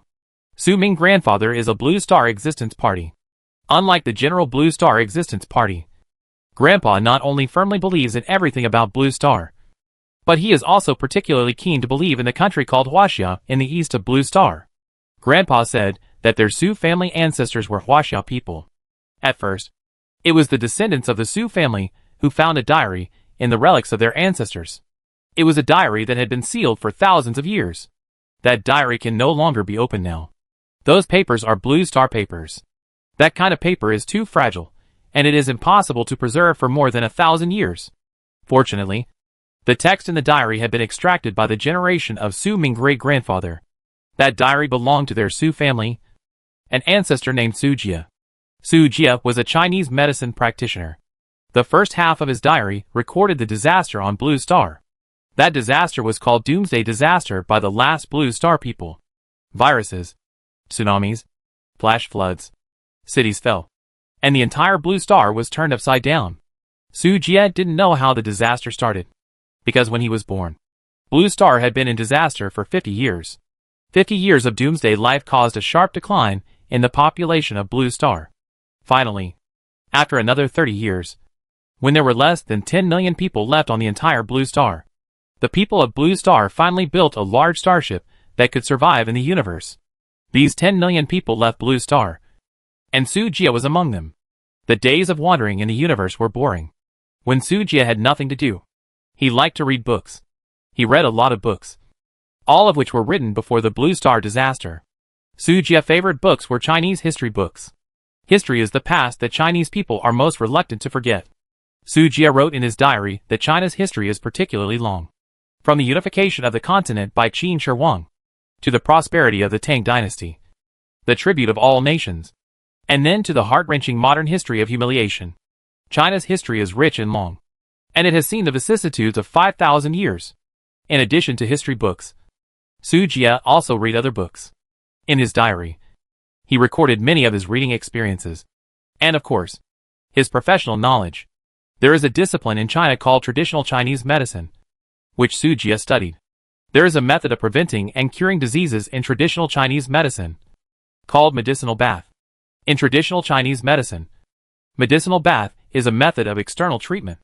It is said that children who grow up in medicinal baths from an early age will have stronger resistance. At the same time, medicinal baths also have the functions of relaxing meridians and activating collaterals, promoting blood circulation and removing blood stasis, dispelling wind and cold, adjusting yin and yang, coordinating the spleen, and promoting qi and blood circulation. After reading the diary of Su Jia, the great-grandfather of the Su family immediately began to study the preparation of medicinal baths. The Su family is a family of medicine. There are as many medicinal herbs in the plantation as needed. Finally, by the time of Su Ming generation, the research on the formula of medicinal baths has been close to perfection. Su Ming is the first beneficiary of the perfect medicinal bath. He is an S-level ability user, but because his body has been transformed by the medicinal bath since he was a child, he can actually use the mental power that can only be used by 2 S-level ability users. When Su's father saw his son's ability, he was so proud that he wanted to promote the Chinese medicinal bath to everyone he met. Unfortunately, a banned drug called Devil's Light appeared in the interstellar black market that year. Too many people died in the banned drug incident. Sue's father was so scared that he shut up on the spot and dared not mention anything about using mental power beyond the level, for fear that people would link the banned drug incident to the Su family. He also reminded Su Ming not to expose his ability easily, so as not to suffer any unwarranted disaster. Su Ming wiped his face and watched the fog dissipate in front of him. He turned his head and met the three people around him with doubtful eyes. Yes, he must have scared them by using this ability suddenly. At the same time, the bullet screen was flashing quickly. Damn! Su Ming is so strong. I thought he was weak before, and the weakest among the few people. I didn't expect that he was hiding his strength before. Is this the energy that an S-level ability person should have? I was shocked. How much strength is hidden? This is almost approaching 2s. When the bullet screen jumped, Su Ming also felt the pain in his chest after realizing it. Using mental power across levels still consumes too much. At this moment, a glass tube was thrown over. Su Ming subconsciously caught the tube and saw that what he held in his hand was the golden 3-no nutrient solution he had seen before.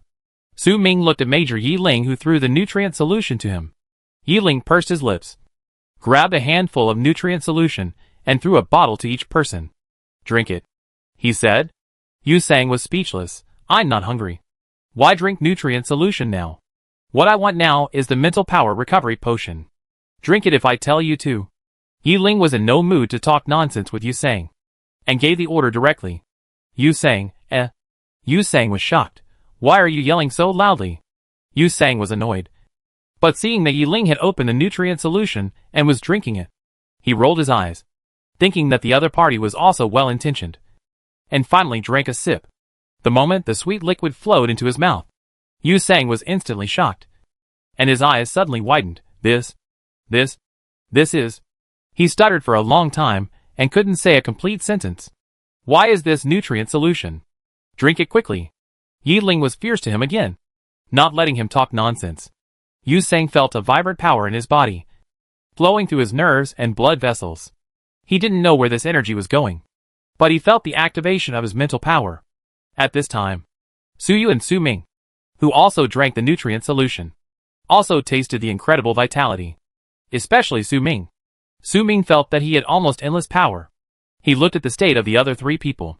He had been exposed to medicine since childhood, so he could easily see that although these three people were also nourished by the nutrient solution, they obviously did not absorb as much as he did. They may just feel a strange vitality flowing in their bodies. But Su Ming felt that his mental power was being healed. If you have to make a metaphor, it means that these three people drank the nutrient solution and absorbed 50% of the energy in the nutrient solution. But he absorbed 200% of the energy. The 8 extraordinary meridians became warm. It was as if the energy in this nutrient solution perfectly matched the Chinese conditioning method that Su Ming had used since childhood. As if they were from the same vein.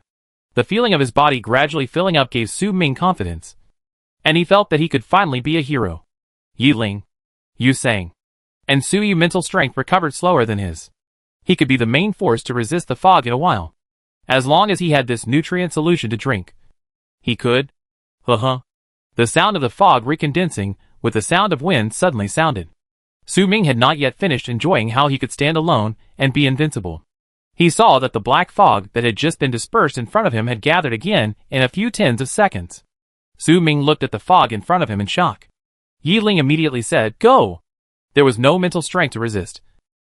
So now we could only run as fast as we could. However, the 4 of them had just turned around and had not taken a step, and the swarming fog had completely submerged the 4 of them like a black net. The 4 of them were in the fog, surrounded by darkness. No matter how they ran, they could not escape the darkness. Su Ming. Cough, cough, cough. Su Ming. Su Yu's voice was clearly not far away, but Su Ming could not find him. Bang. Yu Sang's leg was already lame, and he tripped over a stone in the dark and fell to the ground immediately. Puff. Yi Ling's mental power was eroded by the black fog, and he couldn't bear it, so he spit out a mouthful of blood. The 4 people couldn't see each other in the black fog, but they could estimate that the other party was probably not doing well. At this time, someone said hoarsely, "Retreat. Withdraw from the competition." At this point, it seems that there is only one way left, which is to withdraw from the competition. Su Ming was a little unwilling. He condensed his mental power again, The dream of being a hero couldn't be broken like this. He still wanted to try again. As a result, the mental power just condensed. Puff!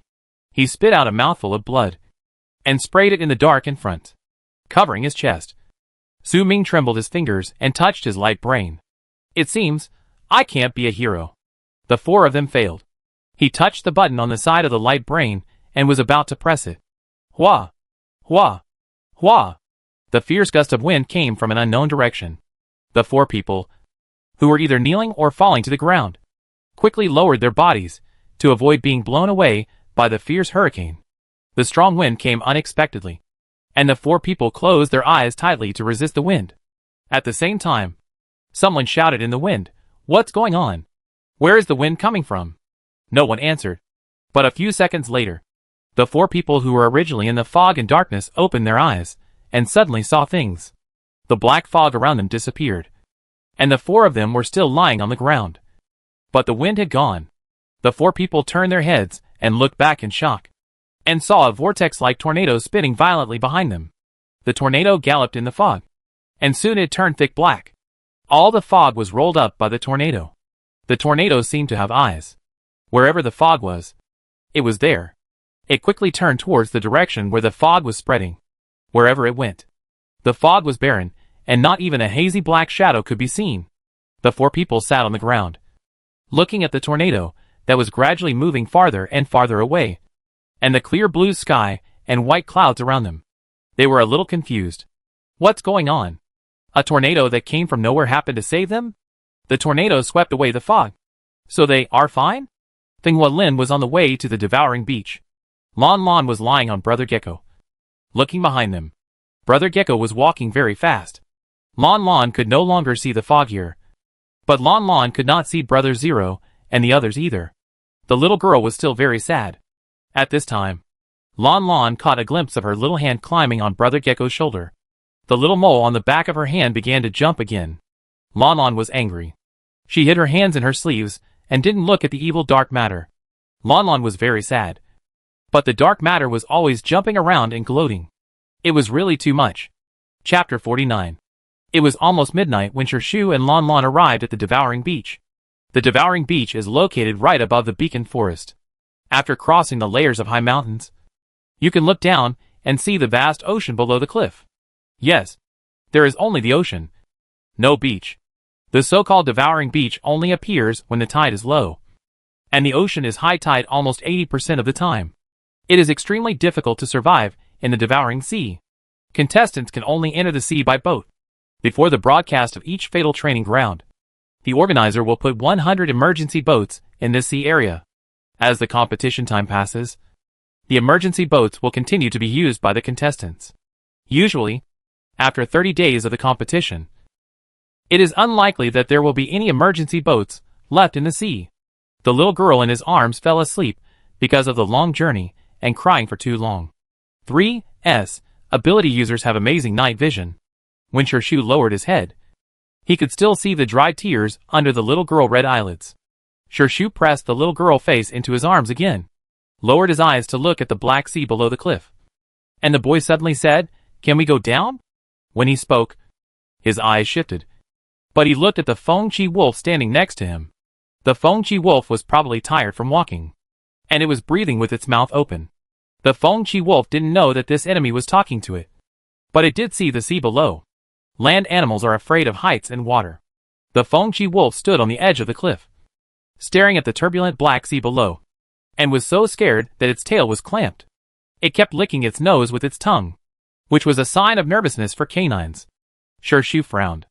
He could carry the little girl down. But what about the Feng-Chi wolf? Throw it away. The little girl will cry again when she wakes up. Right? She has been crying all the way. After exhaling, Shu took off his supply bag and shook out everything inside, leaving only an S-level weapon in the side pocket. The advanced supply bag has a hidden button. Remove the lock core at the bottom, and the space of the bag can be doubled. Shu said to Feng Qilang, "Get in." Feng Qilang looked at the human with cold green eyes. The human was talking to him. What was he saying? Feng Qilang couldn't help but show his sharp fangs. He still wanted to bite the human neck off. Shu frowned slightly, kicked the empty bag, and repeated, Get in? Feng Qilang still looked confused. Shu, Big brother. A weak child voice sounded at this time. Shu lowered his eyes, and saw that the little girl had woken up. She rubbed her eyes with one hand, and held his clothes tightly with the other hand. She looked up and asked confusedly, Big brother. Where is this? Swallow Beach. Shu said directly. Lanlan turned her head and looked around. But didn't see the sea here? Down below. Lanlan looked down and realized that they were standing on a cliff. And there was a vast ocean below. Lanlan smelled the salty sea flavor.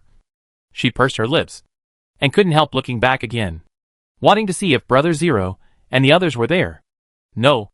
Brother Zero and the others still hadn't caught up. Lanlan felt a little disappointed.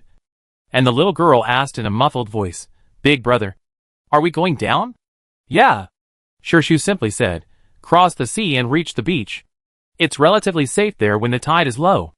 Lanlan looked down the mountain again, just in time to see the waves surging, and the sea was treacherous and dark. Lanlan muttered, but without a ladder, how can we get down?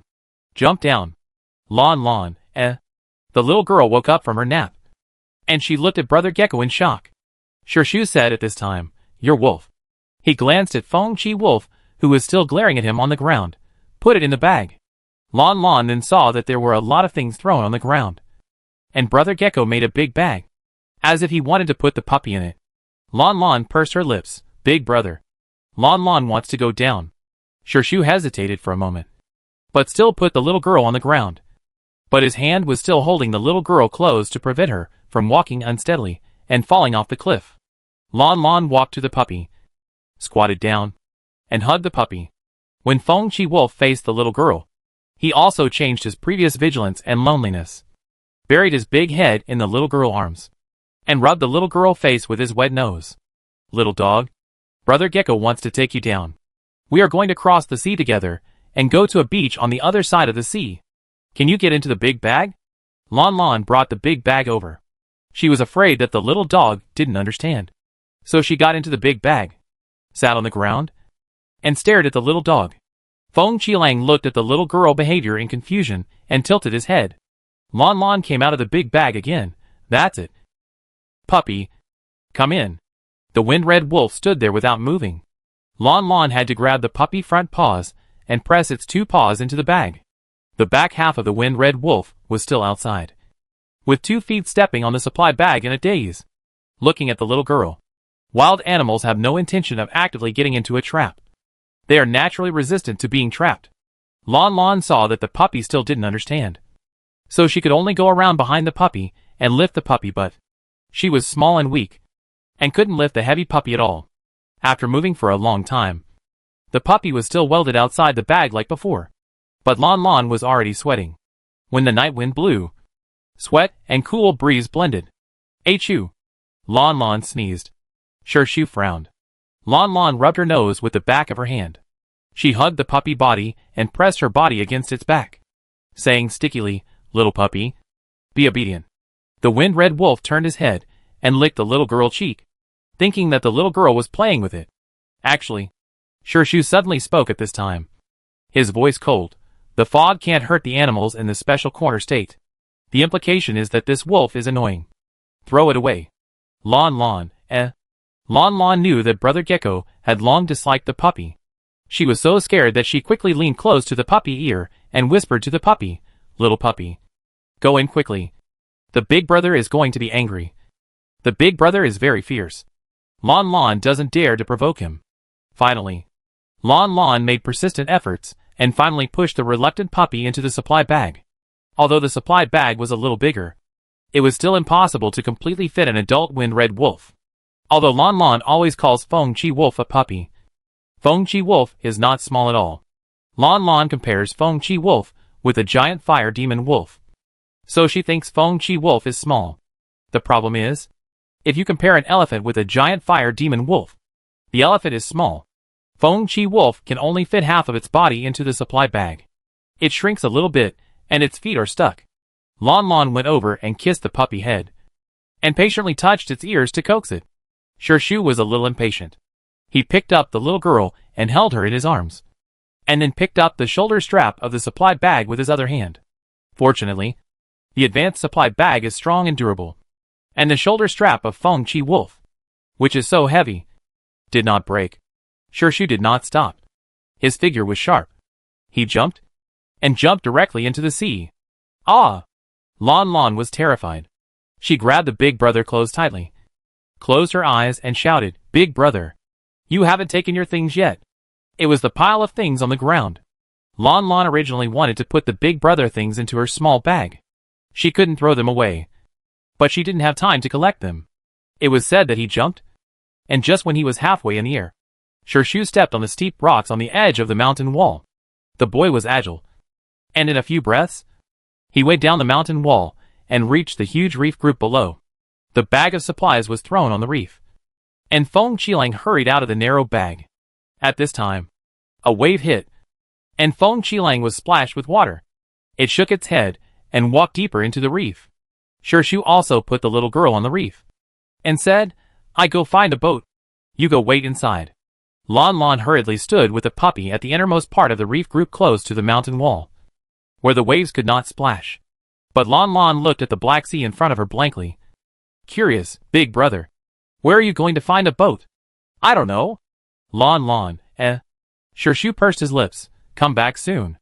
It is now more than 50 days after Fatal Training Ground. According to past experience, it is unlikely that there are idle emergency boats on the sea at this time. But the devouring sea has always been treacherous and turbulent, with big and small waves all year round. It is difficult to find a complete emergency boat. If you look along the reef group, you can always find a capsized boat that was rolled to the reef by the waves. A capsized boat is also a boat. It can be salvaged and repaired, as long as it can cross the sea. Lanlan watched the big brother walking farther and farther away. She squatted on the ground and carefully hugged the puppy body. Feng Qilang lay on a dry rock and licked the palm of the little girl hand. Lanlan touched the puppy head and talked to it. "Little puppy, do you think Brother Zero and the others will be okay?" Feng Qilang naturally would not answer her. Lanlan lowered her eyes. "I hope Brother Zero and the others are safe. The fog is really too bad. Even worse than dark matter." At this point, Lanlan seemed to remember that there was a dark matter on her hand. She pouted her mouth and spread her palm. Seeing the small mole on the palm, she snorted twice. "Dark matter? Do you want to hurt Lanlan?" "Lanlan tells you. Lanlan is not afraid of you." The little girl wrinkled her nose. Her eyes were round, and she made a super fierce expression. "If you bully Lanlan, Lanlan will bully you too." Parents said that if someone bullies Lanlan first, Lanlan will not be a bad kid even if they bully back. The little girl threatened the dark matter in her palm with a serious tone. She said a lot, but the little mole in her palm remained motionless. Lanlan was confused again. She scratched her head.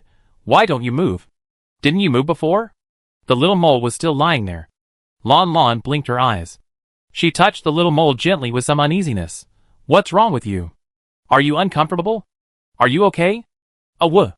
The wind-red wolf didn't know what the little girl was doing. It put its big head into the little girl's arms like a spoiled child, and looked at the little girl with its green animal eyes. Lanlan hugged the puppy head. She touched the puppy nose and looked at her palm again. Strange. Why is it ignoring Lanlan again? It was so lively before. Humph. Lanlan pouted and muttered, "If you don't care about Lanlan, then I won't care about Lanlan. Lanlan won't care about you either." The little girl stopped looking at her palms and just played with the puppy. Lanlan sat in the corner of the reef and waited for nearly 20 minutes.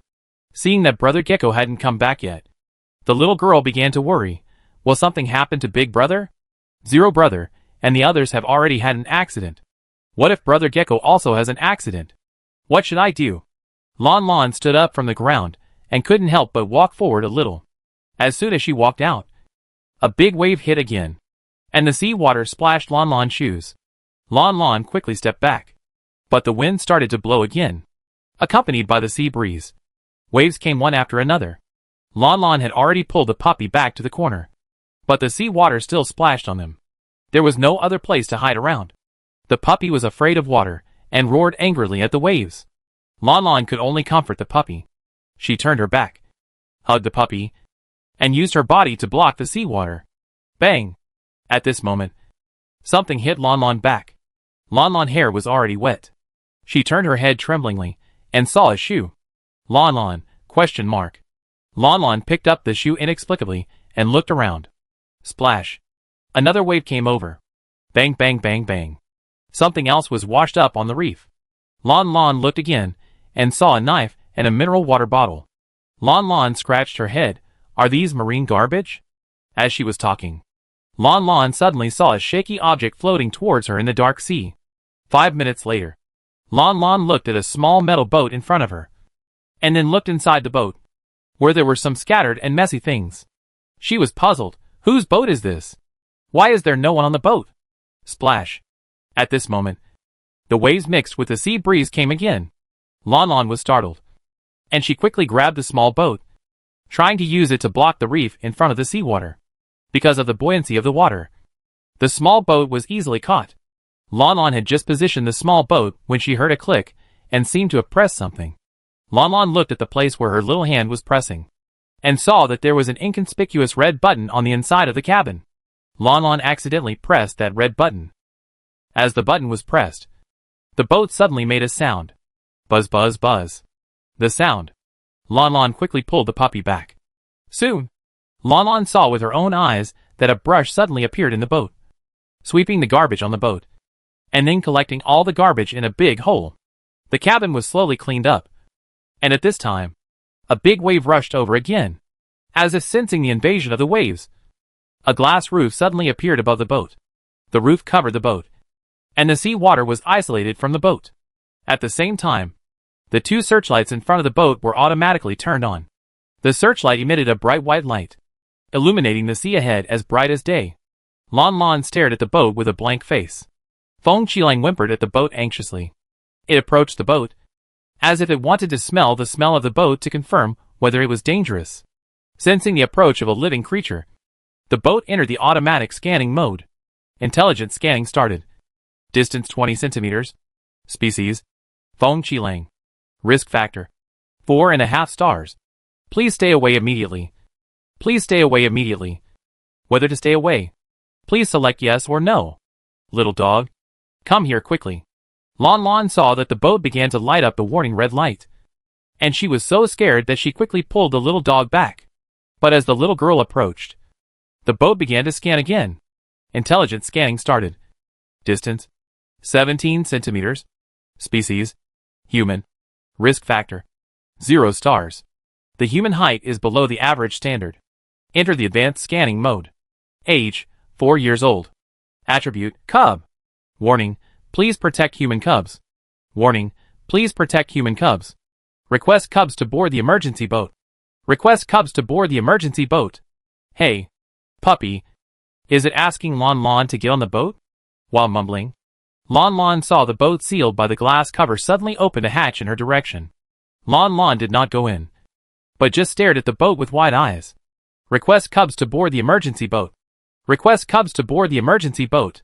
Because no human cubs were detected on the boat, the boat began to sound a warning sound all the time. Later, the whole boat began to light up red, and the volume of the warning sound became louder. Lanlan covered her ears. Her little face wrinkled into lumps. After a while, Lanlan gritted her teeth and stepped into the boat. The red light and the shrieking warning sound finally stopped. Lanlan breathed a sigh of relief. At this time, the warning sound sounded again. A wind wolf is detected nearby.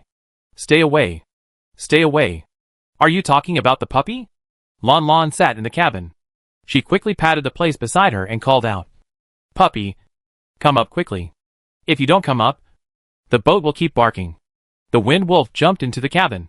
When it detected that the wind wolf had entered the cabin, the boat's intelligent voice suddenly jammed. It seemed that it was not able to speak. After a while, it spoke again. A wind wolf was detected in the cabin. The danger countdown was 3, 2, 1. After 1, the boat fell into silence again. 10 seconds later, self-inspection began. The protection cabin was intact at 70%. The weapon cabin was intact at 20%. The main control board was intact at 90%. And the intelligent board was intact at 80%. Self-inspection was completed. The emergency ship number 1109 was not damaged. The risk factor of the wind wolf was changed. The risk factor was changed. 0 stars. Lanlan held the puppy and listened to the boat talking to itself in a daze. A few seconds later. Dear contestant. Hello. Emergency ship number 1109 is here to serve you. After the self-cleaning and self-scanning modes are turned on, it is now detected that the weapon compartment of this ship has been severely damaged, and you can no longer use the ship combat function. Other functions are reserved for you. Do you choose to set sail? What is your destination? In front of Lanlan, a floating panel suddenly appeared. Lanlan looked at the picture on the panel in surprise, and saw that it was a map of the sea with many red dots marked on it. But Lanlan didn't understand it very well. The little girl muttered softly, Lanlan doesn't know the way here. Lanlan just wants to find her big brother. Do you want to give up the automatic driving function and choose manual driving? Lanlan pursed her lips. And after a while, she said, really? The next second, the floating panel in front of her changed and became a driving console. Lanlan scratched her head. Lanlan has only learned a little bit of electronic operation from Muyu father.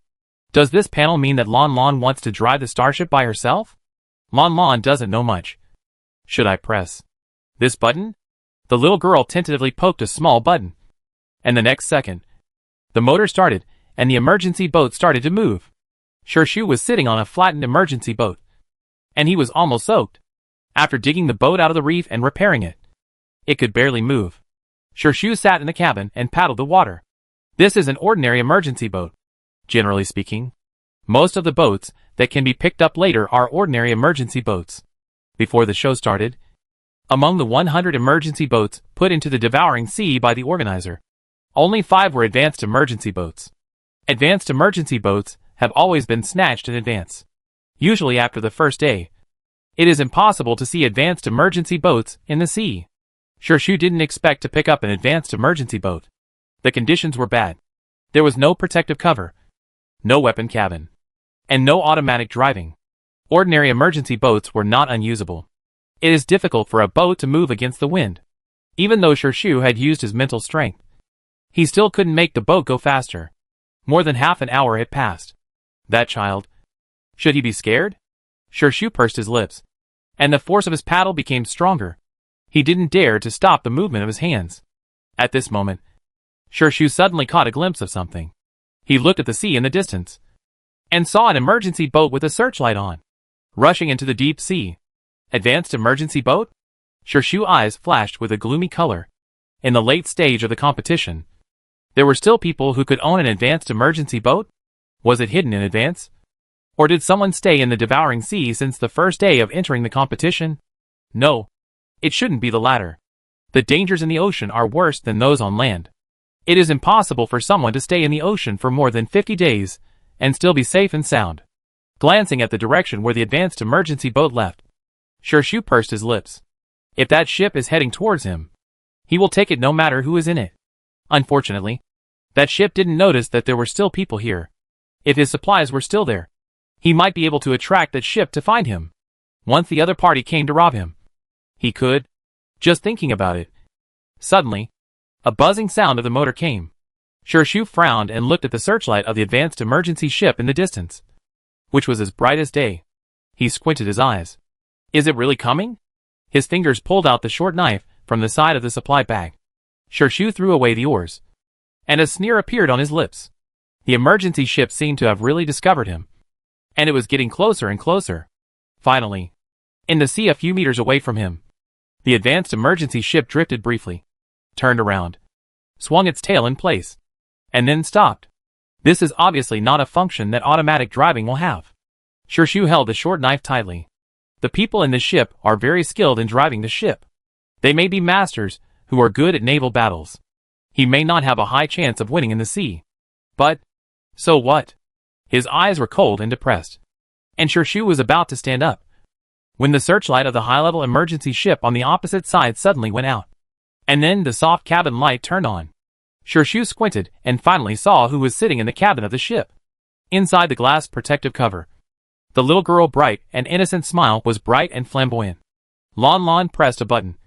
She opened the protective cover, and looked at the Gecko brothers sitting in a small flat boat with potholes on the opposite side with surprise, and said loudly, "Big brother, you are here. Lanlan has been looking for you for a long time. Lanlan is here to pick you up." Shirshu, who still held the dagger in his hand. Chapter 50. The soft cabin lights illuminated the situation inside the boat clearly. Shu quietly looked at the little girl in the emergency boat opposite. Then, he looked at Feng Qilang sitting in the co-pilot seat next to the little girl. The interior space of the advanced emergency boat is larger than that of the ordinary emergency boat. Even though Feng Qilang is huge, it does not seem crowded and cramped for a child and a wolf to sit inside. On the contrary, there is still a lot of room. Shu looked at this advanced emergency boat made of super steel, with smooth lines, heavy chassis, spacious interior, sensitive motor, and comfortable seats. He lowered his eyes and looked at the ordinary emergency boat he was sitting on, with a deformed hull, broken oars, light chassis, no seats, crooked and overall damaged. The boy pursed his lips slightly and fell into silence. The audience, who were watching the live broadcast, also fell into silence. Who am I? Where am I? What do I see? I admit that I was nervous when this advanced emergency ship came over. I admit that I was excited when I saw this advanced emergency ship drifting on the sea. I admit that I was excited when I thought I was going to see a life and death battle on the sea. I admit that I am stupid now. The prince spent so much effort to find a broken ship.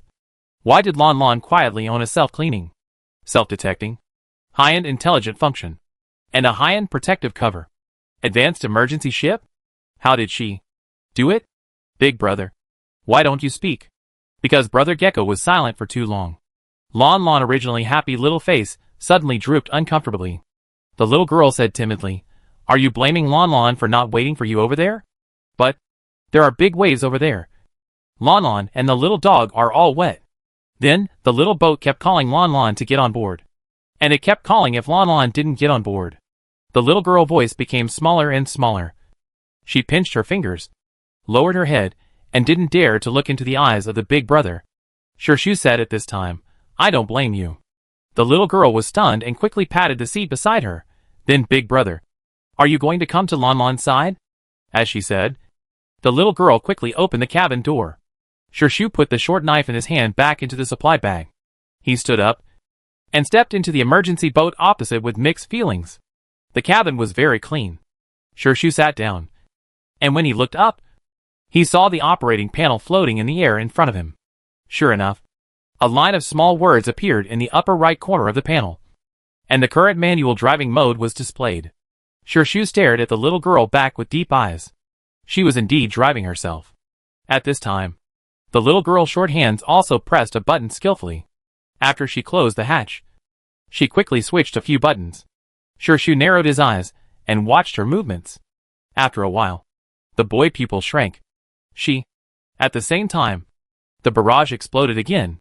What is Lanlan doing? Fu, is she going to drive herself? No. What button is she pressing? I am a military school student. I can understand this system. This is the driving system used on the S-class starship. But Lanlan can't press it like this. It will cause the system to crash. Fu. She entered the system back end? What? What's wrong with entering the back end? Did you press the wrong button? Fu. The back end of this driving system cannot be entered. The system front end has a set level.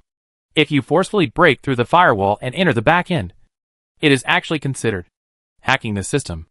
Lanlan didn't know that she had hacked the operating system. When she played Bumper Starship with Muyu Father before, she drove the Bumper Starship like this. Bumper Starship is a small game similar to the Bumper Cars in Blue Star. Muyu Dad made 2 Bumper Starships, one large and one small. And the driving console in the Bumper Starship is similar to the console on this small boat. Lanlan still remembers that when she first competed with Muyu Dad in driving the Bumper Starship, she always lost to Muyu Dad. Lanlan's small starship could not drive very fast.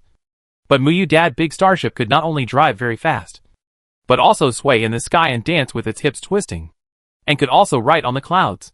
Lanlan was envious. But Lanlan couldn't do it. So Lanlan could only watch Muyu Dad play. Later, Muyu Father taught Lanlan how to drive the Bumper Starship more flexibly. It turned out that after doing this and that, the console could enter another system. In the other system, as long as you remember some codes, you can modify the program yourself. As long as the program is fun, the little starship can do things that it couldn't do before. After Lanlan learned it, She played Bumper Starship with Muyu Father again. And Lanlan started to win all the time. However, after winning too much, Muyu Father was unhappy. He said that this system must be too simple. So Lanlan learned too fast.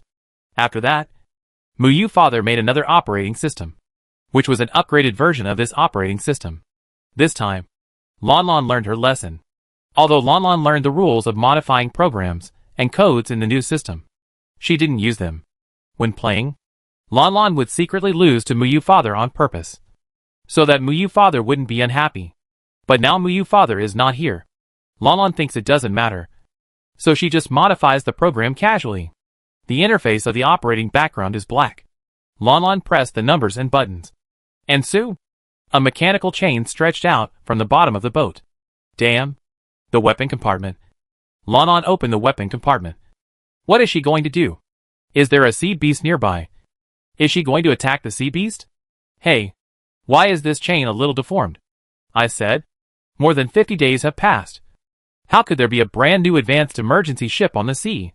The integrity of the weapon compartment of this ship is definitely no more than 30%. It is already a ship with little combat power. The previous owner of this ship was probably eliminated in the battle, and then left this orphan ship. Lanlan. This ship has almost no combat capability. Don't waste energy on weapons. If you really scan a sea beast, you'd better run for your life. Damn it! The barrage stopped at this point. On the big screen, the little girl operated the broken weapons in the weapon compartment. But she didn't want to use these weapons to fight. But she hooked the broken boat that her big brother had taken before with a chain. And then she started the emergency boat, leaving a tattered ordinary emergency boat behind this advanced emergency boat. Can the clavicle chain be used like this? No wonder she wanted to hack the system background. The use of weapons has a fixed setting. If you want the clavicle chain to use other functions besides combat, you need to change the combat code of the clavicle chain. The question is, can this code be changed?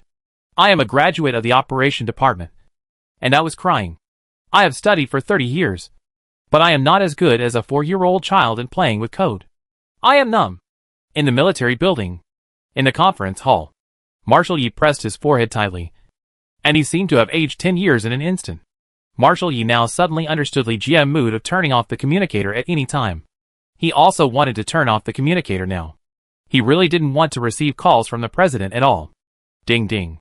At this moment, the communicator at the Deputy General's place really rang. The Deputy General took a look at the caller ID, stood up and said, "Marshal, it's the president. He said I'm not here." Marshal Yi interrupted the Deputy General directly, and his gloomy face was full of resistance. Deputy General, Other officers in the conference hall, Can you drive a starship? After being silent for an unknown period of time, Shu finally spoke slowly. His tone did not show any joy or anger. He only looked at the unfamiliar operation panel in front of him, and his thin lips were pursed into a straight line. Lanlan turned her head. A starship? Yes. Yes. The little girl seemed to be playing some fun game. She didn't even need to look at the operating panel. She turned back to talk to her big brother, while her little hands were nimbly driving the emergency boat. Lanlan loves driving the little starship. Big brother, can Lanlan draw a heart for you? As the little girl said this, she turned her head back and continued to press the code with her little hands. After a while, the emergency boat, which was originally driving in a straight line, suddenly changed direction. The emergency boat gradually tilted on the sea. When it tilted to a certain direction, the little girl judged the distance and made a sharp turn. After the sharp turn, it went down and then up. Then, after another oblique movement, the emergency boat went straight down, and with a little girl's series of smooth movements. On the big screen, under the high-rise camera, all the audience saw that a huge heart really appeared on the sea. The airflow splashed at the stern, and the little girl drove the boat directly from the bottom of the heart into the middle of the heart. Oh my god! It's really a heart. So romantic. Lanlan, how can you do that? You made my sister's heart flutter. The one who should be fluttering should be the prince. Lanlan actually drew a heart for the prince. Shu looked at the hearts outside, and perhaps because of surprise, the boy who was always cold and calm suddenly skipped a beat. His eyes turned from the hearts of love surrounding the emergency boat to the little girl with a bright smile in front of him. And Shu's eyes were deep. Perhaps no one can resist an innocent and pure child releasing her most sincere and enthusiastic kindness to you. Why should Lanlan draw a heart for him? I won't do it. I won't do it. Lanlan has never drawn a heart for me. In the interstellar universe, in a high-level battleship, Muyu suddenly started to throw a tantrum on the sofa. He slapped the table with a clang. And the more he looked at the boy on the big screen, the more he disliked him. The expressions on the faces of other parents were not very good. Even Li Jie, the only one who still retained a bit of normal rationality among this group of lunatics, looked ugly. Li Jie pondered, Lanlan won't like him? With this sentence, the entire battleship cabin almost exploded. Everyone looked at Li Jie in unison, their faces darker than each other. Are you kidding? How old is Lanlan? What does she know about liking? If Lanlan likes someone, she should like that wind-red wolf. Or the 2 tearing bees in her hair. Why does she like a faceless boy who can't even smile? I don't agree. That's right. Not only is he faceless, but he's also weak. There's only a little fog. And he's running like hell? No. The current 3S ability users are like this? I waved my fucking sleeves and dispersed the fog. That's not the case. This is the new generation of 3S. Compared with him, we are. It's a bit of bullying a child. When we just became adults, we were not much better than them. Hey, what do you mean by that? Why are you speaking for that expressionless boy? Didn't you see that Lanlan drew a heart for him? Draw a heart. Instantly, everyone surrounded Inno, who actually spoke for that brat. Inno scratched his chin. I just think that although Lanlan drew a heart for him, Lanlan obviously just wanted to play drifting. Even if it wasn't the prince next to him. I think Lanlan would draw a heart for any other person who was a crooked melon and a jujube. The battleship cabin suddenly became quiet. Inno pointed at the big screen. Look. Lanlan is so excited. She just hasn't driven Bumper Star for a long time. So she's a little crazy. What are you all so excited about? At this point, Inno glanced at Muyu next to him. But speaking of it, Muyu, haven't you played Bumper Star with Lanlan for half a year? You stingy guy. Lanlan just plays better than you. But you don't play with her. Are you childish? Instantly, the other parents stared at Muyu. It turns out that you are the instigator. It's not that you don't play Bumper Star with Lanlan. Why did Lanlan excitedly draw hearts for strangers as soon as she touched the control panel? Muyu, Yu's scalp was numb from being stared at by everyone. And he said innocently, it's unfair. Lanlan learns electronics too quickly.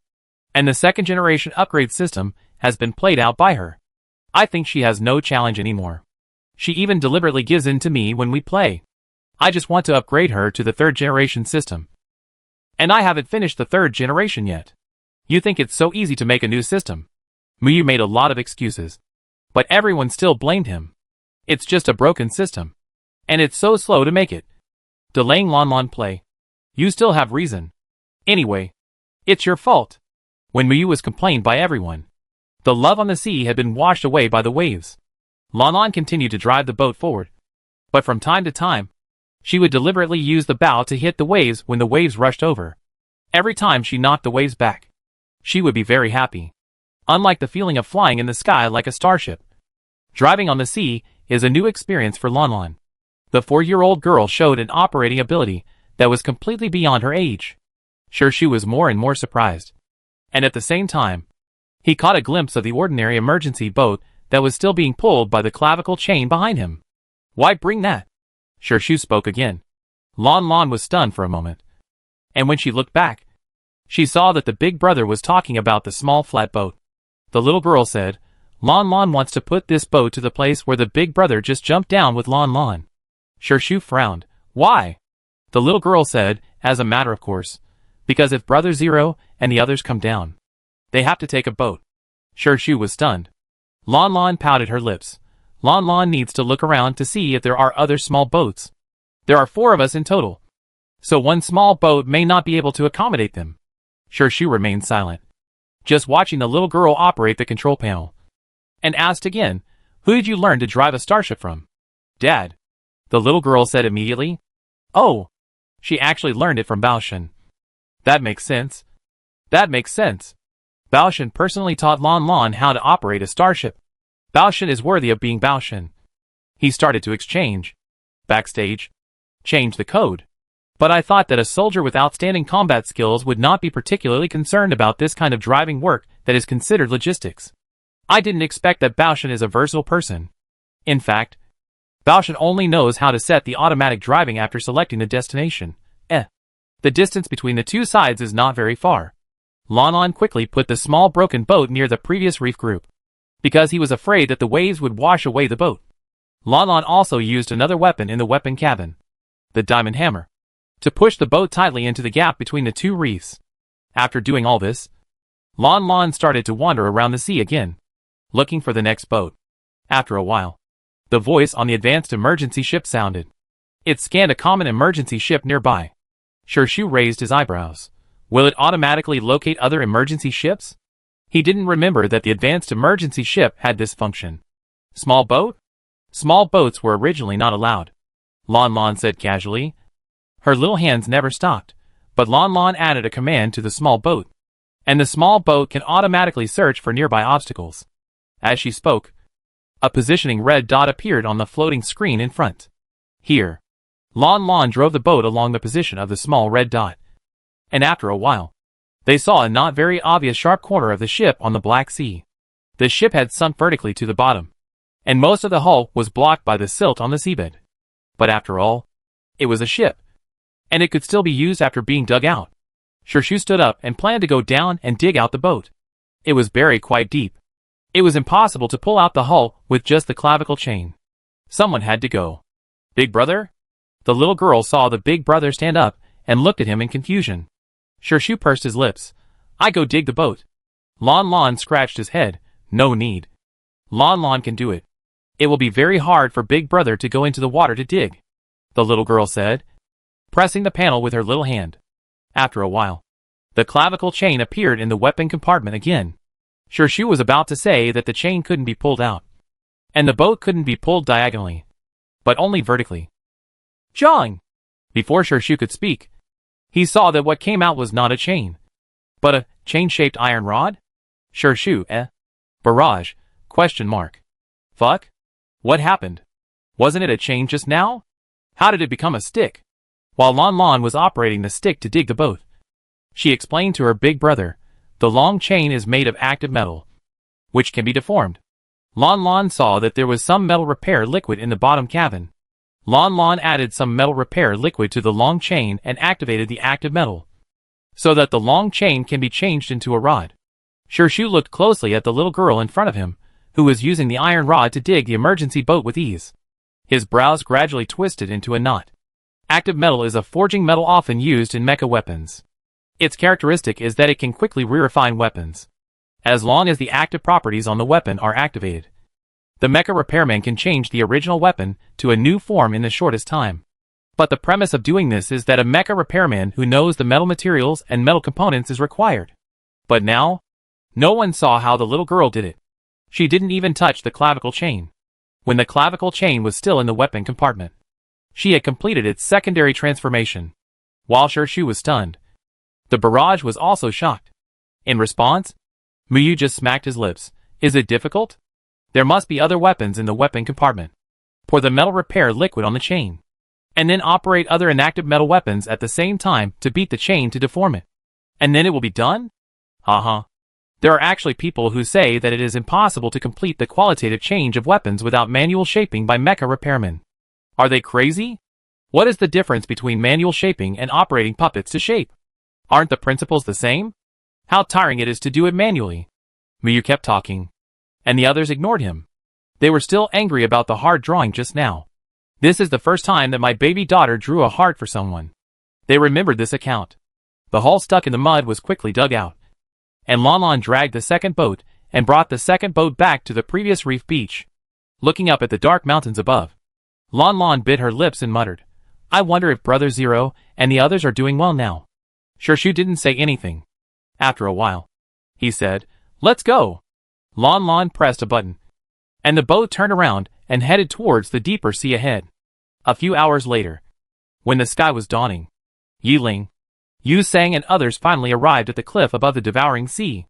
Looking at the pile of scattered supplies on the ground, Yu Sang buried his head and started picking them up. Wow. I'm so lucky. Intact mineral water. unopened nutrient solution, and so many A-level weapons. Ah! I'm rich. I'm rich. Yu Sang had never seen so many good things in his life.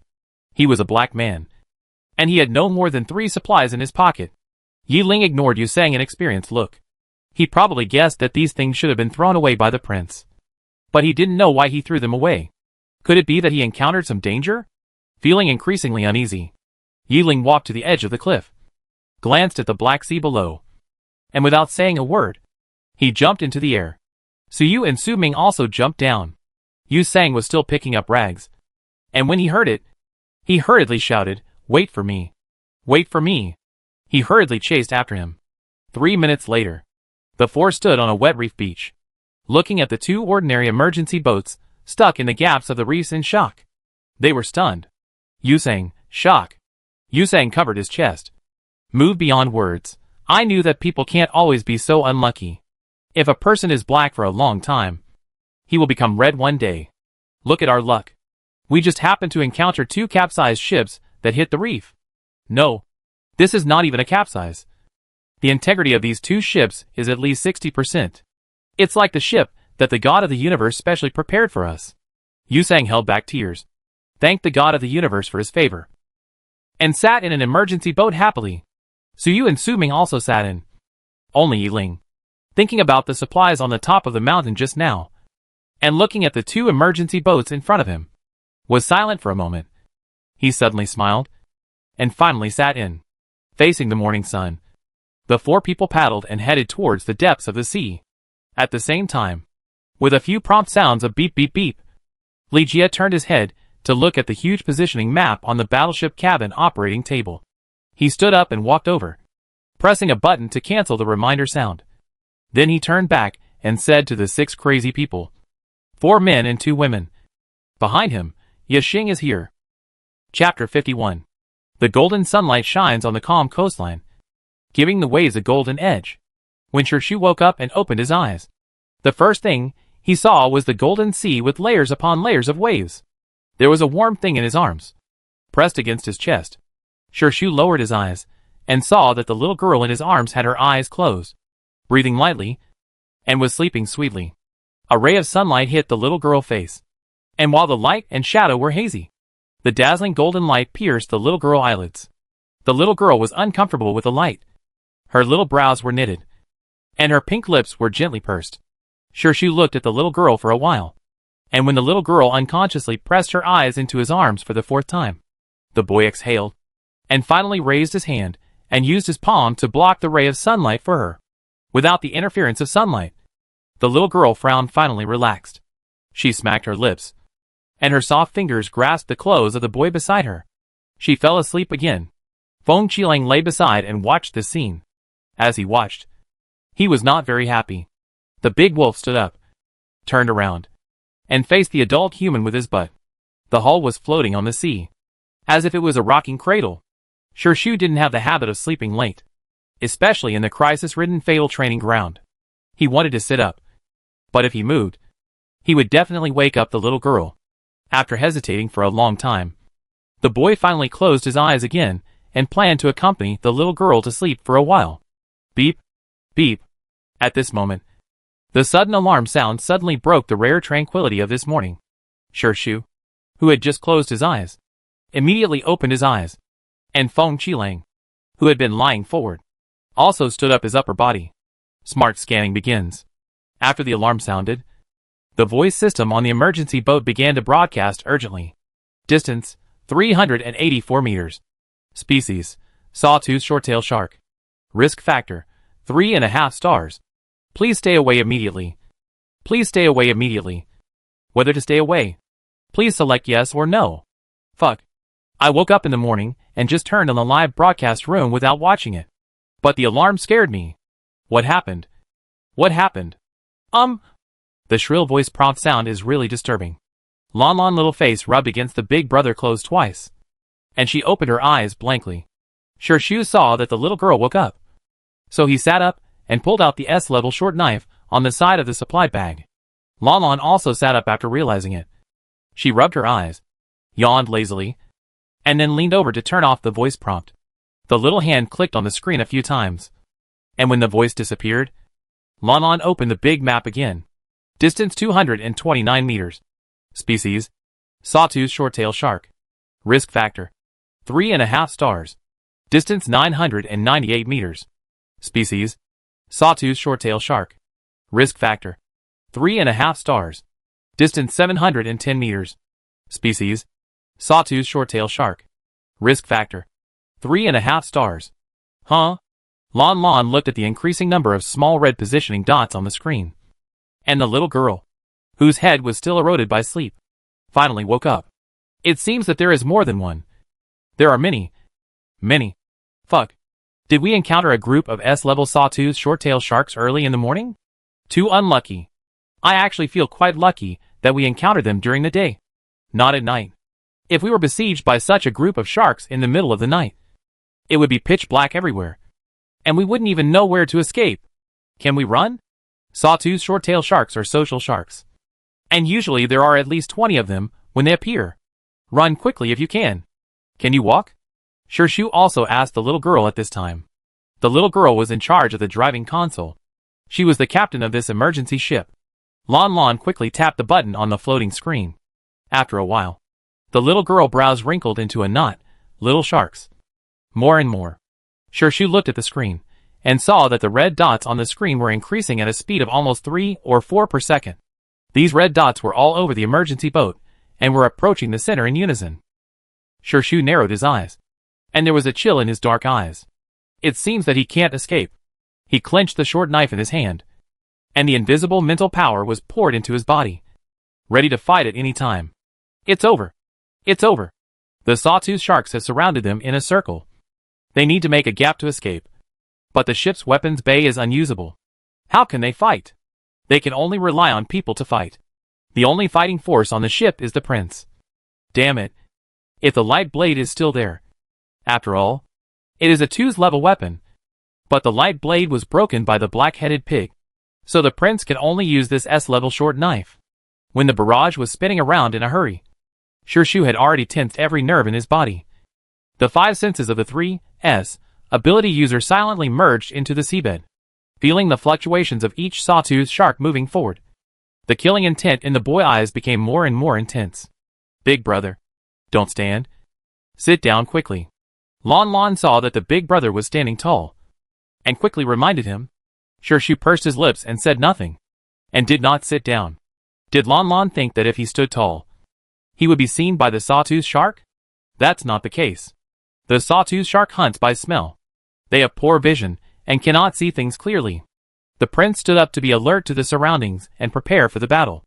Lanlan. Don't worry about him.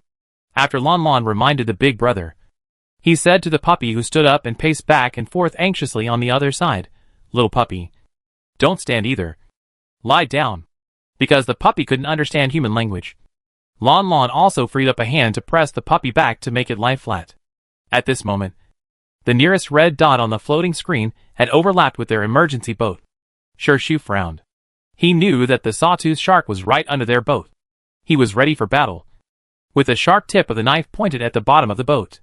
Swish. But at this moment, the boat shook, and the bow turned 180 degrees and headed straight to the side. This sudden dodge made the sawtooth shark that emerged from the bottom of the boat miss. Shu staggered, and although his hands quickly supported the glass protective cover, with a clang, his head still hit the inside of the protective cover, making a loud muffled sound. Lanlan in front was concentrating on driving the operating console. At this time, another sawtooth shark rushed out of the water and blocked their emergency boat. Shu looked at the sawtooth shorttail shark with a black body and smooth and cold skin.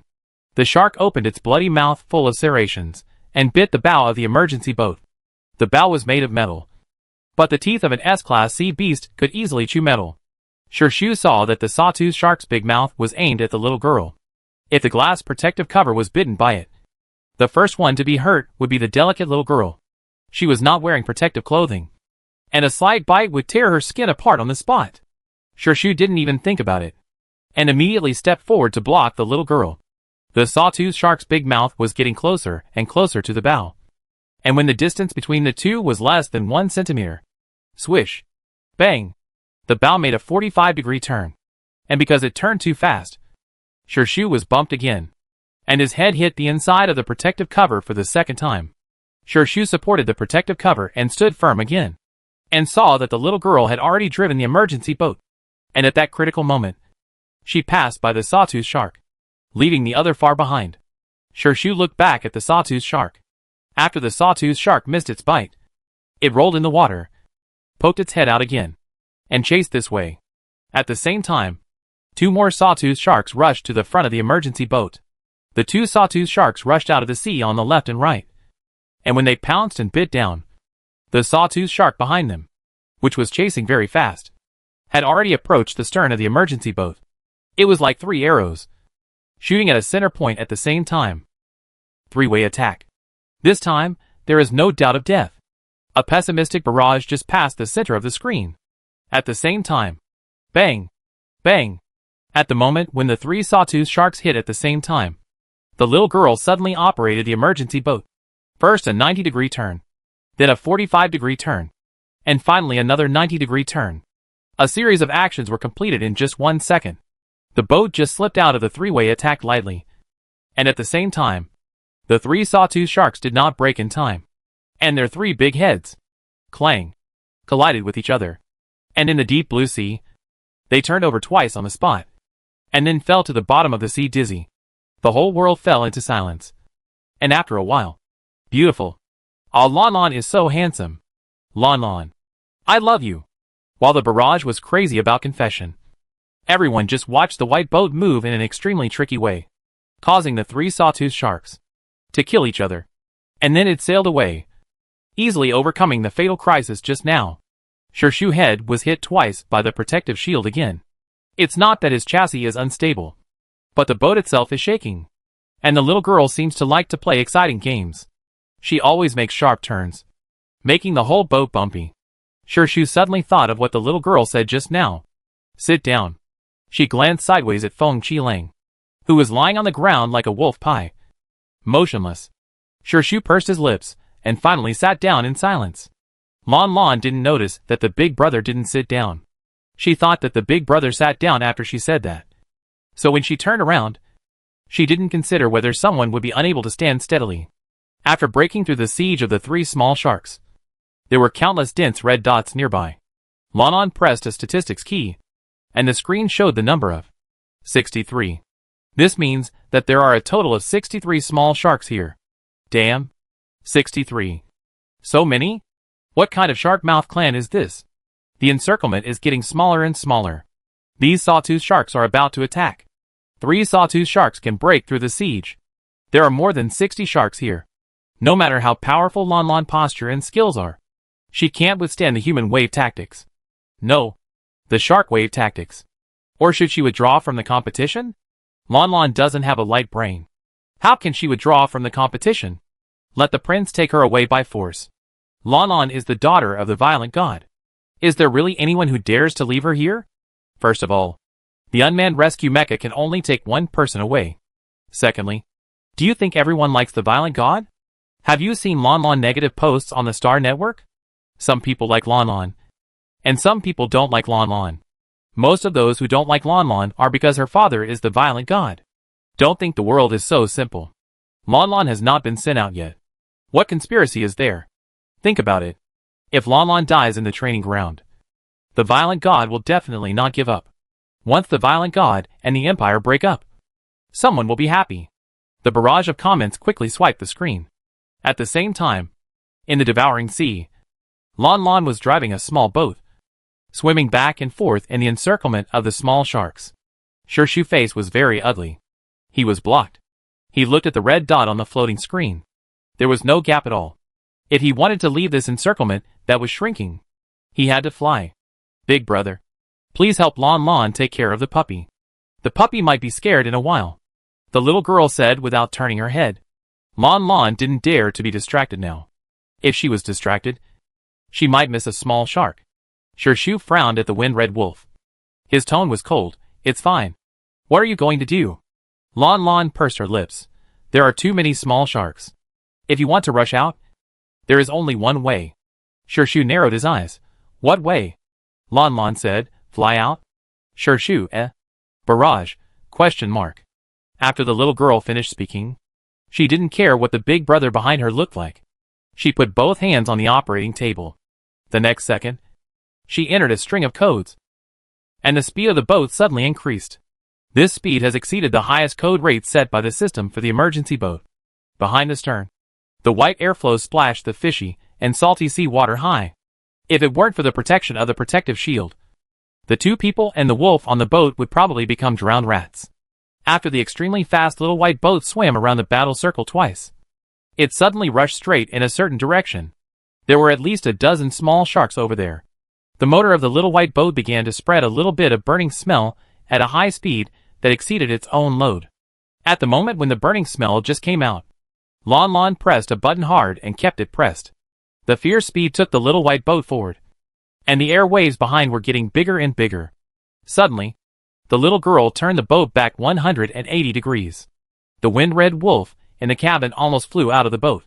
Its whole head hit the glass protective cover, when its body was like a ball, swinging in the cabin. A big human hand grabbed its back hair and pressed it to the ground. The wind-red wolf immediately clamped its tail, and its claws on the deck at the bottom of the boat were tightly grasped. The two ears that had always stood high were now behind their heads. Lanlan circled the boat back to the back. The huge waves in front of her were deliberately created by her motor to break through the driving speed. Lanlan quickly pressed a few more buttons. Soon, using the buoyancy of the water and the inertia caused by the speed, a fierce rush, the little white boat flew directly into the air against the waves. Then, Lanlan continued to drive violently, which made the little white boat stay in the air for a while before it was about to fall quickly from midair to the sea surface. Then, it jumped from the inside of the shark group to the outside of the shark group like a large parabola. Then, it continued to rush straight forward without looking back. At the same time, looking at the floating screen again, you can see that the small red dots gathered in a circle behind had been left far behind. The little white boat did not stop. It was still accelerating, until there was no small red dot left. Lanlan was afraid that the motor would really burn out, so he quickly slowed down, patted his chest, turned around and said to Brother Gecko and the puppy, Lanlan was really scared just now.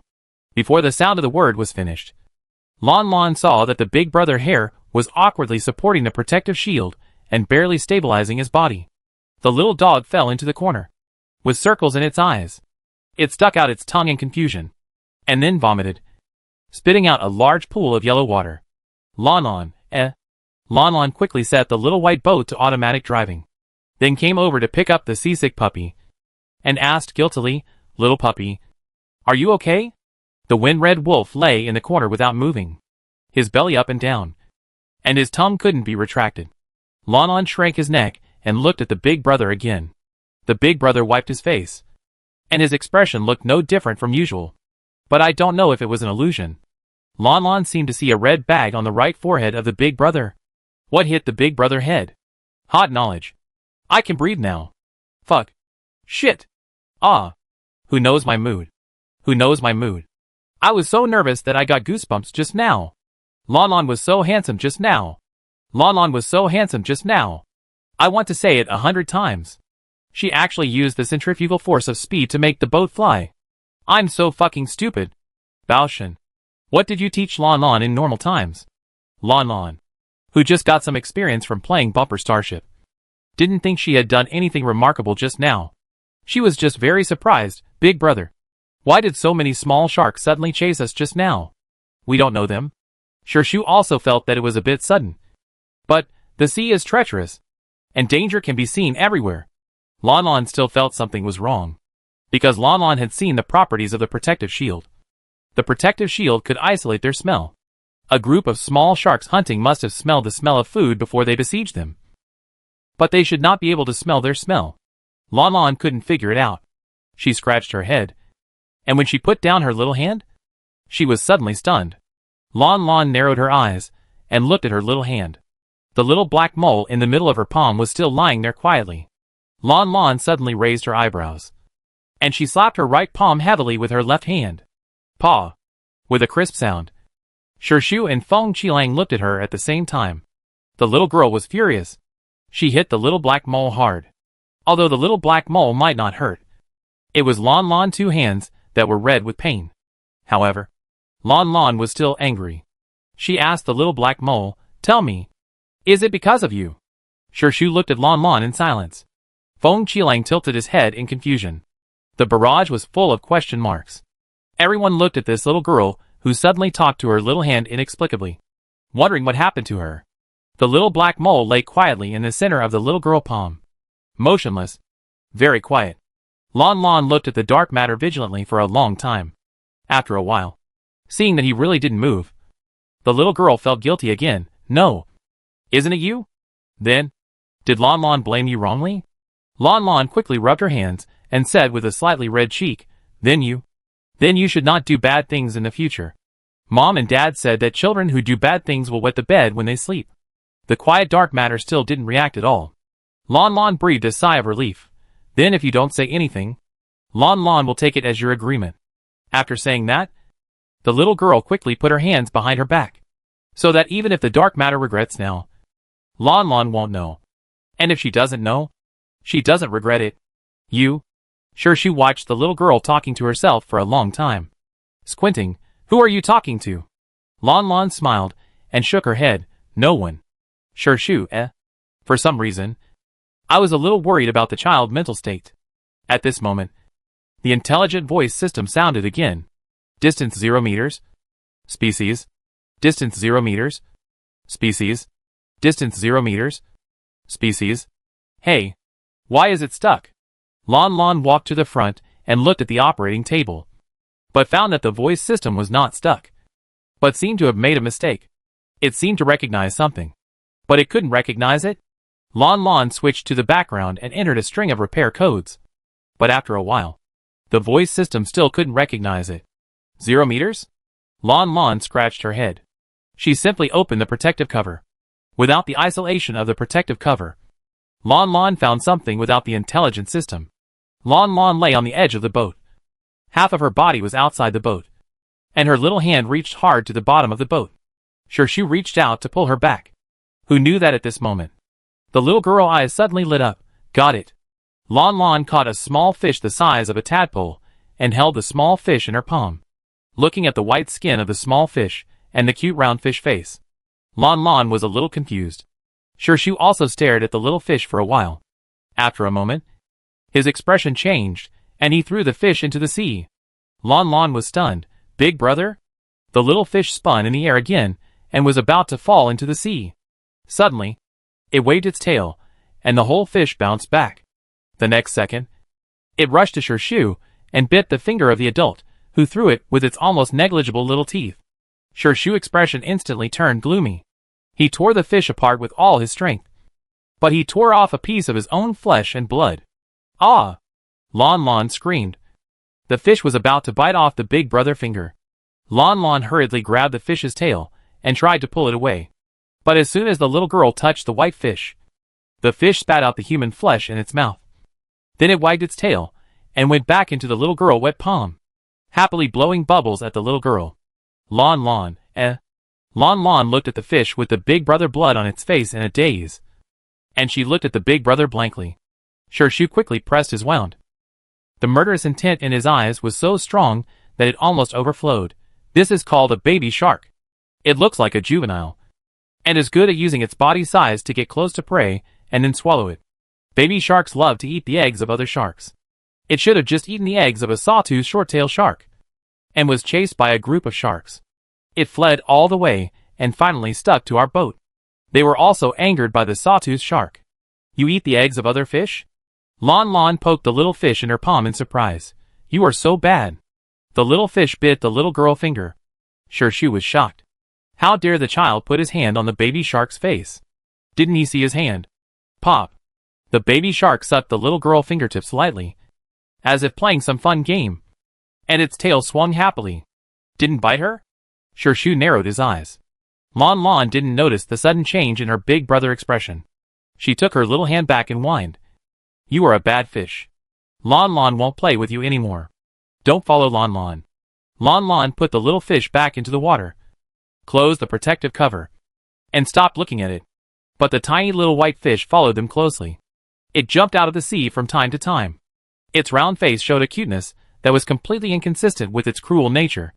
It opened and closed its lips, and kept blowing bubbles at the little girl. Later, it even started to sing. Fish do not have a fixed vocal system, but the little white fish uses its swim bladder to make sounds. The sounds it makes are a little strange. If you listen carefully, it even sounds like it is imitating human voices. Calling, Mom, Mom, Lanlan, ? Lanlan opened the shield again, and she leaned over to listen carefully. Are you calling Lanlan Mom? The little white fish jumped onto the boat again with a shark-like jump. Its swim bladder opened and closed, and it continued to make clear calls, Mom, Mom, Lanlan, Lanlan picked up the little white fish. She turned her head and looked at her big brother in horror. Her little face turned pale, and she was very panicked. Big brother. Big brother. It calls Lanlan Mom. Why does it call Lanlan Mom? It can't really be Lanlan baby. Right? Lanlan doesn't remember giving birth to a fish baby. Chapter 52. Lanlan never expected that she would be involved in the childbirth crisis. She was so scared that she didn't know what to do. Shu looked at the baby shark that was still swinging its tail frantically with an ugly face. Fish don't like to leave the sea, but this baby shark voluntarily jumped onto the dry boat. This behavior has violated biological instincts. Shu pursed his lips and explained, that's the sound of the fish bladder. In addition to using its body size to get close to its prey, the baby fish also uses its swim bladder to imitate the sounds of different prey, thereby tempting the prey to relax its vigilance. Because of its body size, baby sharks mostly only eat the eggs of their prey, but they also eat some small fish species. Lanlan listened to her elder brother's words blankly, and finally breathed a sigh of relief. So that's the case. So Xiaoyu is not Lanlan baby. Xiaoyu just has the same habits as the long-tailed tiger cat. When on Blue Star, there was a kind of cat called the long-tailed tiger cat, and they liked to hunt prey by imitating sounds. Lanlan looked down at the little fish in her hand and was surprised. So who did you learn to call Mom from? How are you so smart that you can even imitate human voices? It should be learned from other contestants. Shu thought. The baby shark probably didn't know what the sound meant, but just thought it was the sound of human calling. So he learned it. But it doesn't matter. The important thing is, the baby shark can't be left. Lanlan was originally stroking the scales of the little fish. Hearing this, he immediately looked up at his big brother. Shu said in a deep voice, the sawtooth short-tailed shark is still chasing it. If they leave this baby shark, it's like carrying a time bomb. The sawtooth shark may chase it again at any time. And how are you going to raise it? Glancing at the wind-red wolf next to him, he looked at the tearing bee hidden in the little girl hair. Shu knew that this child had the habit of picking up strange beasts. She had many secrets. She seemed to be born to be loved by strange beasts. He would cover these secrets for her. But it can't be too outrageous. Baby sharks are dangerous. And fish also need water. Lanlan looked around. Indeed, there was not even a bucket in the boat. And there was no place for the little fish to live. Lanlan sighed and said to the little fish, although you call Lanlan mother, Lanlan is not your mother. You should go find your own mother. Lanlan has no fish tank to keep you. Lanlan gently put the little fish back into the water. After the baby shark returned to the sea, it began to swim around the boat. But it did not jump on the boat again. It was probably because it felt the discomfort of lack of water. Lanlan did not close the protective shield. She sat on the side of the boat, pressed her arms on the side of the boat, and rested her chin on the back of her hands. She said to the little fish below, no one has called Lanlan Mom yet. I don't know why. But when you called Lanlan Mom, Lanlan felt a little happy. Why did we encounter such a large group of sawtooth short-tailed sharks so early in the morning? It turned out that this baby shark was the culprit. Did you eat the eggs of their sawtooth shark leader? They mobilized the entire group to hunt you down. Ha ha ha. Lanlan is so cute. Isn't it normal to feel happy when being called Mom? When I was a child, I liked being a mother the most when I played the house game. In fact, children like to be parents because their life enlightenment starts from learning from their parents. So they naturally yearn to become omnipotent parents. Oh, right. Lanlan suddenly remembered something at this time. She opened her small backpack and took out 2 bottles of homemade nutrient solution from it. Handing a bottle of nutrient solution to the big brother, Lanlan opened another bottle, dipped a little nutrient solution with her finger, and then reached out to feed the little fish. The baby shark jumped up and sucked the little girl finger. After tasting the energy, The silly little fish's eyes suddenly lit up, and she turned over the waves more lively, looking like she wanted to eat more. The wind-red wolf, which had just vomited, also came over at this time.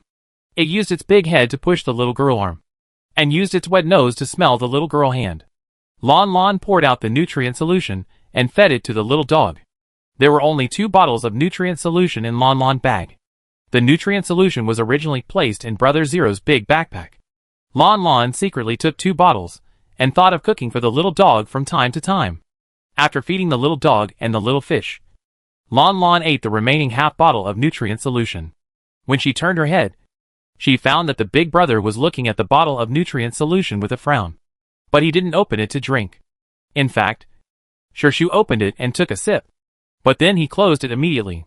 Big brother, this is the nutrient solution that Lanlan made herself. It was originally this color. It's not spoiled.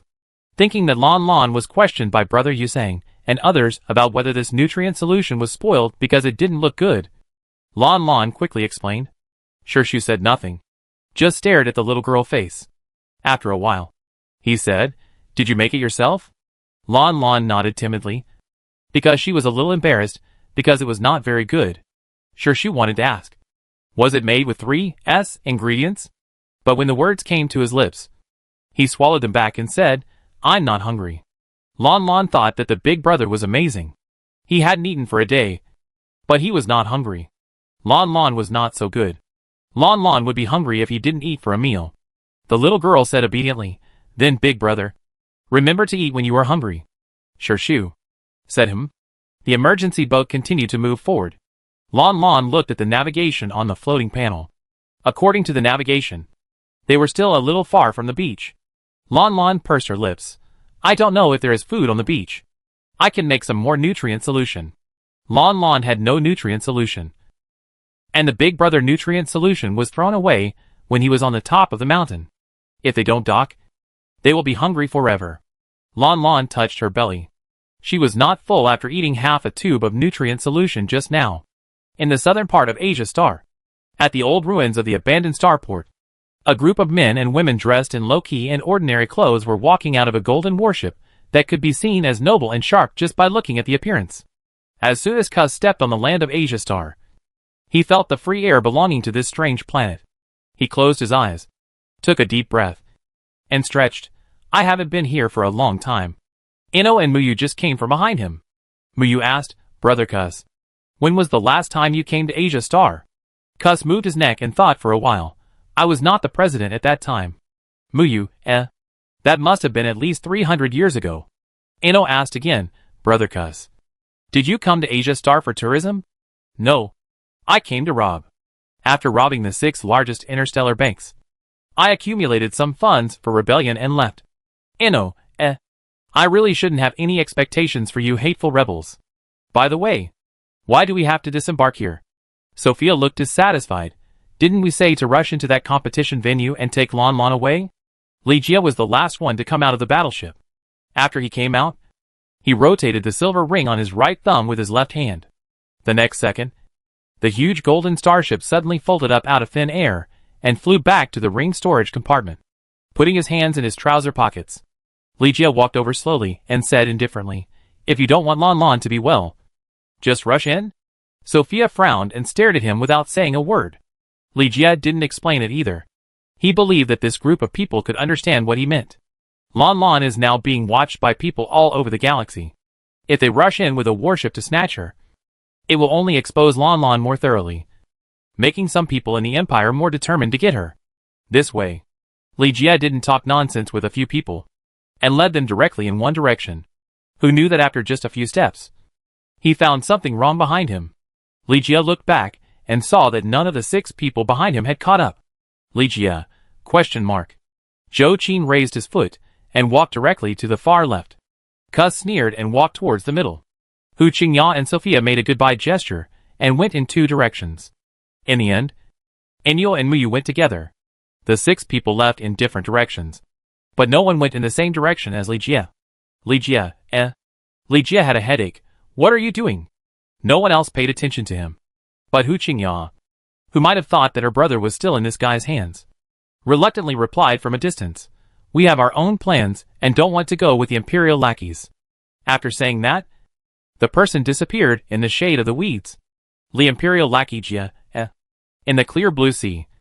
The little white boat followed the navigation and went straight. Lanlan lay on the side of the boat, teasing the little fish for 2 hours. Sure, she was afraid that the little girl would fall off. So he leaned against the wall and sat behind her. The wound on Shurshu's hand that was bitten by the baby shark has been bandaged now. There is no medicine inside, and the outside is wrapped with the little girl's torn clothes. Shurshu lowered his eyes and looked at his right hand again. Among the 4 slender fingers with distinct bones, only one finger was wrapped like a carrot by the little girl's excessive tension. Big brother, the little fish is so small. Will it be tired? The little girl was very worried that this little fish, which was only the size of a tadpole, would die of exhaustion in the sea because of its excessive persistence in chasing their boat. Shurshu tilted his head to look at the baby shark in the sea, the most cunning and hateful shark species in the devouring sea. If it was really tired, it would have stuck to the bottom of the boat and not moved, and would not have the energy to jump and play with the little girl. Shurshu said in a cold voice, "It's a 2-sea beast.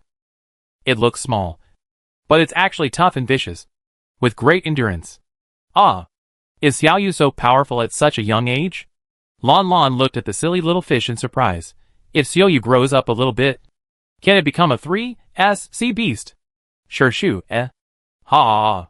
Who told you that your mental power level will increase as you grow up? When I was 18, I was tested to have a B-level mental power. Now I'm 28 years old. When will it increase to A level? Hurry up. I can't wait, ha. Xiaoyu, you have to work hard to grow up and become a more powerful big fish in the future, Lanlan said, and stretched out her finger to tease Xiaoyu. The tadpole-like baby shark also showed support, jumped into the air, and touched the little girl fingertips again. One person and one fish were having fun. And suddenly, squeak, squeak, the intelligent voice system, which had been silent for a long time, suddenly called again. Lanlan didn't understand why, so she went over to have a look. The system was normal, but the voice background was a bit garbled. "Hey, why did it break down?" Lanlan muttered, and her little hands began to tap on the screen. Who knew that at this moment? The voice sounded again, but it was no longer the gentle female voice before, but a strange male voice with a smile. "Navigation error. You have been relocated." "Hey!" Lanlan was suddenly startled. Her 10 short fingers stopped above the screen, and her whole body froze. Shurshu frowned. What's wrong? Was Lanlan scared by the change of voice? Ah! Lanlan knows so much about electronic technology. Doesn't she know that even the cheapest low-level voice system is generally equipped with 20 to 30 intelligent voice lines? It should be just a voice system failure. After restarting, it automatically changed to other voice lines. And it can be changed back. This. Lanlan was stunned for a long time before she found her voice. She stared at the floating panel in front of her, and she was confused. Of course, Lanlan knew that voices can be changed. Lanlan voice on the bumper starship can be changed into more than 100 voices. But the voice just now. That's not. Positioning completed. Continue to the destination. Swallow the beach. The male voice sounded again. Lanlan really couldn't hold it back this time, and blurted out, "Dad!" Shurshu next to him. Barrage? ? In a certain edible crop restaurant on Yaxing. While waiting for the waiter to serve the food, Muyu opened his light brain in the box and operated the interface with a smile in his eyes. Ino was watching the live broadcast at the side. His nose not nose. Eyes not eyes humming. How come Lanlan can recognize your voice at once? Muyu was proud. Of course, it's because Lanlan and I have a good relationship. I am Lanlan's favorite father. Ino couldn't stand such words. He immediately rushed over, squeezed Muyu, stared at the interface full of codes, and said, "I want to come too." Lanlan, can you hear me? I am Ino's father. I am Ino's father. Ino shouted at the screen for a long time, and then looked at another live screen, and saw that his voice did not appear in the live broadcast room. The little girl was still staring at the operating panel of the emergency boat and studying it back and forth, seemingly unable to understand why the voice of this suddenly replaced intelligent voice was the same as her Muyu father. Muyu pushed Ino away casually and said calmly, "Did you see me speaking to the backstage voice?" It's true that I use my voice, but the words are electronically synthesized. You can shout at the screen for 100 years, and no one can hear it. Ino sat back angrily. At this moment, a waiter came in to deliver food. Muyu temporarily closed the panel. After the waiter left, Muyu looked at the table full of edible crops with bland soup, picked up a piece of cabbage and sniffed it. With an unpleasant expression, no energy as soon as I smell it. Ino also had no appetite. The blue ones are still delicious. However, the blue ones are all 3S crops, and the ingredients themselves contain a strong energy flavor. They are delicious even when they are on the soles of shoes. Of course, they are different from these ordinary crops. Forget it. Just eat whatever you want. When you are away from home, it is definitely not comparable to what you eat at home. This sentence, when you are away from home, is very strange. Muyu looked at Inuo. Do you really regard Death Star as your home? That was the prison that trapped them for decades, even hundreds of years. Inuo was very open-minded. Home is where my family is. Lanlan regards Death Star as her home. So Death Star is my home. I only have one daughter like Lanlan. Wherever my daughter is, I will be there. Not everyone is like Hu Qingya and Kus, who have relatives outside. Hu Qingya has a younger brother, and Kus has a son. Compared with other people on Death Star, they at least have someone to care about. Unlike some other people on the Death Star, there is only one person left, and no one cares whether they are alive or dead. Inuo and Muyu are the kind of people who are alone. Fortunately, they now have a daughter. The daughter will remember them and care about them, even if it is just a synthesized voice. The daughter can immediately tell which father voice it belongs to. Muyu smiled suddenly, agreed with Inuo's words, and nodded, yes. There is nothing wrong with the Death Star. Since I have Lanlan, I have been very happy. He didn't want to eat this edible crop anymore, so Muyu continued to operate his screen. Ino took the time to ask, what do you want to do? You don't want to smuggle private information and talk to Lanlan secretly, do you? Muyu didn't even raise his head. Am I such a boring person? I upgrade this system. There's something wrong with this broken system. What kind of nonsense is it guiding? It's just going in circles. If we continue like this, we will never reach the swallowing beach in our lifetime. Ino's expression was stern. Are you saying that the staff of the competition deliberately prevented Lanlan from going ashore? Muyu smacked his lips. That's not the case. I'm more inclined to think that the person who made the navigation probably doesn't even know it himself. I know the shortest way to the devouring beach, so I came up with this roundabout. Lucky route. Ino was puzzled. You know it? Muyu sneered. I said that the protective nets of this broken competition were all made by me. I know what is inside better than them. What did you call him? Shirshu pursed his lips and looked at the little girl. Did she call this system Daddy? Lanlan grabbed her little head. She didn't bother to answer her big brother words. She quickly clicked into the background of the voice system and tested the different system voices one by one. When she really heard the voice in the system, that was almost exactly the same as Muyu father. Lanlan was completely confused. So, that was indeed the voice of Muyu father? Has Muyu father voice been recorded in the system? My father is so awesome, Lanlan suddenly said. And the little girl turned back to show off to her big brother with bright eyes. Big brother. Lanlan father voice has been recorded in the system. And Lanlan can hear his father voice in the system. Fuck. Is it true? Was that Baoshen's voice just now? Wow. Baoshen actually recorded a voice template. Ah. I also want the same voice pack as Baoshen. While Muyu continued to modify other functions of this garbage system, he listened to his daughter praise for him in the live broadcast room. And his tail was so happy that it was up to the sky. After a while, Muyu updated the scanning and detection functions of the emergency ship. After thinking about it, he added a popular science function. At the same time, the organizer's back-end program room. The staff watched the advanced emergency ship completely deviate from the course and headed for a very strange route. He tried to modify the navigation, but found that he did not have enough authority. What's going on? The staff told the boss about the matter. The boss used his own authority to modify it, but found that the authority was not enough. The matter was quickly reported to the person in charge.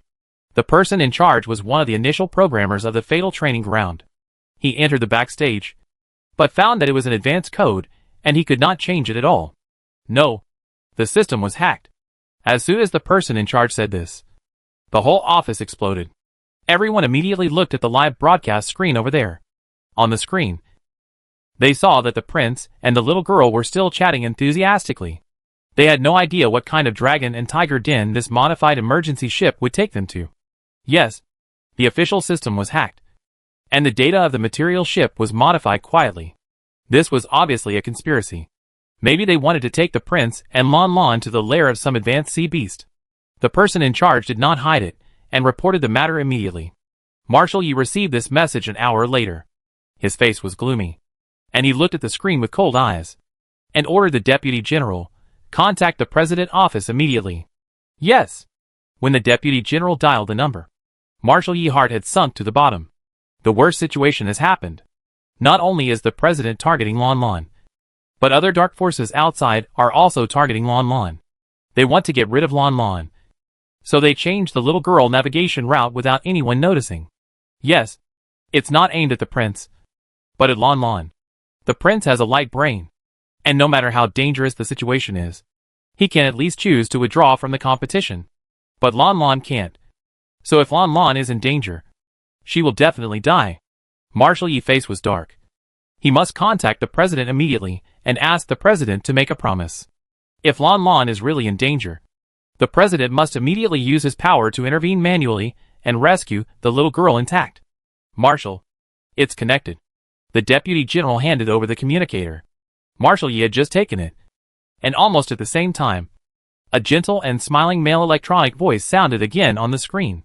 300 meters ahead. We will soon reach the devouring beach. Marshal Yi's pupil shrank. Here it comes. The crisis is imminent. Hey, is it coming? Lanlan's innocent little face was smiling. She stood up and looked at the sea in front of her. Far away. But she couldn't see anything. Is it because of high tide? So she can't see the beach? Marshal Yi was breathing rapidly. He didn't bother to talk to the president on the other side of the communicator, and directly ordered the Deputy General, send an order to the prince, asking them to stay away from the sea ahead immediately. There must be something wrong with that sea area.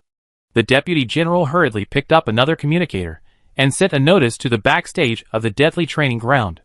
But he received an unexpected answer. Marshal. The Deputy General looked grim. The staff of the fatal training ground said that the central government has ordered to take back the authority to issue instructions, saying that people outside should no longer interfere with how people inside compete. Marshal Yi's face changed. He looked at the communicator in his hand. The other end of the communicator was the highest person in charge of the central government, and it was very likely that he was the initiator who ordered them not to contact the people inside. Marshal Yi's voice was cold. He put the communicator to his ear. President. After a moment of silence, he continued, Lanlan is only 4 years old. No one spoke at first. And after a while, the president's voice came, Marshal. We should abide by the rules of the game. Right? Marshal Yi's eyes were red with anger. And he took a deep breath. And he said, if I agree to your previous proposal, I am willing to work with you to persuade Baoshan to give up the guardianship of Lanlan, so that you can adopt her as you wish. Then can you save her? A faint sigh came from the communicator. Xiaoshu is too lonely. I can see that he likes this little sister very much. You are right. After all, she is only a 4-year-old child. Entering the competition venue is a misunderstanding. She should not be put in danger. Marshal Yi clenched his fist suddenly. And his fist was hard. Politicians change their faces faster than turning pages. But what can they do? Their president is determined to get the little girl. He even uses such a despicable trick. Marshal Yi even suspected that it was because he had not responded to the president directly that the president directed and acted on his own. And had someone hacked the emergency boat system, putting Lanlan in danger, and forcing him to agree to stand on his side? A treacherous politician might really do such a thing. However, it is too late to say anything now.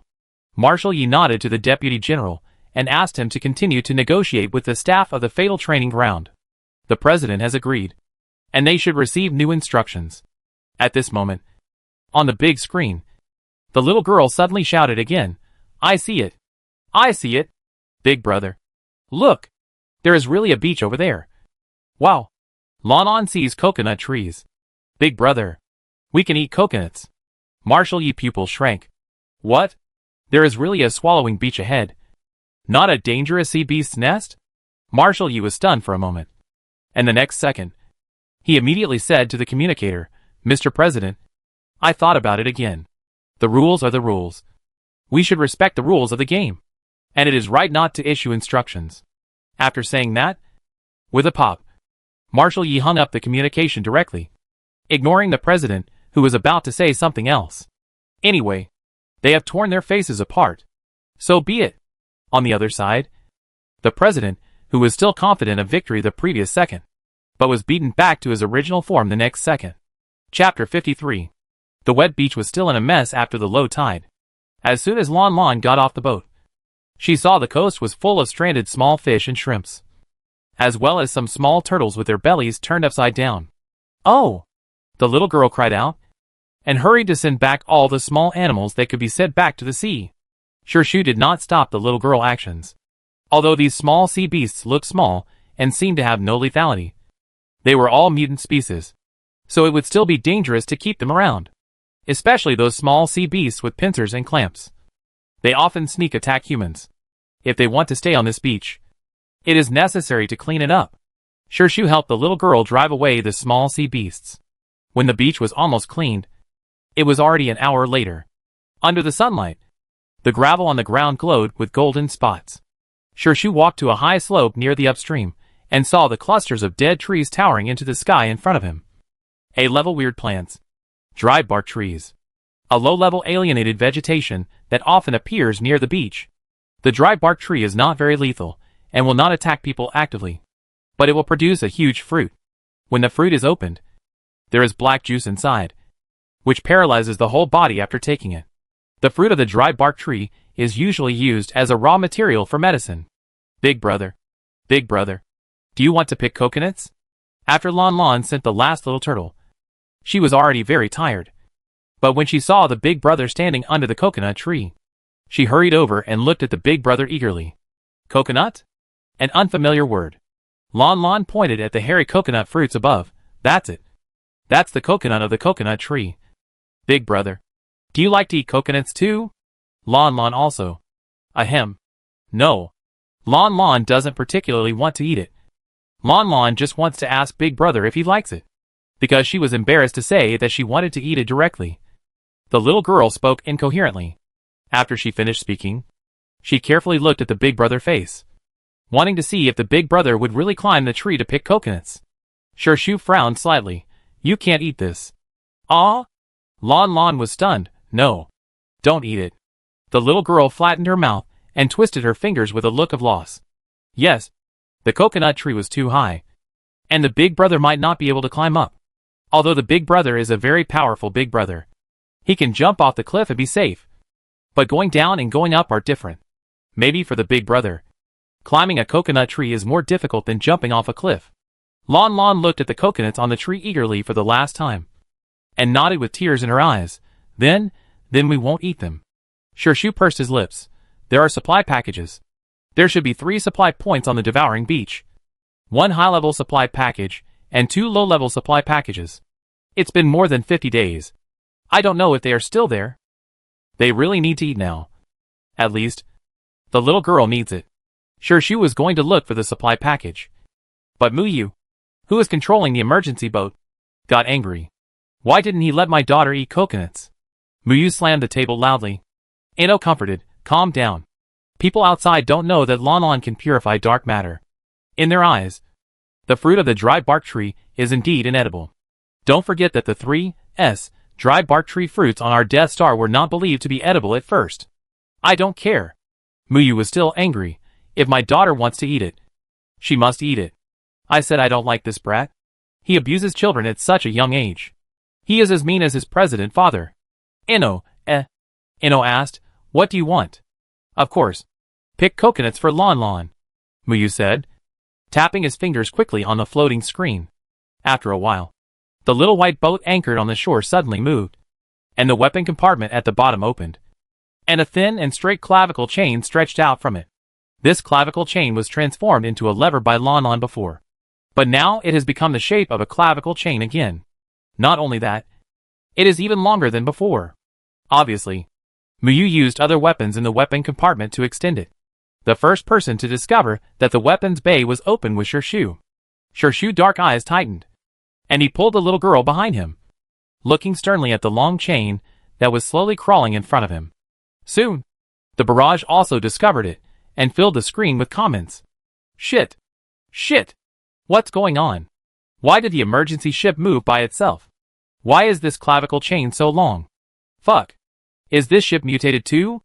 No. Listen carefully. Is the emergency ship talking? Yes. Along with a long clavicle chain spreading out from the weapon bay. The voice system of the little white ship also spoke in a businesslike manner. Intelligent needs have been identified. Target: dry bark tree fruit. Tools: clavicle chain. Beep. Beep. The clavicle chain is not long enough. Do you want to smelt it? 3.2.1. Automatic smelting starts. Dry bark tree distance: 93 meters. Long enough. Picking starts. Shit! What does this mean? Because Lanlan said she wanted to eat dry bark tree fruit. The intelligent system of the emergency ship captured her needs. So it automatically explored the location of the nearby dry bark tree fruit for her. And then automatically picked it for her. Help! What kind of magical intelligent system is this? The advanced household robot I bought for more than 20,000 Interstellar coins is not so smart. Ah! Will this intelligent system be installed in civilian household products in the future? I want it. I want it! Shu also heard the voice prompt of the emergency ship. And his brows were furrowed. Automatic smelting? Automatic picking? No. The advanced emergency ship does not have these functions. As the clavicle chain got closer and closer to them, Shu cautiously pulled the little girl further away. At the same time, he had clenched the S-level dagger in his hand. Once the clavicle chain attacked, the clavicle chain did not attack. It approached the dry bark tree in an orderly manner, winding upwards, and after touching the brown fruit above, it gently wrapped it and picked the fruit. Holding the fruit, the clavicle chain hesitated for a moment. It seemed to be identifying. And finally, between the two humans below, it locked its direction to the little girl standing behind the boy. Lanlan's eyes sparkled. The long chain swam over with the coconut. Lanlan was about to take the coconut excitedly, but the big brother blocked her. He reached out to take the coconut. Swish! The clavicle chain moved away to prevent the boy from touching it. Shu, eh? Ha! I recognize it based on Lanlan needs. I only recognize Lanlan. Not you. Your Highness the Crown Prince. After several touches, Shu also discovered that the clavicle chain seemed to only allow the little girl to touch it. The boy finally made way. Lanlan immediately tiptoed to hold the coconut. The clavicle chain gently placed the coconut in the little girl's arms. And then it suddenly moved. And the whole chain quickly tied the little girl tightly. Shu had been observing the clavicle chain. And when he saw the clavicle chain was in trouble, he immediately took action. Ding! The short knife collided with the chain, causing a sharp friction sound that made people's teeth ache. The clavicle chain ignored the attack, just picked up the little girl and flew directly into the sky. Wow! Lanlan was holding a big furry coconut in her arms, and her whole face was red with excitement. She thought of the time when Lanlan wanted to eat coconuts on the Death Star, and her parents would hold Lanlan and fly to the sky like this. Shu's face was ugly. He jumped into the air and quickly caught up with the clavicle chain. He kept holding the chain of the clavicle chain with one hand, and held the S-level dagger with the other hand. The tip of the knife was infused with mental power and chopped towards the joint of the clavicle chain. The clavicle chain is just an ordinary active metal, and it can't withstand a 3S ability user holding an S-level dagger. Muyu's face became uglier. This guy is sick. Ino was speechless. Do you want to fight him? If you fight, you will be exposed. The weapon compartment of this emergency ship has been damaged. Once a new combat module appears, it will be a bit too fake. It's okay, Muyu said, tapping his fingertips on the screen quickly. After a while, the clavicle chain was like a cunning snake, entangled with a 3S boy. If you want to chop, I will hide. And every time you can't catch it. Muyu is also a 3S ability user. He has sharp 5 senses. In the 1-minute fight, he soon discovered the mistake of the bad boy and swung the chain secretly. Bang the first sound. The boy in the air was hit and fell down. Big brother. Lanlan saw the big brother fall down, and her face turned pale with fear. But the 3S ability user is not a vegetarian. At the moment when he was about to fall to the ground, the boy flipped in the air, stabilized his body when he landed, and knelt on one knee. Lanlan breathed a long sigh of relief. She seemed to want to pat her chest for relief, but she touched the big coconut in her arms. She changed to touch the hairy head of the coconut. She didn't know whether she was comforting herself or comforting the coconut. Help!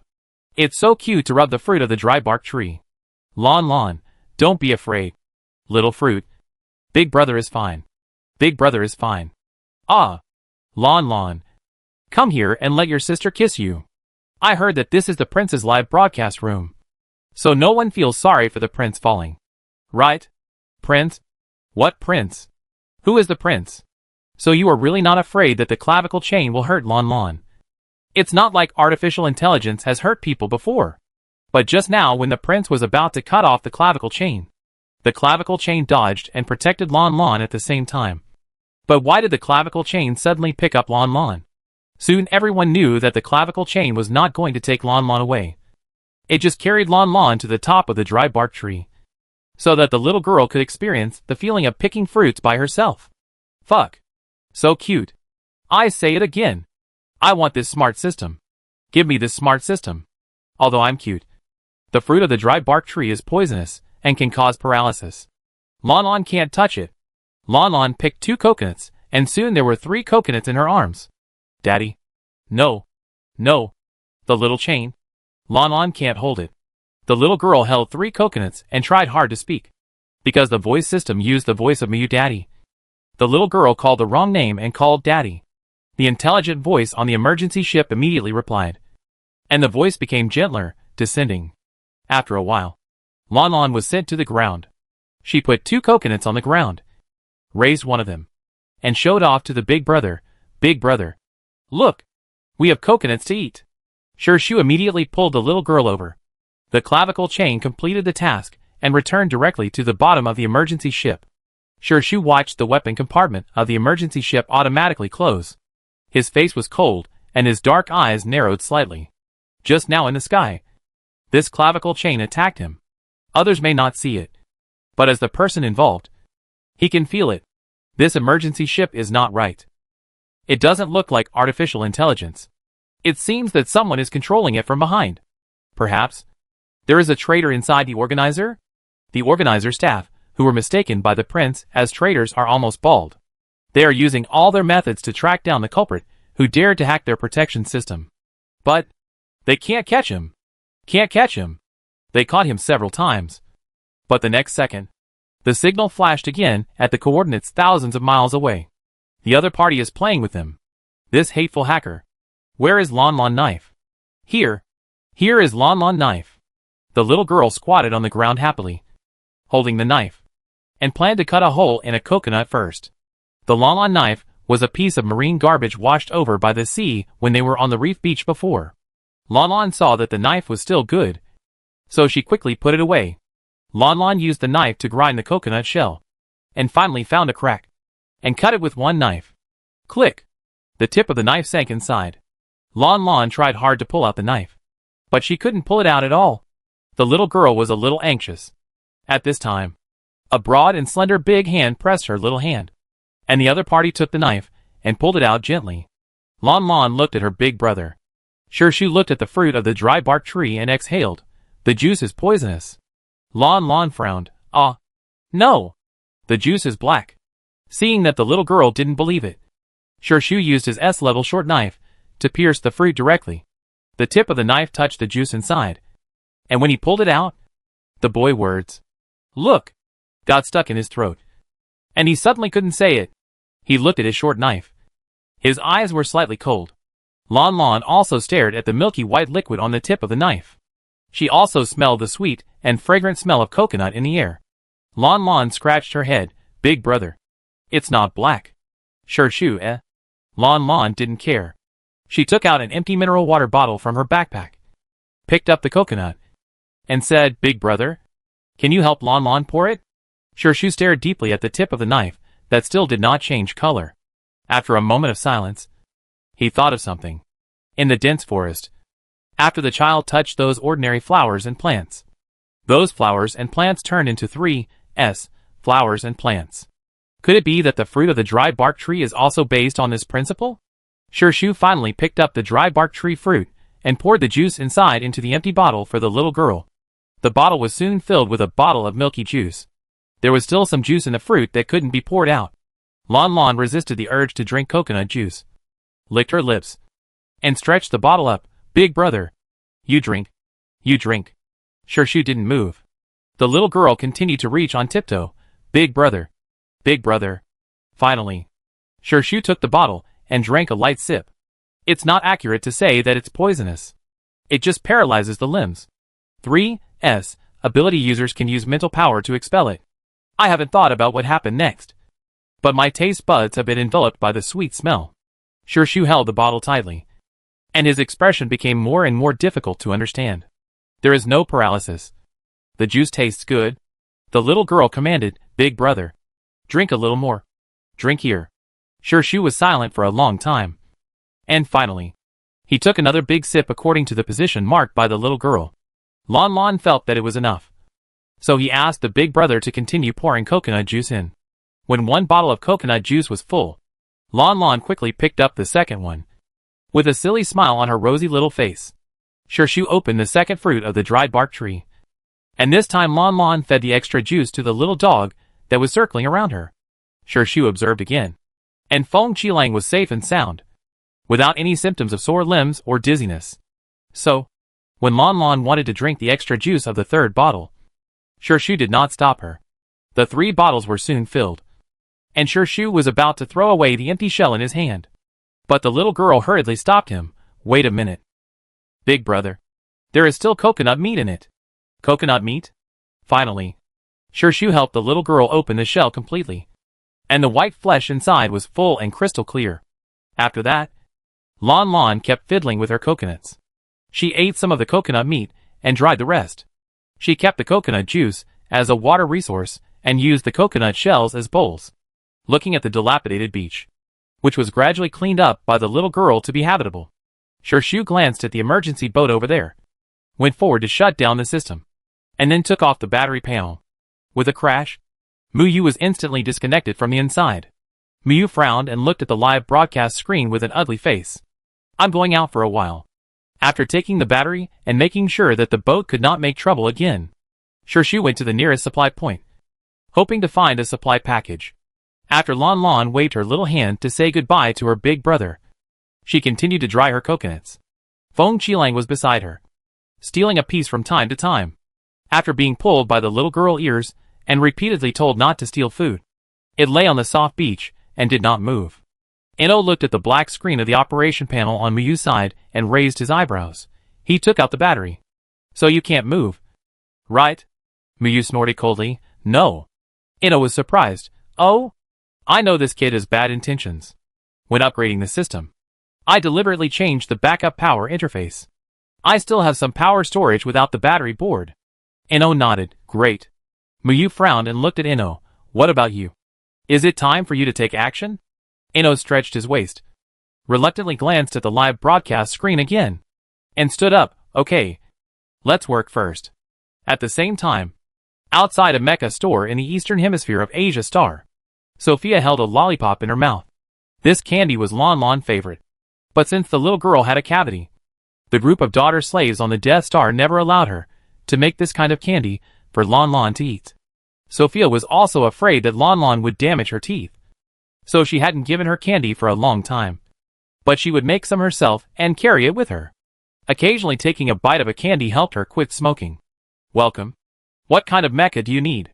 We have a smooth-looking, extremely fast, and 6-weapon-carrying combat mecha, the EP31, which is the best-selling one. This is it. Take a look. Of course, if you are a woman, we also recommend this one, the charming 006. This model is also selling very well. It has built-in photo editing, beauty function, one-click selfie, one-click access to the largest shopping platform of Star Network, and 1-year membership of multiple electronic music platforms. It means that you will get 100,000 latest electronic music with the purchase, including the electronic version of the most popular House of Flying Daggers. Sophia was listening carelessly at first. When she heard the last sentence, she raised her eyebrows, glanced at the powder blue mecha in the cupboard, and looked at the salesman, House of Flying Daggers? The salesman nodded immediately. It is the extraordinary song played by the daughter of the violent god in the fatal training ground. Before, only the live version was leaked. Now, high-level artists have restored it as much as possible and uploaded it to major music platforms. For several consecutive days, the download volume has exceeded 500 million per day. Sophia has heard House of Flying Daggers. And even more than House of Flying Daggers. Yangchen Baishua and 3 variations on Plum Blossoms. She has heard them all. Sophia tasted the sweet taste of the candy, looked around the store, and asked, "Where is your boss?" The salesman was stunned for a moment, and looked up and down at the female customer, who was dressed in an inconspicuous, even cheap, but looked very cold and noble. "The boss is not in the store." "Who are you?" "Ask him to come over, and say that the landlord is here." "Landlord? The landlord of their store?" "But their store belongs to the mall. Where does the landlord come from? Even if there is a landlord, could it be that the whole mall is owned by this landlord?" His. Thinking of this, the salesman's face suddenly changed. Could it be true? He didn't dare to delay, and hurried to call the boss. While waiting for the boss to come, the salesman didn't dare to neglect, and served the female customer water. Sophia sat on a metal chair in the store, watching the live broadcast with a light brain, and found that after the prince left, the live broadcast camera also left. After she couldn't see Lanlan, Sophia closed the live broadcast room unlucky, and downloaded another song 10 Sides of Ambush to listen to. It doesn't sound good. Not as good as Lanlan playing. Sophia went to Xinguang to search for Lanlan previous videos, and watched all the screen recordings of Lanlan that she hadn't seen before. After waiting for about 30 minutes, the anxious boss finally came back from outside. The salesman was about to say something to the boss, but the middle-aged boss saw the lady sitting in the store, and his eyes widened instantly. Then he quickly calmed down and said to the salesman with forced calmness, "Let's close the store today. You can go home." The salesman was stunned, but the boss didn't say anything and just closed the store door. Only when the sweaty boss and the cool lady watching the video with a smile were left in the store did the boss rub his hands stiffly and ask, "Aren't you breaking out of prison?" Sophia said lightly. The store owner's scalp was about to explode. "Madam, you?" Sophia raised her head at this time, and her cold face was stained with some displeasure. "What did you call me?" The store owner immediately changed his words. "Leader." Sophia raised her hand and pressed her eyebrows, and glanced at the backstage. "Lead the way. I get something." The store owner immediately led the way for her. The boss opened the invisible door in the corner of the warehouse. After opening the door, there were 3 more doors inside, and each door required a different identification method. When she finally entered the innermost security room, Sophia saw a simple silver ring in front of her, like a tribute, high in the metal glass. Sophia walked forward slowly, raised her hand, and took out the ring that belonged to her. She felt the pattern on the ring, her bright red lips, and murmured to herself, "Long time no see, friend." At the same time, in the president's office, the president, who was signing a document, was stunned. He glanced at the simple silver ring with a faint pattern on his left ring finger. The ring was slightly hot, and the president's face, which had just been cold, was stained with a trace of salinity. He fumbled for the ring in his hand, and his dark eyes narrowed slightly. Ding ding. The shop owner's communicator suddenly rang. He was sweating all over and looked at the caller ID. "Feeling dizzy, husband." "Leader." "Yes. Yes. What's your last name?" Sophia grabbed the shop owner's hand and hung up the call with the word president on it. Then she looked at the shop owner expressionlessly, her red lips cold. "I say it again. Don't call me by the wrong name again. I'm not anyone's wife. The high and mighty president and I have been separated for more than 100 years. This ring was left to me by my father. As for his ring, I will take it back." Sophia sneered again, but he found out so quickly. He won't still wear that ring, right? Uh-huh. It's really bad. He didn't wear his wedding ring properly after getting married, but wore his ex-girlfriend's family ring. Is he stupid? Chapter 54. Pieces of coconut meat slowly became hard under the sunlight. Lanlan cleaned up for a while, and seeing that her elder brother had not come back yet, she tore off some coconut shreds, ran to the sea, and looked inside on tiptoe. After a while, a tadpole-sized fish swam over, because it was too small. It was a little inconspicuous in the splashing waves. Lanlan searched for it for a while before finding it. Lanlan stepped on the seawater and stretched the coconut shreds in her hand into the sea. The little fish swam over and nibbled on it in small bites. Soon, a piece of coconut shreds was eaten. After eating, the little fish jumped up and down, constantly pecking at the little girl fingers, catching the taste of that little energy just now. No more. Xiaoyu, you can't eat too much coconut meat. This is not your staple food. But Lanlan can make some fish food for you. Oh! No. Lanlan can't make fish food now. Lanlan is not at home now. The little girl looked at the sea in front of her with some regret, and muttered, if it were at home, Lanlan could take a small submarine to the bottom of the sea. Xiaoyu, do you know that there are many delicious foods on the bottom of the sea?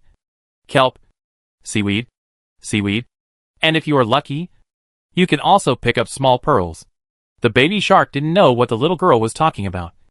It still jumped around and wanted to play with the little girl. At this moment, the little white boat next to it suddenly made a sound.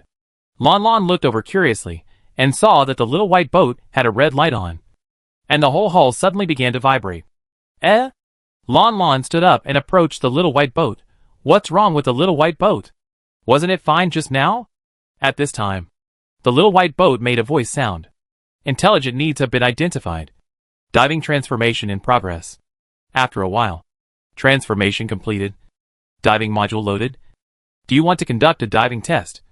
Yes or no? Lanlan, shock. Lanlan was shocked. What did the little white boat say? Did it say it can dive? Lanlan immediately ran to the little white boat, and as soon as he sat in, he felt a sinking beside him, and the puppy also jumped up. Lanlan reached out and touched the puppy head, and then she immediately selected yes on the floating panel. She wanted to see if the little white boat could really dive. If it could, then when the big brother went to find food, Lanlan could also go find food. And even if the big brother didn't find food in the end, Lanlan could bring back seafood to feed the big brother. The protective cover of the little white boat slowly closed, and then the whole boat started to move, floating on the sea for a few times. And the little white boat found a position and gradually dived. Awoo! Awoo! Feng Qilang had never seen diving before, so he stood up immediately and lowered his body to growl. Lanlan quickly hugged the little dog, comforting the little dog while looking at the quiet sea view around him in surprise. Wow! It really dived. Little dog, look! It's so beautiful. Isn't it? Feng Qilang was still very anxious, and he pressed his body tightly against the little girl, as if this would make him feel a little more at ease. At first, it was 100 meters, then 200 meters, 300 meters. The little white boat sank lower and lower, but because of the protection of the shield, the little girl and Feng Qilang sitting in the boat did not feel the lack of oxygen. Soon, Lanlan saw a clump of kelp, and Lanlan immediately operated the panel. The next second, the weapon compartment opened, and the clavicle chain at the bottom of the boat slid out, and the clump of kelp was harvested very quickly. Lanlan's eyes became brighter and brighter. After stuffing the kelp back into the trunk, Lanlan continued to drive the little white boat to the deeper seabed. After a while, Lanlan saw a group of deep-sea fish with white bodies and dark red spots on their bodies. Lanlan thought they were so beautiful and did not dare to disturb them. Just at this time, the voice of the little white boat spoke. Popular science detection. The target has been detected. Species: fish in the blood. Level: A-level sea beast.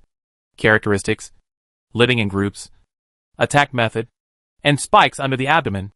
Lanlan watched the school of fish leave in front of her. During this time, a small fish that was left behind seemed to think that the little white boat was a little strange. So it ran to the little white boat and shook it. Lanlan was just about to tease the little fish. The baby shark swim bladder immediately made a vibrating sound. The little fish was instantly frightened, and hurriedly caught up with its companion with its tail between its legs, running as fast as it could. Lanlan poked the tadpole-like little fish outside through the protective shield. Why are you so fierce? The baby shark stuck to the protective shield and pecked at the little girl fingertips, its little tail swaying. After the school of fish in the blood had left, Lanlan continued to move forward. After a while, Lanlan saw other schools of fish. A small black-toothed fish, a large and small spotted fish. There was also a very large seven-eyed whale. When the seven-eyed whale appeared, Lanlan was instantly surprised. It's Xiaoqi. It's Xiaoqi. In the Black Sea of Death Star, Xiaoqi loves to play with Lanlan the most. Lanlan immediately drove the little white boat closer. But the seven-eyed whale didn't recognize this strange white big fish. And it didn't like the buzzing sound made by the white big fish. The seven-eyed whale turned around and swam away.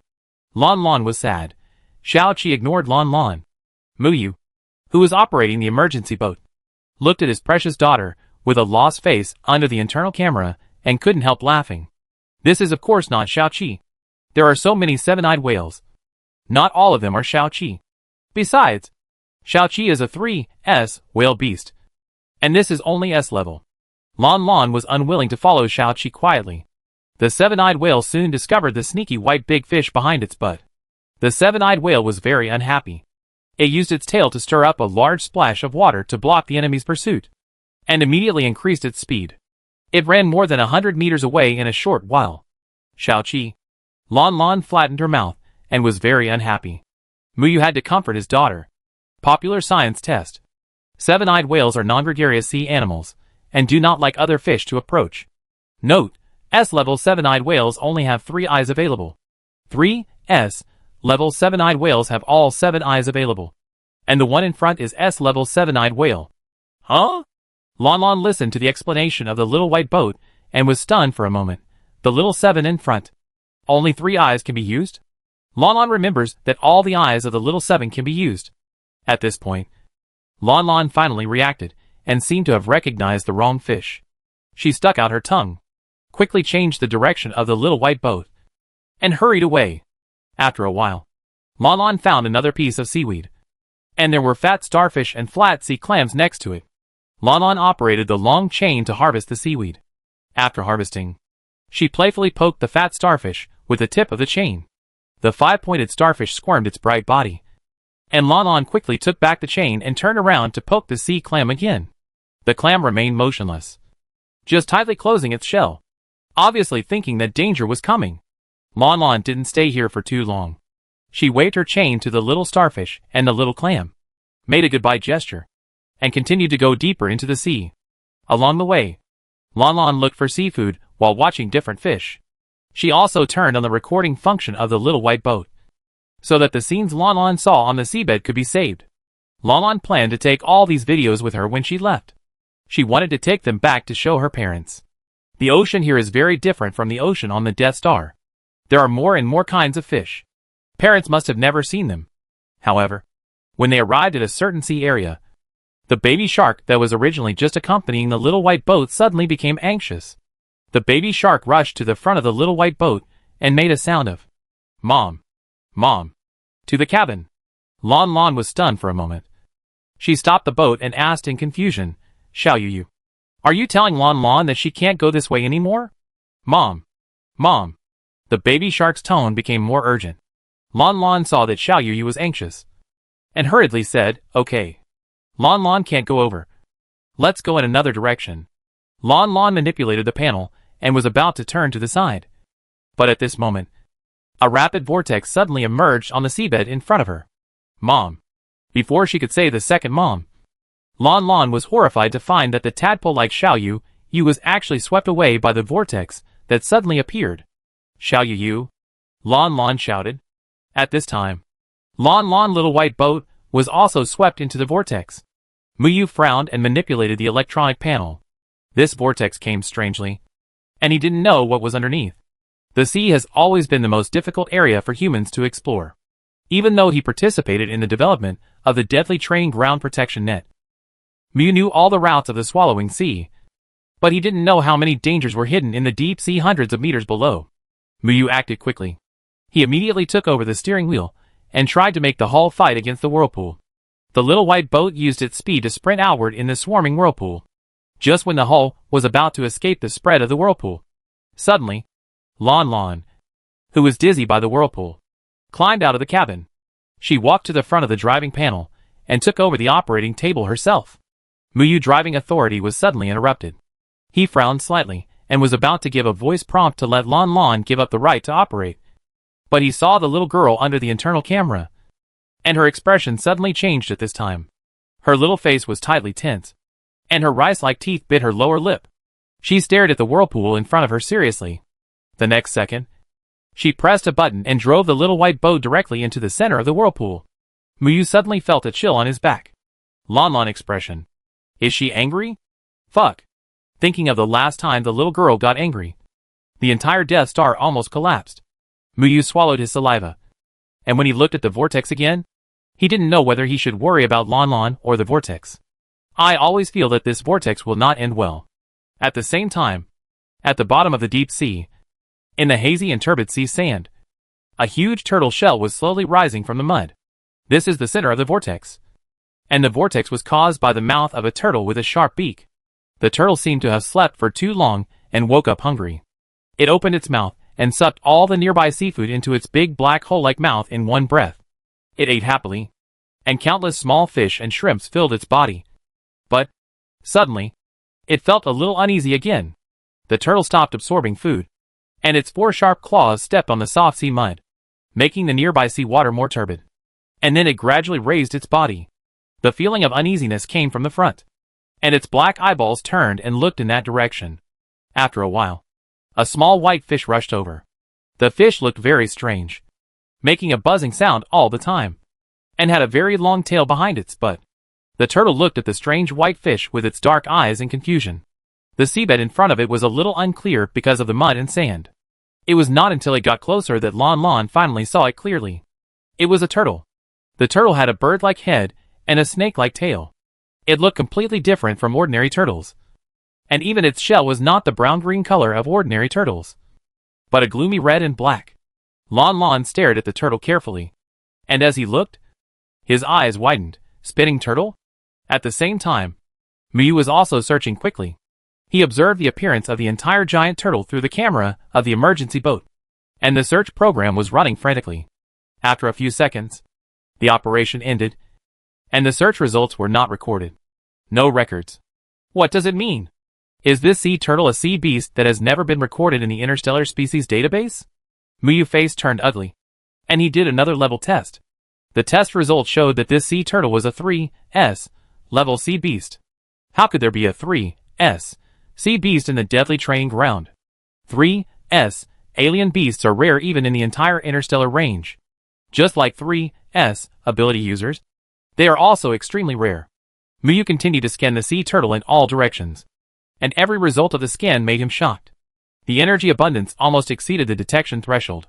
Is this really just a 3S sea beast? In fact, Muyu has always felt that 3S is not very accurate. He always believes that it is because the current interstellar detection technology can only test up to 3S. So as long as the human, animal, or vegetation exceeds the limit of 3S, it is called 3S. But based on Muyu's own observation, he has seen humans with abilities exceeding 3S. That human is none other than Lanlan. When Lanlan first appeared, everyone was afraid that this little girl could not be raised. So Li Jie specially got a gene detection device and gave Lanlan a newborn level test. The result of the test was that Lanlan was a 3S ability user. Generally speaking, mental power is not fully formed until adulthood, and the first mental power test is usually done at the age of 16 or 17, which is the most accurate. Newborn babies cannot see mental power, but Lanlan is different. At that time, Lanlan could not even open her eyes, but the mental power test showed that she had reached 3S. This situation has never been seen before in the Interstellar. Everyone in the Death Star knew that this child was not simple, and in the subsequent process of getting along, everyone also discovered how amazing Lanlan was. Lanlan was definitely more than a 3S ability user. No one knew how high her upper limit was. And now, Muyu saw another 3S sea beast whose upper limit was also unknown. Spinning turtle? As the little girl spoke, Muyu was stunned for a moment, and he immediately issued a prompt sound. Species: unknown. Level: 3S. Risk factor: unknown. Attack method: unknown. Other information: unknown. Suspected species name detected nearby. Species name changed. Species: spiral turtle, undetermined. Other information: apply to continue to receive popular science. Lanlan was stunned for a moment after listening to Xia Baiquan's words. Is Xia Baiquan asking her what kind of turtle this is? Lanlan pursed her lips and said, in the ancient Chinese book, Classic of Mountains and Seas, there is a record of a turtle with a bird-like head and a long snake-like tail. Its name is Xian, and it is called a spiral turtle. Lanlan paused and continued, later Chinese people believed that the spiral turtle was actually the hawk-billed turtle. But the ancestors exaggerated and described the hawk-billed turtle as a mythical beast like a sea monster. However, the spiral turtle actually exists. The hawk-billed turtle is a little related to the spiral turtle, but it is not the spiral turtle. The spiral turtle has become extinct, and it became extinct a long time ago. The wooden fish quickly recorded these data, and then continued to sound a reminder. Apply to continue receiving popular science education. Lanlan's small eyebrows twisted into a small knot, and she muttered, Moms and Dads said that dark matter will mutate all small animals and plants into other species. So, will some small animals not mutate, but revert to their ancestors? The little girl scratched her head. Anyway, Lanlan thinks this big turtle really looks very much like a spiral turtle. Lanlan has seen a spiral before. Hey. When the little girl said this, she suddenly opened her eyes wide. No. Why does Lanlan remember that she has seen a spiral turtle before? But Lanlan should not have seen a spiral turtle. In her mind, the picture of a large group of spiral turtles lying on the beach to bask in the sun is so clear. Lanlan felt a little confused. Because she was too confused, Lanlan simply drove the boat and continued to approach the big turtle. The white fish came again. The turtle's black eyes stared at the white fish, getting closer and closer. When the white fish was right under its eyes, the turtle's eagle-like pointed beak suddenly opened, and it wanted to eat the white fish in one bite. But before it opened its mouth, it closed it again. The turtle looked at the white fish in confusion. It was so strange. Why didn't it want to eat the white fish again? Are you a spiral turtle? Lanlan didn't realize that the turtle wanted to eat her. So she turned on the small speaker and asked the turtle. Strange sound. The turtle was startled and shrank back suddenly. Because of its huge body. When it moved, the whole seabed began to roar with dust and fog that covered the sky. The vision became unclear again. Lanlan swayed left and right in the dust, but still couldn't see the face of the big turtle clearly. Lanlan drove the boat a little further inside and asked again, Are you a spiral turtle? The dust gradually fell back to the bottom of the sea. When the surroundings became clearer, the big turtle stretched out its long head. Its mouth was very sharp and closed. It suddenly packed the white fish that made strange sounds with a ding sound. The sharp beak collided with the cabin protection cover, and the spiral turtle's dark eyes suddenly opened wide, looking like two bulging black lanterns from a distance. Wow! This white fish has a hard skin. Shu found a high-level supply bag. The supply bag was hung on a dry bark tree. But the location of this dry bark tree was very tricky. It grew in the middle of the corrosive swamp. In the entire swamp, only the raised land in the middle grew a towering dry bark tree, like an isolated island in the sea, which could not be approached from any direction. Shu guessed that this supply package had been discovered, but no one could step into the swamp, and in the end no one could get the supply package. After a lot of effort, when he came out of the corrosive swamp again, Shu waved the mud spots on his trouser legs. The trousers of the protective suit were burned with several black marks. He walked to the nearby puddle and used the not-so-clear sewage to pat off the mud marks. He opened the supply package and checked it. There was a 2S level long whip, 10 bottles of high-level nutrient solution, 2 bottles of mental treatment potions, and some odds and ends. Zipping up, Shu stood up and walked towards the beach. After walking for about 20 minutes, when he returned to the beach again, Shu's dark pupils shrank suddenly. There was no innocent and lively figure of the little girl near the big rock covered with coconut meat. Looking at the coast next to it, the emergency boat was gone. Fuck. Where is my Lanlan? Where is Lanlan? Who is so big? Why is the emergency boat also missing? Didn't the prince remove all the battery panels on the hull? Help! There is something wrong with that boat. Lanlan was abducted by the boat. Even Feng Qilang is gone. While the barrage of comments was filling the screen, Shu threw the high-level supplies bag to the ground, walked quickly to the beach, and released his mental power towards the ocean. He closed his eyes tightly and covered the more distant sea with his mental power. But he did not find the familiar white emergency boat on the sea. 100 meters, 300 meters, 500 meters, when it spread out to nearly 1 kilometer. The mental power gradually exceeded the divergence range. The boy endured the pain on his forehead and frowned. No. Still not. Where did it go? Shirshu's face sank, turned around, and continued to walk along the beach. After a while, the boy used his mental power to find an ordinary emergency boat that sank to the bottom of the sea. He jumped into the ocean, dug out the emergency boat with great effort, got on the boat, and rowed towards the ocean without saying a word. Ding ding ding. As if it was fun, the big turtle once again used its sharp mouth to pick up the skin of the white fish. Lanlan sat in the boat and looked at the boat's integrity on the floating panel. She was very angry. Big turtle, don't nag Lanlan. You are not a woodpecker. Look at the boat's protective shield. You have pecking it and reduced its integrity by 5%. Probably having heard this strange sound from the white fish before. The turtle was no longer surprised when it heard it again. It raised its big claws and tried to use its thick saws to press down the white fish. Its claws came like a mountain. Lanlan quickly operated the driving panel to leave. The turtle stepped on nothing and was a little confused. It slowly turned its head and continued to step. But it couldn't step on it.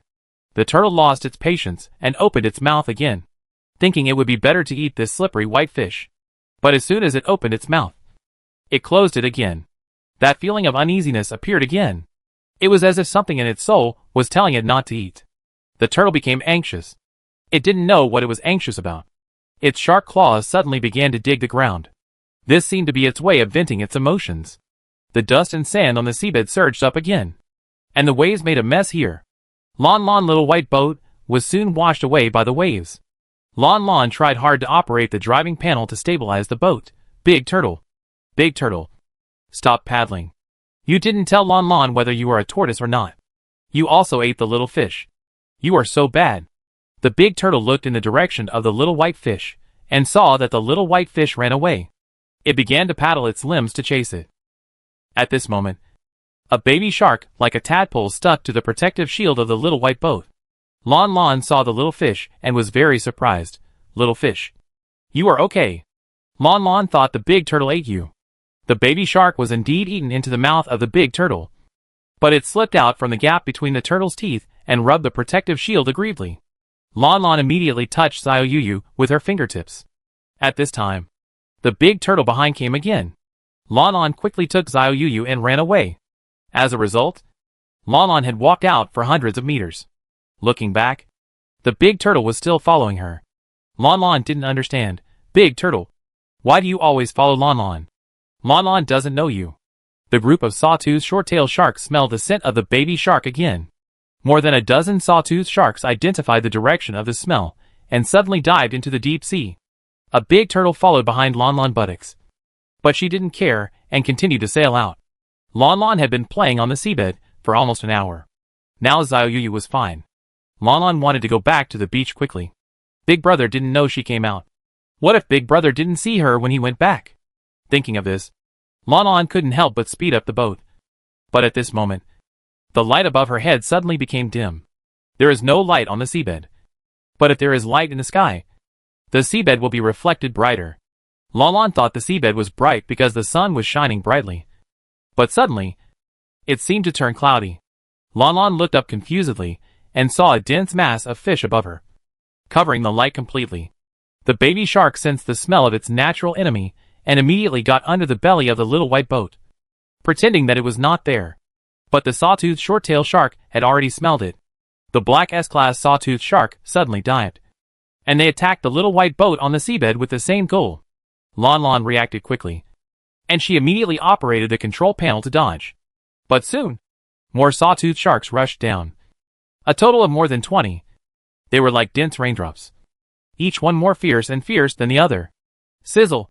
It was the hull of the little white boat, which was scraped by the sawtooth shark's teeth, leaving a metal scratch. The sawtooth shark missed its bite, turned its head and bit again. Click! Biting a hard object. The sawtooth shark tried hard to bite the thing to pieces. It couldn't be bitten. It bit even harder to bite it to pieces. Still couldn't be bitten. The sawtooth shark was a little confused. And the big turtle was also a little confused when it saw the small shark biting its shell. The big turtle suddenly shook all over. and it shook off the small shark on its back. When the small shark flew out, it opened its throat and suddenly sucked, accompanied by the sound of a whirlpool. It wanted to eat the small shark into its stomach. The sawtooth shark suddenly realized that there was an unidentified behemoth here. When they came over, they didn't smell the breath of danger, and they were blinded by hatred. Now they woke up and rushed out with their tails between their legs. The sharks were very fast. Lanlan was still avoiding the attack of the black sharks a second ago, and the next second, he saw the black sharks running away. Lanlan stopped the little white boat in confusion, looking to the left and then to the right. There really wasn't a single black shark left. Lanlan turned her head to look at the big turtle behind her, and saw that the big turtle was unhappily sucking its throat in the direction where the black sharks left, as if it hadn't expected that these small sharks swam so fast that it didn't get a single bite. Yes, after all, it is an S-class sawtooth shark, and its ability to escape is still very high. Lanlan stared blankly at the angry big turtle, and the big turtle looked angrily at the swaying little white fish. One fish. After staring at each other for a few seconds, Lanlan took the microphone and whispered, "Thank you, Big Turtle." It was the big turtle who saved Lanlan just now. Otherwise, Lanlan might be attacked by the black sharks and might be injured. Before, Lanlan didn't like the big turtle, but now that the big turtle saved Lanlan, Lanlan thinks the big turtle is pretty good. The big turtle didn't understand what the white fish said. It came up and used its eagle beak to pick at the white fish. Lanlan quickly drove the little white boat away to stop it from picking at him. "Big turtle, although you saved Lanlan, it will break," the little girl said loudly. The little white boat was just attacked by a group of black sharks, and it has lost 10% of its integrity. It can't be nagged again. The crisis is resolved, and Lanlan continues to drive the boat out. But this time Lanlan will stop and wait for the big turtle after walking for a while. When passing by some beautiful corals and starfish, Lanlan will introduce them to the big turtle. "Big turtle, look, isn't that beautiful? Big turtle, look, isn't that cute?" The big turtle looked to the left and then to the right. It was not interested in these. What it was most interested in was to find a way to peck this little white fish. The big turtle pecked, and Lanlan hid. After playing like this, suddenly, Lanlan was stunned, for bright red words suddenly jumped out on the floating screen. Insufficient power. Lanlan, Muyu, oops. We've been playing for too long. The boat has run out of battery. The worn-out ordinary emergency boat was moving fast on the sea. The sun was very bright, and Shirshu's forehead was gradually covered with hot sweat. Suddenly, a sawtooth short-tailed shark flashed past. Shirshu caught the shark. His cold eyes shone, and he immediately spread his mental power over. As a result, at this moment, many more sawtooth short-tailed sharks swam out of the sea, and they were well trained and ran quickly in the same direction. Shirshu's dark eyes gradually narrowed. "Isn't this a sawtooth short-tailed shark? Didn't we get rid of them before? Where are they going? They are not going to find Lanlan. Right. They must have smelled Lanlan's scent. Prince, catch up quickly. They must know where Lanlan is." Shirshu also thought of this, and he immediately paddled to chase, because it was a tailwind, and with the help of mental power, the speed of the ordinary emergency boat was not very slow. But gradually, Shirshu realized something was wrong. The atmosphere in the sea became more and more complicated. The way these sawtooth short-tailed sharks moved didn't seem to be chasing anyone, but more like fleeing to somewhere. Fuck. What's that in the distance? Fuck. Why are there so many sawtooth short-tailed sharks again? Shirshu stopped the emergency boat at a distant place. He looked coldly at the dozen sawtooth short-tailed sharks he was following, and met a large group of dense sawtooth short-tailed sharks on the sea. A dozen sawtooth short-tailed sharks quickly merged into the large group, and then they suddenly jumped into the water and walked back together. Shirshu frowned. What's going on?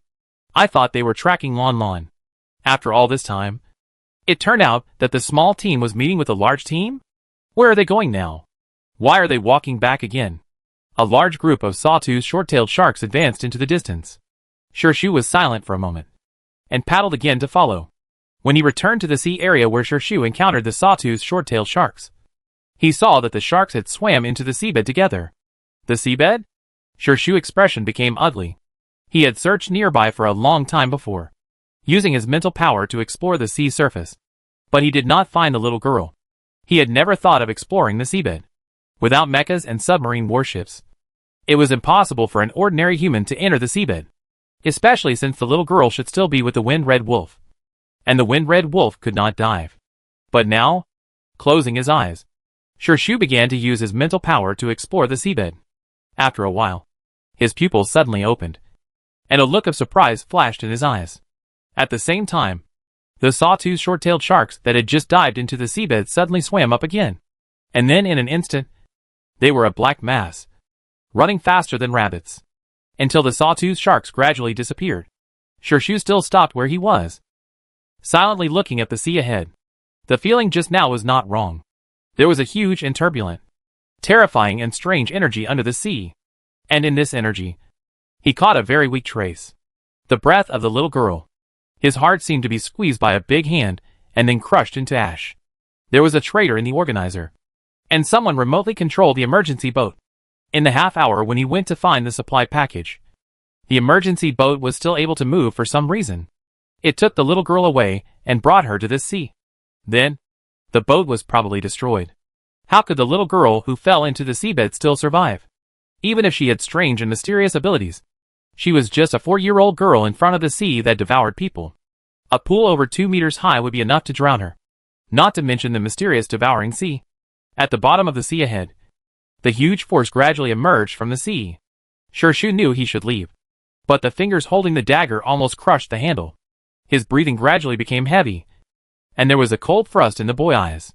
He jumped into the air, and his agile body quickly flew above the sea. He looked at the vast ocean under his feet. This is where the energy is about to burst out. No matter who it is, he will give it a fatal blow with all his mental strength the moment it appears. His fingers trembled slightly, and the unexpected anger wiped out all of Shu's reason. He shouldn't challenge such a huge energy. He can't be the opponent of the other party.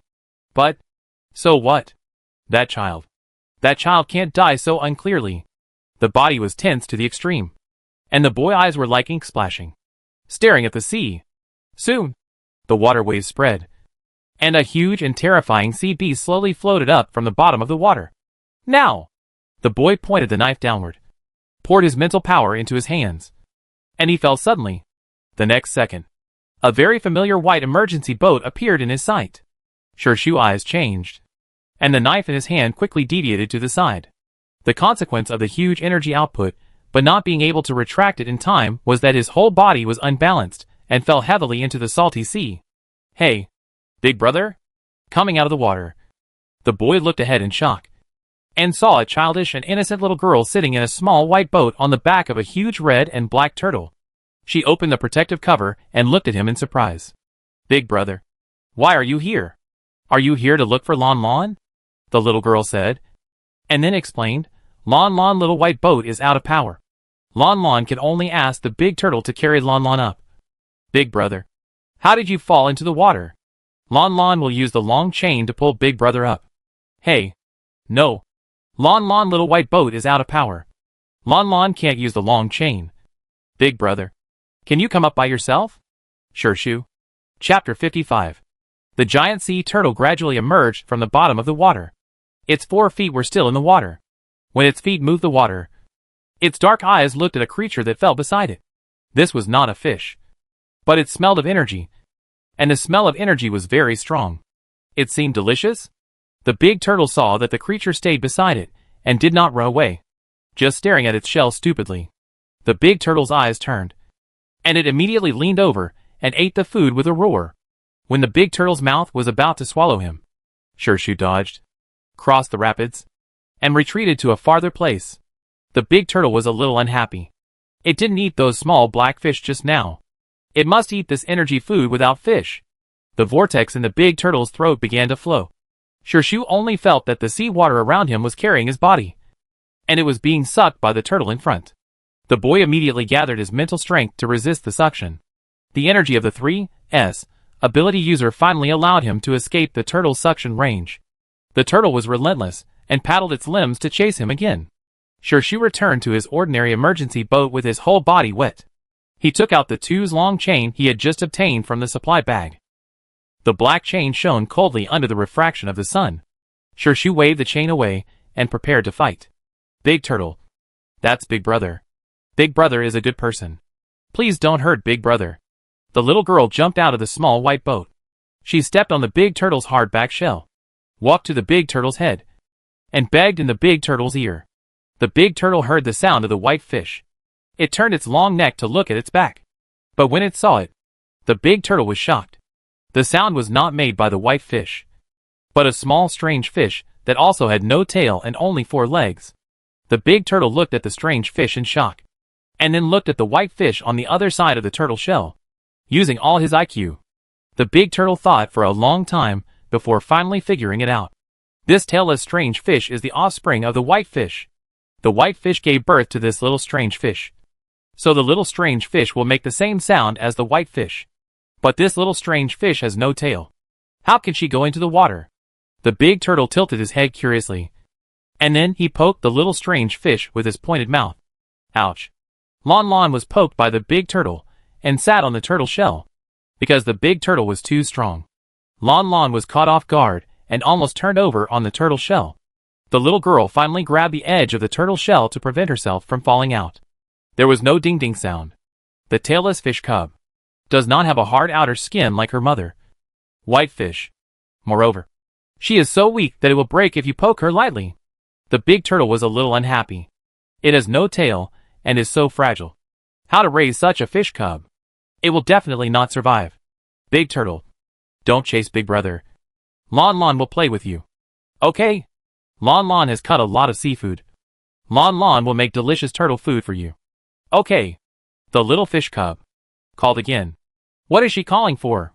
Is she hungry? The Big Turtle began to look around. And soon, he saw the food in the distance. He had just wanted to eat the energy food. But the little fish cub called twice, and he forgot. Now looking again, the energy food is actually standing on a white fish. Thinking of the energy food that also has no tail and only 4 legs, the Big Turtle figured it out again. All the little fish born by white fish are tailless. This kind of little fish has energy and can be used as its food. It should be delicious. However, the Big Turtle looked at the small little fish on its back. It sniffed and found that it had no energy. The Big Turtle was even more worried. It was born without a tail, but it didn't even have energy. Other little fish without tails born by white fish have energy. Only you don't. How can you be so stupid? The Big Turtle wanted to poke the little fish with its sharp mouth again. But thinking of the delicate temperament of the little fish, the Big Turtle could only change the poking to rubbing. Lanlan was rubbed by the Big Turtle and fell all over the place. She giggled and touched the Big Turtle's mouth and said, "Do you want to eat turtle food?" Okay. Okay. Lanlan will make it for you when I go back. She called out again. What was she calling out for? The Big Turtle couldn't figure it out. So it looked around and suddenly saw a tadpole-like little shark. Swoosh! The Big Turtle ate the little shark in one gulp. The baby shark, who didn't expect the Big Turtle to suddenly attack her, shock. Lanlan, who witnessed the whole incident, shock. The Big Turtle turned its head back to its back, opened its mouth, and spit the little shark in its mouth in front of the little fish. Eat it. Food. You won't be hungry after eating it. And you won't cry if you're not hungry. Lanlan quickly picked up the little fish, and she was relieved to see that the little fish struggled twice and didn't die. Lanlan looked at the Big Turtle again, and after she stared at the Big Turtle's big black lantern-like eyes for a while, Lanlan suddenly understood. Big Turtle, you think Lanlan is hungry, right? You feed Lanlan? Oh, Lanlan is not hungry. Lanlan drinks coconut juice and eats coconut meat. Calling and calling. You don't eat even when you are given food. You just keep calling. I won't raise this stupid little fish anymore. I can't raise a big turtle well. Little fish cub. It lost patience, turned its head, and swam its limbs. It began to paddle the water and swim farther. Lanlan put the little fish back into the sea and hurriedly shouted, "Big Turtle! Wait a minute. Lanlan hasn't gone down yet. Big Brother is still waiting for Lanlan." The Big Turtle swam faster on the spot, as long as it ran fast enough. The little fish cub couldn't catch up with it with its calls. Shu stood on the ordinary emergency boat for a while, and after a while, he took back the two's long whip, grabbed the oar, and slowly caught up with the huge turtle in front. The Big Turtle's back is very stable. Lanlan doesn't go back to the little white boat. She sits on the turtle's back and continues to talk to the big turtle. Big turtle. Where are you going? Please put Lanlan down first. Lanlan is going back to the beach with her big brother. Hey, big turtle. Are you going to the beach too? This is the direction to the beach. Do you usually go to the beach to play? Lanlan. Let me tell you. Lanlan has dried a lot of coconut meat. There are still some coconuts that Lanlan hasn't picked yet. If you want to eat them, Lanlan will pick them for you. Big turtle. Why do you look so much like a spiral turtle? You must be a spiral turtle that has reverted to its ancestor. Right? Did the dark matter turn you into this? Oh, by the way, Lanlan knows the dark matter. Let's ask him. Dark matter. Are you there? Big turtle. The little black mole on Lanlan palm is the dark matter. It suddenly drilled into Lanlan palm and became so small. But Lanlan didn't feel any pain. It didn't hurt Lanlan. Dark matter? Dark matter? Humph. The dark matter ignored Lanlan again. Big turtle. Lanlan tells you. The dark matter is dead. Every time Lanlan is sad, it will jump and laugh at Lanlan. But every time Lanlan wants to find it, it will ignore Lanlan every time. It is intentional. Then Big turtle. Are you a spiral turtle? You must be a spiral turtle. Right. Wow. You are so powerful. You have regressed to become a creature from tens of thousands of years ago. You are the most powerful turtle Lanlan has ever seen. Big turtle. Why don't you pay attention to Lanlan? Paw paw paw paw. Big turtle, So annoying. So annoying. So annoying. It has never seen such a noisy little fish. What is the front saying? Damn. It's too far away. I can't hear what Lanlan is talking to the sea beast. Prince, can you get closer? We can't hear Lanlan talking from such a distance. It feels like we can't get closer. The turtle's tail is wagging all the time.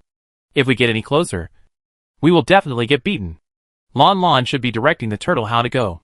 They are indeed heading towards the devouring beach. But Lanlan has been out of our sight for 2 hours. How come she has quietly made a friend with a strange beast? It is such a magnificent and towering giant sea beast. She really loves making friends.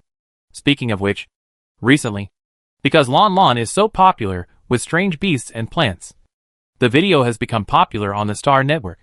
Some experts have suggested that this is because children are naturally innocent and have no defense or intention to hurt strange beasts and plants. So strange beasts and plants are very tolerant of children.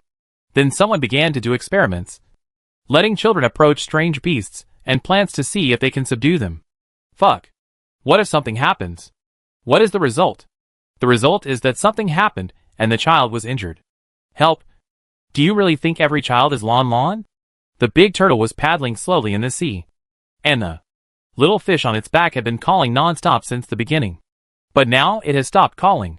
The big turtle was afraid that she would die, so it would turn back and rub her body with its sharp mouth from time to time. Lanlan had just fallen asleep when she was woken up by the big turtle. The little girl rubbed her eyes sleepily and yawned. Sorry. Big turtle. Lanlan fell asleep. Lanlan has the habit of taking a nap. And the big turtle's back is very flat. The sun is just right. And there is a sea breeze. Lanlan fell asleep unconsciously. Confirm. Little fish had started to call again. It was not dead. The big turtle turned its head and continued paddling. After paddling for about an hour, there was a large golden beach in front of it. Lanlan lay on the turtle's back and sat up immediately when she saw the beach. The big turtle went up to the beach. He seemed to be very familiar with this area. After going up, he walked towards the rocky beach further behind. After walking for a while, it came to the front of the corrosive swamp. It did not stop and continued to walk into the swamp. Sitting on the turtle's back, Lanlan did not find anything wrong. She was waiting for the big turtle to stop so that Lanlan could get off the turtle's back, seeing that the big turtle had stepped into the mud. At this moment, Lanlan suddenly heard the sound of a long whip being pulled out of the air. The next second, Lanlan looked down at her body and saw that a metal chain was wrapped around her waist.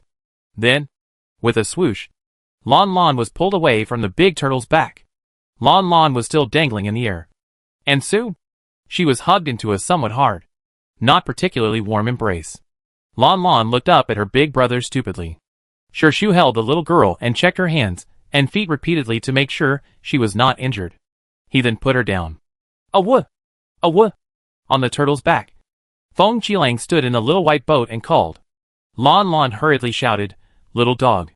Shu swung the two's long chain again, and the chain buckled the emergency boat, pulling the emergency boat and Feng Qilang over. As soon as the emergency boat landed, Feng Qilang immediately jumped out of the cabin and walked quickly to the little girl. Lanlan touched the little dog head. The little dog had been floating on the sea for too long, and it was afraid of water. At this moment, the big turtle finally found something wrong. It had already stepped into the corrosive swamp with both its feet. But when it turned its head, it found that the white fish and little fish on its back were gone. The big turtle's black lantern-like eyes glared, and it immediately left the swamp, turned around, and ran angrily towards the white fish and little fish behind it. It came fiercely. Shu pulled the little girl behind him, and said seriously, "Run." Lanlan did not run. She explained, "Big brother, the big turtle is not a bad turtle. She saved Lanlan in the seabed. You let Lanlan go. Lanlan and the big turtle are good friends." Shu frowned. "It's not it. It's the corrosive swamp. The big turtle has mud spots on its legs. And once these mud spots touch the little girl, they will burn through her skin." The boy briefly explained it, and Lanlan finally understood it. Then, Lanlan suddenly clapped her hands. "Ah! Is that so? Big brother, the big turtle is definitely a spiral turtle. It is a spiral turtle. Don't worry, big brother. Lanlan will sit in the little white boat. The little white boat has a cover, and Lanlan will not be burned," the little girl said, and jumped into the little white boat. After the solar energy charging on the turtle's back just now, the backup power of the little white boat has now returned a little. The big turtle ran to the side of the white fish. It saw with its own eyes that the little fish went back into the belly of the white fish. It was puzzled. Why could the little fish born go back into the body of the female fish? But it didn't care about that. It looked at the energy food unhappily and roared, boom! The roar was like an earthquake, which made Shu's ears numb. Shu gathered his mental power, but found that his mental power was actually fluctuating slightly during the roar. Shu frowned, and at this time, the giant turtle stepped over. Shu quickly dodged. "Big turtle, big turtle. Big brother is worried that Lanlan will be hurt by the mud in the pool, so he pulled Lanlan here. Don't be angry. Listen to Lanlan first. Okay? Lanlan already knows that you are the spinning turtle." The little girl drove the little white boat, operated the clavicle chain of the weapon compartment, and swayed in front of the big turtle. The big turtle was always interrupted by the long tail of the white fish when he was getting angry. Finally, the big turtle had no choice but to stop attacking the energy food and bite the long tail of the white fish.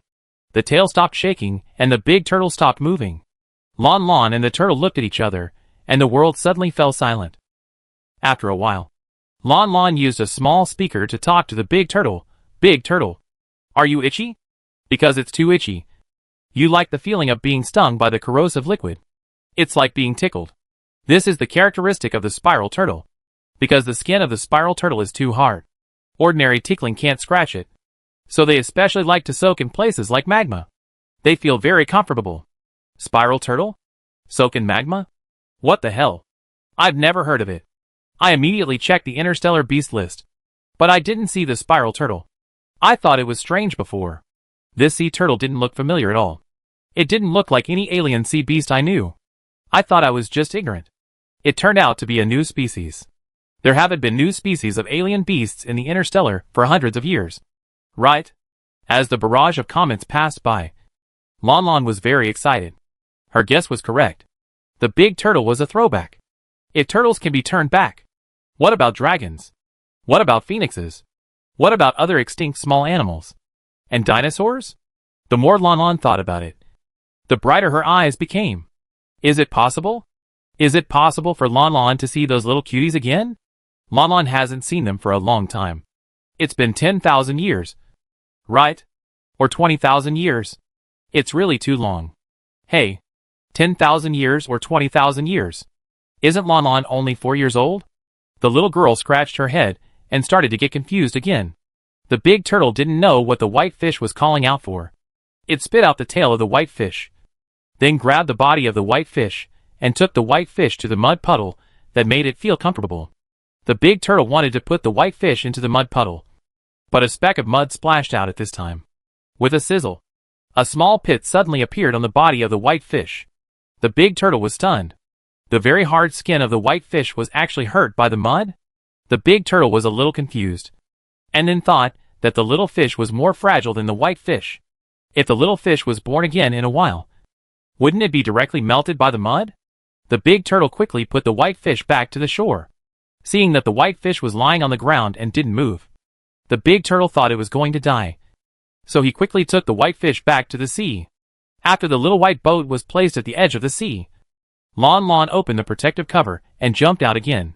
She rushed over and hugged the big turtle's hind legs that were not stained by mud, and said affectionately, "Spitting turtle, Lanlan misses you so much." It really gave birth to a little fish again. For some reason, the big turtle felt that it liked the little fish more. It didn't like the white fish anymore. It liked the little fish. It bit the little fish's collar, threw her on its shell, and carried her around to play. Shu, who was far away, watched the scene silently. After a while, he murmured with his thin lips, "Spitting turtle?" Then, he hesitated and said, "Classic of mountains and seas? Classic of mountains and seas? What classic of mountains and seas?" He immediately searched the 3 words classic of mountains and seas on the star network, but found nothing. Netizen certainly couldn't find it. Today, when the history of Blue Star is not recognized by the public, aren't all the books related to Blue Star in the Interstellar document library labeled as Interstellar Lies? Shu is not a Blue Star existence party. He doesn't care whether Blue Star exists or not. However, in the course of the year, he needs to read widely and be proficient in both literature and martial arts. He has the highest authority in the Royal Museum, and occasionally when he is bored, he will read some miscellaneous books. He has read the incomplete ancient book called Classic of Mountains and Seas twice. He looks at the ugly turtle in front of him. It seems that it is indeed somewhat similar to the spiral turtle in the illustration. So, there are also strange beasts in the blue planet? Yusang felt that he was about to die. He sat in the swaying emergency boat, holding his small potted plant in his arms, and thought for the 66th time that he should just quit the race now. Yiling in front was still rowing, and Yusang asked expressionlessly, "How long will it take?" He had asked this question at least 200 times in the past 3 days. Yiling was too lazy to answer. Su Ming on another boat said weakly, "The map shows that it will take 2 days to reach the devouring beach." Yusang fell into the cabin and was completely motionless. Suyu encouraged him, "Hold on. It's so hard for the 4 of us to row the boat. And Lanlan and the others are only 2 people. So it will be harder than us." "Yes." Su Ming also said, "The devouring sea is too big. Normally, we shouldn't enter the devouring beach from this road. This is the farthest road from the beach. We have to cross the entire sea. But there is no way. It's already like this. Lanlan and the prince set out half a day earlier than us. They should be not far ahead of us now. Hurry up and row and catch up with them." Yusang didn't want to be lazy, but he was seasick. The uncontrollable physical fatigue tortured him to death. If it weren't for Lanlan's homemade nutrient solution to keep him alive, he felt that he would have died long ago. They keep saying that Lanlan is in front of us. We have been chasing them for 3 days and fighting several waves of sea beasts.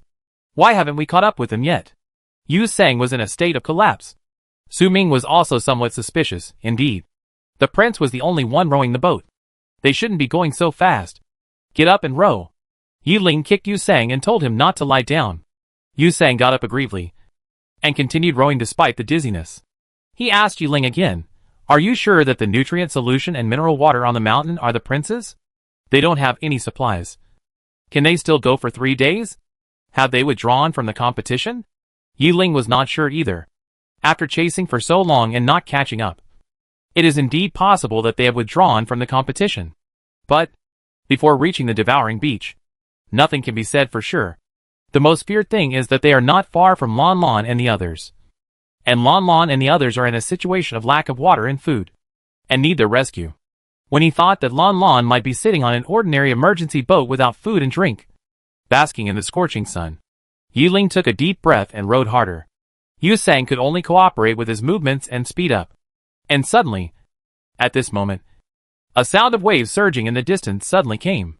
The 4 people immediately looked over there, and saw that it was a whirlpool running at a very fast speed.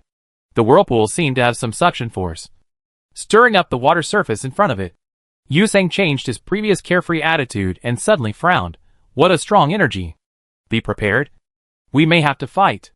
Everyone took out their weapons. And Yusang stuffed his small potted plant back into his backpack. And stood up. If he really had to fight, he would have to take the lead. The whirlpool was getting closer and closer. After a while, their two small boats were also affected by the whirlpool and began to spin. Hold on. Hold on to the boat. Don't let the boat capsize. The seawater that rushed to the sky was like a heavy rain, pouring down, soaking the 4 people on the boat. The 4 people didn't care about anything, but just waited in full battle array to fight the high-level sea beast that was about to appear. Yes, as soon as you see this unusual vortex, you know it is not a natural phenomenon. It must be some sea beast. Look! A water-swallowing turtle! Suyu shouted. And everyone saw that the huge vortex was actually a giant turtle that was sucking seawater. The turtle had a head like an eagle, a tail like a venomous snake, and the entire shell was black and red. Did you recognize it? What kind of strange beast is it? I can't recognize it. No matter. Fight first. The 2 emergency boats were about to be sucked into the mouth of the water-swallowing turtle. Yusang jumped into the air and was about to stab the turtle with a knife. But at this moment, he suddenly caught a glimpse of something at the end of his eyes. I saw a very familiar petite figure lying on the dry and flat back of the giant turtle. Yusang blurted out without thinking, Lanlan. The little girl in her sleep was suddenly awakened. She was stunned for a moment, and her little body was alert and sat up. I felt that the little fish had woken up. The big turtle, which had just been secretly sucking small fish and shrimp while the little fish was sleeping, immediately stopped sucking, in order to avoid leaving evidence of stealing. It even flicked its tail and directly threw all the food that was still visible on the sea surface and in the air into the water and hid it. Lanlan looked around confusedly and found that the surrounding sea water was surging. But there was no one. The little girl scratched her head. Lanlan seemed to dream of Brother Yusang. And Brother Yusang called Lanlan name. The big turtle didn't know what the little fish was calling. So it turned around and rubbed her body with its sharp mouth. Lanlan touched the big turtle's mouth, lay back on the turtle's back, continued to close her eyes, smacked her lips and muttered, Big turtle. Lanlan sleeps a little longer. Lanlan is so sleepy. Strange. Lanlan still feels that someone is calling Lanlan. The 4 teenagers and 2 emergency boats that were slapped into the water by the big turtle's tail were still sinking on the bottom of the sea. After a long while, the 4 finally emerged from the water. They looked at the turtle that was gradually moving away in front of them. The 4 looked at each other and suddenly shouted at the same time, Lan! Lan! Oh my God!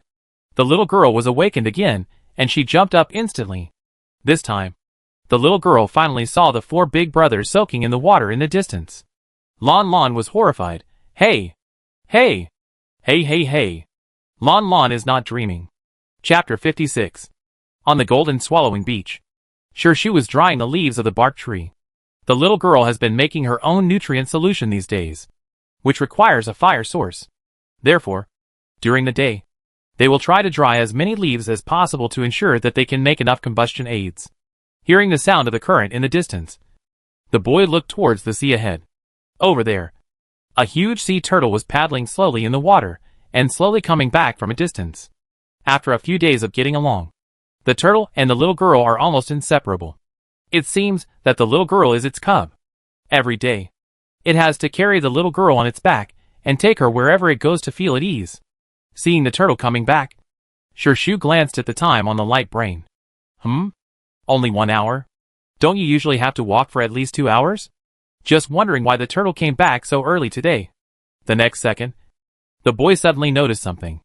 Looking behind the turtle, he saw 2 shadowy white ordinary emergency boats behind it, following the turtle, paddling towards this side with great effort. With excellent eyesight, he quickly saw who was sitting on the 2 ordinary emergency boats.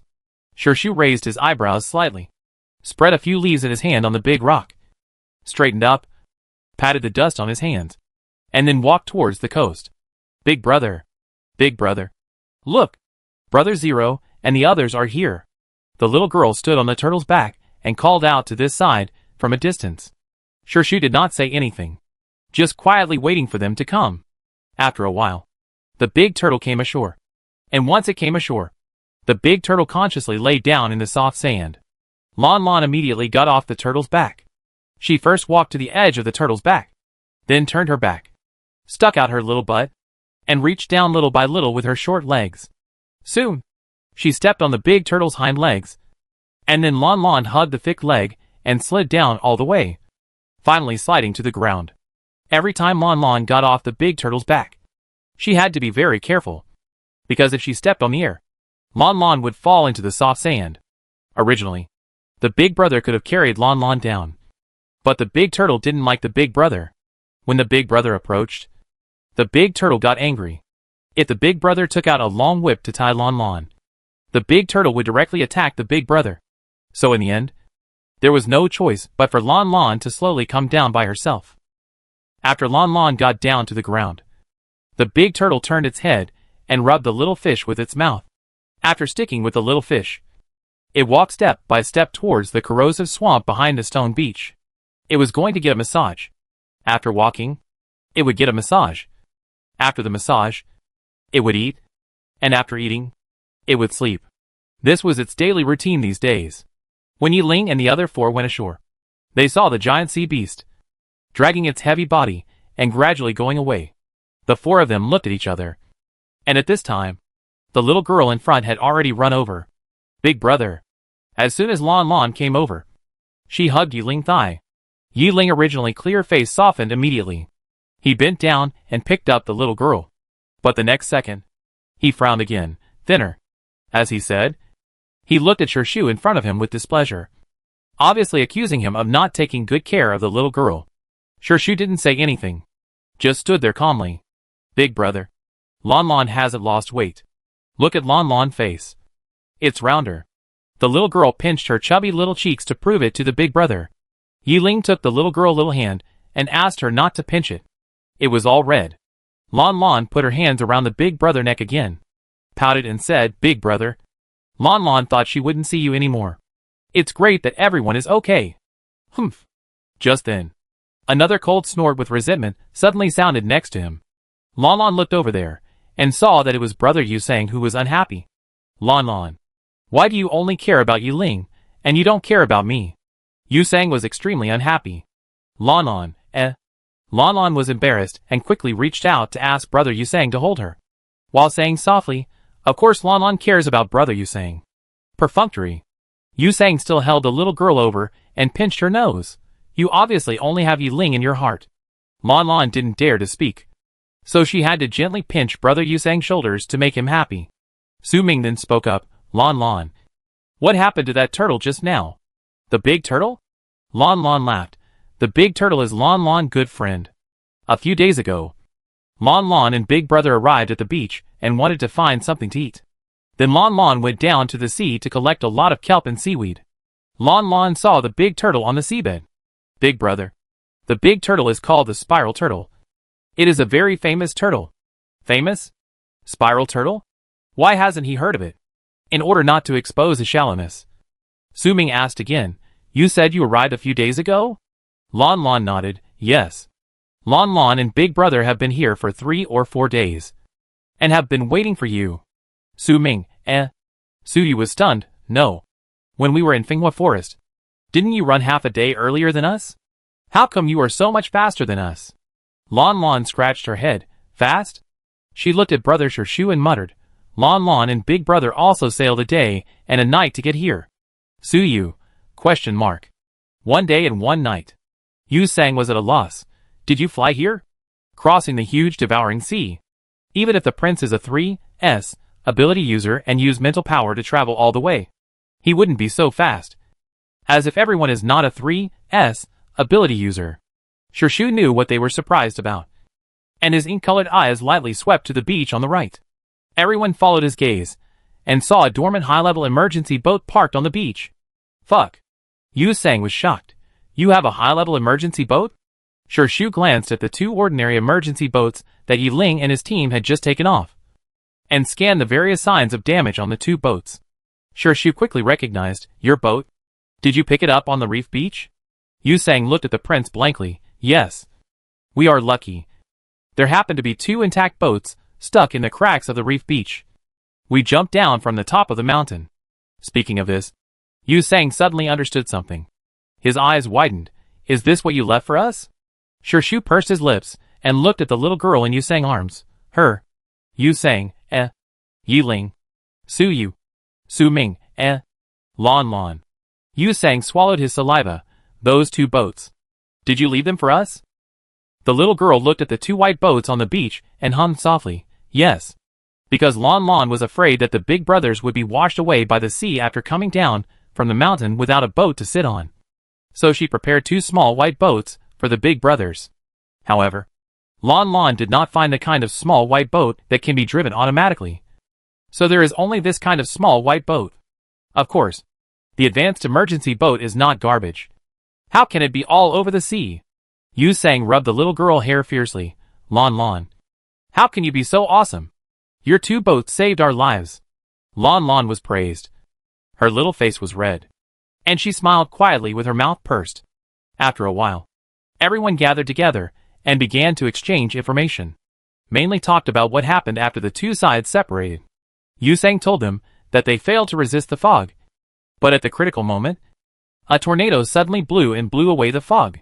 After listening to this, Shu narrowed his eyes and lowered his head to think. Then Shu also briefly told how Lanlan picked up the advanced emergency boat. How he hacked into the intelligence system of the emergency boat. How he raced the boat to make the sawtooth short-tailed sharks run around. How he raised a baby shark. How he raised a spiral turtle.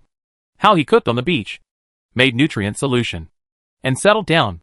Yi Ling and the other 4, I really didn't expect you to have such a rich life these days. Lanlan can drive a boat? Can he hack into the background of the intelligence system? Looking at the area near the beach again. It is true that they have really settled down. My goodness. The stone houses over there are all built.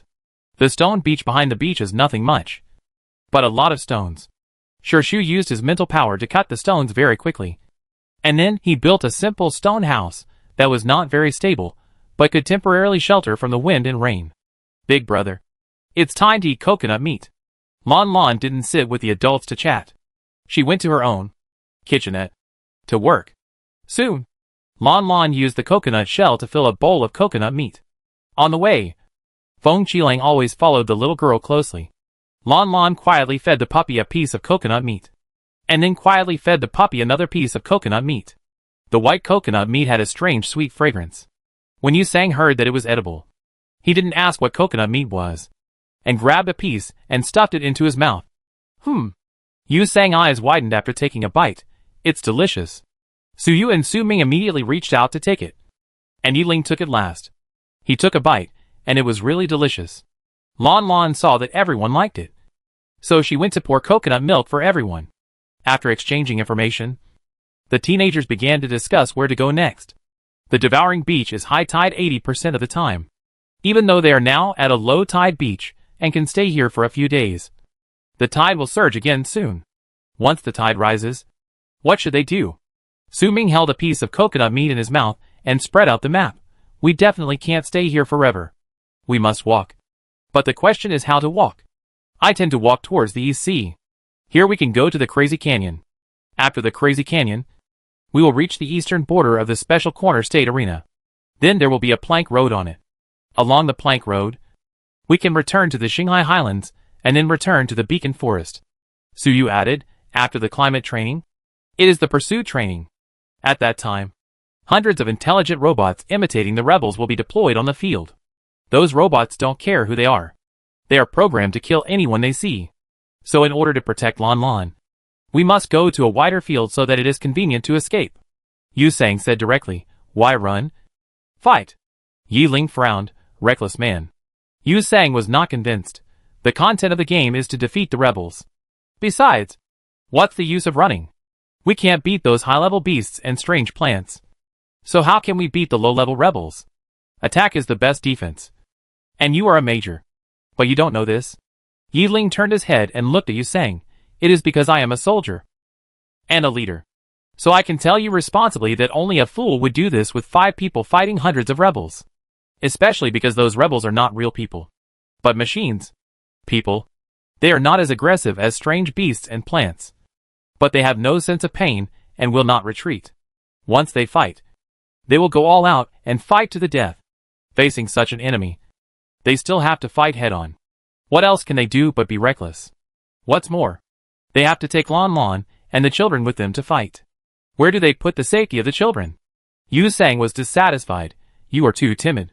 You also said that they will go all out and fight to the death. Then we can't run away. Why do we have to waste this fearless physical strength? Yiling stretched out his hand and pressed his forehead. Running does not mean just running. A planned evacuation can deal with more types of battle situations. You are just afraid. And you have many excuses for commanding. You soldiers are simply brainless. Right? Seeing that the two of them were arguing, the always calm and upright Major Yiling even cursed. You don't have a brain. Such words. Su Yu and Su Ming hurried to persuade them to stop fighting. Finally, after forcibly separating the two, the anxious atmosphere of the meeting was calmed down. I understand why everyone doesn't like to form a team when participating in the competition. Who can come to the fatal training ground is not a veteran master who has experienced many battles. Masters have their own fighting styles and habits. If you form a team, you have to accommodate others. It is better to fight alone, which is more flexible and efficient. This is only one reason. The main reason is that if you form a team with people you don't know in the arena, you may be betrayed without knowing why. Before, Major Yiling and his team resisted the fog and let the prince take Lanlan away first. This is the first time I have seen this situation in more than 10 episodes of Fatal Training Ground. That's right. Most people are eager to escape at the critical moment and let their teammates stay to block the guns. Therefore, unless they are old friends who know each other outside the arena, basically no one dares to form a team with strangers in Fatal Training Ground. Yu Sang and Yinfeng formed a team for a short time before. But didn't they separate in the end? Even if they have shared life and death, they actually don't trust each other. So do you think these people will succeed in forming a team? I feel that they will break up at any time. They didn't break up, but their strategic goals were not unified. And in the end, it was a mess. So, once a small team is formed, command, main force, support, and logistics are all indispensable. They actually have these divisions of labor. Major Yiling is the commander. Yu Sang and the prince are the main vanguards. Su Yu is the support. And Su Ming is the logistics. But they are not united enough. What is Lanlan? Lanlan is the soul. Because of her soul, this small team came into being. If there is no Lanlan, this broken team with a bad heart will be disbanded directly on the spot. Ha! Nonsense. What do you mean by bad heart? They are obviously not in harmony. Lanlan came back after pouring coconut juice and saw that the big brothers were no longer chatting. Lanlan was puzzled. Hey, what's wrong with the big brothers? Nothing. Shu took the coconut shell from the little girl, put it on the ground, and then took the little girl to the other side to see the leaves spread out for drying. In the evening, everyone ate the nutrient solution that Lanlan had just made. Like the nutrient solution made with honey before. This nutrient solution made with the fruit juice of the dried bark tree also had strong vitality energy. After Lanlan distributed the nutrient solution to everyone, she went to the massage mud behind to deliver the nutrient solution to the big turtle. Su Yu did not finish the nutrient solution in his hand. He kept half of it and handed it to Su Ming beside him. This was not the first time. In fact, along the way, Su Ming had already felt that Su Yu suddenly took special care of him. This should be because he had used Tu's level mental power in Fenghua Forest before. I don't know if the people outside have discovered that he used Tu's mental power. Anyway, Su Yu, Yiling, and Yu Sang must have discovered it. But they didn't ask him. Maybe they already thought that he was a user of Devil's Light. But they didn't intend to expose him. So he pretended nothing happened and didn't mention it. It was just that Su Yu, probably because he had a good relationship with him, always left half of his nutrient solution for him these days. Su Yu probably thought that after taking banned drugs, his body would have side effects and he needed more vitality and energy. So he wanted to take care of him more. Su Ming didn't know how to explain it. He took the initiative to say that he had this ability because his physique was transformed by the ancient Chinese method. Would anyone believe it? Probably no one would believe it. After all, Blue Star does not exist party. This group is too large. Blue Star does not exist. So where does the ancient Chinese method come from? The spiral turtle is the spiral turtle. At this moment, Su Ming suddenly heard Lanlan's voice. He looked up and found that he was holding the half bottle of nutrient solution given to him by Su Yu in his hand. He had been in a daze for a while. And at this time, Lanlan had delivered the nutrient solution to the giant sea beast and came back. Yu Sang was asking the little girl about the spiral turtle. He was not afraid of being laughed at for being ignorant. So he confessed that he did not know the spiral turtle and asked Lanlan to help him popularize it. The little girl did not hide it and said directly, "The spiral turtle is an extinct turtle in Chinese history. In the ancient Chinese book Classic of Mountains and Seas, various characteristics of the spiral turtle were recorded." China? Su Ming suddenly opened his eyes wide, and he stared at the little girl in front of him with burning eyes. "What did Lanlan say just now?" "She said China?" Su Ming blurted out. "Lanlan, do you know China too? China has appeared in history books. And it is even said that the current characters in the star Interstellar are the characters passed down from the ancient country of China. However, the history of China is still rarely heard in the star Interstellar. Su Ming has lived so long, except for hearing some stories about China from his family. He has never heard anyone else mention the deeds of China. Lanlan actually said that the giant sea beast was an extinct turtle species in China, and also said that it was recorded in ancient Chinese books. What else does she know?" Lanlan didn't know why Brother Su Ming was suddenly so excited. She blinked her eyes and said honestly, "Lanlan knows China. Big brother. Don't you know?"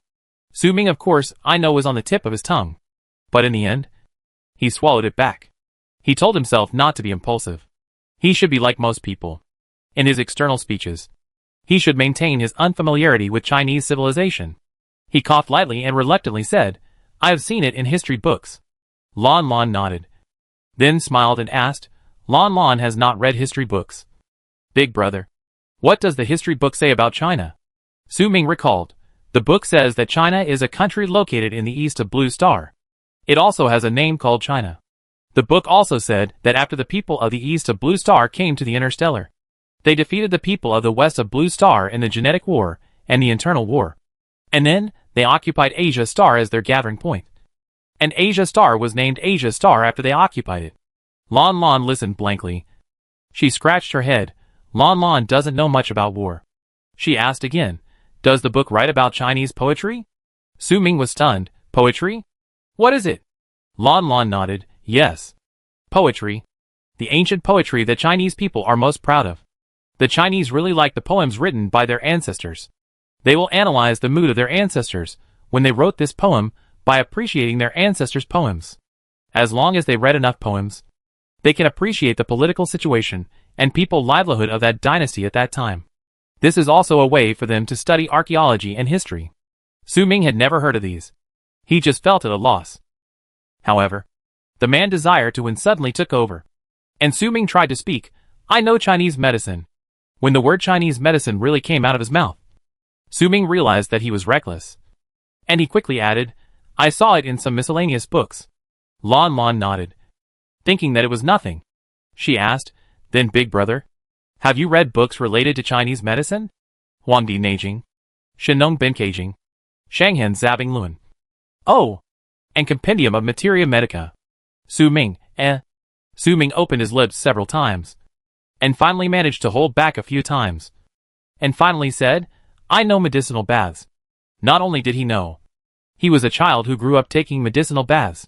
I believe no one knows better than him and his Su family the magic of Chu Huaxia's medicinal bath. Oh, medicinal bath. Medicinal bath is also very particular. Lanlan remembers that the earliest book called 52 Disease Prescriptions recorded the medicinal bath recipe for treating infant epilepsy. Medicinal baths are divided into local medicinal baths and whole body medicinal baths. Lanlan knows that many Chinese people like to soak their feet. Foot soaking is a kind of foot bath. After soaking their feet, they will feel that their whole body is comfortable. In fact, this is because there are many acupuncture points on human feet, and each acupuncture point connects to different organs of the human body. After soaking the feet with herbs, the medicinal gas enters the skin, then penetrates into the veins and blood vessels, and connects to different internal organs, which will produce many benefits such as health care. Then this is just a foot bath. If it is a whole body bath, ba ba ba ba. In the next 5 minutes, Su Ming could only see the little girl chattering non-stop. At first, he could understand what the little girl said, but later, it became increasingly difficult to understand. When the little girl finally stopped talking, the surroundings were already silent. Lanlan looked at brother Su Ming. A little embarrassed. Big brother. Lanlan is talking too much. You say. Big brother. What do you say about medicinal bath? Su Ming, he said. He said whatever he said. He only knew that medicinal bath can change people's physique. How could he know as much as the little girl? But Su Ming suddenly remembered one thing at this moment. When he, Su Yu, and Ding Ju first met Lanlan, Lanlan used a low-level hemostatic grass to treat their injuries. And before in Finghua Forest, he also witnessed Yu Sang hemostatic grass destroying the magma of the entire Finghua Forest. After that, Su Ming pestered Yu Sang for a long time. But Yu Sang refused to tell him the secret of his hemostatic grass. He only said that the hemostatic grass was given to him by Lanlan. Hemostatic grass is a medicinal herb. And Lanlan knows Chinese traditional medicine so well. Could it be that the abilities that Lanlan showed, using low-level hemostatic grass to treat and eliminate magma, were all because she also studied Chinese traditional medicine? She also knows the ancient Chinese method? For a moment, a sense of excitement of finding a kindred spirit filled Su Ming's heart. But it was obvious that Lanlan knew more than him. Or in other words, more than the entire Su family knew. Su Ming suddenly had an impulse. He wanted to learn more about China from Lanlan. He was a descendant of China. In this interstellar world where believing in blue stars seemed to be a sin, he wanted to know more about China's past. He wanted to understand the mysterious Chinese traditional medicine in detail. Su Ming's heart was burning. He stared at the little girl in front of him tightly. After staring at the little girl until she was a little scared, Su Ming suddenly said, Lanlan, who taught you these Chinese knowledge? Can that person teach me too? I want to learn too. Lanlan was stunned for a moment. Ah, who taught Lanlan? Lanlan doesn't know. Lanlan knows all these by herself. When Lanlan wants to know, she will know it by herself.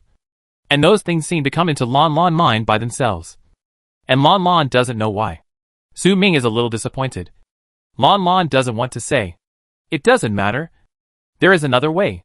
Su Ming took a deep breath, then Lanlan. Can you teach me? I want to learn Chinese knowledge from you. You could accept me as your apprentice. Chapter 57. As soon as Su Ming said this, the whole place fell silent. Lanlan looked at brother Su Ming in front of her. Her mouth was slightly open, and her expression was blank, as if she had not understood what brother Su Ming meant by this. Accepting an older brother as a disciple? Su Yu was the first to react, and he pushed Su Ming. What are you talking about? Don't joke. Su Ming was very serious. His eyes were full of Chi-Chung. He stared at the little girl in front of him, and his voice was loud. I'm not kidding. I. As if he had made a huge decision. Su Ming gritted his teeth and admitted, I am a Blue Star Existence Party. I just like Blue Star. I just like China. I just want to know more about China's past. The surroundings fell into silence again. Su Yu looked at Su Ming in shock. He and Su Ming had known each other for so many years. And he only knew today that Su Ming was actually a Blue Star Existence Party? In the eyes of ordinary people like Su Yu, whether it is the Blue Star Existence Party or the Blue Star Non-Existence Party, it is an existence that he does not understand. History is only a thing of the past. Why do people have to trace the truth of history? And even evolve two very morbid and extreme factions because of it? What is the use of history? Can history help them fight against strange beasts and plants? Can history help them fight against the rebels? What if Blue Star really exists? What if Blue Star does not exist at all? Why bother arguing about things that happened thousands of years ago? Is it really necessary? If you have this time, why don't you train your martial arts, exercise your mental strength, and study liberal arts knowledge so that you can get into the advanced training college you want to go to in the future? Su Yu stared at his good buddy beside him with a heavy gaze. He now had only one thought in his mind. When was Su Ming brainwashed and assimilated by those idle historical extremists? Lanlan, you don't want to reveal who taught you the history of Blue Star. I can understand. Su Ming saw that the little girl had not spoken, and his tone became more sincere.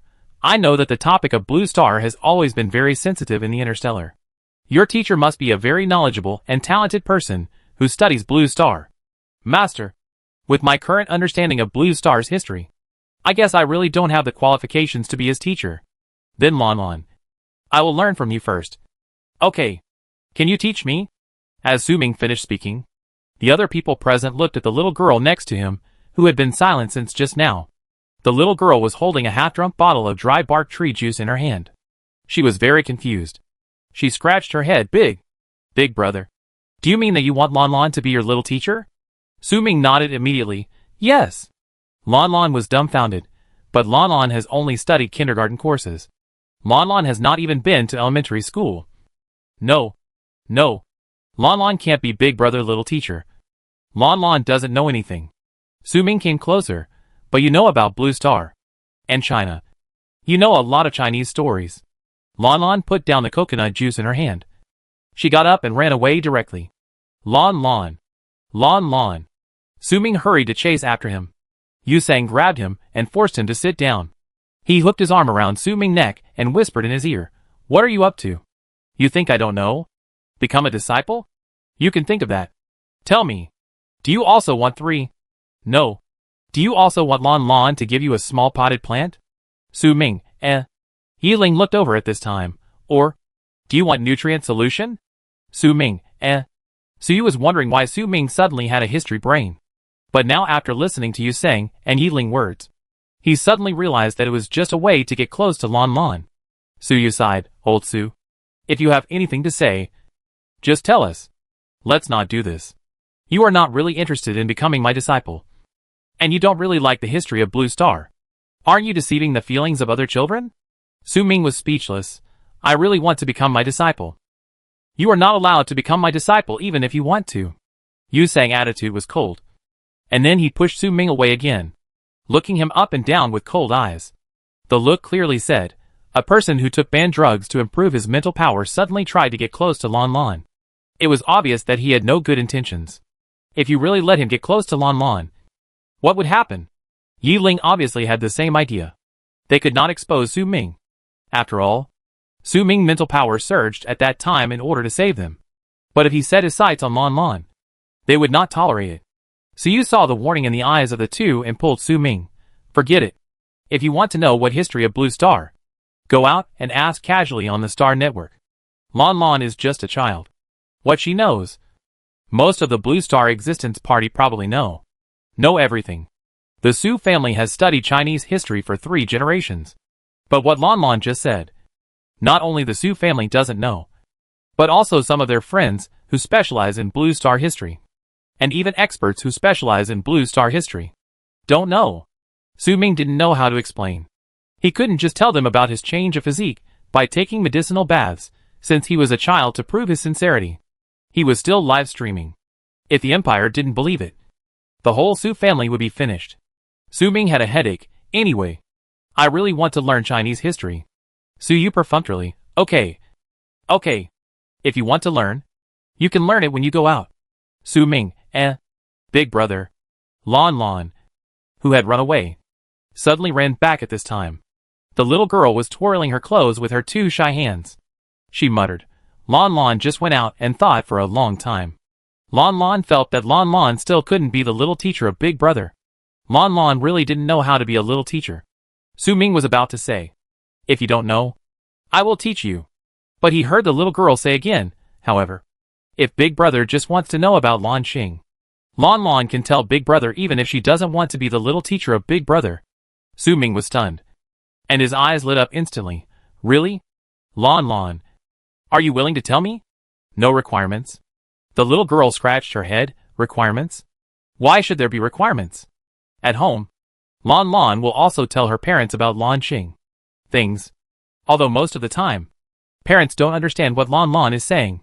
But no matter what Lanlan wants to do, parents will support Lanlan unconditionally. Lanlan has a big room, which is used to store all kinds of things made by Lanlan, such as embroidery, pottery figurines, musical instruments, and portraits of small animals on Blue Star. Those are all made by Lanlan herself. Although they are not very good. However, because they are not good, Lanlan has made a lot of things. And now one room can't hold them all. Su Ming no longer cares about the obstruction of Yusang and others, and walks quickly towards the little girl. Then Lanlan, "Let's go over there to talk." Su Ming pointed to the beach. The little girl looked at Brother Zero and Brother Gecko, and she didn't want to disturb the big brother's chat. So she went to the side with Brother Su Ming to talk. Hey! Yu Sang wanted to stop it. Yi Ling stopped him and said in a low voice, "We can hear it here." The beach was not far away, and their mental power could fully cover Lanlan conversation. If Su Ming wanted to plot against Lanlan. Humph. After walking a little further away, Su Ming immediately asked, "Lanlan, I've always wanted to know who invented Chinese medicine. Do you know?" The little girl feet left small pits on the beach. She tilted her head, thought for a while and said, "As for the founder of Chinese medicine." Lanlan remembered that it should be Shennong. Shennong was Yan Emperor. Yan Emperor invented Chinese medicine by tasting hundreds of herbs, distinguish which grass is poisonous and which is non-toxic. He discovered the uses of various herbs, and then used different herbs to help people solve different diseases. Therefore, Shennong should be the enlightenment of Chinese traditional medicine.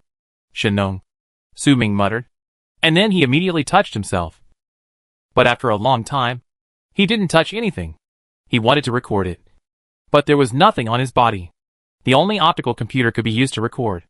But this optical computer was a stadium optical computer, and it would be taken back after the game was over. No. The game. Yes. He is still in the game, and still broadcasting live. Then what Lanlan said. The audience in the live broadcast will also hear it. In this case, he will wait until the game is over and watch the game replay again, so that he can remember all this knowledge again. Moreover, Su Ming felt that he was not the only one who wanted to record. The elders of their Su family might have already recorded what Lanlan said. Su Ming's guess was correct. At this moment, in the Su family villa, Uncle Su, Uncle Su, Uncle Su, Father Su, and Aunt Su were all sitting together. They each held a very thick electronic book in their hands, holding a laser pen, and while watching the live broadcast screen in front of them, they wrote down their notes furiously. Su Ming's sister came back from school at the moment. As soon as she entered the house, she saw that the uncle and the aunt came today. She was trying to say hello to the elders. Mother Su covered her mouth and whispered, "Don't quarrel if you don't want to be beaten. Go." Mother Su finished speaking. She also took her book and pen, and sat silently next to the 5 people over there, followed by brushing notes. The so-called is not a family. Not entering a door. Mother Su's family, including Mother Su, who is also obsessed with the Blue Star culture. It's a Blue Star Huaxia descendant. At that moment, Su's mother instantly felt that the slightly greasy man with small eyes in front of her was 180 times more handsome. A descendant of the Chinese people on Blue Star. Too cool. Then Lanlan. What else? Su Ming couldn't wait to know more about the enlightenment of Chinese medicine in China, and asked again hurriedly. Lanlan continued, although Shennong was the founder of Chinese medicine at that time was still very simple, and a human being could not record all the uses of herbs in the world by himself. This required his descendants to accumulate from generation to generation. Lanlan's eyes lit up at this time, and she said happily, "This is what Lanlan likes most about the Chinese people. They are hardworking and diligent. What one person cannot do, future generations can do all the time." In addition to herbs, Chinese medicine also has other aspects. Other aspects? Su Ming's family runs a pharmaceutical company. They all use medicinal herbs as raw materials and make various medicines according to the formula. Isn't Chinese medicine all about herbal medicine? At least that's what their Su family's ancestors wrote in their diaries. There's something else? Lanlan nodded. Of course there are other things. Emperor Yin of the Shennong clan studied herbal medicine, and Emperor Huang of the Xianyuan clan studied acupuncture. In the Yellow Emperor's internal classic, there are many methods of using acupuncture to treat the body. That is the earliest acupuncture. Look, big brother. Look at what this is.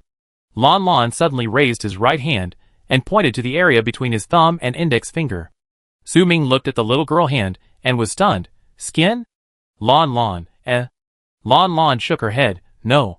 What is this position? Su Ming was suspicious. The position. This is the tiger's mouth. The tiger's mouth point, which is one of the acupuncture points in traditional Chinese medicine. If you have a headache, sore throat, or toothache, you can use acupuncture to pierce the tiger's mouth point, and it will be cured. Su Ming followed the position pointed by the little girl and pointed on his hand. Is it here? No. It's here. Lanlan's 2 soft little hands grabbed the big brother hand with some thin calluses and pointed out a position to the big brother. Su Ming touched the position carefully and repeatedly. as if he wanted to remember this position clearly. Finally, he asked uncertainly, "You don't need to sleep in the treatment cabin. You don't need to take treatment potions. You don't need to use mental power to dispel the pain. Just use a needle to prick it, and it will be healed?" Lanlan nodded, "Yes." Su Ming murmured absent-mindedly, "It's amazing." "Indeed. This is too amazing. Is there any brave sister who can try it to see if it's true? Let me try it. I just had a headache these 2 days. It may be because I overused my mental power during training a while ago. I originally planned to go to the treatment center during the holiday. If it can be cured, I won't go to the treatment center. But I don't have a needle. Can I use scissors? It should be possible. They are all sharp. After the piercing. How does it feel? Blood is gushing out. My head still hurts. And my hand hurts too. It's over. The bleeding won't stop. Help. No. I have to go to the treatment center now. I think my hand has been pierced. The audience of the barrage didn't expect that sister to be so cruel that she could actually pierce her own hand. This is too reckless. So this method really doesn't work. Right? I think it's too mysterious when I hear it. How can it be possible to stop the pain by pricking with a needle? Shouldn't it hurt more if the flesh is pierced? What acupuncture points did Lanlan say? It works only when the acupuncture points are inside. Didn't the sister pierce the right acupuncture points? The other person's hand is almost pierced. But she still hasn't pierced it right? And the scissors are thicker than the needle. Even if they didn't pierce it accurately at the beginning. They pierce such a large area. I still think what Lanlan said is unreliable. While the comments were full of crazy doubts. The Su family had unconditional trust. The Su family had always believed in the ancient Chinese method. Before Su Ming succeeded, who could believe that a bath could give an S-level ability user a 2S-level mental power? Isn't this even more unbelievable? Anyway, Chinese things are the best. The Su family happily absorbed new knowledge points. At the same time, the 5 brothers and sisters, who were more than 1,000 years old in total, gestured to each other on their palms to determine the location of the acupuncture points. Is it here? No. No. It's here. They discussed it in a flurry. And some even drew the location on their hands with a pen and took photos to record it. Lanlan. Then this tiger's mouth acupoint. Acupuncture can cure body pain. Then this place is very precious. It can't be bumped casually. Right? I will customize an armor glove when I go out. And wear it wherever I go. And I will never let this place get hurt. Su Ming said with a solemn oath. Covering his tiger's mouth. Lanlan, eh? The little girl looked at her big brother blankly and blinked. Ah, it's not that precious. There are more than 700 acupuncture points on the human body. And we can't cover them all. Su Ming, eh? Su family, eh? Barrage, eh? How many? More than 700? Su Ming was shocked. Acupuncture points? Do people have so many acupuncture points? Lanlan nodded. That's why acupuncture is so powerful. By pricking different acupuncture points, or pressing several acupuncture points at the same time, the direction of the 8 extraordinary meridians in the human body can be changed. Su Ming felt impressed and nodded repeatedly. Lanlan counted on her fingers and told her elder brother, the founder of Chinese herbal medicine is Emperor Yin. The founder of acupuncture is Emperor Huang. And the founder of surgery is Hua Tuo. Hua Tuo is also very powerful. He would cut open a person's body, find the lesion, treat it, and sew the person up, so that the disease would be cured. Su Ming knew this. Is it the same as our ordinary surgical treatment? Although the treatment cabin can solve 80% of the diseases of the interstellar people, some special diseases also need to be cut open to treat the body. Of course, people will not die after being cut open. Lying in the treatment cabin, the body will soon recover as before, and the scars can be erased. However, Su Ming vaguely remembered, isn't surgery a medical skill of Westerners on Blue Star? Is this also Chinese medicine? It is written in history books that the current interstellar surgical treatment originated from the Western medical skills of the Western ancestors of Blue Star. And it seems to have nothing to do with Eastern China. Right? Lanlan blinked and said, Westerners do love surgery more. But the first surgical operation in China was more than 1,000 years earlier than in the West. Su Ming was surprised. Really? Although they are all ancestors of Blue Star. Privately, as a descendant of China, Su Ming must be more proud of China's achievements. Lanlan nodded and smiled. This is actually because China's history is really too long. Although Hua Tuo is the ancestor of surgery in China, Lanlan knows that in fact, earlier, before it was recorded in historical materials, Chinese people had already used surgery to treat physical pain. It was just because there was no anesthesia at that time, and it was easy to get infected. The mortality rate was very, very high. But there were also successful ones. Lanlan has seen it. Eh? The little girl was stunned when she said this. Have you seen Lanlan? Where have you seen Lanlan? Why can't Lanlan remember again? Lanlan? Su Ming saw that the little girl was suddenly in a daze, and called out softly. The little girl came back to her senses, and skillfully put the things she couldn't figure out behind her mind. She stopped thinking about it and asked again, Big brother, you like Chinese medicine so much. Will you study Chinese medicine in the future? Su Ming's face was a little red, and he pursed his lips. Although I am studying in a military academy now, it is only because I am an S-level ability user. Everyone says that it is a pity not to be a soldier with such high talent. In fact, I do prefer medical herbs. There is a contempt chain for various majors in the Interstellar. Generally, parents of children with high spiritual levels hope that they can become mecha soldiers first. The Interstellar is invaded by strange beasts, strange plants and rebels. Soldiers have a very high social status and receive more social preferential treatment and social welfare. To put it bluntly, it is easier for soldiers to find a partner. Because you are a soldier, it means that your spiritual level must be very high. If your parents have high spiritual levels, the spiritual level of the children born will also be high.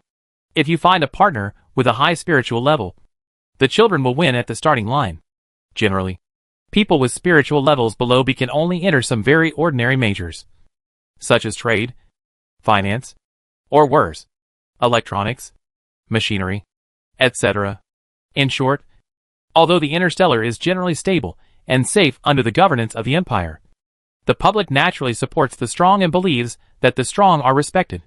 Su Ming muttered, I probably won't be a Chinese medicine practitioner in the future. I've never studied Chinese medicine. I don't know what you said about acupuncture. And there is no Chinese medicine industry in the interstellar space. Then, I won't be the boss of a pharmaceutical company like my father. I feel that I should still be an excellent soldier. Soldiers can protect the people and their families. Lanlan was not disappointed because her elder brother said he would not be a Chinese medicine practitioner. Because there is a saying in Blue Star, called if you persuade people to study medicine, you will be struck by lightning. Every doctor is an awesome angel. But they have also spent a lot of time, energy and hair to become an angel.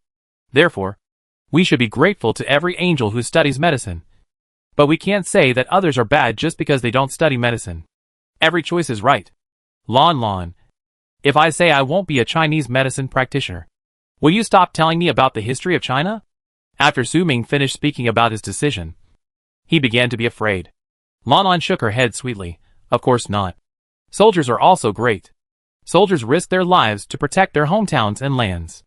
They are so great. Lanlan likes soldiers very much. Su Ming breathed a sigh of relief.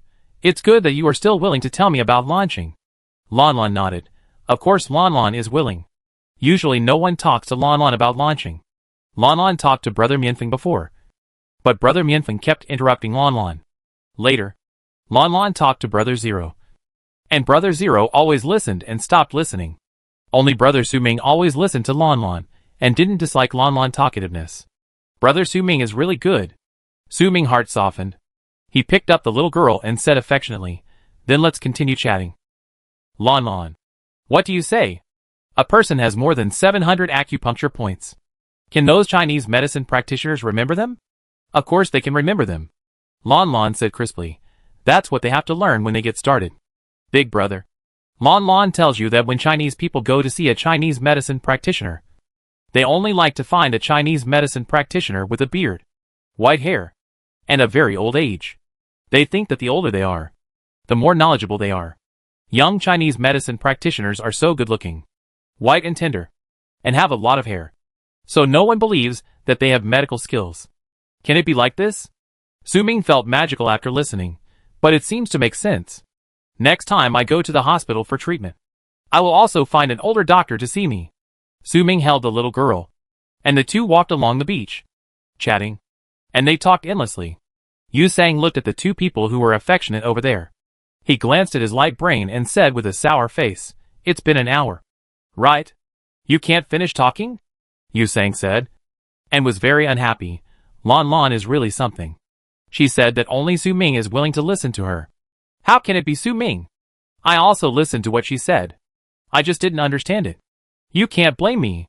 Yiling said in a deep voice. I listened too. He obviously listened to everything Lanlan said. So why did he just listen for a while, and stop listening? He just didn't show that much interest. He was really not very enthusiastic about Lan Xing. Shu suddenly stood up from the ground at this time. Yu Sang looked at him. Where are you going? The prince said casually. It's time. She should go to bed. After saying that, the boy walked straight over, took the little girl away from the arms of Su Ming, who was confused, and brought her into the stone house. Yu Sang and Yiling looked at each other. And suddenly, Yu Sang stood up and rushed directly to the stone house. I want to sleep in the same room with Lanlan. I want to hear Lanlan talk about China. Yu Sang clamored to grab a seat, but just entered the stone house. Feng Qilang rushed out and chased him to bite his butt. Yu Sang shouted, Wrong. Wrong. Big brother. I know I was wrong. In the end, the 5 teenagers slept obediently on the beach outside the stone house. While in the stone house, the little girl huddled in Feng Qilang's thick belly hair, snoring softly. The sky that swallowed the beach gradually turned black. And at the same time, in the headquarters building of Yaxing Fatal Training Ground, a long-haired woman in a capable suit calmly walked in from the gate of the headquarters. The guard saw that this was a stranger and stopped her. Excuse me. Please show your ID. Behind the woman frameless glasses, her light eyes glanced at the 2 guards, and she asked for her metal ID card. On it, the 7 words Executive Director Hu Yaya were clearly written. The 2 guards immediately returned the card, and their attitudes instantly became respectful. Please come in. Hu Qingya chuckled, took back the card, walked straight into the elevator, and went straight to the top floor of Fatal Training Ground. Chapter 58. It didn't take long to get from the first floor to the top floor. As the elevator door opened with a ding sound, a woman in high heels walked out of the elevator. In the corridor, several staff members, who had received the news in advance, had been waiting for a long time. When they saw the woman, the young man in a suit and tie who was leading the way immediately bent down and said, Director Hu. Hu Qingya's right hand was hanging at her side. Between her index finger and middle finger, she still held the thin golden ID card. She glanced at the young man in front of her and asked, Do you know me? The young man said politely, I have received a call from the Capital Star, saying that you will come today. Hu Qingya said nothing. Lead the way. Several people led the way diligently in front, and soon arrived at the office. Hu Qingya asked everyone else to go, and leave only the young man. What's your name? The young man said. Just call me Les. I used to follow Mr. Qian. Hu Qingya walked around the clean and tidy desk, pulled out a chair, and sat down. Is Mr. Qian okay? Les smiled bitterly. The god of violence broke into Mr. Qian's office and insisted that Mr. Qian release his daughter.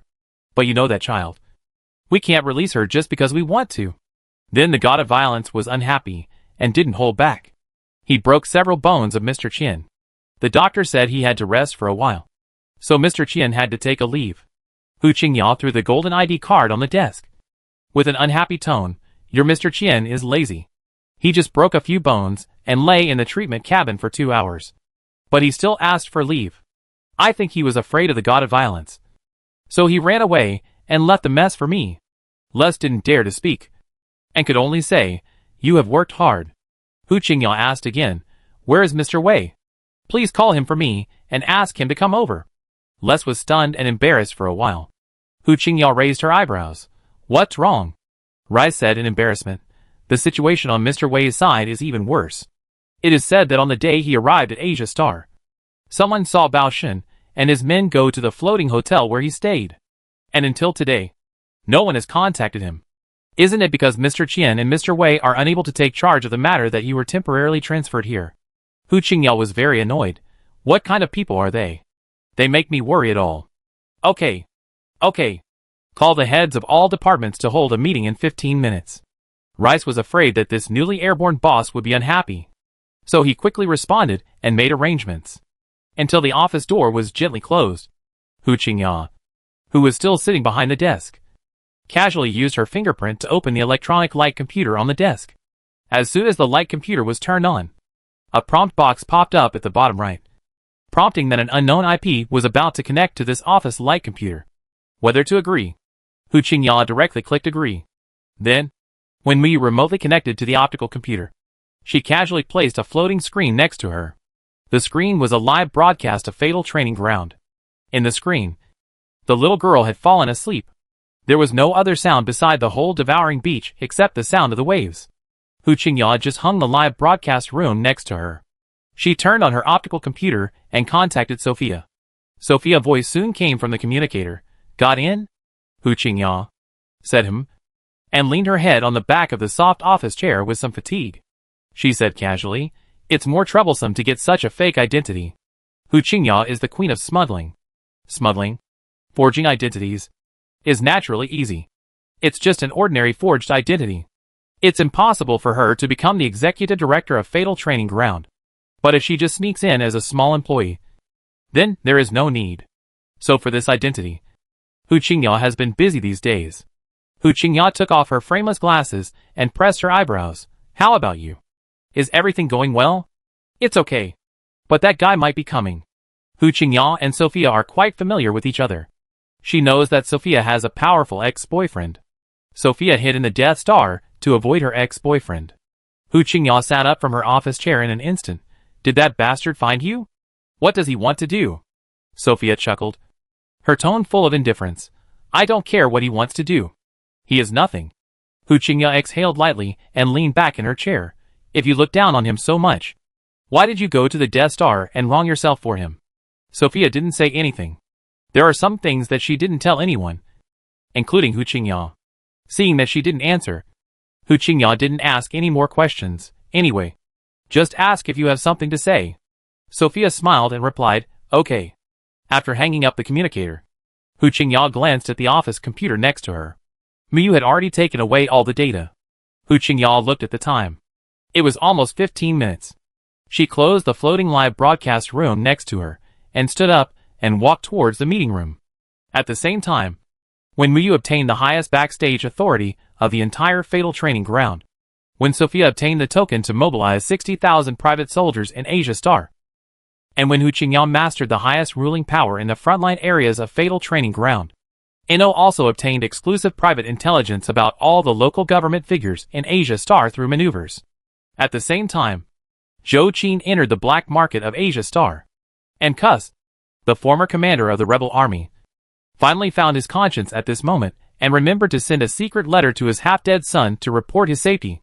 At 3 o'clock in the middle of the night, Donald, who was escaping from the transit star in the southern universe, suddenly saw a spam message pop up on his personal optical computer. 240 years of consistent quality. 180 years of industry leadership. Carefully developed with 780 kinds of S-level medicinal herbs. Absolute enjoyment like an emperor. Unexpected happy experience. Just soak it gently, and the foot odor will disappear completely. Jilingling, your foot odor nemesis. This cool summer, Jilingling will bring you barefoot freedom. To purchase, please call 837473838. Donald, what is this? How could his personal communicator receive such an unlucky thing? Resisting the desire to delete this broken message immediately, Donald frowned. His eyes swept across the messy advertising words in front, and his eyes only focused on the last string of numbers. He tried to convert this string of numbers into a secret code. Oh, it can really be converted. The conversion result came out quickly, and the content was safe. Don't worry, Father. Donald was stunned. He sat up instantly. Is this a secret letter from his father to report that he is safe? Did his father escape? He immediately tracked the address of the letter. The tracking result, Yaxing. Father is in Yaxing? Donald got off the bed without thinking, grabbed the black coat next to him, and walked out of the hotel room. The men guarding the corridor followed him immediately. Donald did not stop, and ordered, tell them to change the route and go to Yaxing. The men immediately turned on the light computer to notify. Donald thought of something and asked again, how is Wei Chong now? The subordinate replied, he is now in the Crazy Canyon, close to Mian Feng. Once the pursuit training begins, he will immediately take action and kill Mian Feng. Donald frowned slightly. Don't wait for the pursuit training. If there is a chance, let him take action directly. In short, Shirshu, Mian Feng, Yusang, and Empire, the three new Generation 3's ability users, must be eliminated as soon as possible, and he will withdraw from the competition after being eliminated. I have something waiting for him on Yaxing. Although the subordinate didn't know what it was, he immediately agreed. I inform him right away. After saying that, the subordinate hesitated again. Young Marshal, what about that little girl? The one you said you wanted to leave behind? She has been with Shirshu and Yusang. If Wei Chong goes against them, do you still need to worry about the safety of that little girl? The elevator door opened at this time, and Donald stepped in. The huge poisonous core flower tattooed on his neck was still blooming with the most brilliant and bright brilliance. The man said calmly, if it's too much of a hindrance, it doesn't matter if you kill them all. They are all unimportant people. So far, the most important person is his father. Since his father left, the battle between the rebels and the Imperial Army has become increasingly incapable. If the two sides could still fight 50 to 5200 years ago, now it's only 30 to 70. With the rebels at 30 to 30. Donald needs his father to come back to take charge of the overall situation. And he also needs to eliminate the rising stars on the Imperial side as soon as possible. Especially the new Generation 3's ability users on the Imperial side. No one knows whether the next tyrant will appear among these new Generation 3's. One tyrant is hard enough to deal with. If there are more, so they must be strangled in the cradle. Donald's face was cold. Nothing mattered. What little girl? What house of flying daggers? He liked to listen to that song. But that was all. In his heart, the most important thing was to welcome his father back as soon as possible and complete the rebels' grand plan.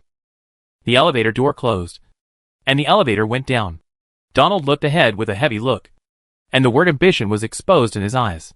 The morning sun shone in from outside the small stone house, shining on the blue and pink little face. The little girl scratched her chubby cheeks. She opened her eyes lazily, uttered a vague hum, and yawned loudly. The sleeping Feng Qilang felt that the little girl woke up, and it also opened its eyes. The dog-wet tongue licked the little girl hair. Feng Qilang smoothed the little girl hair for a while. The little girl finally seemed to be satisfied and murmured softly, "Good morning, little dog." The little girl crawled out of the little dog's soft belly hair and saw outside. The big brothers were sleeping around the little stone house, and none of them woke up.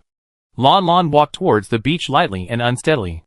The sea breeze in the early morning made people feel cold. Lanlan scooped up some sea water to wash her face.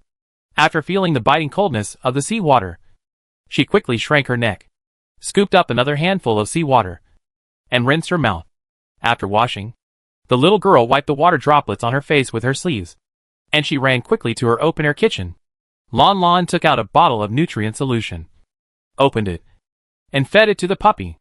After Feng Qilang finished eating, he went to smell the supply bag containing nutrient solution, obviously wanting to eat more. Lanlan zipped up the bag, pinched the puppy's mouth, and said in a low voice, "You can't eat it anymore. Puppy, you are always so greedy." 2 tearing bees flew down from the dry bark tree at this time and circled around the little girl. Lanlan fed the remaining nutrient solution to the little bees. The 2 little bees followed Lanlan without knowing what was going on. And then, they couldn't find the way back. Lanlan had no choice but to take them with her. However, there were no flowers on the sea, and the little bees had nothing to eat. Lanlan could only feed them with nutrient solution. Fortunately, the little bees were willing to eat. Otherwise, Lanlan didn't know how to feed them. After feeding the puppy and the little bees, Lanlan took the fish food she had prepared before and ran to the beach to feed the little fish. Lanlan made this fish food from seafood. This was not the first time Lanlan made fish food, so the little fish liked the fish food made by Lanlan very much. Lanlan also made turtle food later. After feeding the little fish, Lanlan took the turtle food and prepared to go to the stone beach behind to feed the big turtle. But when they arrived at the rocky beach, Lanlan found that the big turtle was gone. Hey! Before Lanlan went to bed last night, the big turtle was clearly sleeping on the rocky beach. How come it disappeared when she woke up? It went back to the sea. At this moment, a cold male voice came from behind. Lanlan immediately turned around and saw that it was Brother Shirshu. The little girl scratched her head blankly. "Ah, big brother. Did the big turtle go back to the sea?" Lanlan didn't know. The big turtle didn't tell Lanlan. Shu said. It left in the middle of the night. Lanlan didn't say anything. She pouted her little mouth and put away the turtle food, muttering, "Then Lanlan can only wait for the big turtle to come back and feed it again." But what Lanlan didn't expect was that the big turtle didn't appear again for a whole day. Until the evening, the little girl sat on the beach, staring at the sea in a daze. In the middle of the way, Su Ming deliberately went to talk to the little girl about Lan Xing. But the little girl was always absent-minded. Strange. Why does she care so much about that sea turtle? We met many strange beasts in the dense forest before. Lanlan had a good relationship with them. But she didn't think of occupying them. She sent them all back home. Even the wind-red wolf.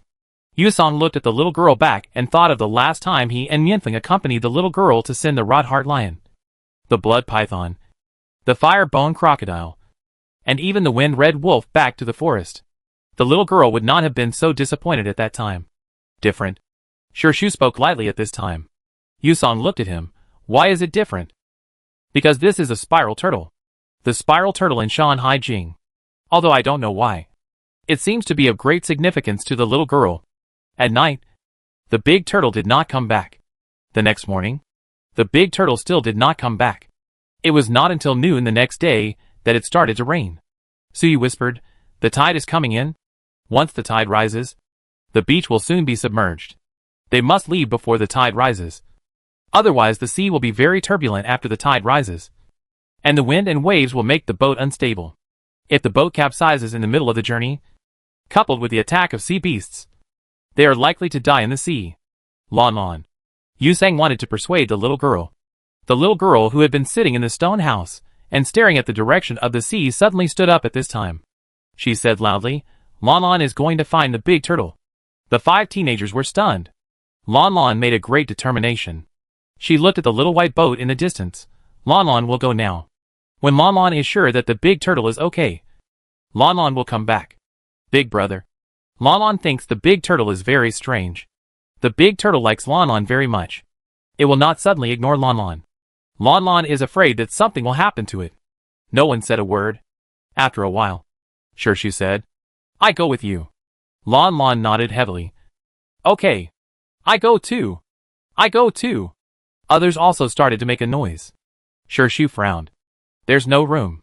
After that, he took the little girl and boarded the advanced emergency boat. This emergency boat was very strange with its complete functions. But that time Shu thought the emergency boat had abducted the little girl. But in the end, he found out that the emergency boat had been protecting the little girl. After that incident, Shu's attitude towards the emergency boat became hesitant. He was not sure whether the person behind the rescue boat really wanted to harm the little girl. The military also knew about the little girl. She suppressed the mutant pathogen and eliminated the magma of the beacon forest. Perhaps the military was protecting her specially. After having this idea, Shu observed for a few more days. After confirming that the rescue boat was indeed unconditionally tolerant of the little girl request, Shu's vigilance against the rescue boat was slightly lowered. At this time, the two of them got on the rescue boat and were about to close the protective cover when Feng Qilang suddenly jumped up. Lanlan held the puppy with one hand and pressed the operating panel with the other hand to put the little white boat into diving mode. The rain was not heavy now, just a drizzle. After the little white boat entered the seabed, Lanlan looked for the big turtle all the way. Finally, when the little white boat sailed to the sea area where Lanlan first encountered the big turtle, a small red dot appeared on the floating panel.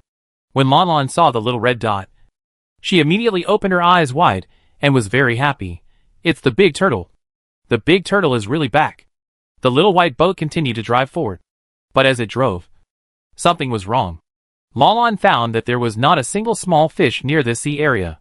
Even when the big turtle created a whirlpool here last time, there were many small fish and shrimps nearby. Why can't I see any today? Lanlan looked at the wall of her little white boat again. Lanlan knew that when Lanlan entered the seabed just now, the tadpole-sized small fish followed Lanlan. But now Lanlan looked again. The small fish was gone, as if it didn't follow Lanlan anymore. Suddenly, she felt a little uneasy, and Lanlan drove the little white boat and sped up to go inside. After a while, Lanlan saw the familiar big turtle in a familiar place. Lanlan immediately shouted, "Big turtle!" The big turtle with its eyes closed did not move at all.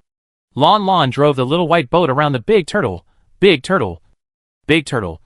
What's wrong with you? Lanlan has been waiting for you for 2 days. Why don't you go ashore to eat turtle food? Big Turtle? Big Turtle? No matter how the little girl shouted, the big turtle remained motionless, as if it was dead. Lanlan began to get scared. She opened the weapon compartment and poked the big turtle with a long chain.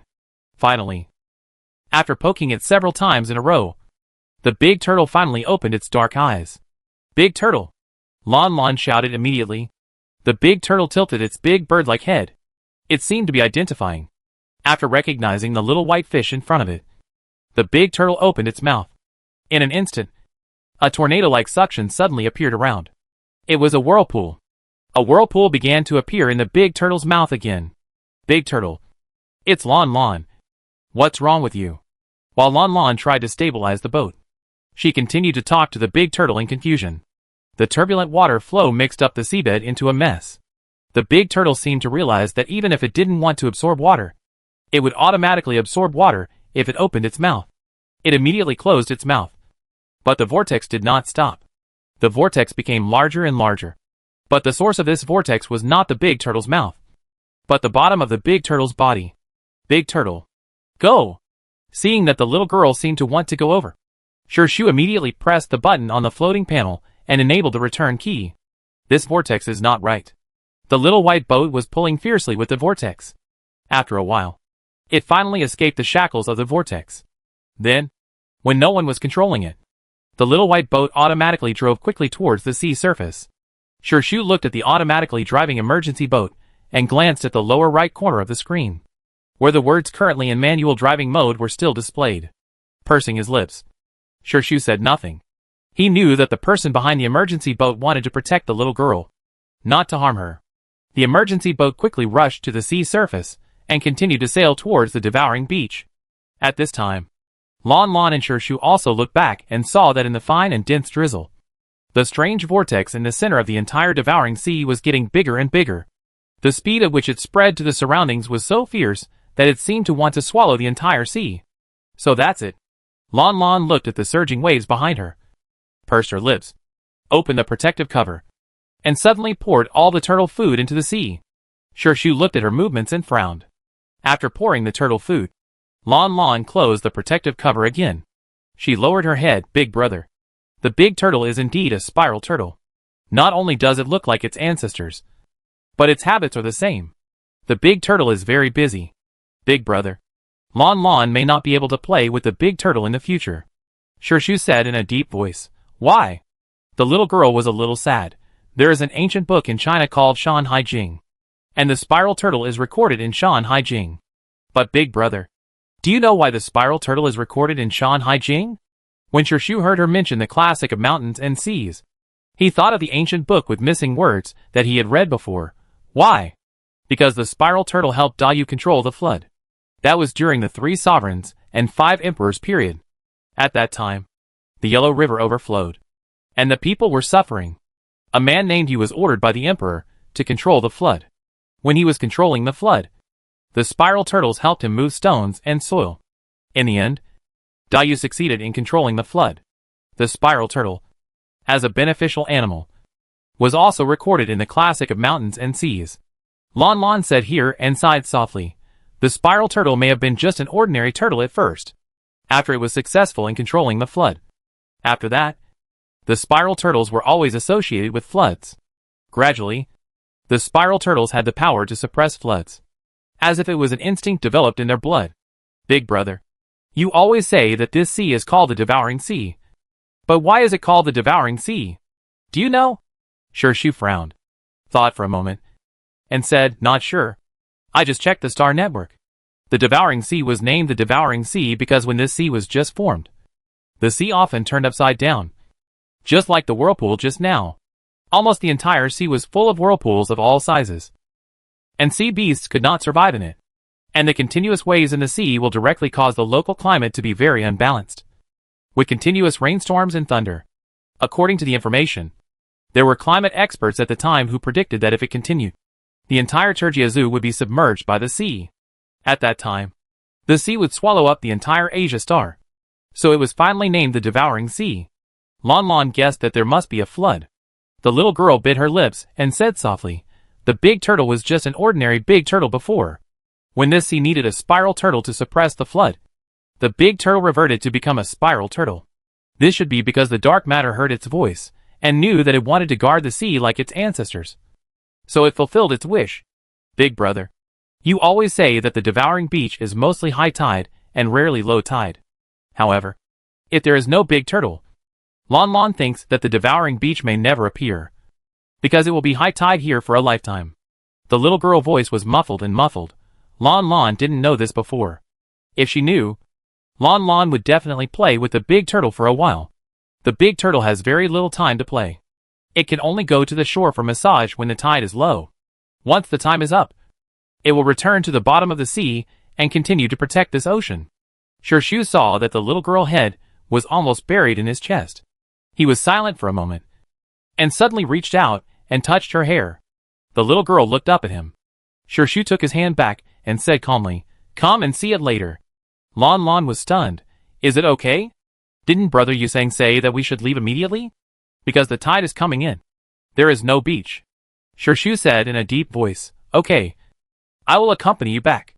The little girl's eyes lit up instantly. "Really?" The boy looked at the little girl's face, which suddenly turned from cloudy to sunny.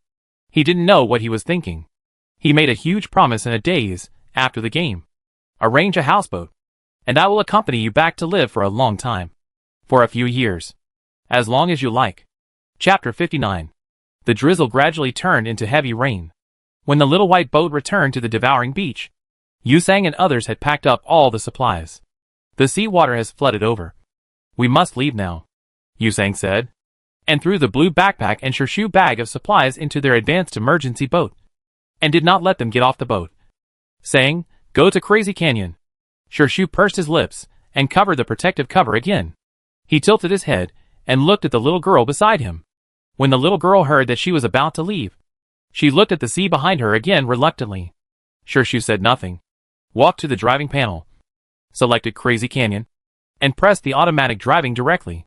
10 minutes later, on the sea with strong winds, 3 displaced emergency boats, 1 in front and 2 behind, just faced the wind and waves, and sailed firmly in the waves. The advanced emergency ship in front also opened its weapon compartment. A clavicle chain extended from the weapon compartment, tightly hooking the bows of the 2 ordinary emergency ships behind. In this way, the ordinary emergency ship can speed up a lot under the traction of the advanced emergency ship, and the 3 ships connected front and back can also avoid being blown away by the wind and waves. Wei Chong felt the vibration of the optical brain when he was repairing his C-class mecha. He paused slightly when the first vibration sounded, until the 3 vibrations were over. He continued to screw the screws on his mecha's weapon slot as if no one was around. The curly golden hair on his forehead drooped down and covered his eyes. The boy suddenly said, "So, you didn't look for Wei Xuecha later?" As if chatting casually, the boy asked another boy who was bandaging his wounds across an open space from him. Mian Feng bit the edge of the bandage and tied a knot on the wound. He said indifferently, "TSK." The curly-haired boy shook his head. He adjusted the flexibility of the newly equipped weapon and said in a teasing tone, "How ruthless. After all, we are childhood sweethearts. You are so cold and don't care about her? This is the deadly training ground." Mian Feng glanced at Wei Chong. "If there is danger, she will withdraw from the competition. You can't not find a wife in the future with your personality." Mian Feng felt that the other party's topic was a bit boring and stopped talking. Wei Chong didn't say much.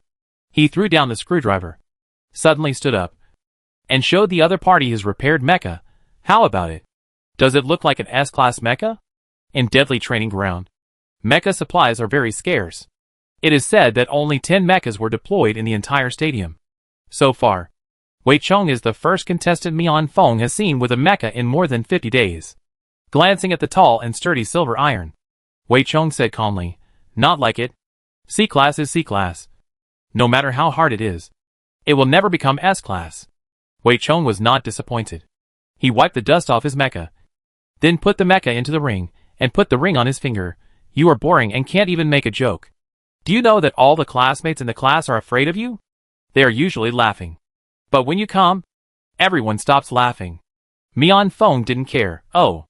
Wei Chong, as if he couldn't communicate with this person. Wei Chong lowered his head and began to organize his bag of supplies. At the same time, he asked casually, "You said you met Yusang. How was it? Is he good?" "Good," Mian Feng said directly without hesitation. Wei Chong raised his head, and the curly hair on his forehead swayed in front of his eyebrows. "Compared with you?" Mian Feng thought for a while, and then said realistically, "I don't know because I haven't fought." "What a pity." Something flashed in Wei Chong's eyes. He took out a bottle of mineral water, and then zipped up his bag. "It would be great if you could fight. It would be best if both sides were injured. Why did you two separate later? If you two had teamed up together, wouldn't you have won both the championship and the runner-up? Why should I team up with him?" Mian Feng frowned and looked at Wei Chong. "I don't know him well." Wei Chong smiled. "Then why are you willing to team up with me? Because you know me well?" "Yeah." Mian Feng's answer was simple. "We are classmates." Wei Chong chuckled, with a tone that only he could understand. "I'm so touched. In your eyes, I'm more important than a 3S ability user." Mian Feng, Wei Chong threw the mineral water in his hand to Mian Feng. Mian Feng subconsciously caught it and frowned. "I have it. I know you have water resources. I mixed some healing potion into this bottle of mineral water. You can drink it. It will be good for your wound recovery." Mian Feng said nothing. "Drink it quickly." Wei Chong was helpless. "What? Are you afraid that I will poison you?" Mian Feng lowered his eyes. And finally, he opened the mineral water bottle and took a sip. "Okay. You take a rest first." Wei Chong carried his bag of supplies on his back. "It looks like the rain will continue for at least 2 days. It should be the tide at the Swallowing Beach. The rain will not stop until the tide ends. We can't sit back and eat up all the food in the next 2 days. I go out and see if I can find a new bag of supplies. I'll be back before the evening." Wei Chong said and left. Mian Feng looked at the rain outside. He was a little tired. Unconsciously, he fell asleep while listening to the sound of rain. Time passed by minute. After an unknown amount of time, a deep and magnificent howl of a strange beast suddenly sounded outside. The cry was like the collapse of the sky and the crack of the earth. Mian Feng woke up instantly. He frowned, and before he could come back to his senses, the next second, outside the cave, a fierce and ferocious huge strange bear, with an inexplicable killing intent, had appeared in his sight. Mian Feng's face changed. 2S level iron-toothed bear? Mian Feng knew that there were iron-toothed bears in the crazy canyon, but iron-toothed bears were lazy and didn't like to fight. Generally speaking, as long as you walk around them, they won't attack other creatures. Mian Feng didn't know where this iron-toothed bear came from and what was going on. He took out his weapon and was about to fight. But at this time, the iron-toothed bear at the door had already pounced on him. Its sharp paws scratched Mian Feng's face. Mian Feng turned sideways to avoid it. But when he used his mental power, he suddenly felt that his hands and feet became very slow. Swish! Mian Feng narrowly avoided the attack of the iron-toothed bear, and fine beads of sweat oozed from his forehead. What happened? He spread out his palms and looked at his hands, but found that his hands in front of him kept showing double images. Mian Feng shook his head and felt dizzy. At this time, the grinning iron-toothed bear raised its ferocious bear claws again and scratched the boy in front of it. "Little fish. Goodbye." "Goodbye." Lanlan stood on the coast, waving goodbye to the tadpole-sized little fish in the sea. The baby shark jumped up and down in the wind and rain, as if it was reluctant to let the little girl leave. "Okay. Let's go." Seeing that Yi Ling was still holding the little girl standing on the beach, Yusang hurriedly urged, "Go into the canyon and find a place to shelter from the rain first. Don't let Lanlan get sick." The little girl was now wearing her shoe protective suit. Because the suit was too big, the little girl didn't fit and couldn't walk, so she had to be held by an adult. Yi Ling pulled the black hood down to wrap the little girl more tightly. Then he quickened his pace and walked quickly into the forest. Lanlan lay on Brother Zero's shoulders, and the big hat covered her entire little head. She tried to look up and see the sea outside through the gap of her hat, but the brim of her hat kept bouncing and would always fall down to block her view.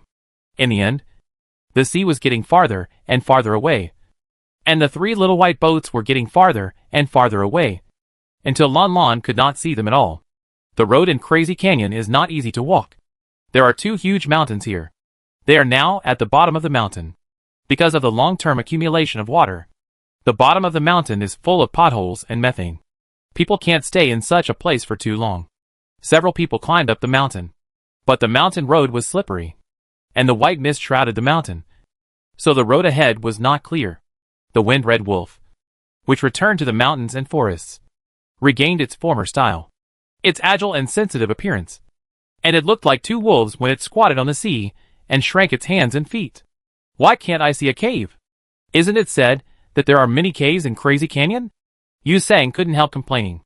Su Ming wiped the water off his face and said, "It's a little higher up. I've watched the previous competition videos. There are many strange bears in the Crazy Canyon. Bears are solitary animals. They are not used to living in the same room with other bears. So they always dig their own caves. There are caves on the mountainside." Yu Sang had no choice but to continue walking up. Ah! Ah! At this moment, the wind-red wolf suddenly called out twice. Yu Sang frowned and looked forward. Over there, Feng Qilang was facing a wide hole in the stone wall and yelled, "Hey! It seems we found a cave! This wolf is really good. It doesn't eat nutrient solution for nothing. It's first rate at finding the way." Lanlan raised her little hand wrapped in her sleeves at this time, and pushed the hat on her face through the cloth. The little girl said softly, "Big brother." But the puppy cry is a threat, not a call. The puppy seems to have encountered an enemy. Enemy? You can't be so unlucky? You have to fight before you even land. Right? Su Ming frowned and said, Lanlan, can you call Feng Qilang back? There are many beasts in Crazy Canyon. It's best not to offend the Mountain King here. The little girl immediately shouted obediently, "Little dog, I'm back."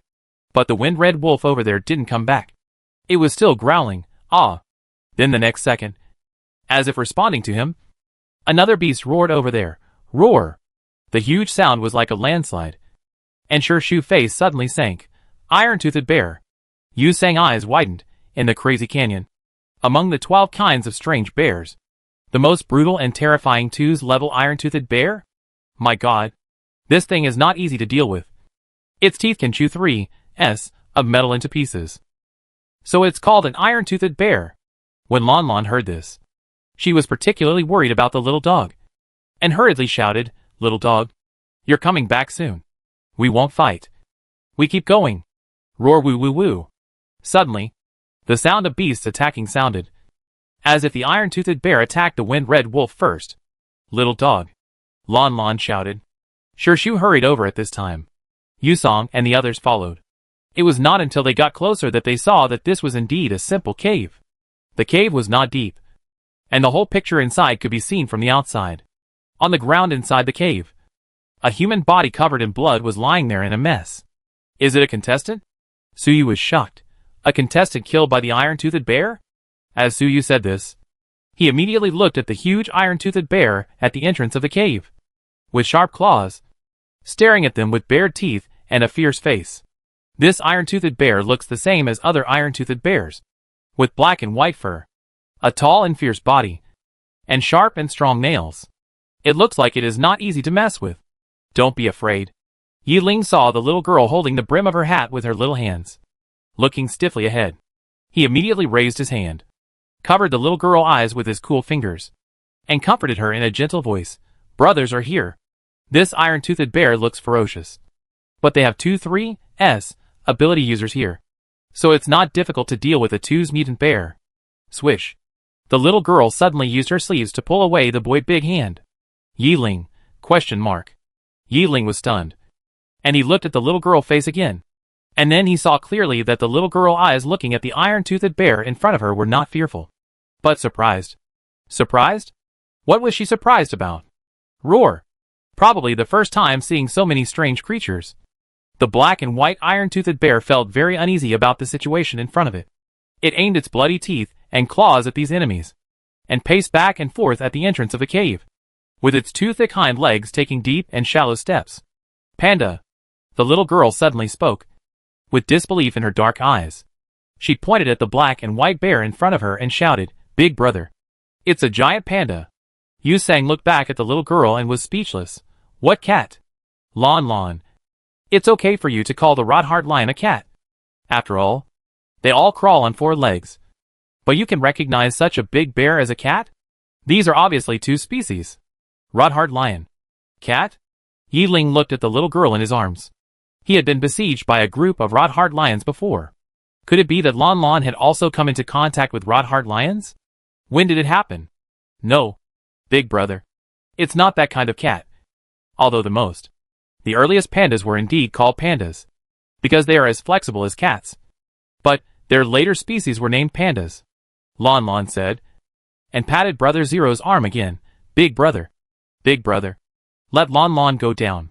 Giant pandas are not bad bears. Giant pandas are all stupid. Lanlan wants to discuss with the giant panda and let Lanlan go to see how the brother in the cave is doing. The giant panda is very well behaved. It will definitely let Lanlan go to see. Yi Ling was so stubborn that the little girl couldn't hold her, so she had to put her down, but didn't let her get close. It's too dangerous. Lanlan was so anxious that her little feet stomped on the spot. At this moment, the black and white bear over there suddenly roared again. After roaring, its two front paws that stood up suddenly fell to the ground. It was on all fours, but its right hind leg was dragging on the ground. Unable to exert force, Su Ming's eyes suddenly lit up. Look, the iron-toothed bear's hind legs are injured. Hit its hind legs. Quick fight. Quick decision, Su Ming said. He had already drawn his weapon. Although Lanlan said what kind of panda it was, the little girl was obviously mistaken. This was a Two's iron-toothed beast, a large alien beast that was lazy but very lethal. Moreover, if you want to save the people in the cave, you can only kill this alien beast. Negotiate? How can an alien beast negotiate with a person? It hurt that person so badly. Lanlan saw that Brother Su Ming was about to take action, and hurriedly said, Big brother, pandas are really docile animals. Lanlan is not lying to you. Pandas are China's national treasures. National treasures mean the treasures of the country. Pandas are the bears that the people of China love. They even give each panda a name. And because each panda is loved by so many people, there are people who set up fan clubs for different pandas. Su Ming, Others, Barrage, ? What the hell? Isn't this just a 2S level iron-toothed bear? Do the Chinese people of Blue Star like iron-toothed bears so much? As soon as Lanlan finished speaking, she stared at Brother Su Ming. And Su Ming was also looking at the little girl. 1 second passed. 2 seconds passed. Suddenly, Su Ming took a step forward, turned around, spread his hands, and used his body to block the iron-toothed bear behind him. He said to Su Yu saying, The prince and others, don't hurt it. I will lead it away. Everyone, Boom. At this moment, it seemed that he could no longer bear the pain brought by his body, accompanied by a loud bang. It turned out that the black and white bear blocking the entrance of the cave softened and fainted on the ground. Lanlan took the opportunity to slip away from Brother Zero's hand. She grabbed the long hem of her clothes and ran over quickly. Others also walked over quickly. The black and white bear fainted, and the contestant, who fell in a pool of blood. Everyone looked at the contestant's face in astonishment. It was Mianfeng, 3S ability user. Mianfeng. It's this big brother. Lanlan obviously recognized Mianfeng. The little girl hurriedly checked the wound on the big brother body and said while checking, There are external injuries, which are scratched by giant pandas. 2 bones are broken and a lot of blood is flowing. But they are all minor injuries. Yusang hurriedly said, Minor injuries? But I think he is almost dead. Are you sure it's a minor injury? Lanlan opened the mouth of Brother Mianfeng and frowned. It is indeed a minor injury from the scratch of the giant panda. But the big brother is poisoned, so he is really dying. It should be about the time. Wei Chong calculated the time and walked carelessly in the mountains. The organizer has a rule that contestants cannot attack each other. Wei Chong cannot violate this rule. Killing Mianfeng naturally has to be done by others. Their previous plan was to use the rebel robots during the pursuit training. Anyway, the situation would be chaotic at that time, and it would be easier to fish in troubled waters. But today, he suddenly received a message that he was asked to act as soon as possible, without waiting for the pursuit training. Wei Chong then gave the bottle of water to Mian Feng. Since they had planned to act in advance, they naturally made preparations before the game started. A month before the broadcast of Fatal Training Ground, the young commander had sent people to hide small, colorless and odorless poisons in the stadium. Wei Chong dug out the bottle of poison on the 10th day of the game. After that, he hid from the camera and divided the poison into 3 parts. and mixed them into 3 bottles of mineral water respectively. Then, he began to look for his target. The special corner state is very large. In the early stage, it is undoubtedly a needle in a haystack to find 3 people in such a large venue. But Wei Chong is not in a hurry. He knows that the fewer people survive. And with the escalation of various training difficulties, there are fewer and fewer safe places, and it is easy for contestants to gather together. As for whether his 3 targets would not survive until the later stage, Wei Chong was not worried. After all, he was a 3S ability user, so he was not completely without this ability. The rain in the sky was getting heavier and heavier, and Wei Chong finally went back. It was a bit risky to temporarily arrange the iron-toothed bear to attack Mian Feng, in order to prevent people from finding out that Mian Feng died of poisoning. Something had to be arranged to destroy his body. Crazy Canyon had nothing much, but bears were the most. He left some of his own blood at the entrance of the cave, and then hid the mini cannon magazine removed from the mecha in his sleeve. In a place where the audience could not see, he used the cannon magazine to pierce the hind leg of an idle iron-toothed bear. The cannonball was also stained with his blood. The iron-toothed bear was easily angry and crazy. After being hurt, it smelled the enemy's breath and naturally looked around. As it searched, it smelled his blood at the entrance of the cave. After that, it was the standard plot of the 2's beast eating up the 3's ability user who had no ability to resist. Thinking of this, Wei Chong wiped his face and looked at the cave that was getting closer and closer in front of him with his brown eyes. He actually liked Mian Feng very much, although he had been a classmate with him for a year in order to get closer to his goal. This person was quite to his liking in terms of personality and temper. It was a pity that he was not a rebel. They were not in the same camp, so they were destined to never be friends. As they walked, the cave in front was already in sight. Wei Chong was about to speed up his pace. But at this moment, "Ah, so that's it. Then you were really in danger before, big brother." A tender and soft childish voice suddenly came from the cave in front. Wei Chong's pace suddenly stopped. A young man with golden curly hair stood on the flat ground some distance away from the cave, looking at the cave entrance in front of him with deep eyes. What did he hear just now? Childish voice? Child voice? He walked slowly forward. 1 step, 2 steps, 3 steps, until he reached the entrance of the cave. Wei Chong's whole body suddenly froze. At the same time, in the cave full of people, the people who were chatting suddenly stopped talking. Pairs of eyes with different emotions fell on the curly-haired boy at the entrance at the same time. Wei Chong looked at the people in front of him. The first thing he saw was a 3 or 4-year-old girl wearing an adult's protective suit, sitting in the middle of the crowd, with a white and bright face and big black and clear eyes. A dangerous and fierce wind-red wolf quietly lay on the girl's knees. And to the left of the little girl sat the prince with cold eyebrows. To the right of the little girl sat Yiling with a bad look. In front of him was the lazy Yusang. Next to Yusang were 2 boys whose names he couldn't tell. If he had just come here, Wei Chong would have thought that this cave was occupied by a new team of contestants. But Wei Chong looked at the other boy who was sitting opposite the little girl. The boy was pale. His back was against the stone wall behind him, and there were many external injuries on his body caused by the scratches of wild beasts.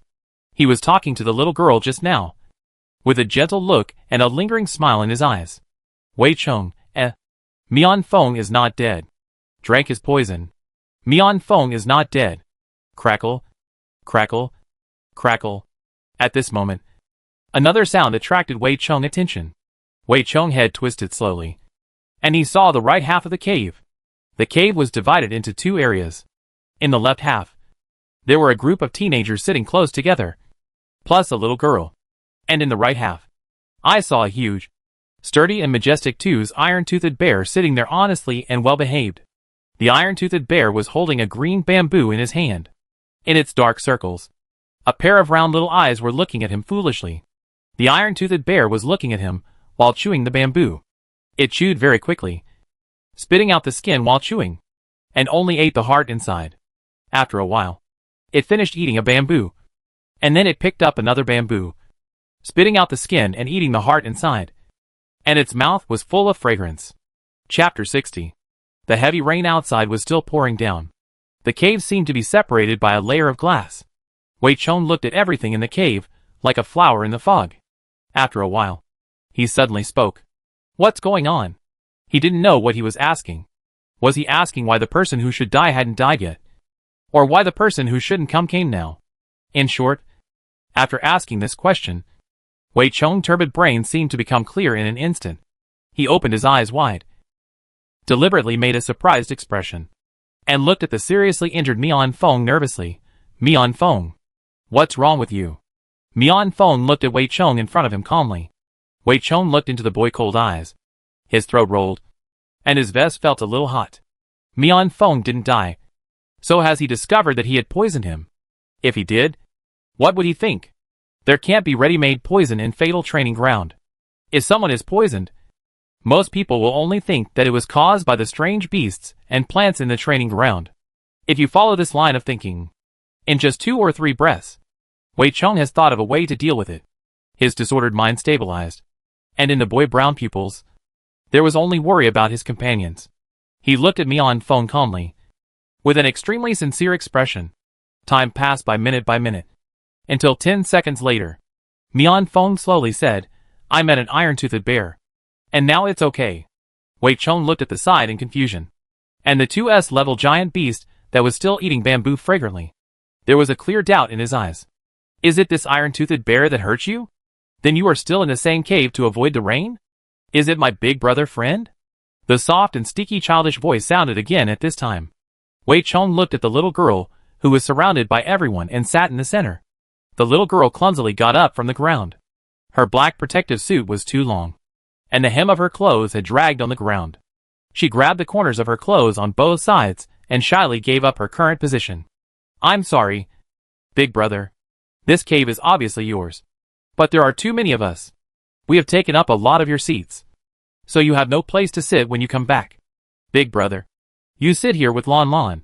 And Lanlan sit over there, the little girl said, and ran from the left half of the cave to the right half of the cave. The right half is the territory of the iron-toothed bear. Wei Chong frowned and was about to say don't go over. The cave is narrow, and humans can live in the same room with the iron-toothed bear without being attacked. Obviously, these people bribe the iron-toothed bear with golden bamboo. The iron-toothed bear is lazy by nature, and confused by the endless food. It may not remember to attack humans for the time being. However, it is a 2S-level beast after all. It is fine if humans do not step into the territory of the iron-toothed bear. Once they get close to the iron-toothed bear, the iron-toothed bear will inevitably be vigilant and attack directly. Wei Chong knew who this little girl was. The young marshal had mentioned in the message before that this was the daughter of the tyrant. The young marshal also said that if possible, it would be best to kidnap this little girl and use her as a hostage to threaten the tyrant when necessary. Wei Chong wanted to stop the little girl from getting close to the iron-toothed bear.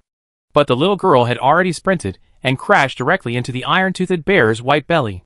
Wei Chong's face changed, and he was about to take this ignorant little girl back before the iron-toothed bear went crazy. And sure enough, at this moment, the black and white iron-toothed bear suddenly raised its huge and sharp bear paw. The bear paw fell, and it grabbed a green bamboo next to it and handed it forward honestly. It gave the bamboo to the human cub holding its belly to eat. Wei Chong, who was about to step forward, said, Lanlan doesn't eat bamboo. But you, the giant panda, eat it. The little girl pushed back the heavy bamboo that was as thick as an iron rod. She smiled sweetly on her fair face and pointed to her mouth. Lanlan's small teeth can't bite such bamboo. The black bean eyes hidden in the dark circles of the iron-toothed bear blinked twice. After a while, it put down the bamboo in its hand, changed another bamboo, and handed it to the little girl again. Eat this? Lanlan giggled, Giant panda. You can't eat another bamboo even if you change it. Just eat it. These bamboos are picked by the big brother for the giant panda.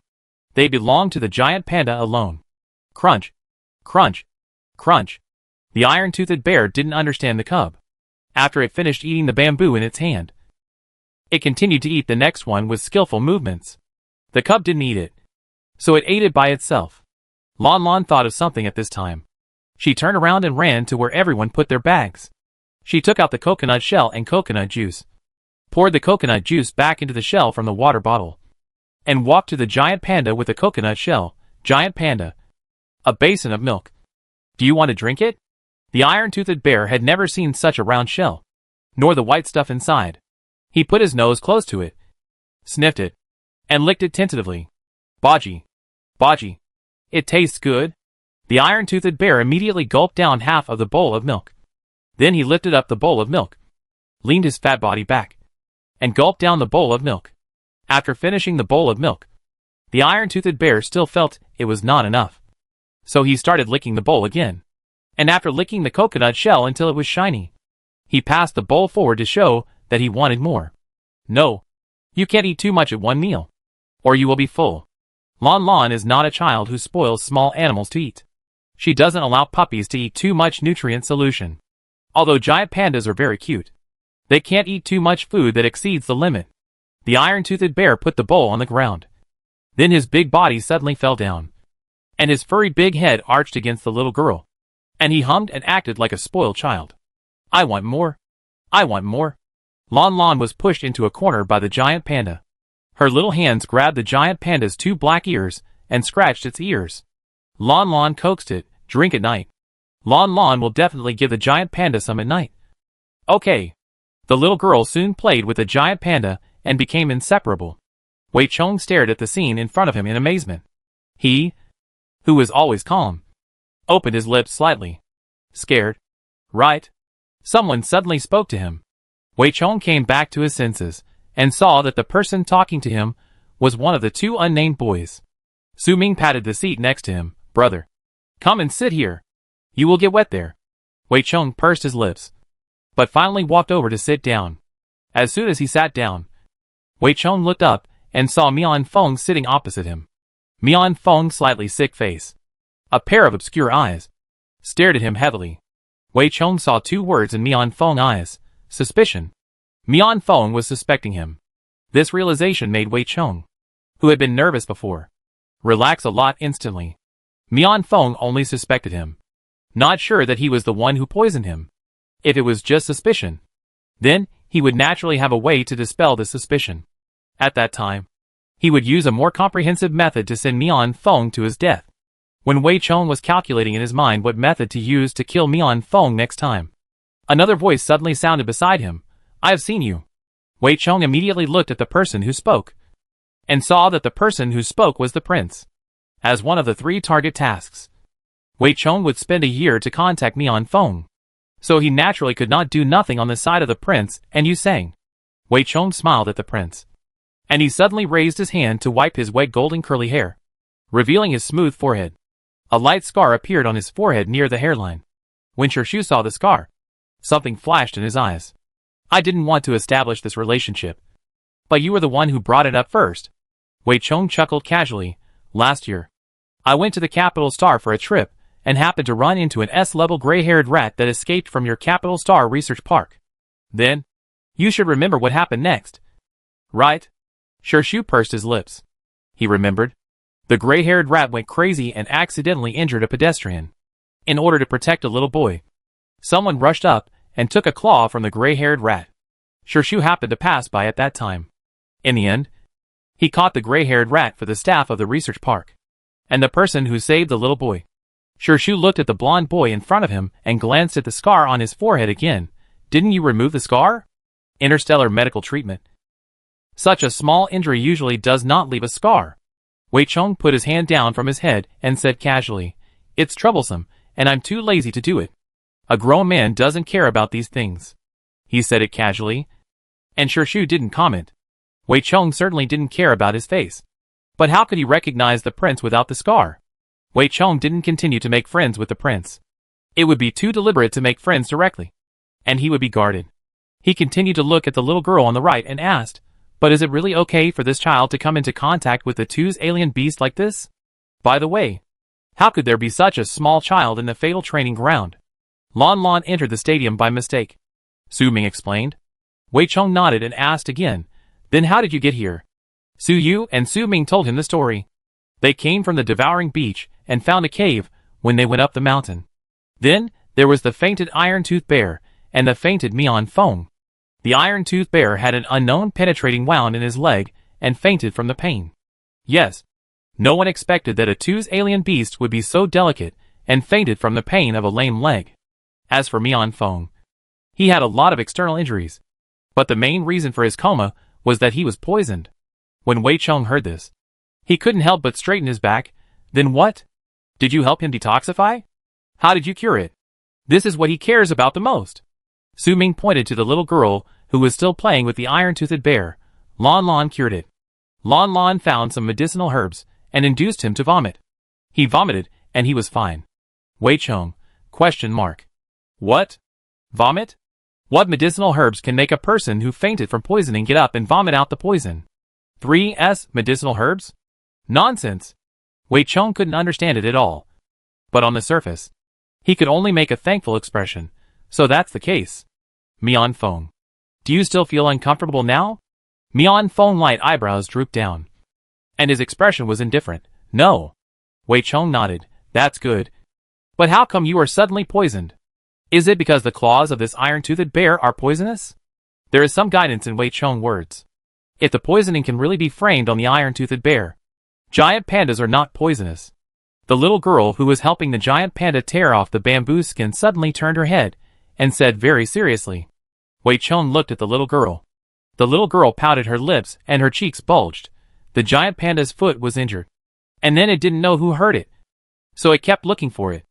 I don't know why. The giant panda was stupid and thought it was Brother Mianfeng who hurt it. So it wanted to beat Brother Mianfeng for revenge. But after Brother Mianfeng was beaten a few times, the panda fainted, and it had to stay with Brother Mianfeng, waiting for him to get up and beat him. But because it couldn't wait for Brother Mianfeng to wake up, the panda's feet were too painful, and it fainted. The little girl spoke incoherently. Wei Cheng smiled. Little sister, what are you talking about? How can you know what the iron-toothed bear is thinking? Did you see it with your own eyes? Lanlan shook her head. Lanlan didn't see it. But Lanlan knew it. How can you know if you didn't see it? Wei Cheng was helpless. Little friend, don't lie. And brother tells you. You better come here quickly. This iron-toothed bear is full now. So it is willing to play with you. But once it gets hungry again, you can't say when it will eat you. Lanlan frowned. And her two short hands were angrily placed on her waist. Big brother, you are talking nonsense. Giant pandas don't eat people at all. Lanlan didn't lie. Wei Cheng perfunctorily said, okay. I didn't lie. I didn't lie. But all the exotic beasts eat meat. Although the iron-toothed bear does prefer bamboo to human flesh, it doesn't mean that it won't eat meat. It just doesn't like it. That's not the case. The little girl said in a very tough tone. Giant pandas are endangered animals. In the beginning, in order to protect giant pandas from extinction, the Chinese people began to artificially breed and keep giant pandas in captivity. Most of the giant pandas on Blue Star grew up under the care of breeders. Their staple food has long become bamboo, apples, carrots, and so on.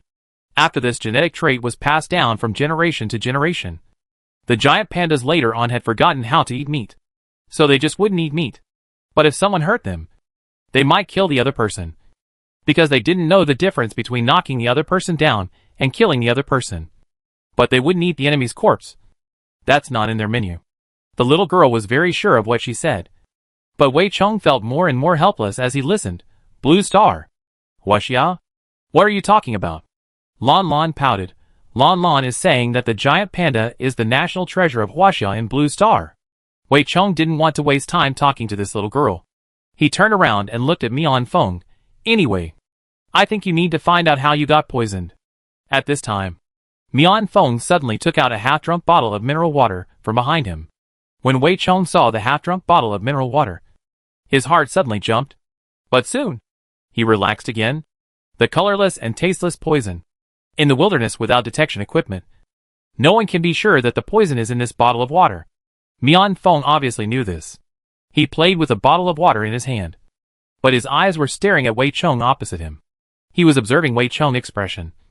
But unfortunately, there was nothing wrong with the other party's expression. Did he really think too much? It's probably that carnivorous plant. Mian Feng said so. Before, Wei Cheng was repairing the mecha in the cave. And when Mian Feng was bandaging his wound was caused by a carnivorous plant on the mountain. Compared with strange beasts, strange plants are indeed more poisonous. Wei Cheng nodded in cooperation. That might be that flower. Forget it. I'm glad you're okay. Speaking of this, it was getting dark outside. It seemed that we could only live together in this cave tonight. Wei Chong opened his supply bag at this time. He took out several bottles of high-grade nutrient solution and said with a smile, "I'm lucky. I actually found a high-grade supply bag when I went out before," Wei Chong said, handing Mian Feng a bottle of nutrient solution. Mian Feng frowned. "I have it." Wei Chong still stuffed the nutrient solution into Mian Feng's hand, and deliberately let him see the sealed bottle mouth of the nutrient solution, implying that he really didn't poison it. After giving it to Mian Feng, Wei Chong handed another bottle to the prince. He just saw that when the prince opened the supply bag, there was no nutrient solution in it. Wei Chong was afraid that the prince would be embarrassed to accept charity from others. And he also found a reason for him considerately. "Speaking of which, I have to thank you for the gray-haired mouse incident. If you hadn't acted in time, I and the little boy would probably have been in trouble." The prince didn't take the bottle of nutrient solution. No need. Wei Chong was helpless. "It's just a bottle of nutrient solution. And it's not worth much." The prince, Puff. Yu Sang next to him suddenly covered his mouth and laughed out loud. Wei Chong raised his eyes and looked at him. Yu Sang said lazily, "I'm not laughing at you. But we haven't eaten this cheap nutrient solution for a long time. It's really too worthless." "Cheap?" Wei Chong's eyes deepened. What he gave was high-grade nutrient solution, the highest standard food in the arena. Yu Sang looked at Su Ming with a smile. Su Ming was the logistics of their team, and all the supplies at home were managed by Su Ming. Su Ming also felt that it was time to eat. He opened his supply bag and saw a full backpack of nutrient solution. It was estimated that there were at least 50 or 60 bottles. Wei Chong, But why do the colors of these nutrient solutions look weird? Isn't nutrient solution a transparent liquid like water? Why are some of their nutrient solutions light green? Some are milky white? Lanlan. It's time to eat, Su Ming called out. Then he took out the nutrient solution and began to distribute it to everyone. "Are there any flavors you want to pick? If not, just give it out randomly." Su Yu said, "I want coconut milk flavor." Yu Sang said, "I want seaweed flavor." Yi Ling said, "Whatever." Shu also said, "Whatever." Su Ming looked at the food he gave him. They divided it up. He took a bottle of seaweed flavor, and then handed Lanlan 2 bottles of coconut milk flavor, and asked, "Do you want to feed the little bee and the giant panda?" Lanlan shook her head. "The giant panda has eaten too much. It can't eat anymore. The little bee and Lanlan just need 1 tube," the little girl said, turning around and about to take the puppy to eat next to her. Suddenly, she saw the weak brother Mian Feng again. "Big brother, your health is not good. You have to eat more. Lanlan treats you." The little girl smiled and handed her bottle of coconut milk flavored nutrient solution to the big brother. Mian Feng was stunned for a moment. He hesitated and reached out to take it. Su Ming took another bottle of nutrient solution to Lanlan. After Lanlan took it, he led the puppy to find the giant panda to play. "Coconut milk flavor? Seaweed flavor? What?" Wei Chong looked at them and saw that each of them had a bottle of strange nutrient solution. Only he didn't have one. He frowned slightly, feeling unhappy. Nutrient solution is a must-have item to ensure that the human body has sufficient energy. The nutrients contained in the advanced nutrient solution are richer. He doesn't believe that the nutrient solution in these people's hands, which looks irregular at first glance, can be as good as the nutrient solution in his hand. Wei Chong opened his nutrient solution and took a big sip. It tastes very good, with little fishy taste and delicate taste. Moreover, is it his illusion? Why did he smell a little sweet and sweet fragrance in the air? He frowned and took a deep sniff. There was indeed a sweet fragrance. And not only that, but also a pepper fragrance. Wei Chong looked deeply at Su Yu and Su Ming, who were sitting next to him. One of them had a seaweed-flavored nutrient solution in his hand, and the other had a coconut milk-flavored nutrient solution. Wei Chong smelled these two smells that made him confused and his throat rolled unconsciously. Su Ming was drinking the nutrient solution, and the blonde boy next to him was getting closer and closer. Su Ming looked at Wei Chong, who was approaching, coughed lightly, and asked, "What's wrong?" Wei Chong immediately stepped back and said nonchalantly, "Nothing." Su Ming understood. He was a person with a good personality. He took the initiative to ask, "Do you want to taste some? Or you can use the lid to catch some?" Wei Chong's eyes lit up, and he hurriedly handed over his nutrient solution bottle cap. Su Ming was about to pour, and Yi Ling on the opposite side suddenly coughed lightly. Cough, cough. This cough contained a lot of meaning. Su Ming froze immediately. Unlike Yiling euphemism, Yu Sang had a bad temper and started to mock directly. They have advanced nutrient solution. Why do they need to eat our nutrient solution? Su Ming. What do you mean by this? Are you insulting people? You are giving them such a small amount. Are you treating them like beggars? Su Ming paused. I didn't mean that. If you don't mean that, put it away quickly. Yu Sang said, don't let people misunderstand that you have bad intentions. Su Ming had no choice but to take back the nutrient solution. Wei Chong looked at Yu Sang at this time, with a sneer in his eyes. Did I offend you? This person's words were directed at him. You didn't provoke me, but I don't like you. Yu Sang said very bluntly. Lanlan has already said that the iron-toothed bear is not poisonous. What do you mean by insisting that the iron-toothed bear is poisonous? Lanlan also said that the iron-toothed bear will not hurt people. Why are you still scaring her? Saying that the iron-toothed bear will eat her soon. She is a 4-year-old child. Do you feel very accomplished when you scare her? You also said that she lied? I tell you, Lanlan will not lie at all. She never lies. Wei Chong never expected that just because he said a few words to the little girl, Yu Sang would treat him like this. But he was not wrong. Isn't the two's beast dangerous? I am doing this for her good. Yu Sang pointed to the wind-red wolf that was eating nutrient solution over there. The wind-red wolf that commands all the wolf packs in the dense forest. Is it dangerous? People Lanlan hugs it to sleep every day. Wei Chong frowned. Yu Sang continued. Did you see the 2 little bugs resting on Lanlan fingers? Look carefully. They are tearing bees. They usually live in Lanlan hair. Wei Chong frowned more and more. Yu Sang laughed sarcastically. If I say too much, I'm afraid I scare you. The rotten heart lion. The 10,000 demon scorpion. The fire bone crocodile. The blood python. The baby shark. They all like Lanlan very much. Even the man-eating tree. When he mentioned the 3 words man-eating tree, Yu Sang emphasized his tone. Sure enough, Wei Chong's face sank instantly. Everyone knows the weight of the man-eating tree. Yu Sang was very satisfied with the shocked expression on the other's face. He continued, there's more? So don't point fingers at me, Lanlan. And be more respectful when talking to Lanlan. Don't say I didn't tell you that whether the fatal training ground is messy or not is up to me. Sister Lan.